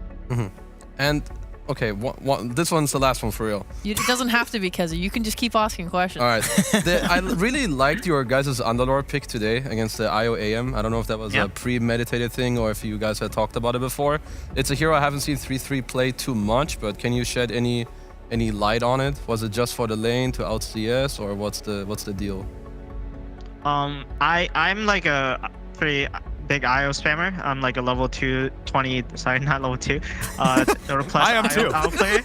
Yeah, level 2 would be, pathetic. I understood like when I played IO AM, I understand like the heroes that counter him. And I knew that Underlord was a really good pick. And even though Neta doesn't really play that much Underlord, he had a little bit of practice coming into this tournament, and we were just ready. And then once I saw like the IO AM opener, I definitely was like lipping my lips, look at this Underlord second phase, and as soon as like he was okay with it, I just insta-picked it because I knew it would be really good for the lane and in the game. And did you approve of Neta's Psycho starting item build with the quad gauntlet?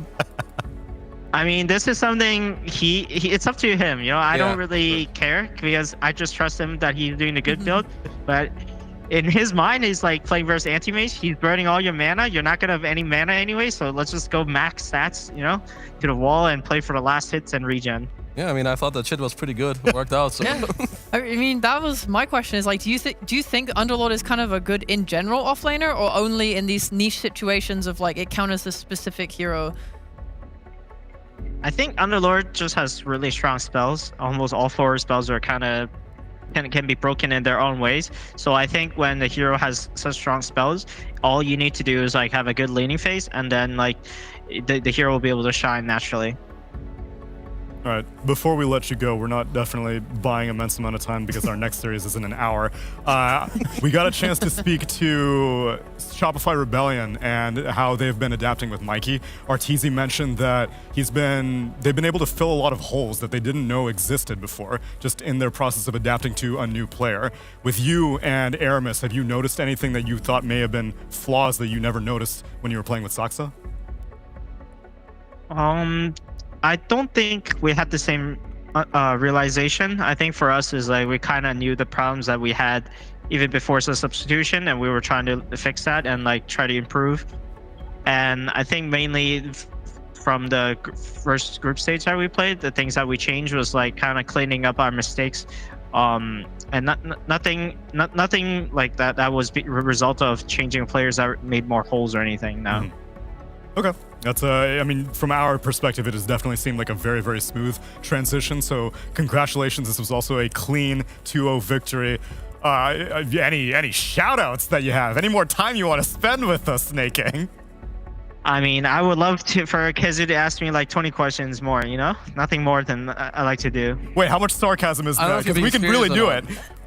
Unironically. I mean, I know you guys have a lot of time to fill. Well, and I know you're bored in Germany. You're all by yourself. He's just alone. You can give you some recommendations for German restaurants. I have more questions if you're down. I mean, I think my team is actually waiting for me, guys. Connection's breaking up. It's breaking up. You're going through a tunnel right now, some mic Snake King. issues, internet issues. I'm lagging, guys. Fair enough, Snake King. Thanks so much for taking the time to speak to us, and congratulations on this series. Thank you, guys. Yeah. Bye. So close. So close. You almost had him. This close to Phil for 1 hour with interview questions. All right, Kezu, what was your next question lined up? That's true. Were you ready for another one? I had at least 3 more. What? 3? I could bust out one right now. Where was the goddamn Pango? Like, they shelved it for like weeks. True. And now like 3-4 games in a row. Then I would have liked to ask. He probably wouldn't answer, but Doom is first phase picked in every game, and it has like a 60% win rate.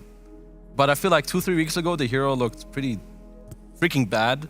So what changed? Even in DPC, you weren't a big Doom fan? Not really. At least not until like the very later stages. I think it has to do more that everyone started picking, Beastmaster, and then Eng came up too, so you having a nicer lane because you just eat the creep and then you eat the Ancient later, that helps. And then probably something about Io, because I feel like even though they beat it today and yesterday, in general, they don't do very well against that hero until yesterday. So I would have liked to ask, like, well, you know, what's the situation here, bro? You can ask me. I'm a level 2 IO. I'm an authority on this. Why is IO good against Tundra? Can you tell me? You're a level 2 IO spammer, so because Tundra plays slow. No, you are Tundra. I am Tundra. Why am I bad against IO? Yes, why are you bad against IO? They like to split the map and farm it out. They like to split the map and farm it out. And IO can catch you in those moments. All the global potential. I don't think they're Tundra. They're not. I'm not getting that vibe. Yeah. This is he doesn't seem like he knows much about IO. Seems very sus over there. No imposter. I would have you know. We do have a fair amount of time before our final series of Evil Geniuses versus TSM, but don't worry, you won't have to stare at a break screen for long. We have other things planned to keep us busy in the next hour or so. So stick around and we'll be back with more Dream League Season 19 after the break.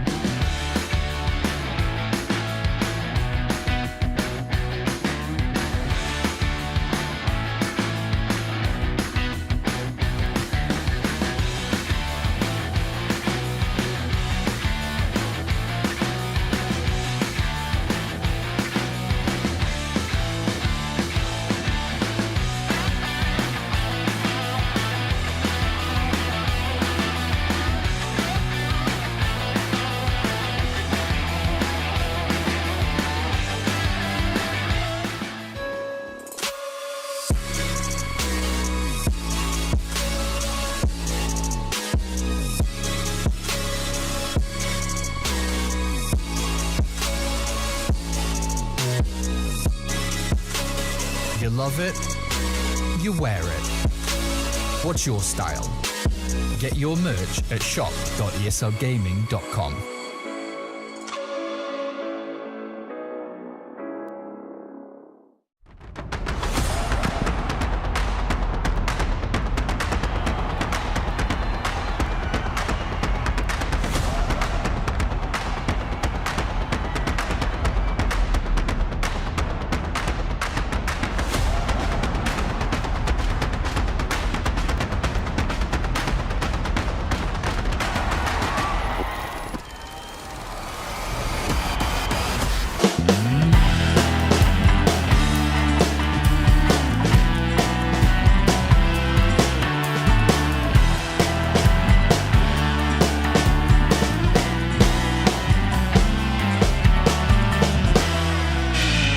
Greetings, everybody. Welcome back to DreamLeague Season 19 as we are preparing for our final series of the day, which I have big news. Woo! We have actually managed to get the technology to move the... No. There's a lot of power on this one right now, Trent. Careful. I would prefer you not to have knowledge of it. I thought the co-host got to see if the sheep button was still there, but I guess it's not. So we can push our buttons later on during the segment. I was about to say if you want to. I'm going to antagonize you. Thank you.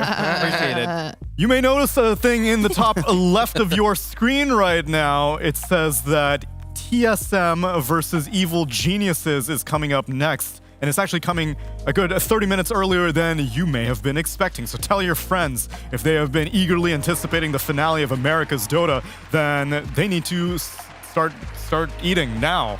And we have the entertainment provided to keep you busy until that game begins. I know that you guys exceeded expectations whenever I was going through the uncontested hero thing. Okay. Dota and a show, guys. That's us.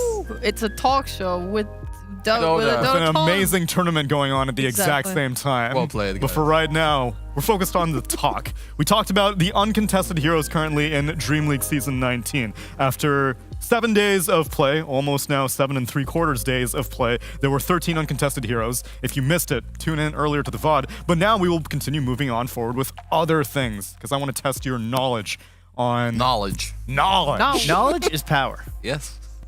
Power is knowledge. Okay, so we have another interesting stat that I thought. There are also 13... I have dog hair all over me. There are also 13 heroes that have been picked at least once in this tournament that have a 0% win rate right now. That's okay. We're already off to a good start. Meepo is one. There are 13. So there's one hero. She's fucking good. Yes, sir. There is one hero that has been picked 5 times in this tournament and has a 0% win rate. Okay, it's not Brood. It's not Brood. Brood has, well, yes, you already know. Yeah, 20 before. Kezu, that's the only number that you know so far. I can give you a hint. It used to be, well, once upon a time, it was exclusively played as a support. And then one day, someone was like, hey, what if I played this mid? Started becoming a... Coddle. Correct. Keeper of the Light has been picked 5 times, 0% win rate. Okay. I'll continue moving down the pick list. We oftentimes talk about the power of these offlaners that could be blink stunners. It's not Sand King, is it? Sand King has, it is one of them. Okay. Flaridire's the other. Same. Slart, yes. Okay, well, actually, there's a both third have both one. covered. Okay. War Runner. Correct. Yeah, nice job, guys. We're so good. Yeah. I'll pass it. No, I'll I pass it. gave you the air 5. And this one's from Trent. There you go. I did not notice it was that much of a trend. Literally, all those heroes have a 0% win rate, but Centaur is the most picked out of those. He has 4 picks, 0% win rate. They're all bad, yeah. They're So maybe all bad. stop buying blinks, guys. Stop Auras blinking might and be the stunning. way. Yeah. We're past the era of blink and slam. Now we're just Okay. Aura Jam. Or a jam, yeah. There's another hero that can that comes from the offlane that blinks and slams, but his slam is not a stun. His slam is a slow. You've visually seen a great deal of him during this tournament, but not necessarily in the game. 0%. Brewmaster. This guy's too Damn, good. this guy is... I'm very impressed, Kezu. Yes, 0% win rate. Look at him. More, literally, like overwhelming majority of these heroes are offlaners. Okay, another blink initiator. Pepper hands. Yeah. His stun is in the form of an ultimate. It's not Legion Commander, is it? Well, that's another one, actually. See, Legion Commander also has a 0% win rate. This one's an AoE stun. Tide. No, Tide. No way. Tide's actually not a bad hero. Oh, I forgot what we were looking at here. Tide's winning. Tide has 7 picks, 43% win rate. Acceptable. Acceptable. Let's not jump to Damn, when conclusions sub 50's looking good for the off lane, that's not great. Oh no, is Enigma having a roughie? No, Enigma is currently at 12 picks. Okay, it is a bit of a roughie. 12 picks, 33% win rate. So, fine. Kessa, you can knock that one off the list because I know many times you've been like, I want a ranged offlaner. What about Enigma? Yeah. 33% win rate right now. No bueno. AoE stun, he has, if I say this one, it'll give it away. He gives a buff to an ally. Oftentimes helps them farm faster. Oh, Magnus. Magnus. Oh, it was correct. Magnus. Magnus has been picked twice, 0% win rate. Okay, you've knocked quite a few off the list. Let's go. A year ago, it was Seb's favorite hero. Wind Ranger. 0% win rate. Picked one. That's the dog shit hero. Don't pick that one, please. Oh, I actually saw this game for the next one. Well, actually, maybe I could be kind of mysterious with this one. Team Liquid picked it, lost with it. In this tournament? In this tournament in the last 2 days. They And group stage 2. Played Who no, did that they was lose Gaiman. to? Gaiman played They PL. got They played O2. Grimstroke. Correct. Nice job. Grimstroke has been picked once, 0% win rate. That was a mistake. Yeah, that was a mistake. That hero's I was gone. not happy with that one. 2 more heroes remain. Another Insania signature currently has a 0%. Oracle. No, that one's Never been doing mind. pretty That one's well, actually won a game. Yeah. Oracle is currently... Oh, he's actually higher on the list than I thought. Oracle pretty good, has been picked 4 times 50% win rate. That's surprising. I haven't seen him win. Okay, an Insania special. During DVC Tour 2 especially. What was he always adamant on? That no one else was really picking. Celery may pick it every once in a while, but it's really just Celery and Insania out here grinding this one hero. Now I'm confused. The now. more you said, the more the more I'm My being lost here. apologies. What is I just the remember the playing stat Rubik line? Is every this game. heroes with no wins? Is that what Correct. we're doing? This one is currently has 1 pick, 0% win rate.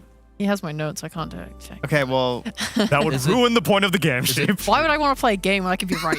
Is it Triad Protector? Correct. What, was my hint not good? Yeah, it's good. Celery and No, it was Insania? good. Okay. Yeah, Yeah, when I that's think good. of them, I think of like Rubik, Yeah, Eng, same. Disruptor. If you said Yeah, White but everyone plays those heroes. If you said yeah. White yeah. I would have got Whitemon. it instantly. That would have been a good one. But then the game again would have been ruined. And then the last one. How could I give a hint for this one? You pick them whenever you just want to kind of boring auto win the lane. And it had 0% win? 3 Brawl. picks, Husker? 0% No, win Husker rate. won Pro games. Warlord. You know, actually, surprisingly, there are no carries on this list. Oh, cool. The highest core priority. This one is occasionally played as a mid, occasionally as an off lane, but it's a lane dominator, very lazy, very there's not much skill involved in this hero. Does he have a beard? No. Oh. You said it's a core? All my lane dominators It's are a like core. we've already gone over. It's like a core? Undying.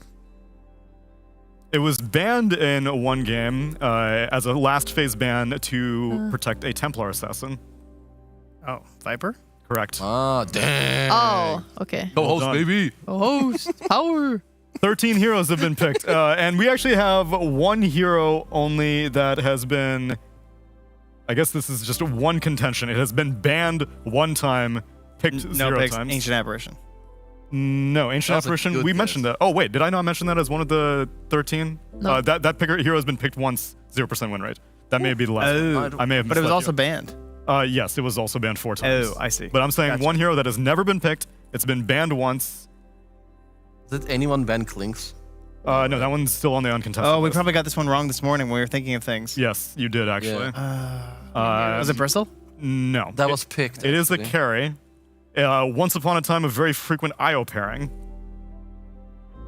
Tiny? No, Tiny.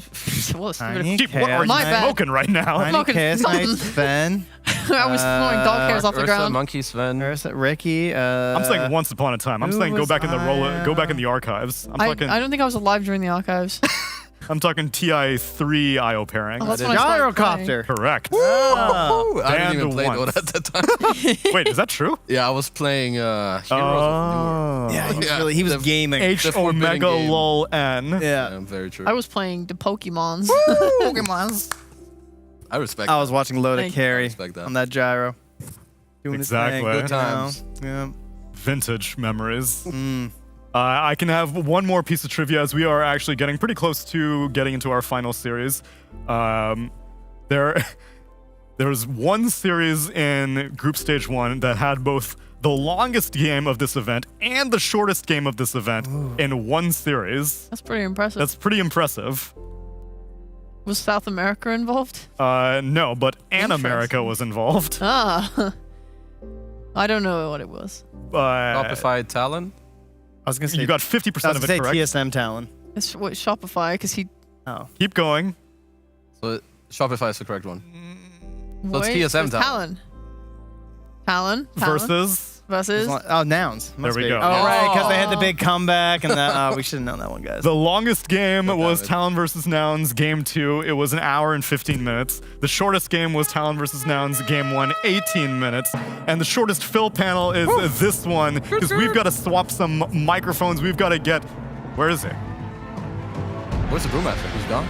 Brew? Whoa, he's like rolling on the barrel, and then he goes... Okay. Oh, there we go. And then you have Take a drink, take a drink. Give me the monster energy. Oh, I saw it. Let's get ready for game number 1.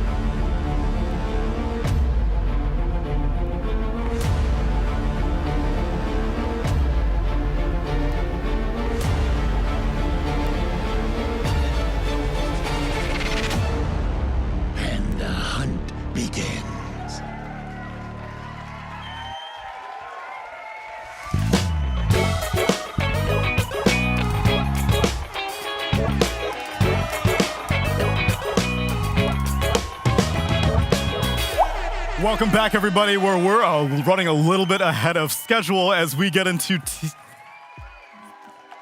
Jeez, I'm out here looking like Jenkins.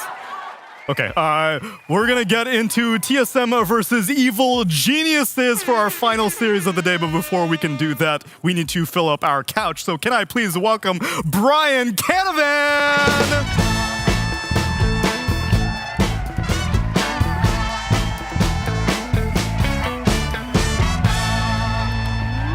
Welcome to the couch, BSJ. Thank you. To what do we owe the pleasure?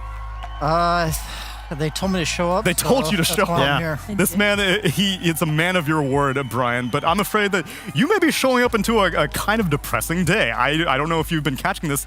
It has been nothing but 2 O's today, Brian. What are you expecting out of this series? Well, fear not, Neil, because I have looked through the group stage 2. Yeah. And so far, I have paneled 3 series. And out of those 3 series, 3 of them have gone to the game 3. Out of the other 8 series, all have been 2 O's. Whoa. So my mere presence on this panel guarantees us a barn burner of a 3-game series. Thank you so much That's for your science. hard work. Thank you. And your sacrifice. Brian, you are doing a great service to the community by being here. Sometimes you just got to step it up for the fans, you know? What do you think it is about you that brings out the game 3? I think it's something like the teams not wanting to see me on the fill panels. Okay, or maybe they just crave your analysis. They're Or like, they crave my analysis. if we That's just a better 2-0, then we're not going to be able to hear these guys' scintillating thoughts. Oh, that's smart.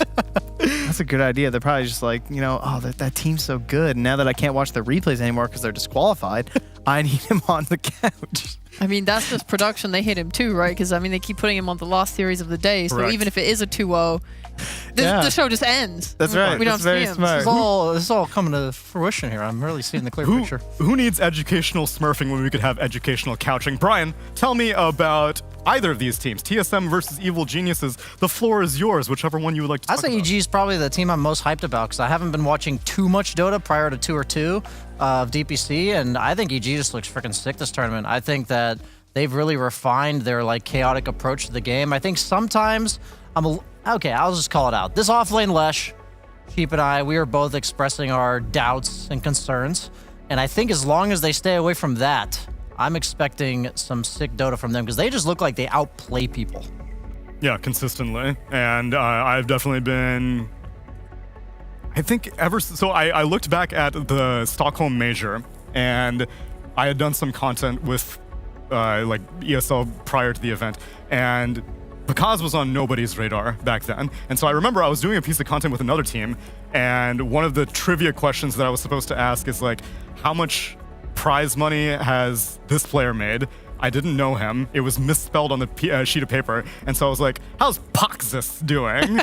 And I looked back at it and I'm like, how did I not know about Pakaz? But it was really the Stockholm Major. It was his coming out party on Thunder Awaken where everyone was like, damn, this guy is a god tier carry. Yeah, he kind of came out of nowhere. Yeah. I remember that event and being like, wow, this dude's actually legit. Oh my god, he was consistently farming and fighting, and it was you didn't see one trope of a carry in him. He was just all around owning every game. His kill average was so high.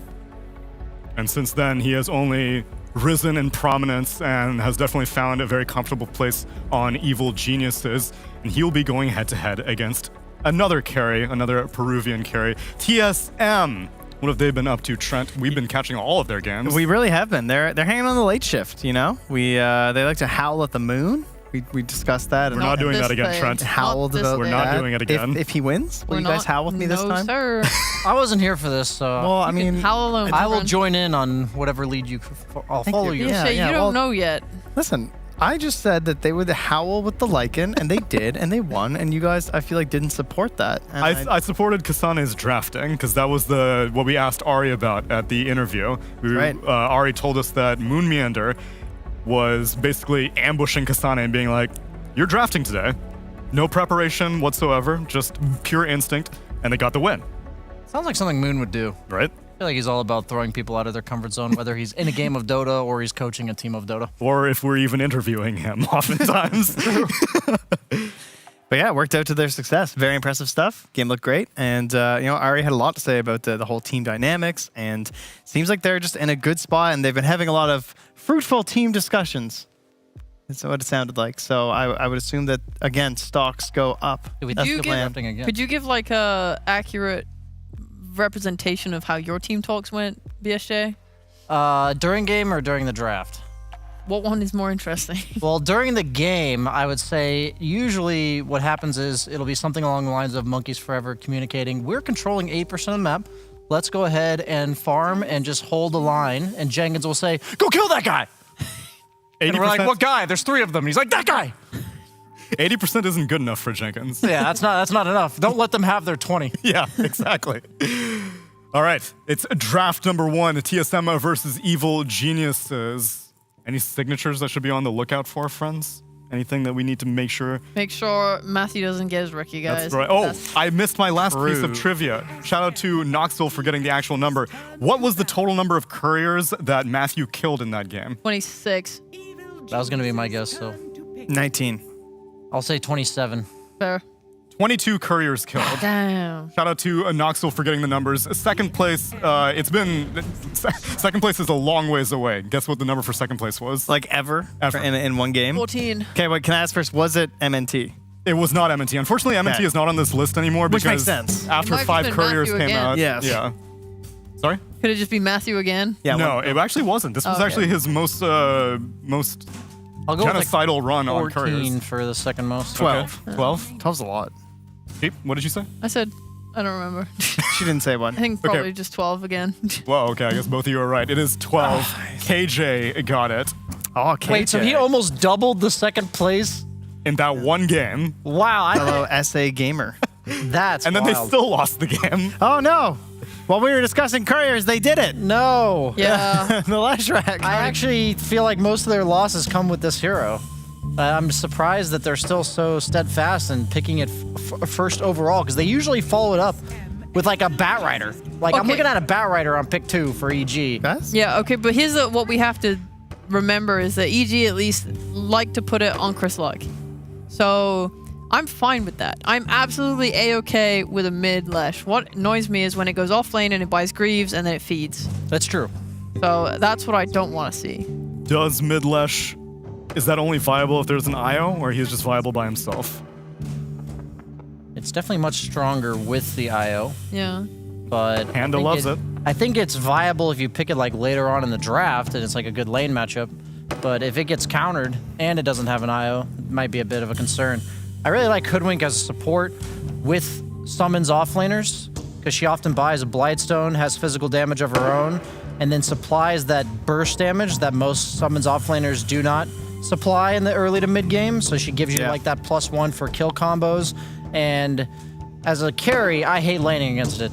It just feels like there's not very many options that dominate the summons offlaners that also can close the gap on Hoodwink. And you're always under threat as well. Like, because in the lane, there's so many spots that you can just be bushwhacked. Yes. It, like, really enables rotations the whole time as well. Very frustrating. I'm down for this Night Stalker pick. I think that's kind of sick. This is progression as a team. This is growth? Yes. Well, we had an interview with Pakaz last time they played it, and they took like forever to pick the hero. And we were like, why did you guys take so long to pick the Night Stalker? It looked like such a good Night Stalker game.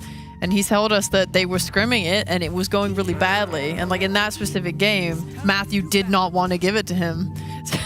So now, I mean, look at how fast they picked that one up. The faith is restored. I think it's all about wording. I think Matthew was testing his conviction. You know, how badly do you want this? How much do you believe in Show your me you ability? need it. Yes. Get it in the first phase and start banning out Undying and a Bloodseeker. Afterwards, TSM take out Jakiro and Enchantress. They don't seem concerned about the potential for an IO. It's kind of interesting because the Night Stalker and Leshrac can kind of suffer from the same situations. Like if you're like running, because you kind of want to be in the middle of a fight, but at the same time you also, like Night Stalker likes to be like in and out a little bit, but you're going to be the center of attention. And Leshrac wants to be in to do damage, but doesn't necessarily want to be the center of attention. Like you don't want to be like absorbing a lot of spells and everything unless you get mega farmed. So like that Bloodseeker ban, it's like nice coverage on both. It's kind of cool. You want to be like kind of on the edge of the eye of the storm, Yeah. rather than in it. Isn't that the worst place to be? That is. It's at the edge of the eye of the storm. I'm saying that like you I want a little bit of the storm brewing around you. Right. I but you don't understand the wanna analogy. do you know what I mean? But literally speaking, in a hurricane, the edge of the eye of the storm is the most dangerous. Oh, is it literally it's the worst fastest spot? winds. I would have imagined being out of the eye would have been worse, but you know, it's been a year since I took my science classes. Okay, well, don't trust him with anything. Not a meteorologist here. Man's gonna die. I'll go back to college someday, I promise. DK taken out last by Evil Geniuses, and TSM, it seems like they're heavily targeting supports. So what other Panda heroes might be worth eliminating? Or Schofield. Actually, oh, never mind. Rubik was first phase banned by EG. Well, there's still the IO, of course. There's Lich. He like also is Lich a a lot. pretty good clockwork gamer, but I don't know how much I like that against Lycan. I like Lich the most so far. I think any 5 that allows these guys to run in like Trent was talking about. I'm almost certain they're going to pick the Lich now that you brought it up and I'm thinking about it. Nice. Yeah, it actually looks better than Io in some ways. Because like Io maybe is a higher chance of like winning the game in some sense, but I feel like Lich is just more stable. Like Io puts a lot of pressure because like you're forced into a certain style of gameplay, whereas Lich is just like you're chilling. Yeah. Zinger. I think you don't really want an aggressive 5 in lane, but you also don't want a 5 that like puts themselves at risk because the Night Stalker doesn't really do much in like the first 5 minutes. So Lich is traditionally an aggressive 5, but that can kind of just be in the form of putting a Frost Shield on the Night Stalker when they go on him and then turning it for some damage. So yeah. Look at this counter pick. The Snapfire ban into the Phoenix pick. Kinda sick, actually. Rise the Sun versus this Night Stalker. I guess this does open option for like a Mirana if you want to have something on a support to deal with the egg. I do still like the Lich. I like the Sinister Gaze as well when playing against Phoenix because it's very easy to just stun him out of his dive. So it's looking more and more like a offlane Leshrac when they pick Marcy. Yeah, nice lane pair. I mean, it has some tools versus the egg, I guess, right? Punch fast. 2 volleys. Might help, yeah. I don't mind it. Do you guys know the interaction of Phoenix ult with Night Stalker ult? Yes, it overrides always. If you're ulted as Night Stalker and Phoenix ults, you kind of you're still flying in the air, but you're walking. Yes, you're literally the slowest flying beast. Yeah. I think that's the funniest part. Is you still have the flying pathing, but you have none of the benefits of night. Yeah. Well, and he loses his flying animation, so he's literally just like stepping on air. It's really funny. It's like the least intimidating ulted Night Stalker you'll ever see. Yeah. It's okay, they're gonna get attack speed in other forms if they can't get it from Hunter in the Night, because they have the Marcy, and yes, they do end up opting for the IO. I mean, I like it a lot. I think when you're playing Night Stalker, you do want to get a lot of attack speed, but you also want to buy damage items. You want to buy strength items that don't give attack speed. You're going to get attack speed from IO. You're going to get damage and lifesteal from Marcy. I think it gives Night Stalker the ability to carry more than he usually would on his own. Ooh, all right. Okay, so I was going to ask Brian, when is it a good Faceless Void game? Am I correct that this is a good Faceless Void game for TSM, but it's definitely getting banned? It's pretty damn good, I'd say. The Phoenix plus Invoker combos. I'm a little bit concerned of like getting ran at by the Night Stalker and like the tempo of the game for a hero like Faceless Void with Invoker on your team, because usually you want the X-Sword Invoker with the Sunstrike kill threat early to mid game and then the Cataclysm later. But I'd definitely be down for it if they want to go that route. It's just like, how concerned about the 8 to 15 minute window are they if they choose to go that route? Yeah, because if Night Stalker's got a control, then you're just silenced and you're very upset and sad. Yeah, I would feel pretty bad at playing Faceless into Night Stalker with like all these buffs and Lesh as well. Like Lesh IO can't be understated how good that is. It scales insanely well against this lineup, but the early game would be rough. Like everything you're saying, I think gets solved by items, but he needs a lot of them. Yeah. I'm kind of surprised how ignored he's been. I don't know, I feel like he pops him in a band every once in a while, but overall, not a lot of voids. But I guess it's the zoo, right? I think he just sucks against Zoo and he sucks against Vanguard. Based on what I'm seeing so far this tournament for the behavior of these offlaners, the obnoxious, like, I can't possibly shove you out of lane unless I'm Slark, Ursa, Monkey King, or Anti-Mage. Yeah. How do you feel about something like a Templar Assassin for Tomato? I think Tomato can just play any carry. Like you're going to be playing with Alacrity, right? You're going to be playing with heals from Phoenix. I think you don't have to worry so much about the weaknesses of your carry on this final pick and just take something that is not just going to get run over. Because your team will help support you to be able to take these fights. Yeah, I do think a lot of Tomato's pick relies on finding out what EG's last pick is. Like, is this going to be a Lesh offlane? Yeah. Is this going to be a Lesh mid with some other offlane thrown in the mix?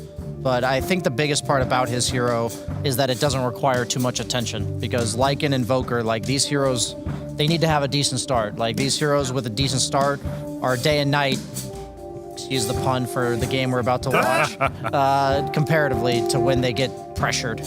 So as long as Tomato's hero can kind of do its own thing post like minute 5, so TA would fit that, I would like that a lot, then I'm good with the pick. Morph TB kind of fit that description too. TB can jungle early, Morphling's almost impossible to bully out of lane.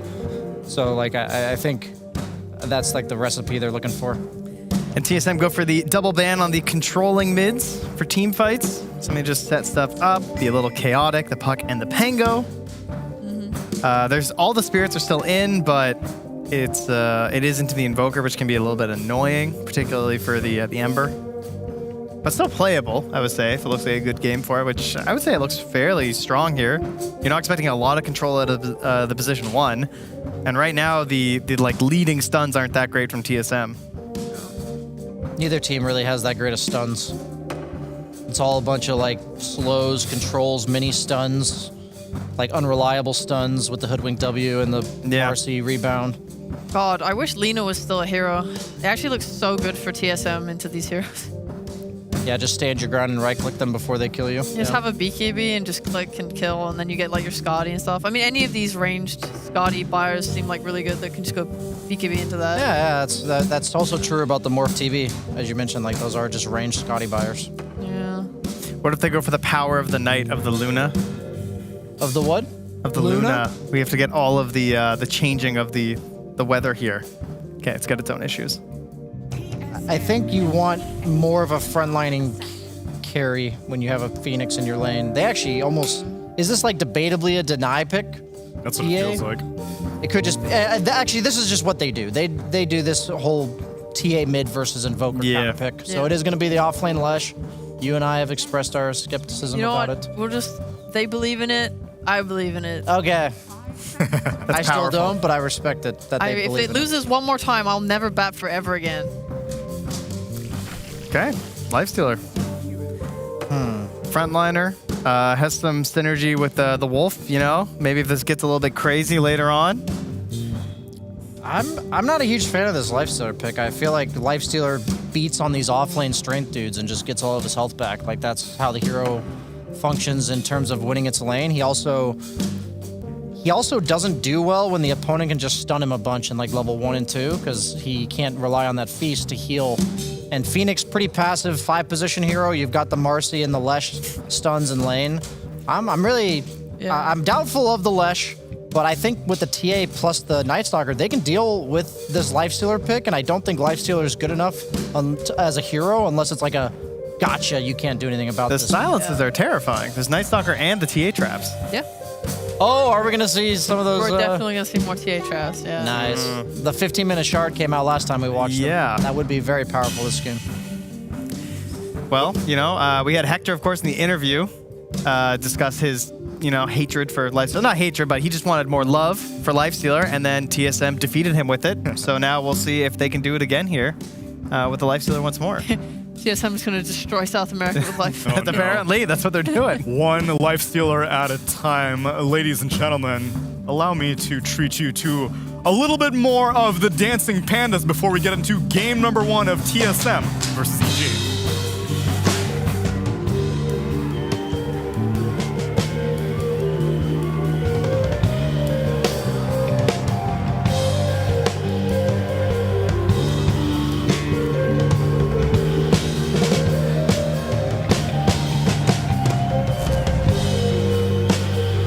Geniuses versus TSM, another NA versus SA matchup for us, and it seems like TSM have gotten themselves kind of what has worked for them so far. I mean, this is a team that snuck into the second group stage off of a tiebreaker, and they've been running with this Lycan quite a bit, Avery. What do you mean snuck in?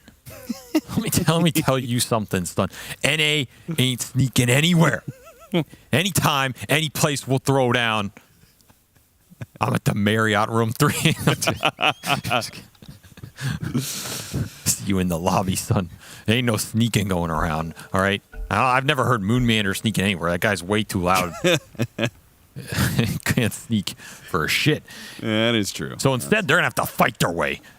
Brawl, fisticuffs to the top of this group stage, and they're choosing to put their fate back in the hands of the wolf.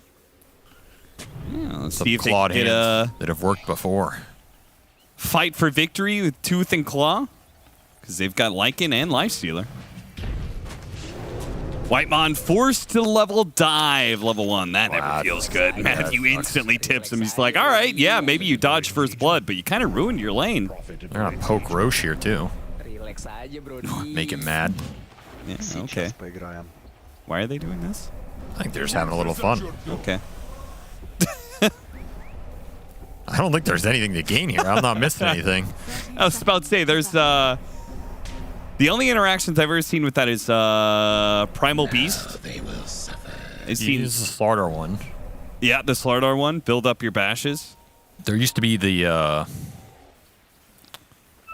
used to be able to deny Veno wards with SF off the Roshida too. Yeah, similar to the way you used to deny cogs. But none of that in this game, so they're just messing with it. So it'll be the rune contest. Wrapping around behind him, Matthew. And it'll be 2 for 2. 2 for 2. A little extra damage on who? On Matthew. I mean, Whitemon just dove. I think he's dead for it. Yep. That was a greedy dive.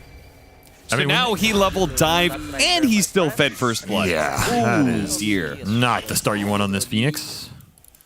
The upside for him is he's playing versus Night Stalker. So later in the game, if he just pops that egg, you can take the NS out of the fight for 5-6 seconds. Sure. Do they have good egg hitters? They're pretty good, actually. Marcy's pretty good at it. Yeah, Marcy's great. Io can overcharge somebody with the big right clicks. Yeah. You can go in with TA during a BKB. I think their egg killing's fine. Yeah. Just a question of, is Night Stalker going to deal with the Lycan well enough to delay his creep or be able to deal with the creep in the fight? Because they don't have a lot of AoE control. That's the one thing EG's lineup's lacking here a bit with the Io Marcy supports. Their AoE team fight is not that impressive, but the single target burst and the BKB timings are crazy good. So if you're TSM, I think you still want to get ahead here, kind of play that ball game, get to a point where you're getting the Aegis for yourself off the Lycan and the Helm of the Overlord timings, as always, and just cruise that advantage. Or should I say, sneak your way into another victory here, as that's all these NA teams do apparently, according to Cap, is just sneak their way. Yeah, you know, sneak is not necessarily a bad term. You don't have to take so much offense to it. I took a lot of offense, honestly. I'm still mad. Hey, would you coming say... to my house, start talking about sneaking. This is not your house. We're not North America at all. Everywhere could use a little bit of freedom. I believe that's the U.S. Army motto. Would you say that TSM, you're expecting them to take some early towers? If the Lycan gets off to a good start, for sure. You also have to keep in mind these Sunstrikes that might be able to come through and skew some of these lanes. Because right now, Whisper had the first blood, and he's having a pretty good time up here versus the melee hero. But if Brow can get some Sunstrikes going, doesn't take much to create a small advantage for these side laners. They're going to be really happy. And I feel as though Kasane has been the fastest Helm of the Overlord buyer at this tournament. I don't have stats to back that up. That's just my gut read. Okay, but he has been getting very far on these offlane Beast and Lycan. I do have some stats to back this up because these two teams are actually... what's the term? Diametrically opposed? They're on opposite ends when it comes to tower taking. TSM are one of the fastest tower takers of all the teams that were in DreamLeague, So including the teams in the group stage. What you're telling me is they sneak them towers in. Okay. They do indeed. And Evil Geniuses is actually the slowest of all the teams. Their average first tower take is 15 minutes, and this was after group stage 1. I don't know if it's changed. Obviously, there was some pretty fast movements in that EG versus Beast Coast game. It surprises me that they're that slow. I feel like this EG team is not a slow team. Maybe they're just busy killing heroes. Yeah, I think that might be it. I like this early camp block by Whitemon, getting both in and an aggressive obs. Prevent the stacking coming out from EG, especially for that Templar Assassin on mid, who is probably going to have another pretty free lane versus Bryle in this TA Exort Invoker matchup that we saw them play versus OG the other day. That said, Bryle is doing much better than BZM was in that instance where he was getting obliterated. And this level 3 to 5 area is where TA can start to pull ahead a bit more. And if you get those ancient stacks, then you're just really far ahead. So TSM clearly watched that match, or at least Moonmanor did, told his team what to do.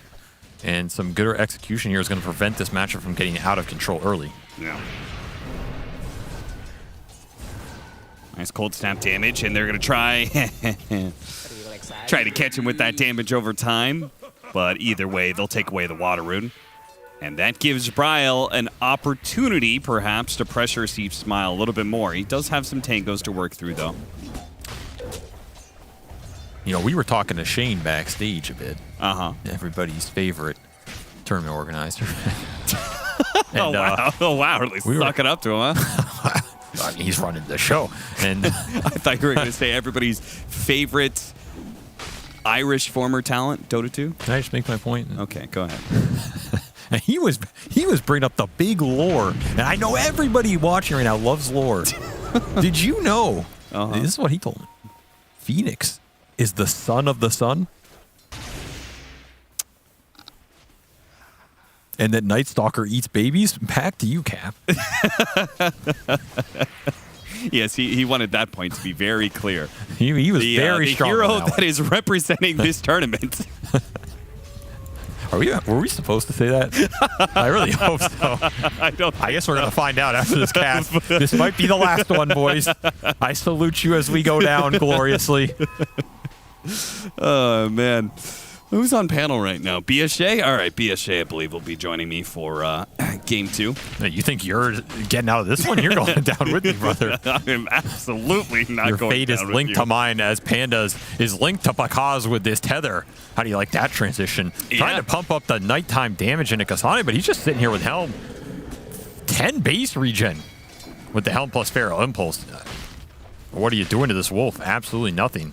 So they're going to continue to trade farm. Of course, normally with Night Stalker, you'd like to pressure a little bit. It's kind of the downside of this Lycan matchup. At the same time, Lycan's not going to kick you out of lane, and you're just trying to get to this shard at the level 15 or the 15-minute mark where you can start eating his creeps.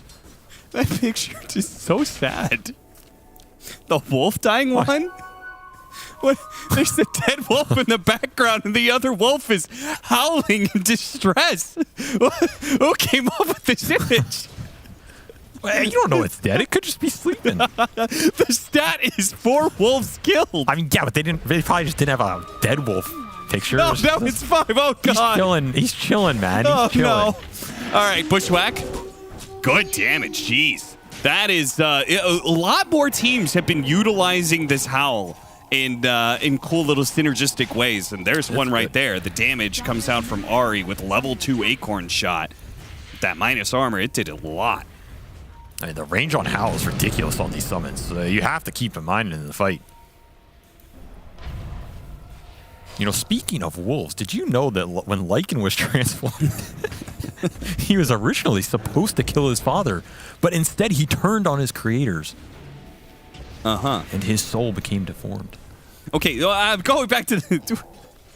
I'm sorry. The Night Stalker eats babies. Back on the mid. Bryle is dead. He gets solo killed. Yeah, see Smile.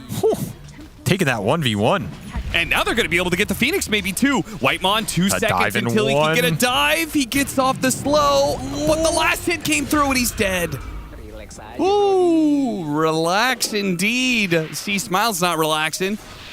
He's not going to need Ancient Stacks this game. He's just going to go and take your heroes, take your buildings, take your side of the map at this rate. He killed a 2 hero stack right there. That's true. Stack them up. Pile them high. Also good for Matthew to get some extra XP on this Marcy because he has been roaming around, getting the vision up, dewarding Whitemon's vision, freeing up the camps, which means he's pretty low level on this Marcy, not spending a lot of time top versus a lifestealer. He probably felt he couldn't pressure. So you're looking at level 2 for Matthew in 8 minutes here. He's going to need some comeback XP at some point, which either probably means mid lane or leeching it off the camps that TA clears or just getting kills somewhere. But when you're this low level on Marcy, the kill's just not an option. So this is probably a pretty static lane game from EG that they're going to really try and ramp up come that second nighttime. I find this Night Stalker interesting just because it's such a strong laning hero during nighttime that you really can't pressure the tower with Lycan like you usually like to. Whitemon dies again as he gets just chain stunned. Very nicely played by Matthew especially. Can't connect these Sunstrikes either. That's some comeback potential for Bryle if he can land them. Nice sidestep there from C-Smile. Might have died otherwise. That was a lot of damage. Pushed straight back. Meanwhile, the Wolf at your door. Okay, maybe the Night Stalker can survive, but can Panda? He's got the extra movement speed thanks to the Night Stalker, so Kasane's actually having a hard time catching him. It's just too speedy. Yeah. And I guess another thing is Night Stalker is a very high armor hero, so... Yeah, there's no way Kasane's pressuring him right now. Normally, you could just clean up that support, but the support linked to the strong buffer just gives him the rope-a-dope. Yeah, and that's the early Lycan pressure that I feel like TSM usually plays around and abuses. Yep. It's not going to happen this time around, and that's going to change a lot of the paradigm of this game. Now it's going to be a question of, are you happy farming into that mid-game versus EG lineup that is going to accelerate off their cores?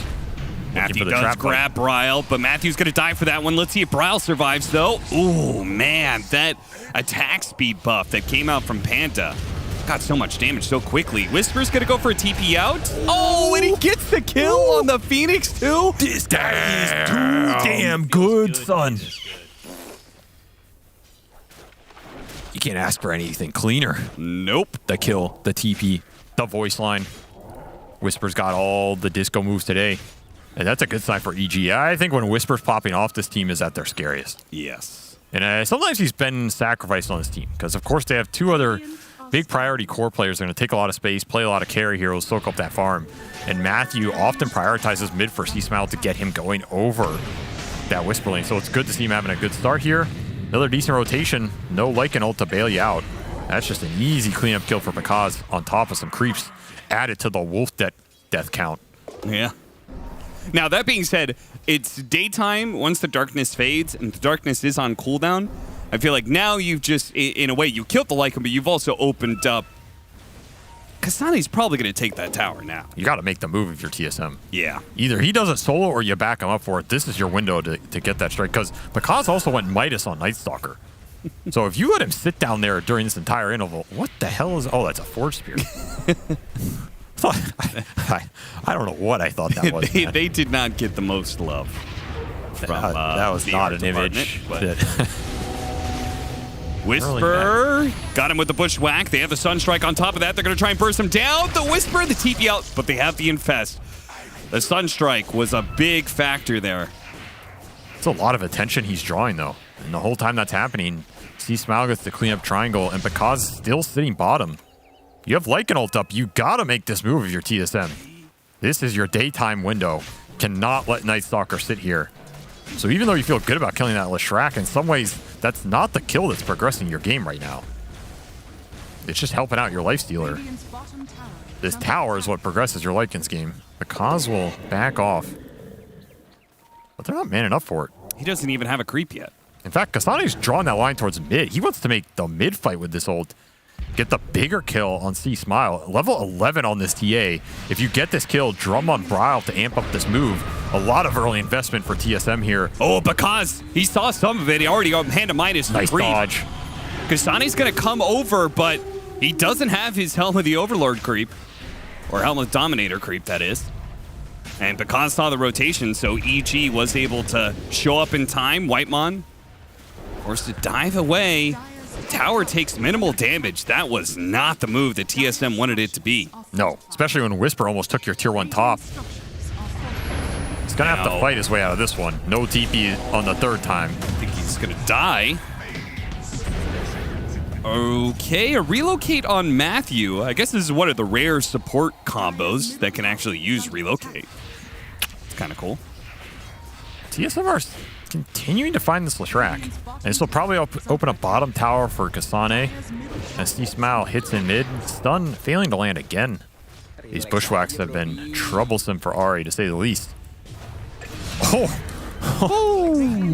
Yeah, give yourself a round of applause on that one. One-shot him with that blink. That's a fast blink dagger for this TA. Look at that net worth, man. C-Smile's having a really nice game here. 5-0, 109 CS. Add that hoodwink to the board. You want some hoodwink lore? I got some hoodwink lore too. Sure. Nah, you weren't enthusiastic enough. I'll try again later. Okay. I'll keep that in mind for next time. C-Smile is just looking to fight. Okay, this time he's gone too far. You know, I was just about to praise C-Smile, talk about the fact that, you know, the Bakaz and Whisper get a lot of fanfare. Everybody talks about, you know, best players coming out of South America right now, but C-Smile, he's been around here longer, and he's a volatile player, though. He is a volatile player, but he can gives show and that he can takes. carry games. Oh, yeah, this guy's damn good. Yeah. Just sometimes he has a random feed like that. And, you know, he called space. That space TSM are going to use as they clean up their second tier 1 of the game. So Kasane is kind of back on trajectory a little bit. Game got slowed down. He's a little under-leveled. But he will get an okay timing on this Helmet of the Overlord. And it's always about what do you do with that window with the Lycanthrope. How much punish do you get on this EG lineup? Issue is we are approaching that second nighttime. And you're going to have Shard up on Pakaz. So the team fight presence from EG is going to be a lot larger. That TP is not going to work, son. That was ambitious. Incredibly optimistic. And I guess when you're the son of a son, you think certain privileges are going to go your way, I guess. Sounds like you know a little bit about that. Lycan to try and escape the gate. Nice bushwhack. The Sunstrike is even going to do a fair amount of damage combined with the extra bit from the Hoodwink. Still nice to get a Lycan ult out. Like every Lycan ult that Kasane has to use that doesn't progress TSM's game through the objectives, I feel EG are pretty happy with it. As they continue to farm this Tricore. It's on every part of the map. And Greaves flying out for Whisper. So that first big aura item for EG that's going to help supplement the team fight, especially with the IO pairing where he's going Locket on Panda. This is pretty nice. This is a very value Greaves. Time to take the engagement. And Pakaz, he's ready to fight. Shard online. You bring that creep close, he's going to eat it.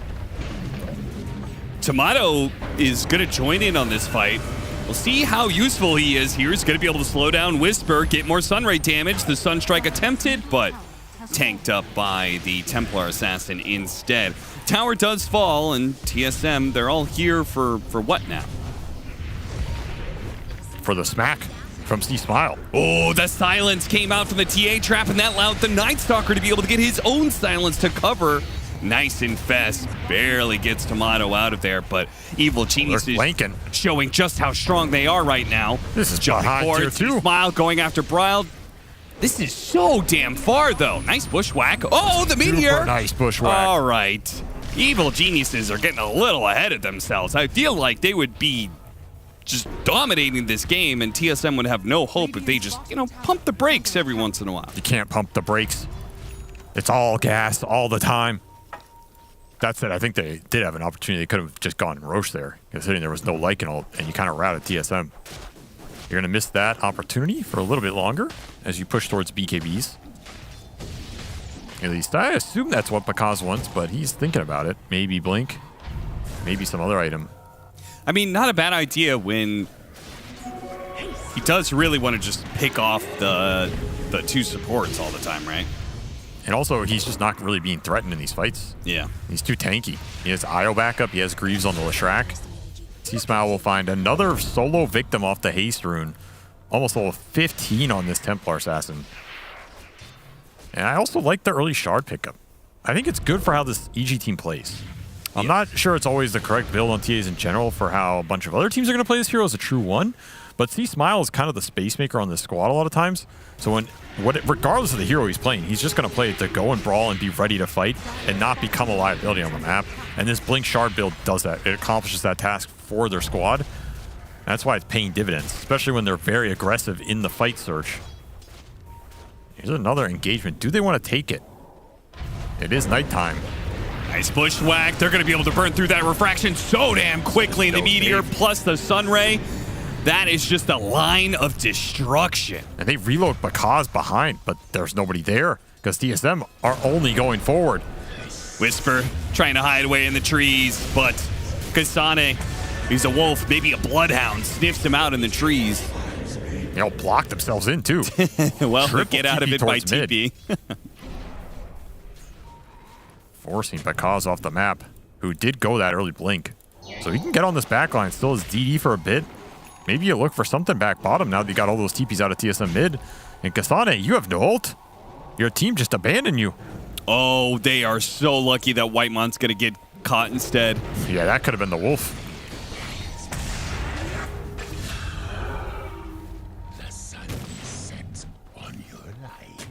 Kasane keeping some vision with the wolves as he does back out. He's going to go rush an Aghanim Scepter. Now, I was thinking about this. He can't go Helm of the Overlord, right? So what else do you go on a Lycan? Do you go some auras and stuff? Aghanim Scepter, what do you make of that? I mean, sounds cool with Lifestealer.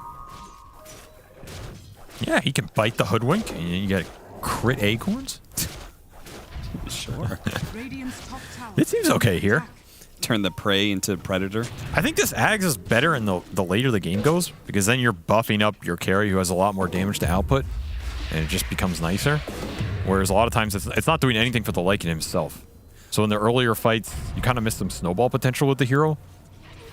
Normally I don't really like Ags this early on Lycan. Okay. I don't think it changes the game too much in these periods, whereas an earlier AC or sometimes just Wraith Pact? I mean, he had a lot. Wraith Pact. Yeah, something like this is just better for the early fights and higher impact, right? Yeah. And then when your carry's 4 or 5 slotted, that Ags really hits hard. Because all of a sudden, when he's going in, he's getting the crit and the haste, it means a lot.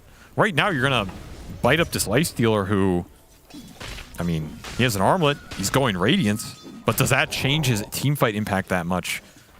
That's a big question. We'll see if it pays off. I could see it pay off if you can chase some of these EG heroes down. They're really fast. As we saw earlier, Kasane was having trouble chasing down the IO in the early game. Might be another factor where you just run out the clock on this Ags. This is a constant danger that they have to worry about. They don't even have the boomerang. In fact, Ari's not going to go for it. But the possibility of any time to be bushwhacked, put up to a tree, and then shot and sunstruck. It's a lot of burst damage that comes from pretty much nowhere. It's been doing work for him. Ari finding the openings from the lowest net worth position. Let that be a lesson, Cap. It's not about the size of your gold. It's about how you use it. It's quality over quantity, perhaps. Exactly. I'm not sure. Size of your gold is... You're really trying to just work that one in there a little too much. Would you like some IO, Lord? This is now going to be the standard. You're just going to use lore to distract from your failings as a broadcaster. Well, now I really am, yeah. Did you know that IO was formed out of the Great Schism? What is the Great Schism? That is one. Well, thank you for asking. I'm done with the lore. Too much lore. What do you think of Solar Crest on Brow? I was about to mention that. It does help his lifestealer if you're just going to play the buff-up game. If you bite him, if you throw solar on him, if you drum him, suddenly that lifestealer is running around in a goddamn Ferrari. Yeah, but... and he's hitting fast. He's hitting hard. If Lycan is building for the Lifestealer and Invoker's building for the Lifestealer, I feel like that's just not the meta nowadays. Like, you usually want 2 scaling cores. He does have Witch Blade. 4. So he's kind of alternating between the two. We saw Brow do this hybrid Invoker build in some of the other games, where he went Boots of Bearing, Solar, and then went his own scale items. Again, they're just trying to hit the Lycan mid-game ball timing that's really powerful. They're just going to force Roshan off it. Ags is up. Solar Crest is up. Are you contesting this for EG? I think you are, because you have Darkness, you have BKB on Pakaz. He's strong, but there's always that Egg looming. So if you commit to Darkness, you take this fight. Whitemon just pops Egg here, I think. He's got a Sunray. Bakaz looking for his opportunity. Yeah, perfect. Bakaz jumps in anyway, and he does not get either of the targets. Doesn't get the bounty, does not get the Aegis. TSM, I feel like you can chill out here. After all, your Supernova is on cooldown. But instead, it's EG who will back away. Jumped on Phoenix, grabbed him, pulled him back in. C-Smile blinks after him. Very aggressive move. And look at the pincer maneuver coming out from EG. They're squeezing him on this ramp, whereas Tomato TP'd back. This is a very awkward position when you're Lycanol. It's still up. You have Ags. Matthew trying to burst him with a Sunstrike. Tomato can't quite stick on top. Nice deafening blast, though. That saves them from C-Smile's damage. Do EG want to fight or do they not want to fight? You gotta make up your mind. Well, I think it's fair. Shapeshift got used to say, okay, we're going to reset now. I think they're kiting around TSM really nicely, in fact. Get out of there with minimal casualties. You're correct. Probably happy to waste at least some of that Aegis timer. Losing your triangle, though, that feels bad with the TA lineup. Yeah. You got to get to the enemy side of the map. You got to finish C-Smile's BKB, another really important item for this game, which will allow him to commit on those blinks on top of the Invoker, on top of the Phoenix, alongside Bakaz, and then those jumps become better. Egg or not. You might just kill the egg when you have the BKB timer. I would say Whisper's BKB, but he's pretty far away from it, which makes me wonder if he's going to be impactful at all in this game as time goes on. He's still a damage soak and a damage dealer. Like, Lesh is always going to deal the same damage regardless of his items. So if you don't focus him as TSM, it might catch you off guard. Oh, he hits a beautiful stun on a Kasane. C-Smile, once again, though, the disables come out There's from that TSM. BKB. Whitemon? Okay, he does get run down. The BKB from C-Smile does allow him to clean up at least the support. Still goes for Kasane. Oh, the Infest bails him out a little bit. They have that Wolf Bite. Lifestealer trying to run around, trying to do damage, but Armlet Toggle? Nope. He's going to lose his first life. That also means he loses that Lycan form. With no Infest either, I think he just dies a second time. C-Smile jumps forward. Yeah, they've easily got this. TSM are going to give up on it. EG completely outclassed TSM in that engagement. That's a daytime fight, Cap. Bakaz doesn't even have his final form. And C-Smile and Whisper just cleaning him up. 7,200 damage from that TA.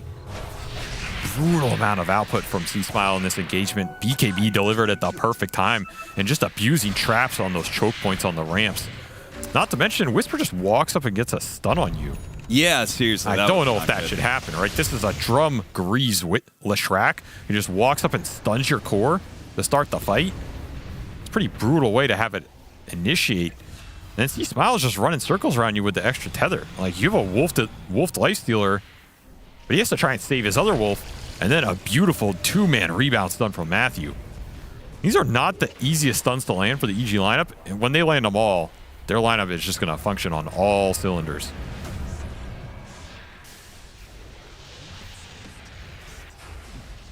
Well, as a result, Evil Genius is now up 9K net worth, when they were supposed to be in a bad position. Nice bushwhack. But that should have been, okay, we got Roshan, now we're going to use this Aegis, take some control over the map. Instead, it's Evil Geniuses, now it's their time.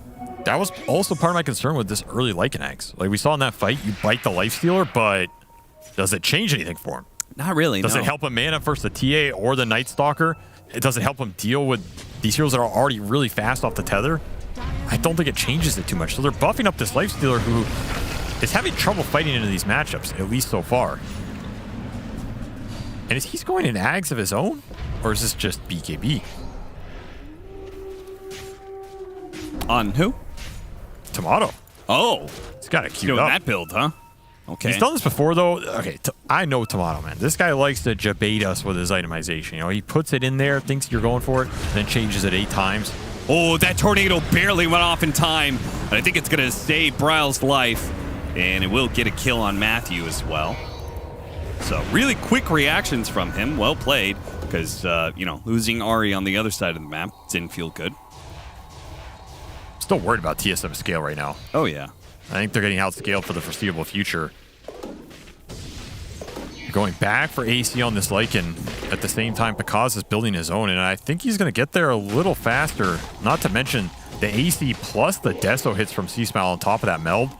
That is a lot of minus armor. That's almost 20 minus armor coming into you versus heroes that don't have a lot here. Yeah, and then after that, I think you go Basher on the Night Stalker, and then you're able to... You're just going to man fight. Yeah, just man fight the Lifestealer, in which case, I love that you always say, like, what is the point of the hero? Like, if you can't man fight, what is the point? There is none. You can hide in your teammates. Let that man fight for you. Yeah. Or with the Aghanim Scepter, hide inside your enemies. The issue with the Ags on Lifestealer's game is it devalues the Ags on the Lycan. Yeah. These Ags are not working in conjunction. Getting early BKB out of Pakaz, just poking there with that AC. He's really tanky. You also have Locket on Io, plus that Greaves from Lesh who can pump it into the tether.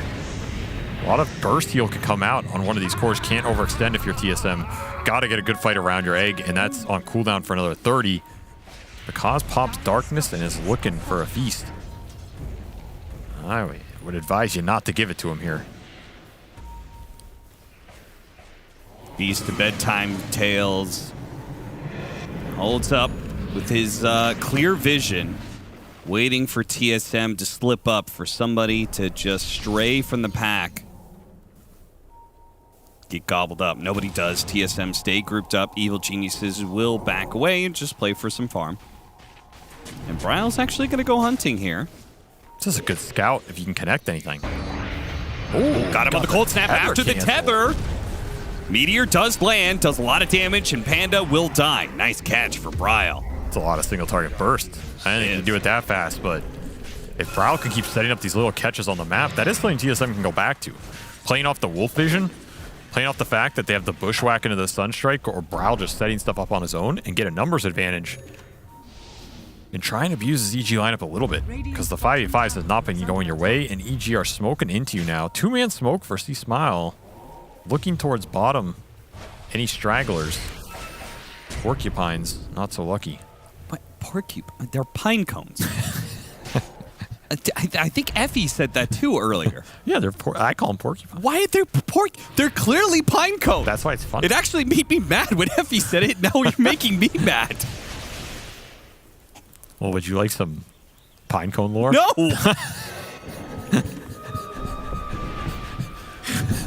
Would that make you happier, Cap? No, it wouldn't. Here's some nice pine cone lore. Just make me angrier. So in the Ambral Forest, where the massive 100-foot pine cone trees grow, this is where the porcupines were birthed. It happened in the Great Schism alongside Io. They're actually a fundamental force of the Dota universe. All right, tell me the lore connection between Hoodwink and the pine cones. No, we're all done with lore. Oh, look at that. That's production right there. That's production value. You won't find that anywhere else. Probably for good reason, but we'll take it here. Second Roshan is coming up. Wait, what was that, though? I mean, that was a pine cone. There's no pine. That was supposed to be a porcupine. I think they don't know what a porcupine is. All right. 17 to 11, 11,000 net worth lead, and it feels like this Roshan fight is where it comes to a ending clash for TSM. If they can win this fight and take Roshan for themselves, then they've got a chance at a comeback. But it starts off with Whitemon getting picked off. That's not good. Now he does have a buyback, and he can still play for this Roshan, since they do have the outpost. TSM can get some AoE in this pit. Yeah, they get some nice information. Oh, and he got him. Tomato actually using that Aghanim Scepter to jump inside of Matthew. 15-second cooldown here, so it's going to come back up pretty fast. That's the upside here. But the Roche is also dying pretty damn fast. And Pakaz has Basher. So you have to be careful of this Night Stalker man fight right now. He is lurking. He's hungry. Yeah, but at the same time, he can't really engage because of the Supernova. And his Darkness is going to wear out eventually. Also now use the... Oh, we got in him. Okay, is this good, though? He's going to be drugged pretty far away. Does a lot of damage, but Kaz can heal it up off of eating a neutral. But it's day. But it's daytime. That ult is out. And you've got Supernova waiting just right outside the pit. This is way too hard to fight into. The wolf at your door. The wolf is inside you. Blink and forward. It buys enough time. Caught Whisper. Bryle follows it up. Deafening Blast, pushing him over the side. Not the spell he wanted, I think, but the Cold Snap. That'll help. Relocate ultimately does save Whisper, though. It's a big win for TSM, getting that Roshan, stalling out that nighttime period. And that Ags on Lifestealer didn't look too bad there. They have a stun to stop Panda. Cold snap, a little bit too late. And Matthew, was that the... He's got the shot. Miles in. What are you doing, son? There's a porcupine there. Be careful.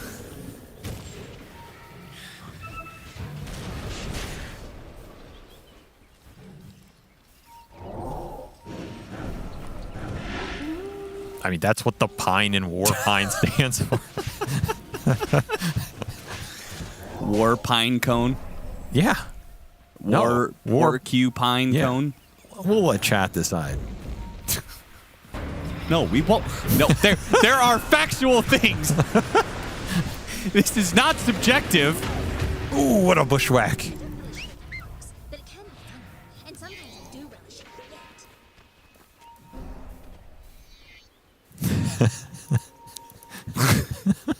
Stop laughing. I mean, stop giggling to yourself. If it weren't a porcupine, would he have an ability called Seed Shot? Tell me that, Cap. What does seeds have to do with porcupines? Would you like some porcupine lore? No, I don't. Everybody knows the porcupine mating ritual involves a seed shot. Oh my god. Into the upper atmosphere, where the mini porcupines then rain down upon their victims. I don't think that's where the seed shot goes. There's a Windlace on the ground. Whose Windlace is this? Apparently Tomatoes, but hey, he got the Windlace. He did get it and lost 500 gold of a courier for it. Yeah, but he got 125 gold for himself. Net gain individually. Age still up for 2.5 minutes. EG want to fight, looking to flank, find the supports. Early egg. Early egg. EG was not committed just yet. He was worried about the blink silence off of Darkness. But that was a little preemptive, and now Bakaz says Darkness is coming for you, son. And you ain't got forming the egg. up. Bakaz goes straight into the heart of it with the silence. The BKB, he's untouchable right now, and they're going to be able to bring down. Whitemon does manage to jump away. The Infest wears out. Tomato, he's turning. He kills the support. Doesn't matter too much. TSM need to get out. But how do they get out? They're going to TP. It's just every man for himself, but I don't think anybody's getting out. Tomato's courier's not picking him up like it picked up that Windlace. There's nowhere to run. Bakaz is too big and he's too bad. Sure, you have a full duration disarm through that lifesteal axe during his BKB, but he doesn't need it. The second that egg is gone, I think you have to get out of there if you're TSM. You got to respect the fight that this Night Stalker brings you right now. Yeah, but how did they get out of there? I mean, they were totally surrounded. I mean, he just basically killed Phoenix twice. Yeah, he did. They just don't have an answer for the BKBs right now. I think that's what this lifesteal axe was designed to do. Waste a bunch of that BKB duration while you're disarmed, but outside of that, they're not killing you in BKB, so once that's out, you still have to take that fight. That's where that egg is super pivotal. Just a good read by EG and a little misstep by Whitemon cost them a big high ground defense, because they had high ground position there. It's kind of where you want to fight. EG has definitely done an incredible job of pressuring TSM and forcing mistakes out of them. They're sending the fear of the night into their bones. And now they're taking objectives on both sides of the map. Tier 2s. There's so much gold on the 1 and 2 here for EG. Yeah. Just a ridiculous amount of net worth. Swift blink for C-Smile on top of that quiver. So that first shot in is going to be a heart burner. And Bakaz finished up Strength Blink on the other side. So dual blink action coming in here. You're not going to like either one. If we get a Intelligence Blink, we'll complete the trifecta, and then they combine into the Blink Ultron. They just become one hero together. The combined force of our strength.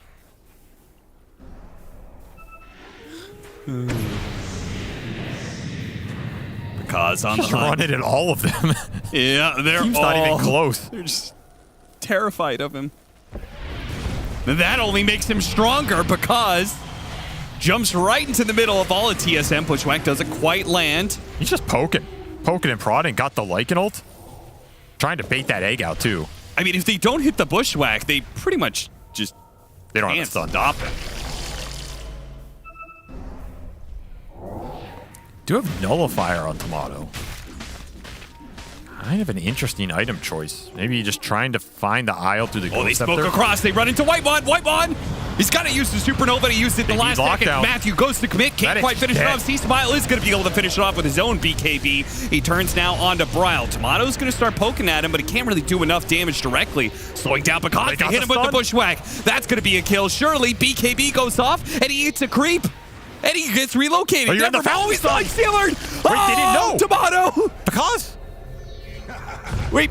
Because, wake up! Hey, gets him in the end with the bash. Oh my god. XDD. The true. Wait, they reload him out. They left him there. What is happening? Going on? Now they're gonna TP again. He doesn't have TP, so he's still dead. I mean, he can axe. Yeah, He can they're jump invest. inside. I mean, at least he's having fun with it. Go to the fountain again. What the hell just happened? Okay. I don't think you should go Aghanim Scepter Lifestealer against Io. That's what I'm learning from this. I'm lost for words. He got him. He did. He got caught. I don't know if Tomato got himself or he got caught by the reload or a combination of the two. That was one of the clowniest sequences I've ever seen. And still, they were working out for EG as the old map long rope-a-dope just cleans TSM up on both ends of that fight. Full Abyssal done for Bakaz. This game is going in the books as another pretty straightforward victory for EG, honestly. There's a little mid-game momentum for TSM, but just felt like Night Stalker prevented Lycan getting the fast start he wanted, and I mean, the Infest works against you. TSM, they had a strategy that was working really well for them, but it got completely dismantled by Evil Geniuses in this game. And Bakaz is here to end it. The Supernova will only slow things down ever so slightly. Well, I think we all learned a little bit about Lifestealer Ags in that game. The pros and the cons. Yeah. There's a few cons in there. And I like how EG played those fights. Like, they understood they can just play this poke game, let T-Smile go in, force this early egg. Even if the egg comes out later in the fights, they just man up and kill it. And once that's gone, Bakaz is just running over this lineup. There's nothing to deal with the BKB Night Stalker in these engagements. And meanwhile, you have pretty high damage sources on the other two cores that the supports are buffing up through the Marcy buff, through the IO buff. You're overpowering your tag team. It's just a nasty amount of damage. So who do you really go on here if you're TSM? Outside of those catches that we've seen from the Bushwhack into the Sunstrike that were kind of cute and, you know, some good stunts here and there in the fight, it did not feel like you're answering the overwhelming right-click pressure that EG are proposing to you in this game, even if you're getting some of those early Roshans. And yeah, that Infest, that's one for the books. Well, the panel's been doing the Wolf Howl for TSM's victory with the Lycan, but what do they do when the Night Stalker wins and the Lycan loses? Great question, Trent. I'll let you do a sad woo as you can retire the idea. More like just like a woof. Woof. Like a whimper. It's like, Woof. yeah. I watched this game and I was like, woof. I like how he says like the whole panel's joining. No one's howling with me, for the record. I howled once. Cap. What more do you want? Oh, I did. kept That's howl in the That was wind. good. Evil Geniuses take a victory over TSM. They got the Wolves right there. Wolverhampton on the jersey. I see it. They're the real Drop Wolves. it, So we can Trent. Wolf again. Drop it. Oh, the Wolves won! I knew he couldn't control himself. Phew. Thank goodness there was Brian, a backup plan. Evil Geniuses get the win, but how much of it was self-inflicted by TSM? Did they do this to themselves? Have they set themselves up for failure? I was salty about the Lifestealer pick in the draft. Yep. And I'm salty about this new build people are doing. I don't mind the Radiance. Like, I think that makes sense. A lot of people are going and you got to kind of keep up and farm. I just want to give a brief discussion about this Ag Scepter. Okay. The issue with the Ag Scepter on Lifestealer is because as a carry, it's just not possible to enter the fight without like a BKB nowadays. So you have to rage to go in. Okay. And what Lifestealer generally likes to do is he likes to rage, hit people for the 6 seconds of his rage, infest, wait about 10 seconds inside of the person infested. They're like 1,200 extra HP. They're not going to die. You're talking about an ally. Yeah, you're infesting an ally. Yeah. And then when your next rage comes up, you then leave your ally and then go again. But with the Ags, you come out 4.5 seconds later and you don't have rage. So then you just die. Yes. Whether it's in the fountain or whether or not it's in the middle of the enemy team. The issue is people then have to go BKB. And now it's like you're going 8,000 gold that does literally 0 damage on a hero whose traditional issue is he just hits like a wet noodle. So, I mean, the Godfather meme of look at what they done to my boy. Like, this is my boy Lifestealer. He's supposed to have like a Basher and a Scotty or like an AC and be hitting people. Instead, he's just cowardly infesting them. Wait, didn't he start the Radiance inside the Ancient Creep thing? Was that you? That I You perfected it. definitely I think it was promoted actually it. somebody else that started Yes, it. but you promoted it quite a bit. So, Lifestealer was a different hero back okay, then. but if we're accusing anyone of, ruining the hero, you've been a part of I that started as well. this, is what you're saying. Yeah, this is just a result can of only things blame that you myself. have actually propagated yourself. Okay. You were the first domino to fall. The second, I accept this. The second you jumped into that granite golem at level 6, That's you right. ruined Lifestealer forever. They had to patch it. They had to They had nerf to that. patch it. They had to go to level 12 Yeah. then. Look what they've done to my boy. This is all Yeah, you, this Brian. was you. This is Look all what I because did of to my you. And that's parenting. Rough Right there. result. Beautiful. It's At fine. least more data has been gathered on Lifestealer. Yeah. Next patch, he's gonna get a dash. A gap dash? close? Yeah, gap close. He needs like a little Ursa perhaps? thing, a little Ursa hop on the rage. Yeah, exactly. Oh, please no. Built-in Tumblr's toy. For We sure. could activate on his passive. There's the button. Oh, he like jumps at you? Yeah. Oh. Get a little button press. Oh, I thought you were saying when he hits you with his passive, he's like That's even better. that would be cool. Hopping right over people. That'd be very annoying. He just needs it. It's like not fair that he doesn't have a mobility tool yet. So Ghoul Frenzy. That's the name of the passive. like ghoul Thanks. friendly. Very So fun. bad right now. It was wet noodling. I'm Yeah. with you. Sheep, okay. what were your takeaways from this game number 1? My takeaway was that Last Track offlane is still alive and well. We got to give credit to the boy. He owned in lane. His lane went super well. I mean, he definitely misplayed by overextending in his lane alone when his team was elsewhere doing things, and he fed a couple times. A little bit of miscommunication there. What can you do? But overall, I was fine with it. I think it was a kind of EG fashion. Like the times that Lesh looked worse is when they were like extending past like tier 2 towers, and he's just getting bushwhacked to a tree and meteored and dying.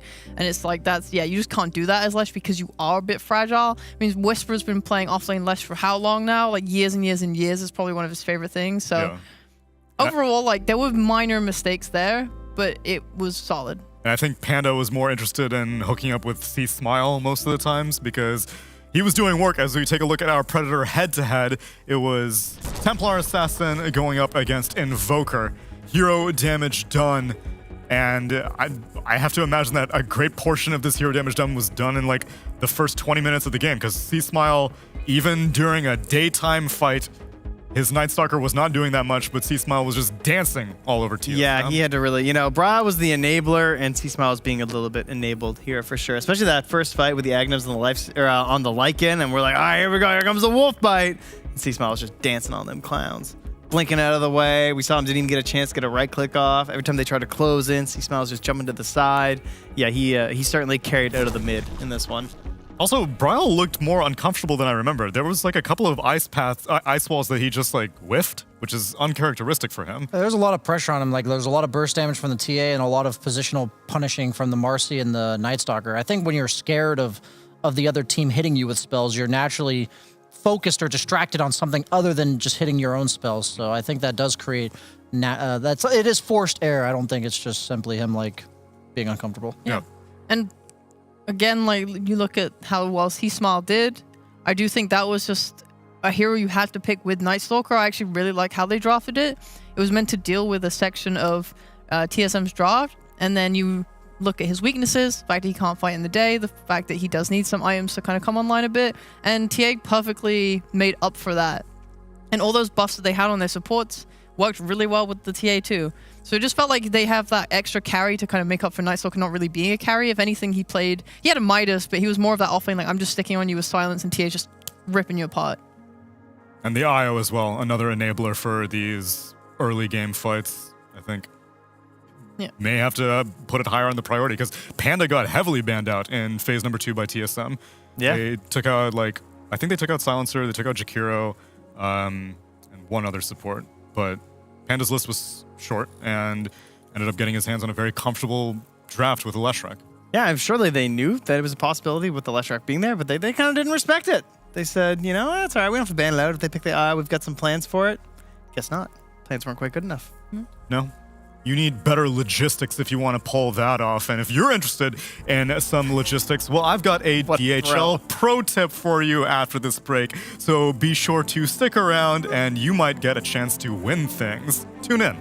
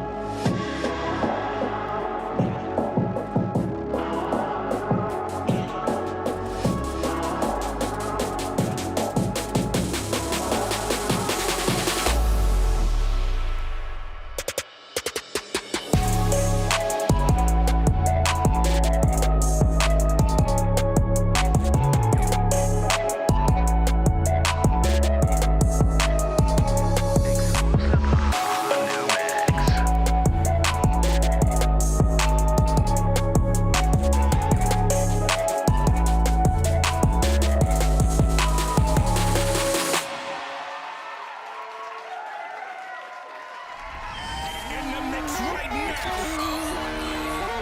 DJ 31. Killing the ones and twos. DJ, set it off.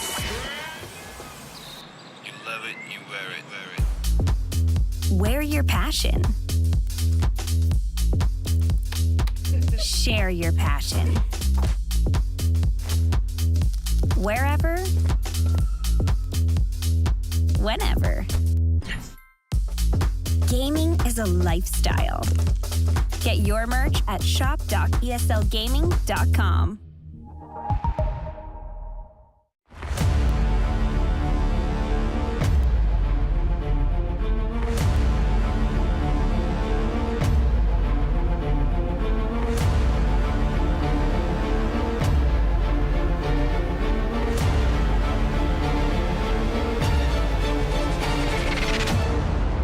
And the hunt begins.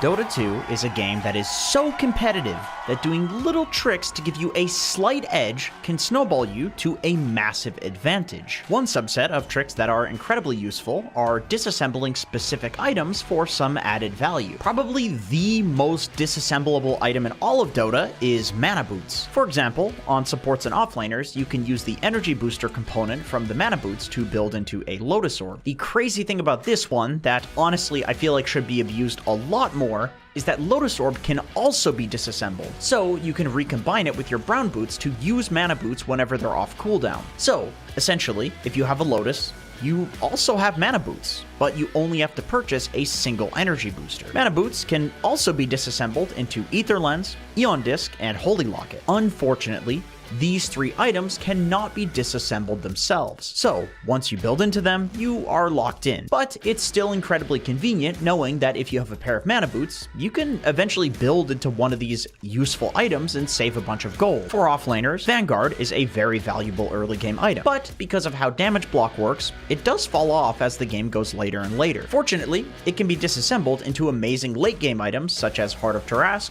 Pipe of Insight, Eon Disc, and Octarine Core. For carries, there are similarly useful disassembles that you can do, such as Mask of Madness into Satanic plus Butterfly or Bloodthorn, Echo Saber into BKB and Mage Slayer, and Radiance into Nullifier and Butterfly. If you really want to min-max the disassembling mechanic in Dota, then you can abuse the 10-second window where every item can be disassembled after buying them. For example, with Tranquil Boots, you can assemble them for the healing component, then disassemble them right before the 10-second window is up, allowing you to pick and choose when you're being healed.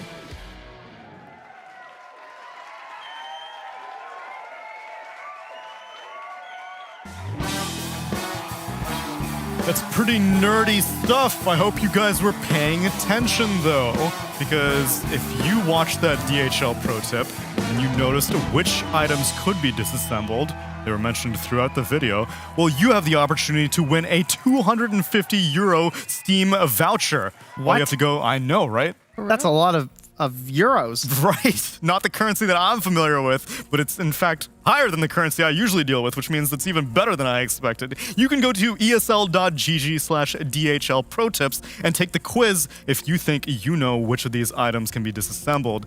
Go ahead and tune into that and you can win big. Aegis.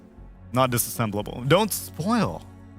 Magic Wand. Don't spoil. This is hard. I feel like you're giving people hints by giving out some of the most horrible answers possible. Yeah, now they know it's not Aegis and Wand. Oh, now they Brian, know. if you were an item, would you be a damage item, an armor item, an active, a passive? I'm not going to lie to you. I thought he was going to ask me, if you were an item, would you be disassemblable? I was like, where is this going? Do you have a recipe, Brian? Do I have components? I would say I would be a Manta style, so like a little bit of a utility farming item, but also a little bit of damage in there too. Ask me what I would be. What item would you be? I would be a sheepstick. Holy God. Is that what your name came from? That's me. No. The item came from her name. Oh. Chicken and the egg story. I mean, Exactly. Scythe of Alex. They named it after me. That's what they call it. You know, my first ever name in Dota was Vice. And then I was like, this sucks ass. What a terrible name. And here we are. Yeah. Sheepsticked.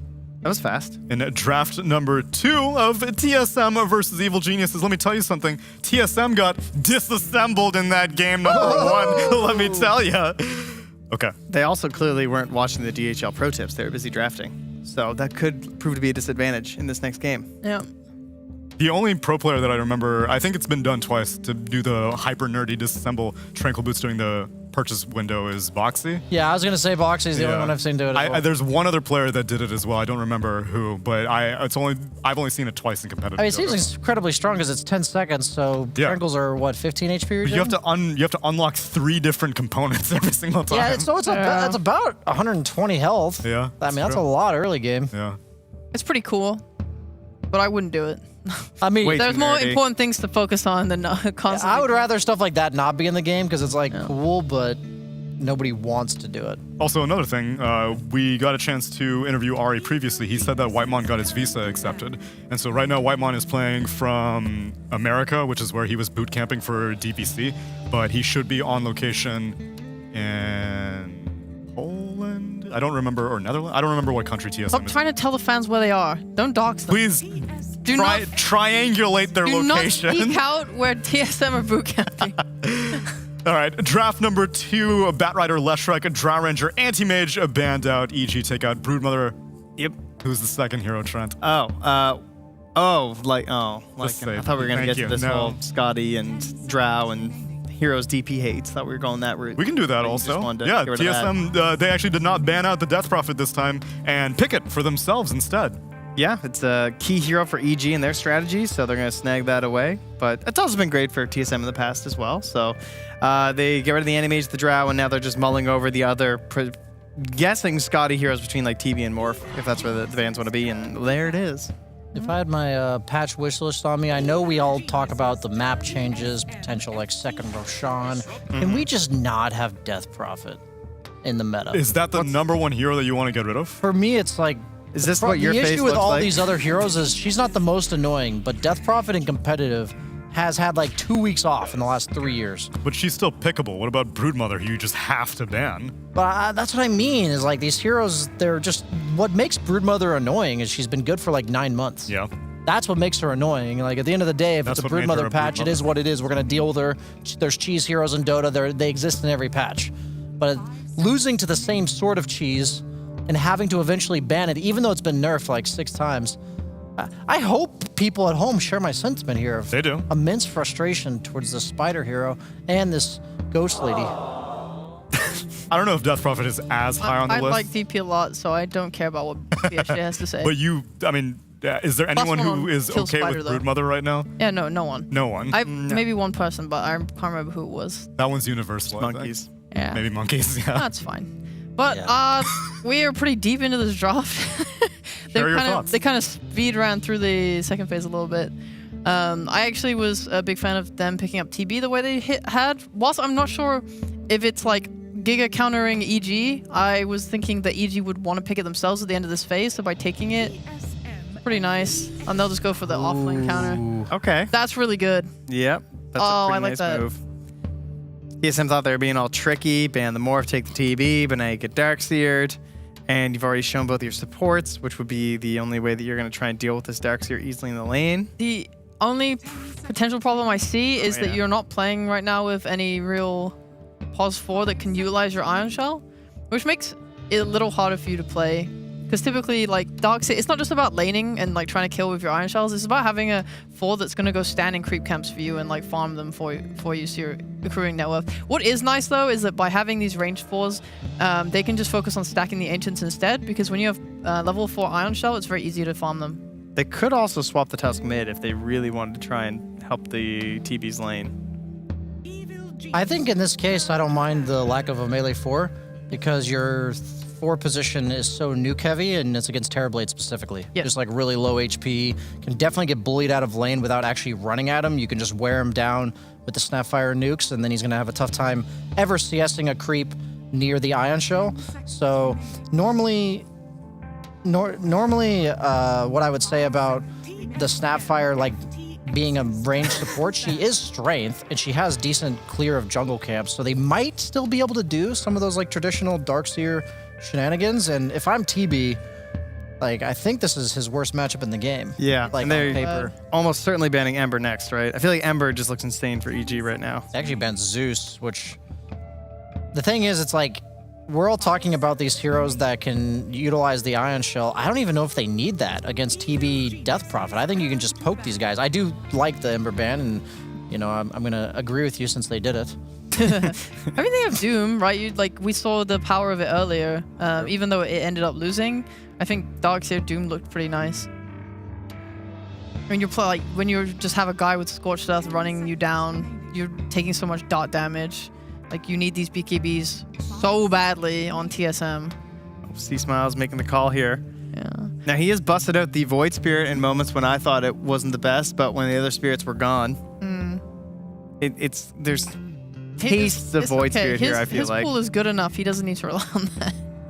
Not the best versus TB, but like I would still be fine with TA again. Like just some ranged threat.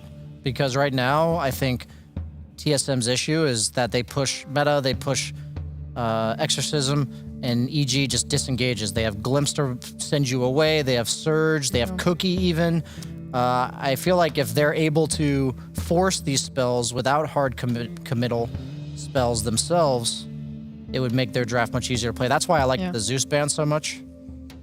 I really like the TA suggestion. Also because it enables them to go into TSM's triangle and take their camps. Yeah. Like, it's like not the biggest thing and they don't have to do it, but if you have like level 6 on your Snap and Disruptor, it's like so easy for you to +3 go in there with a smoke. Like if you get like, some early ward in there down as well, you can kill them. Like, you don't want to let this TB just sit in this triangle farming. If you can stop him from hitting his IM timings, I think EG can run over them. And all vision just stacks up and gets better and better and better with Disruptor. It's like all more powerful. That's why I always see like TA with Disruptor all the time.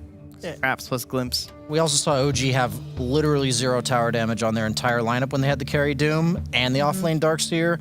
So I would love to see Chris Lux Hero amend that problem. Well, it's TSM who have to pick first, and they only have a couple seconds here, so no point even guessing here. It will be the Oracle, so they're going to put the Tusk mid so they can counterpick the Darkseer. I mean, this option was there. I'm sure EG probably recognized that as well. I mean, that's fine, because I don't think you have to lane against TB, because your matchup versus TB into the mid to late game is so good. It's not like, oh, we have to crush him in the lane or else it's over. I would just, I don't think it's the end of the world playing into an Oracle at all. Because you're mostly waiting for the ulti anyway, right? Like, yeah. I want an SF from EG. Yeah. Now that I see the Tusk mid. That was my second favorite after the TA. I still like the TA, but SF is just as good. Just give yourself some Roche potential, give yourself some tower taking. That's all I care about with this pick. C-Smile did play it against Aster and got the win when he took it mid. There it is. Nice. Very nice. Jeez, this looks pretty good. I like the SF pick, but I talked about the statistic with me on the panel earlier, so I have to go with TSM for this game. He was predetermined. You don't have to. I literally have to. I'm sorry. But what about when they break the curse? And you'll be like, oh, what was me? He's not a curse. He's I feel like this is a bless. I feel like this is a blessing. Yeah, it's a blessing. We get more Dota. That's why TSM picked Oracle. They're ready to break the prophecy. Man, this goes layers. Not guaranteed that every time you show up we get 3 games. Although, in this situation, it is seeming like the curse might be broken because as clever as TSM thought they may have been, like you said, Trent taking out all of the Scotty buyers against the Death Prophet and then getting cocky picking up the Terrorblade, it seems that this Darkseer may have thrown a wrench in those plans. Yeah, but you know, we've had some drafts where we've also felt like, whoa, this draft looks way better, and then the team comes out and they just play better, like OG earlier. That's why I always Just bat don't- for really stupid drafts. Yeah. It doesn't work and they lose. Yeah, but then just don't get too far ahead and then throw that one fight and then still lose with the draft that we didn't like. But, drafting is only half the battle, ladies and gentlemen. You do actually still have to play the game. That part is equally important. So, Cap's saying something over there. He's saying, G.I. Joe. I hope that picked up on I don't think hope- he's getting a movie. No. No. Probably No. not. He might have a cameo, though. I feel like he'll probably show up. The cinematic universe. Makes sense. Yeah. Brian, Yes. if you ignore your pre-established biases, give me the quick prediction. I mean, I do think EG has the better draft. I think they are going to have easy lanes, and TB has a tough time carrying this game, and C-Smile is absolutely going to kill those buildings like I need him to. Yes, sir. Easy lane, easy game. Let's see if Evil Geniuses can finish off this series in a 2-0. Let's find out with our casters. It's time for Cap and SVG.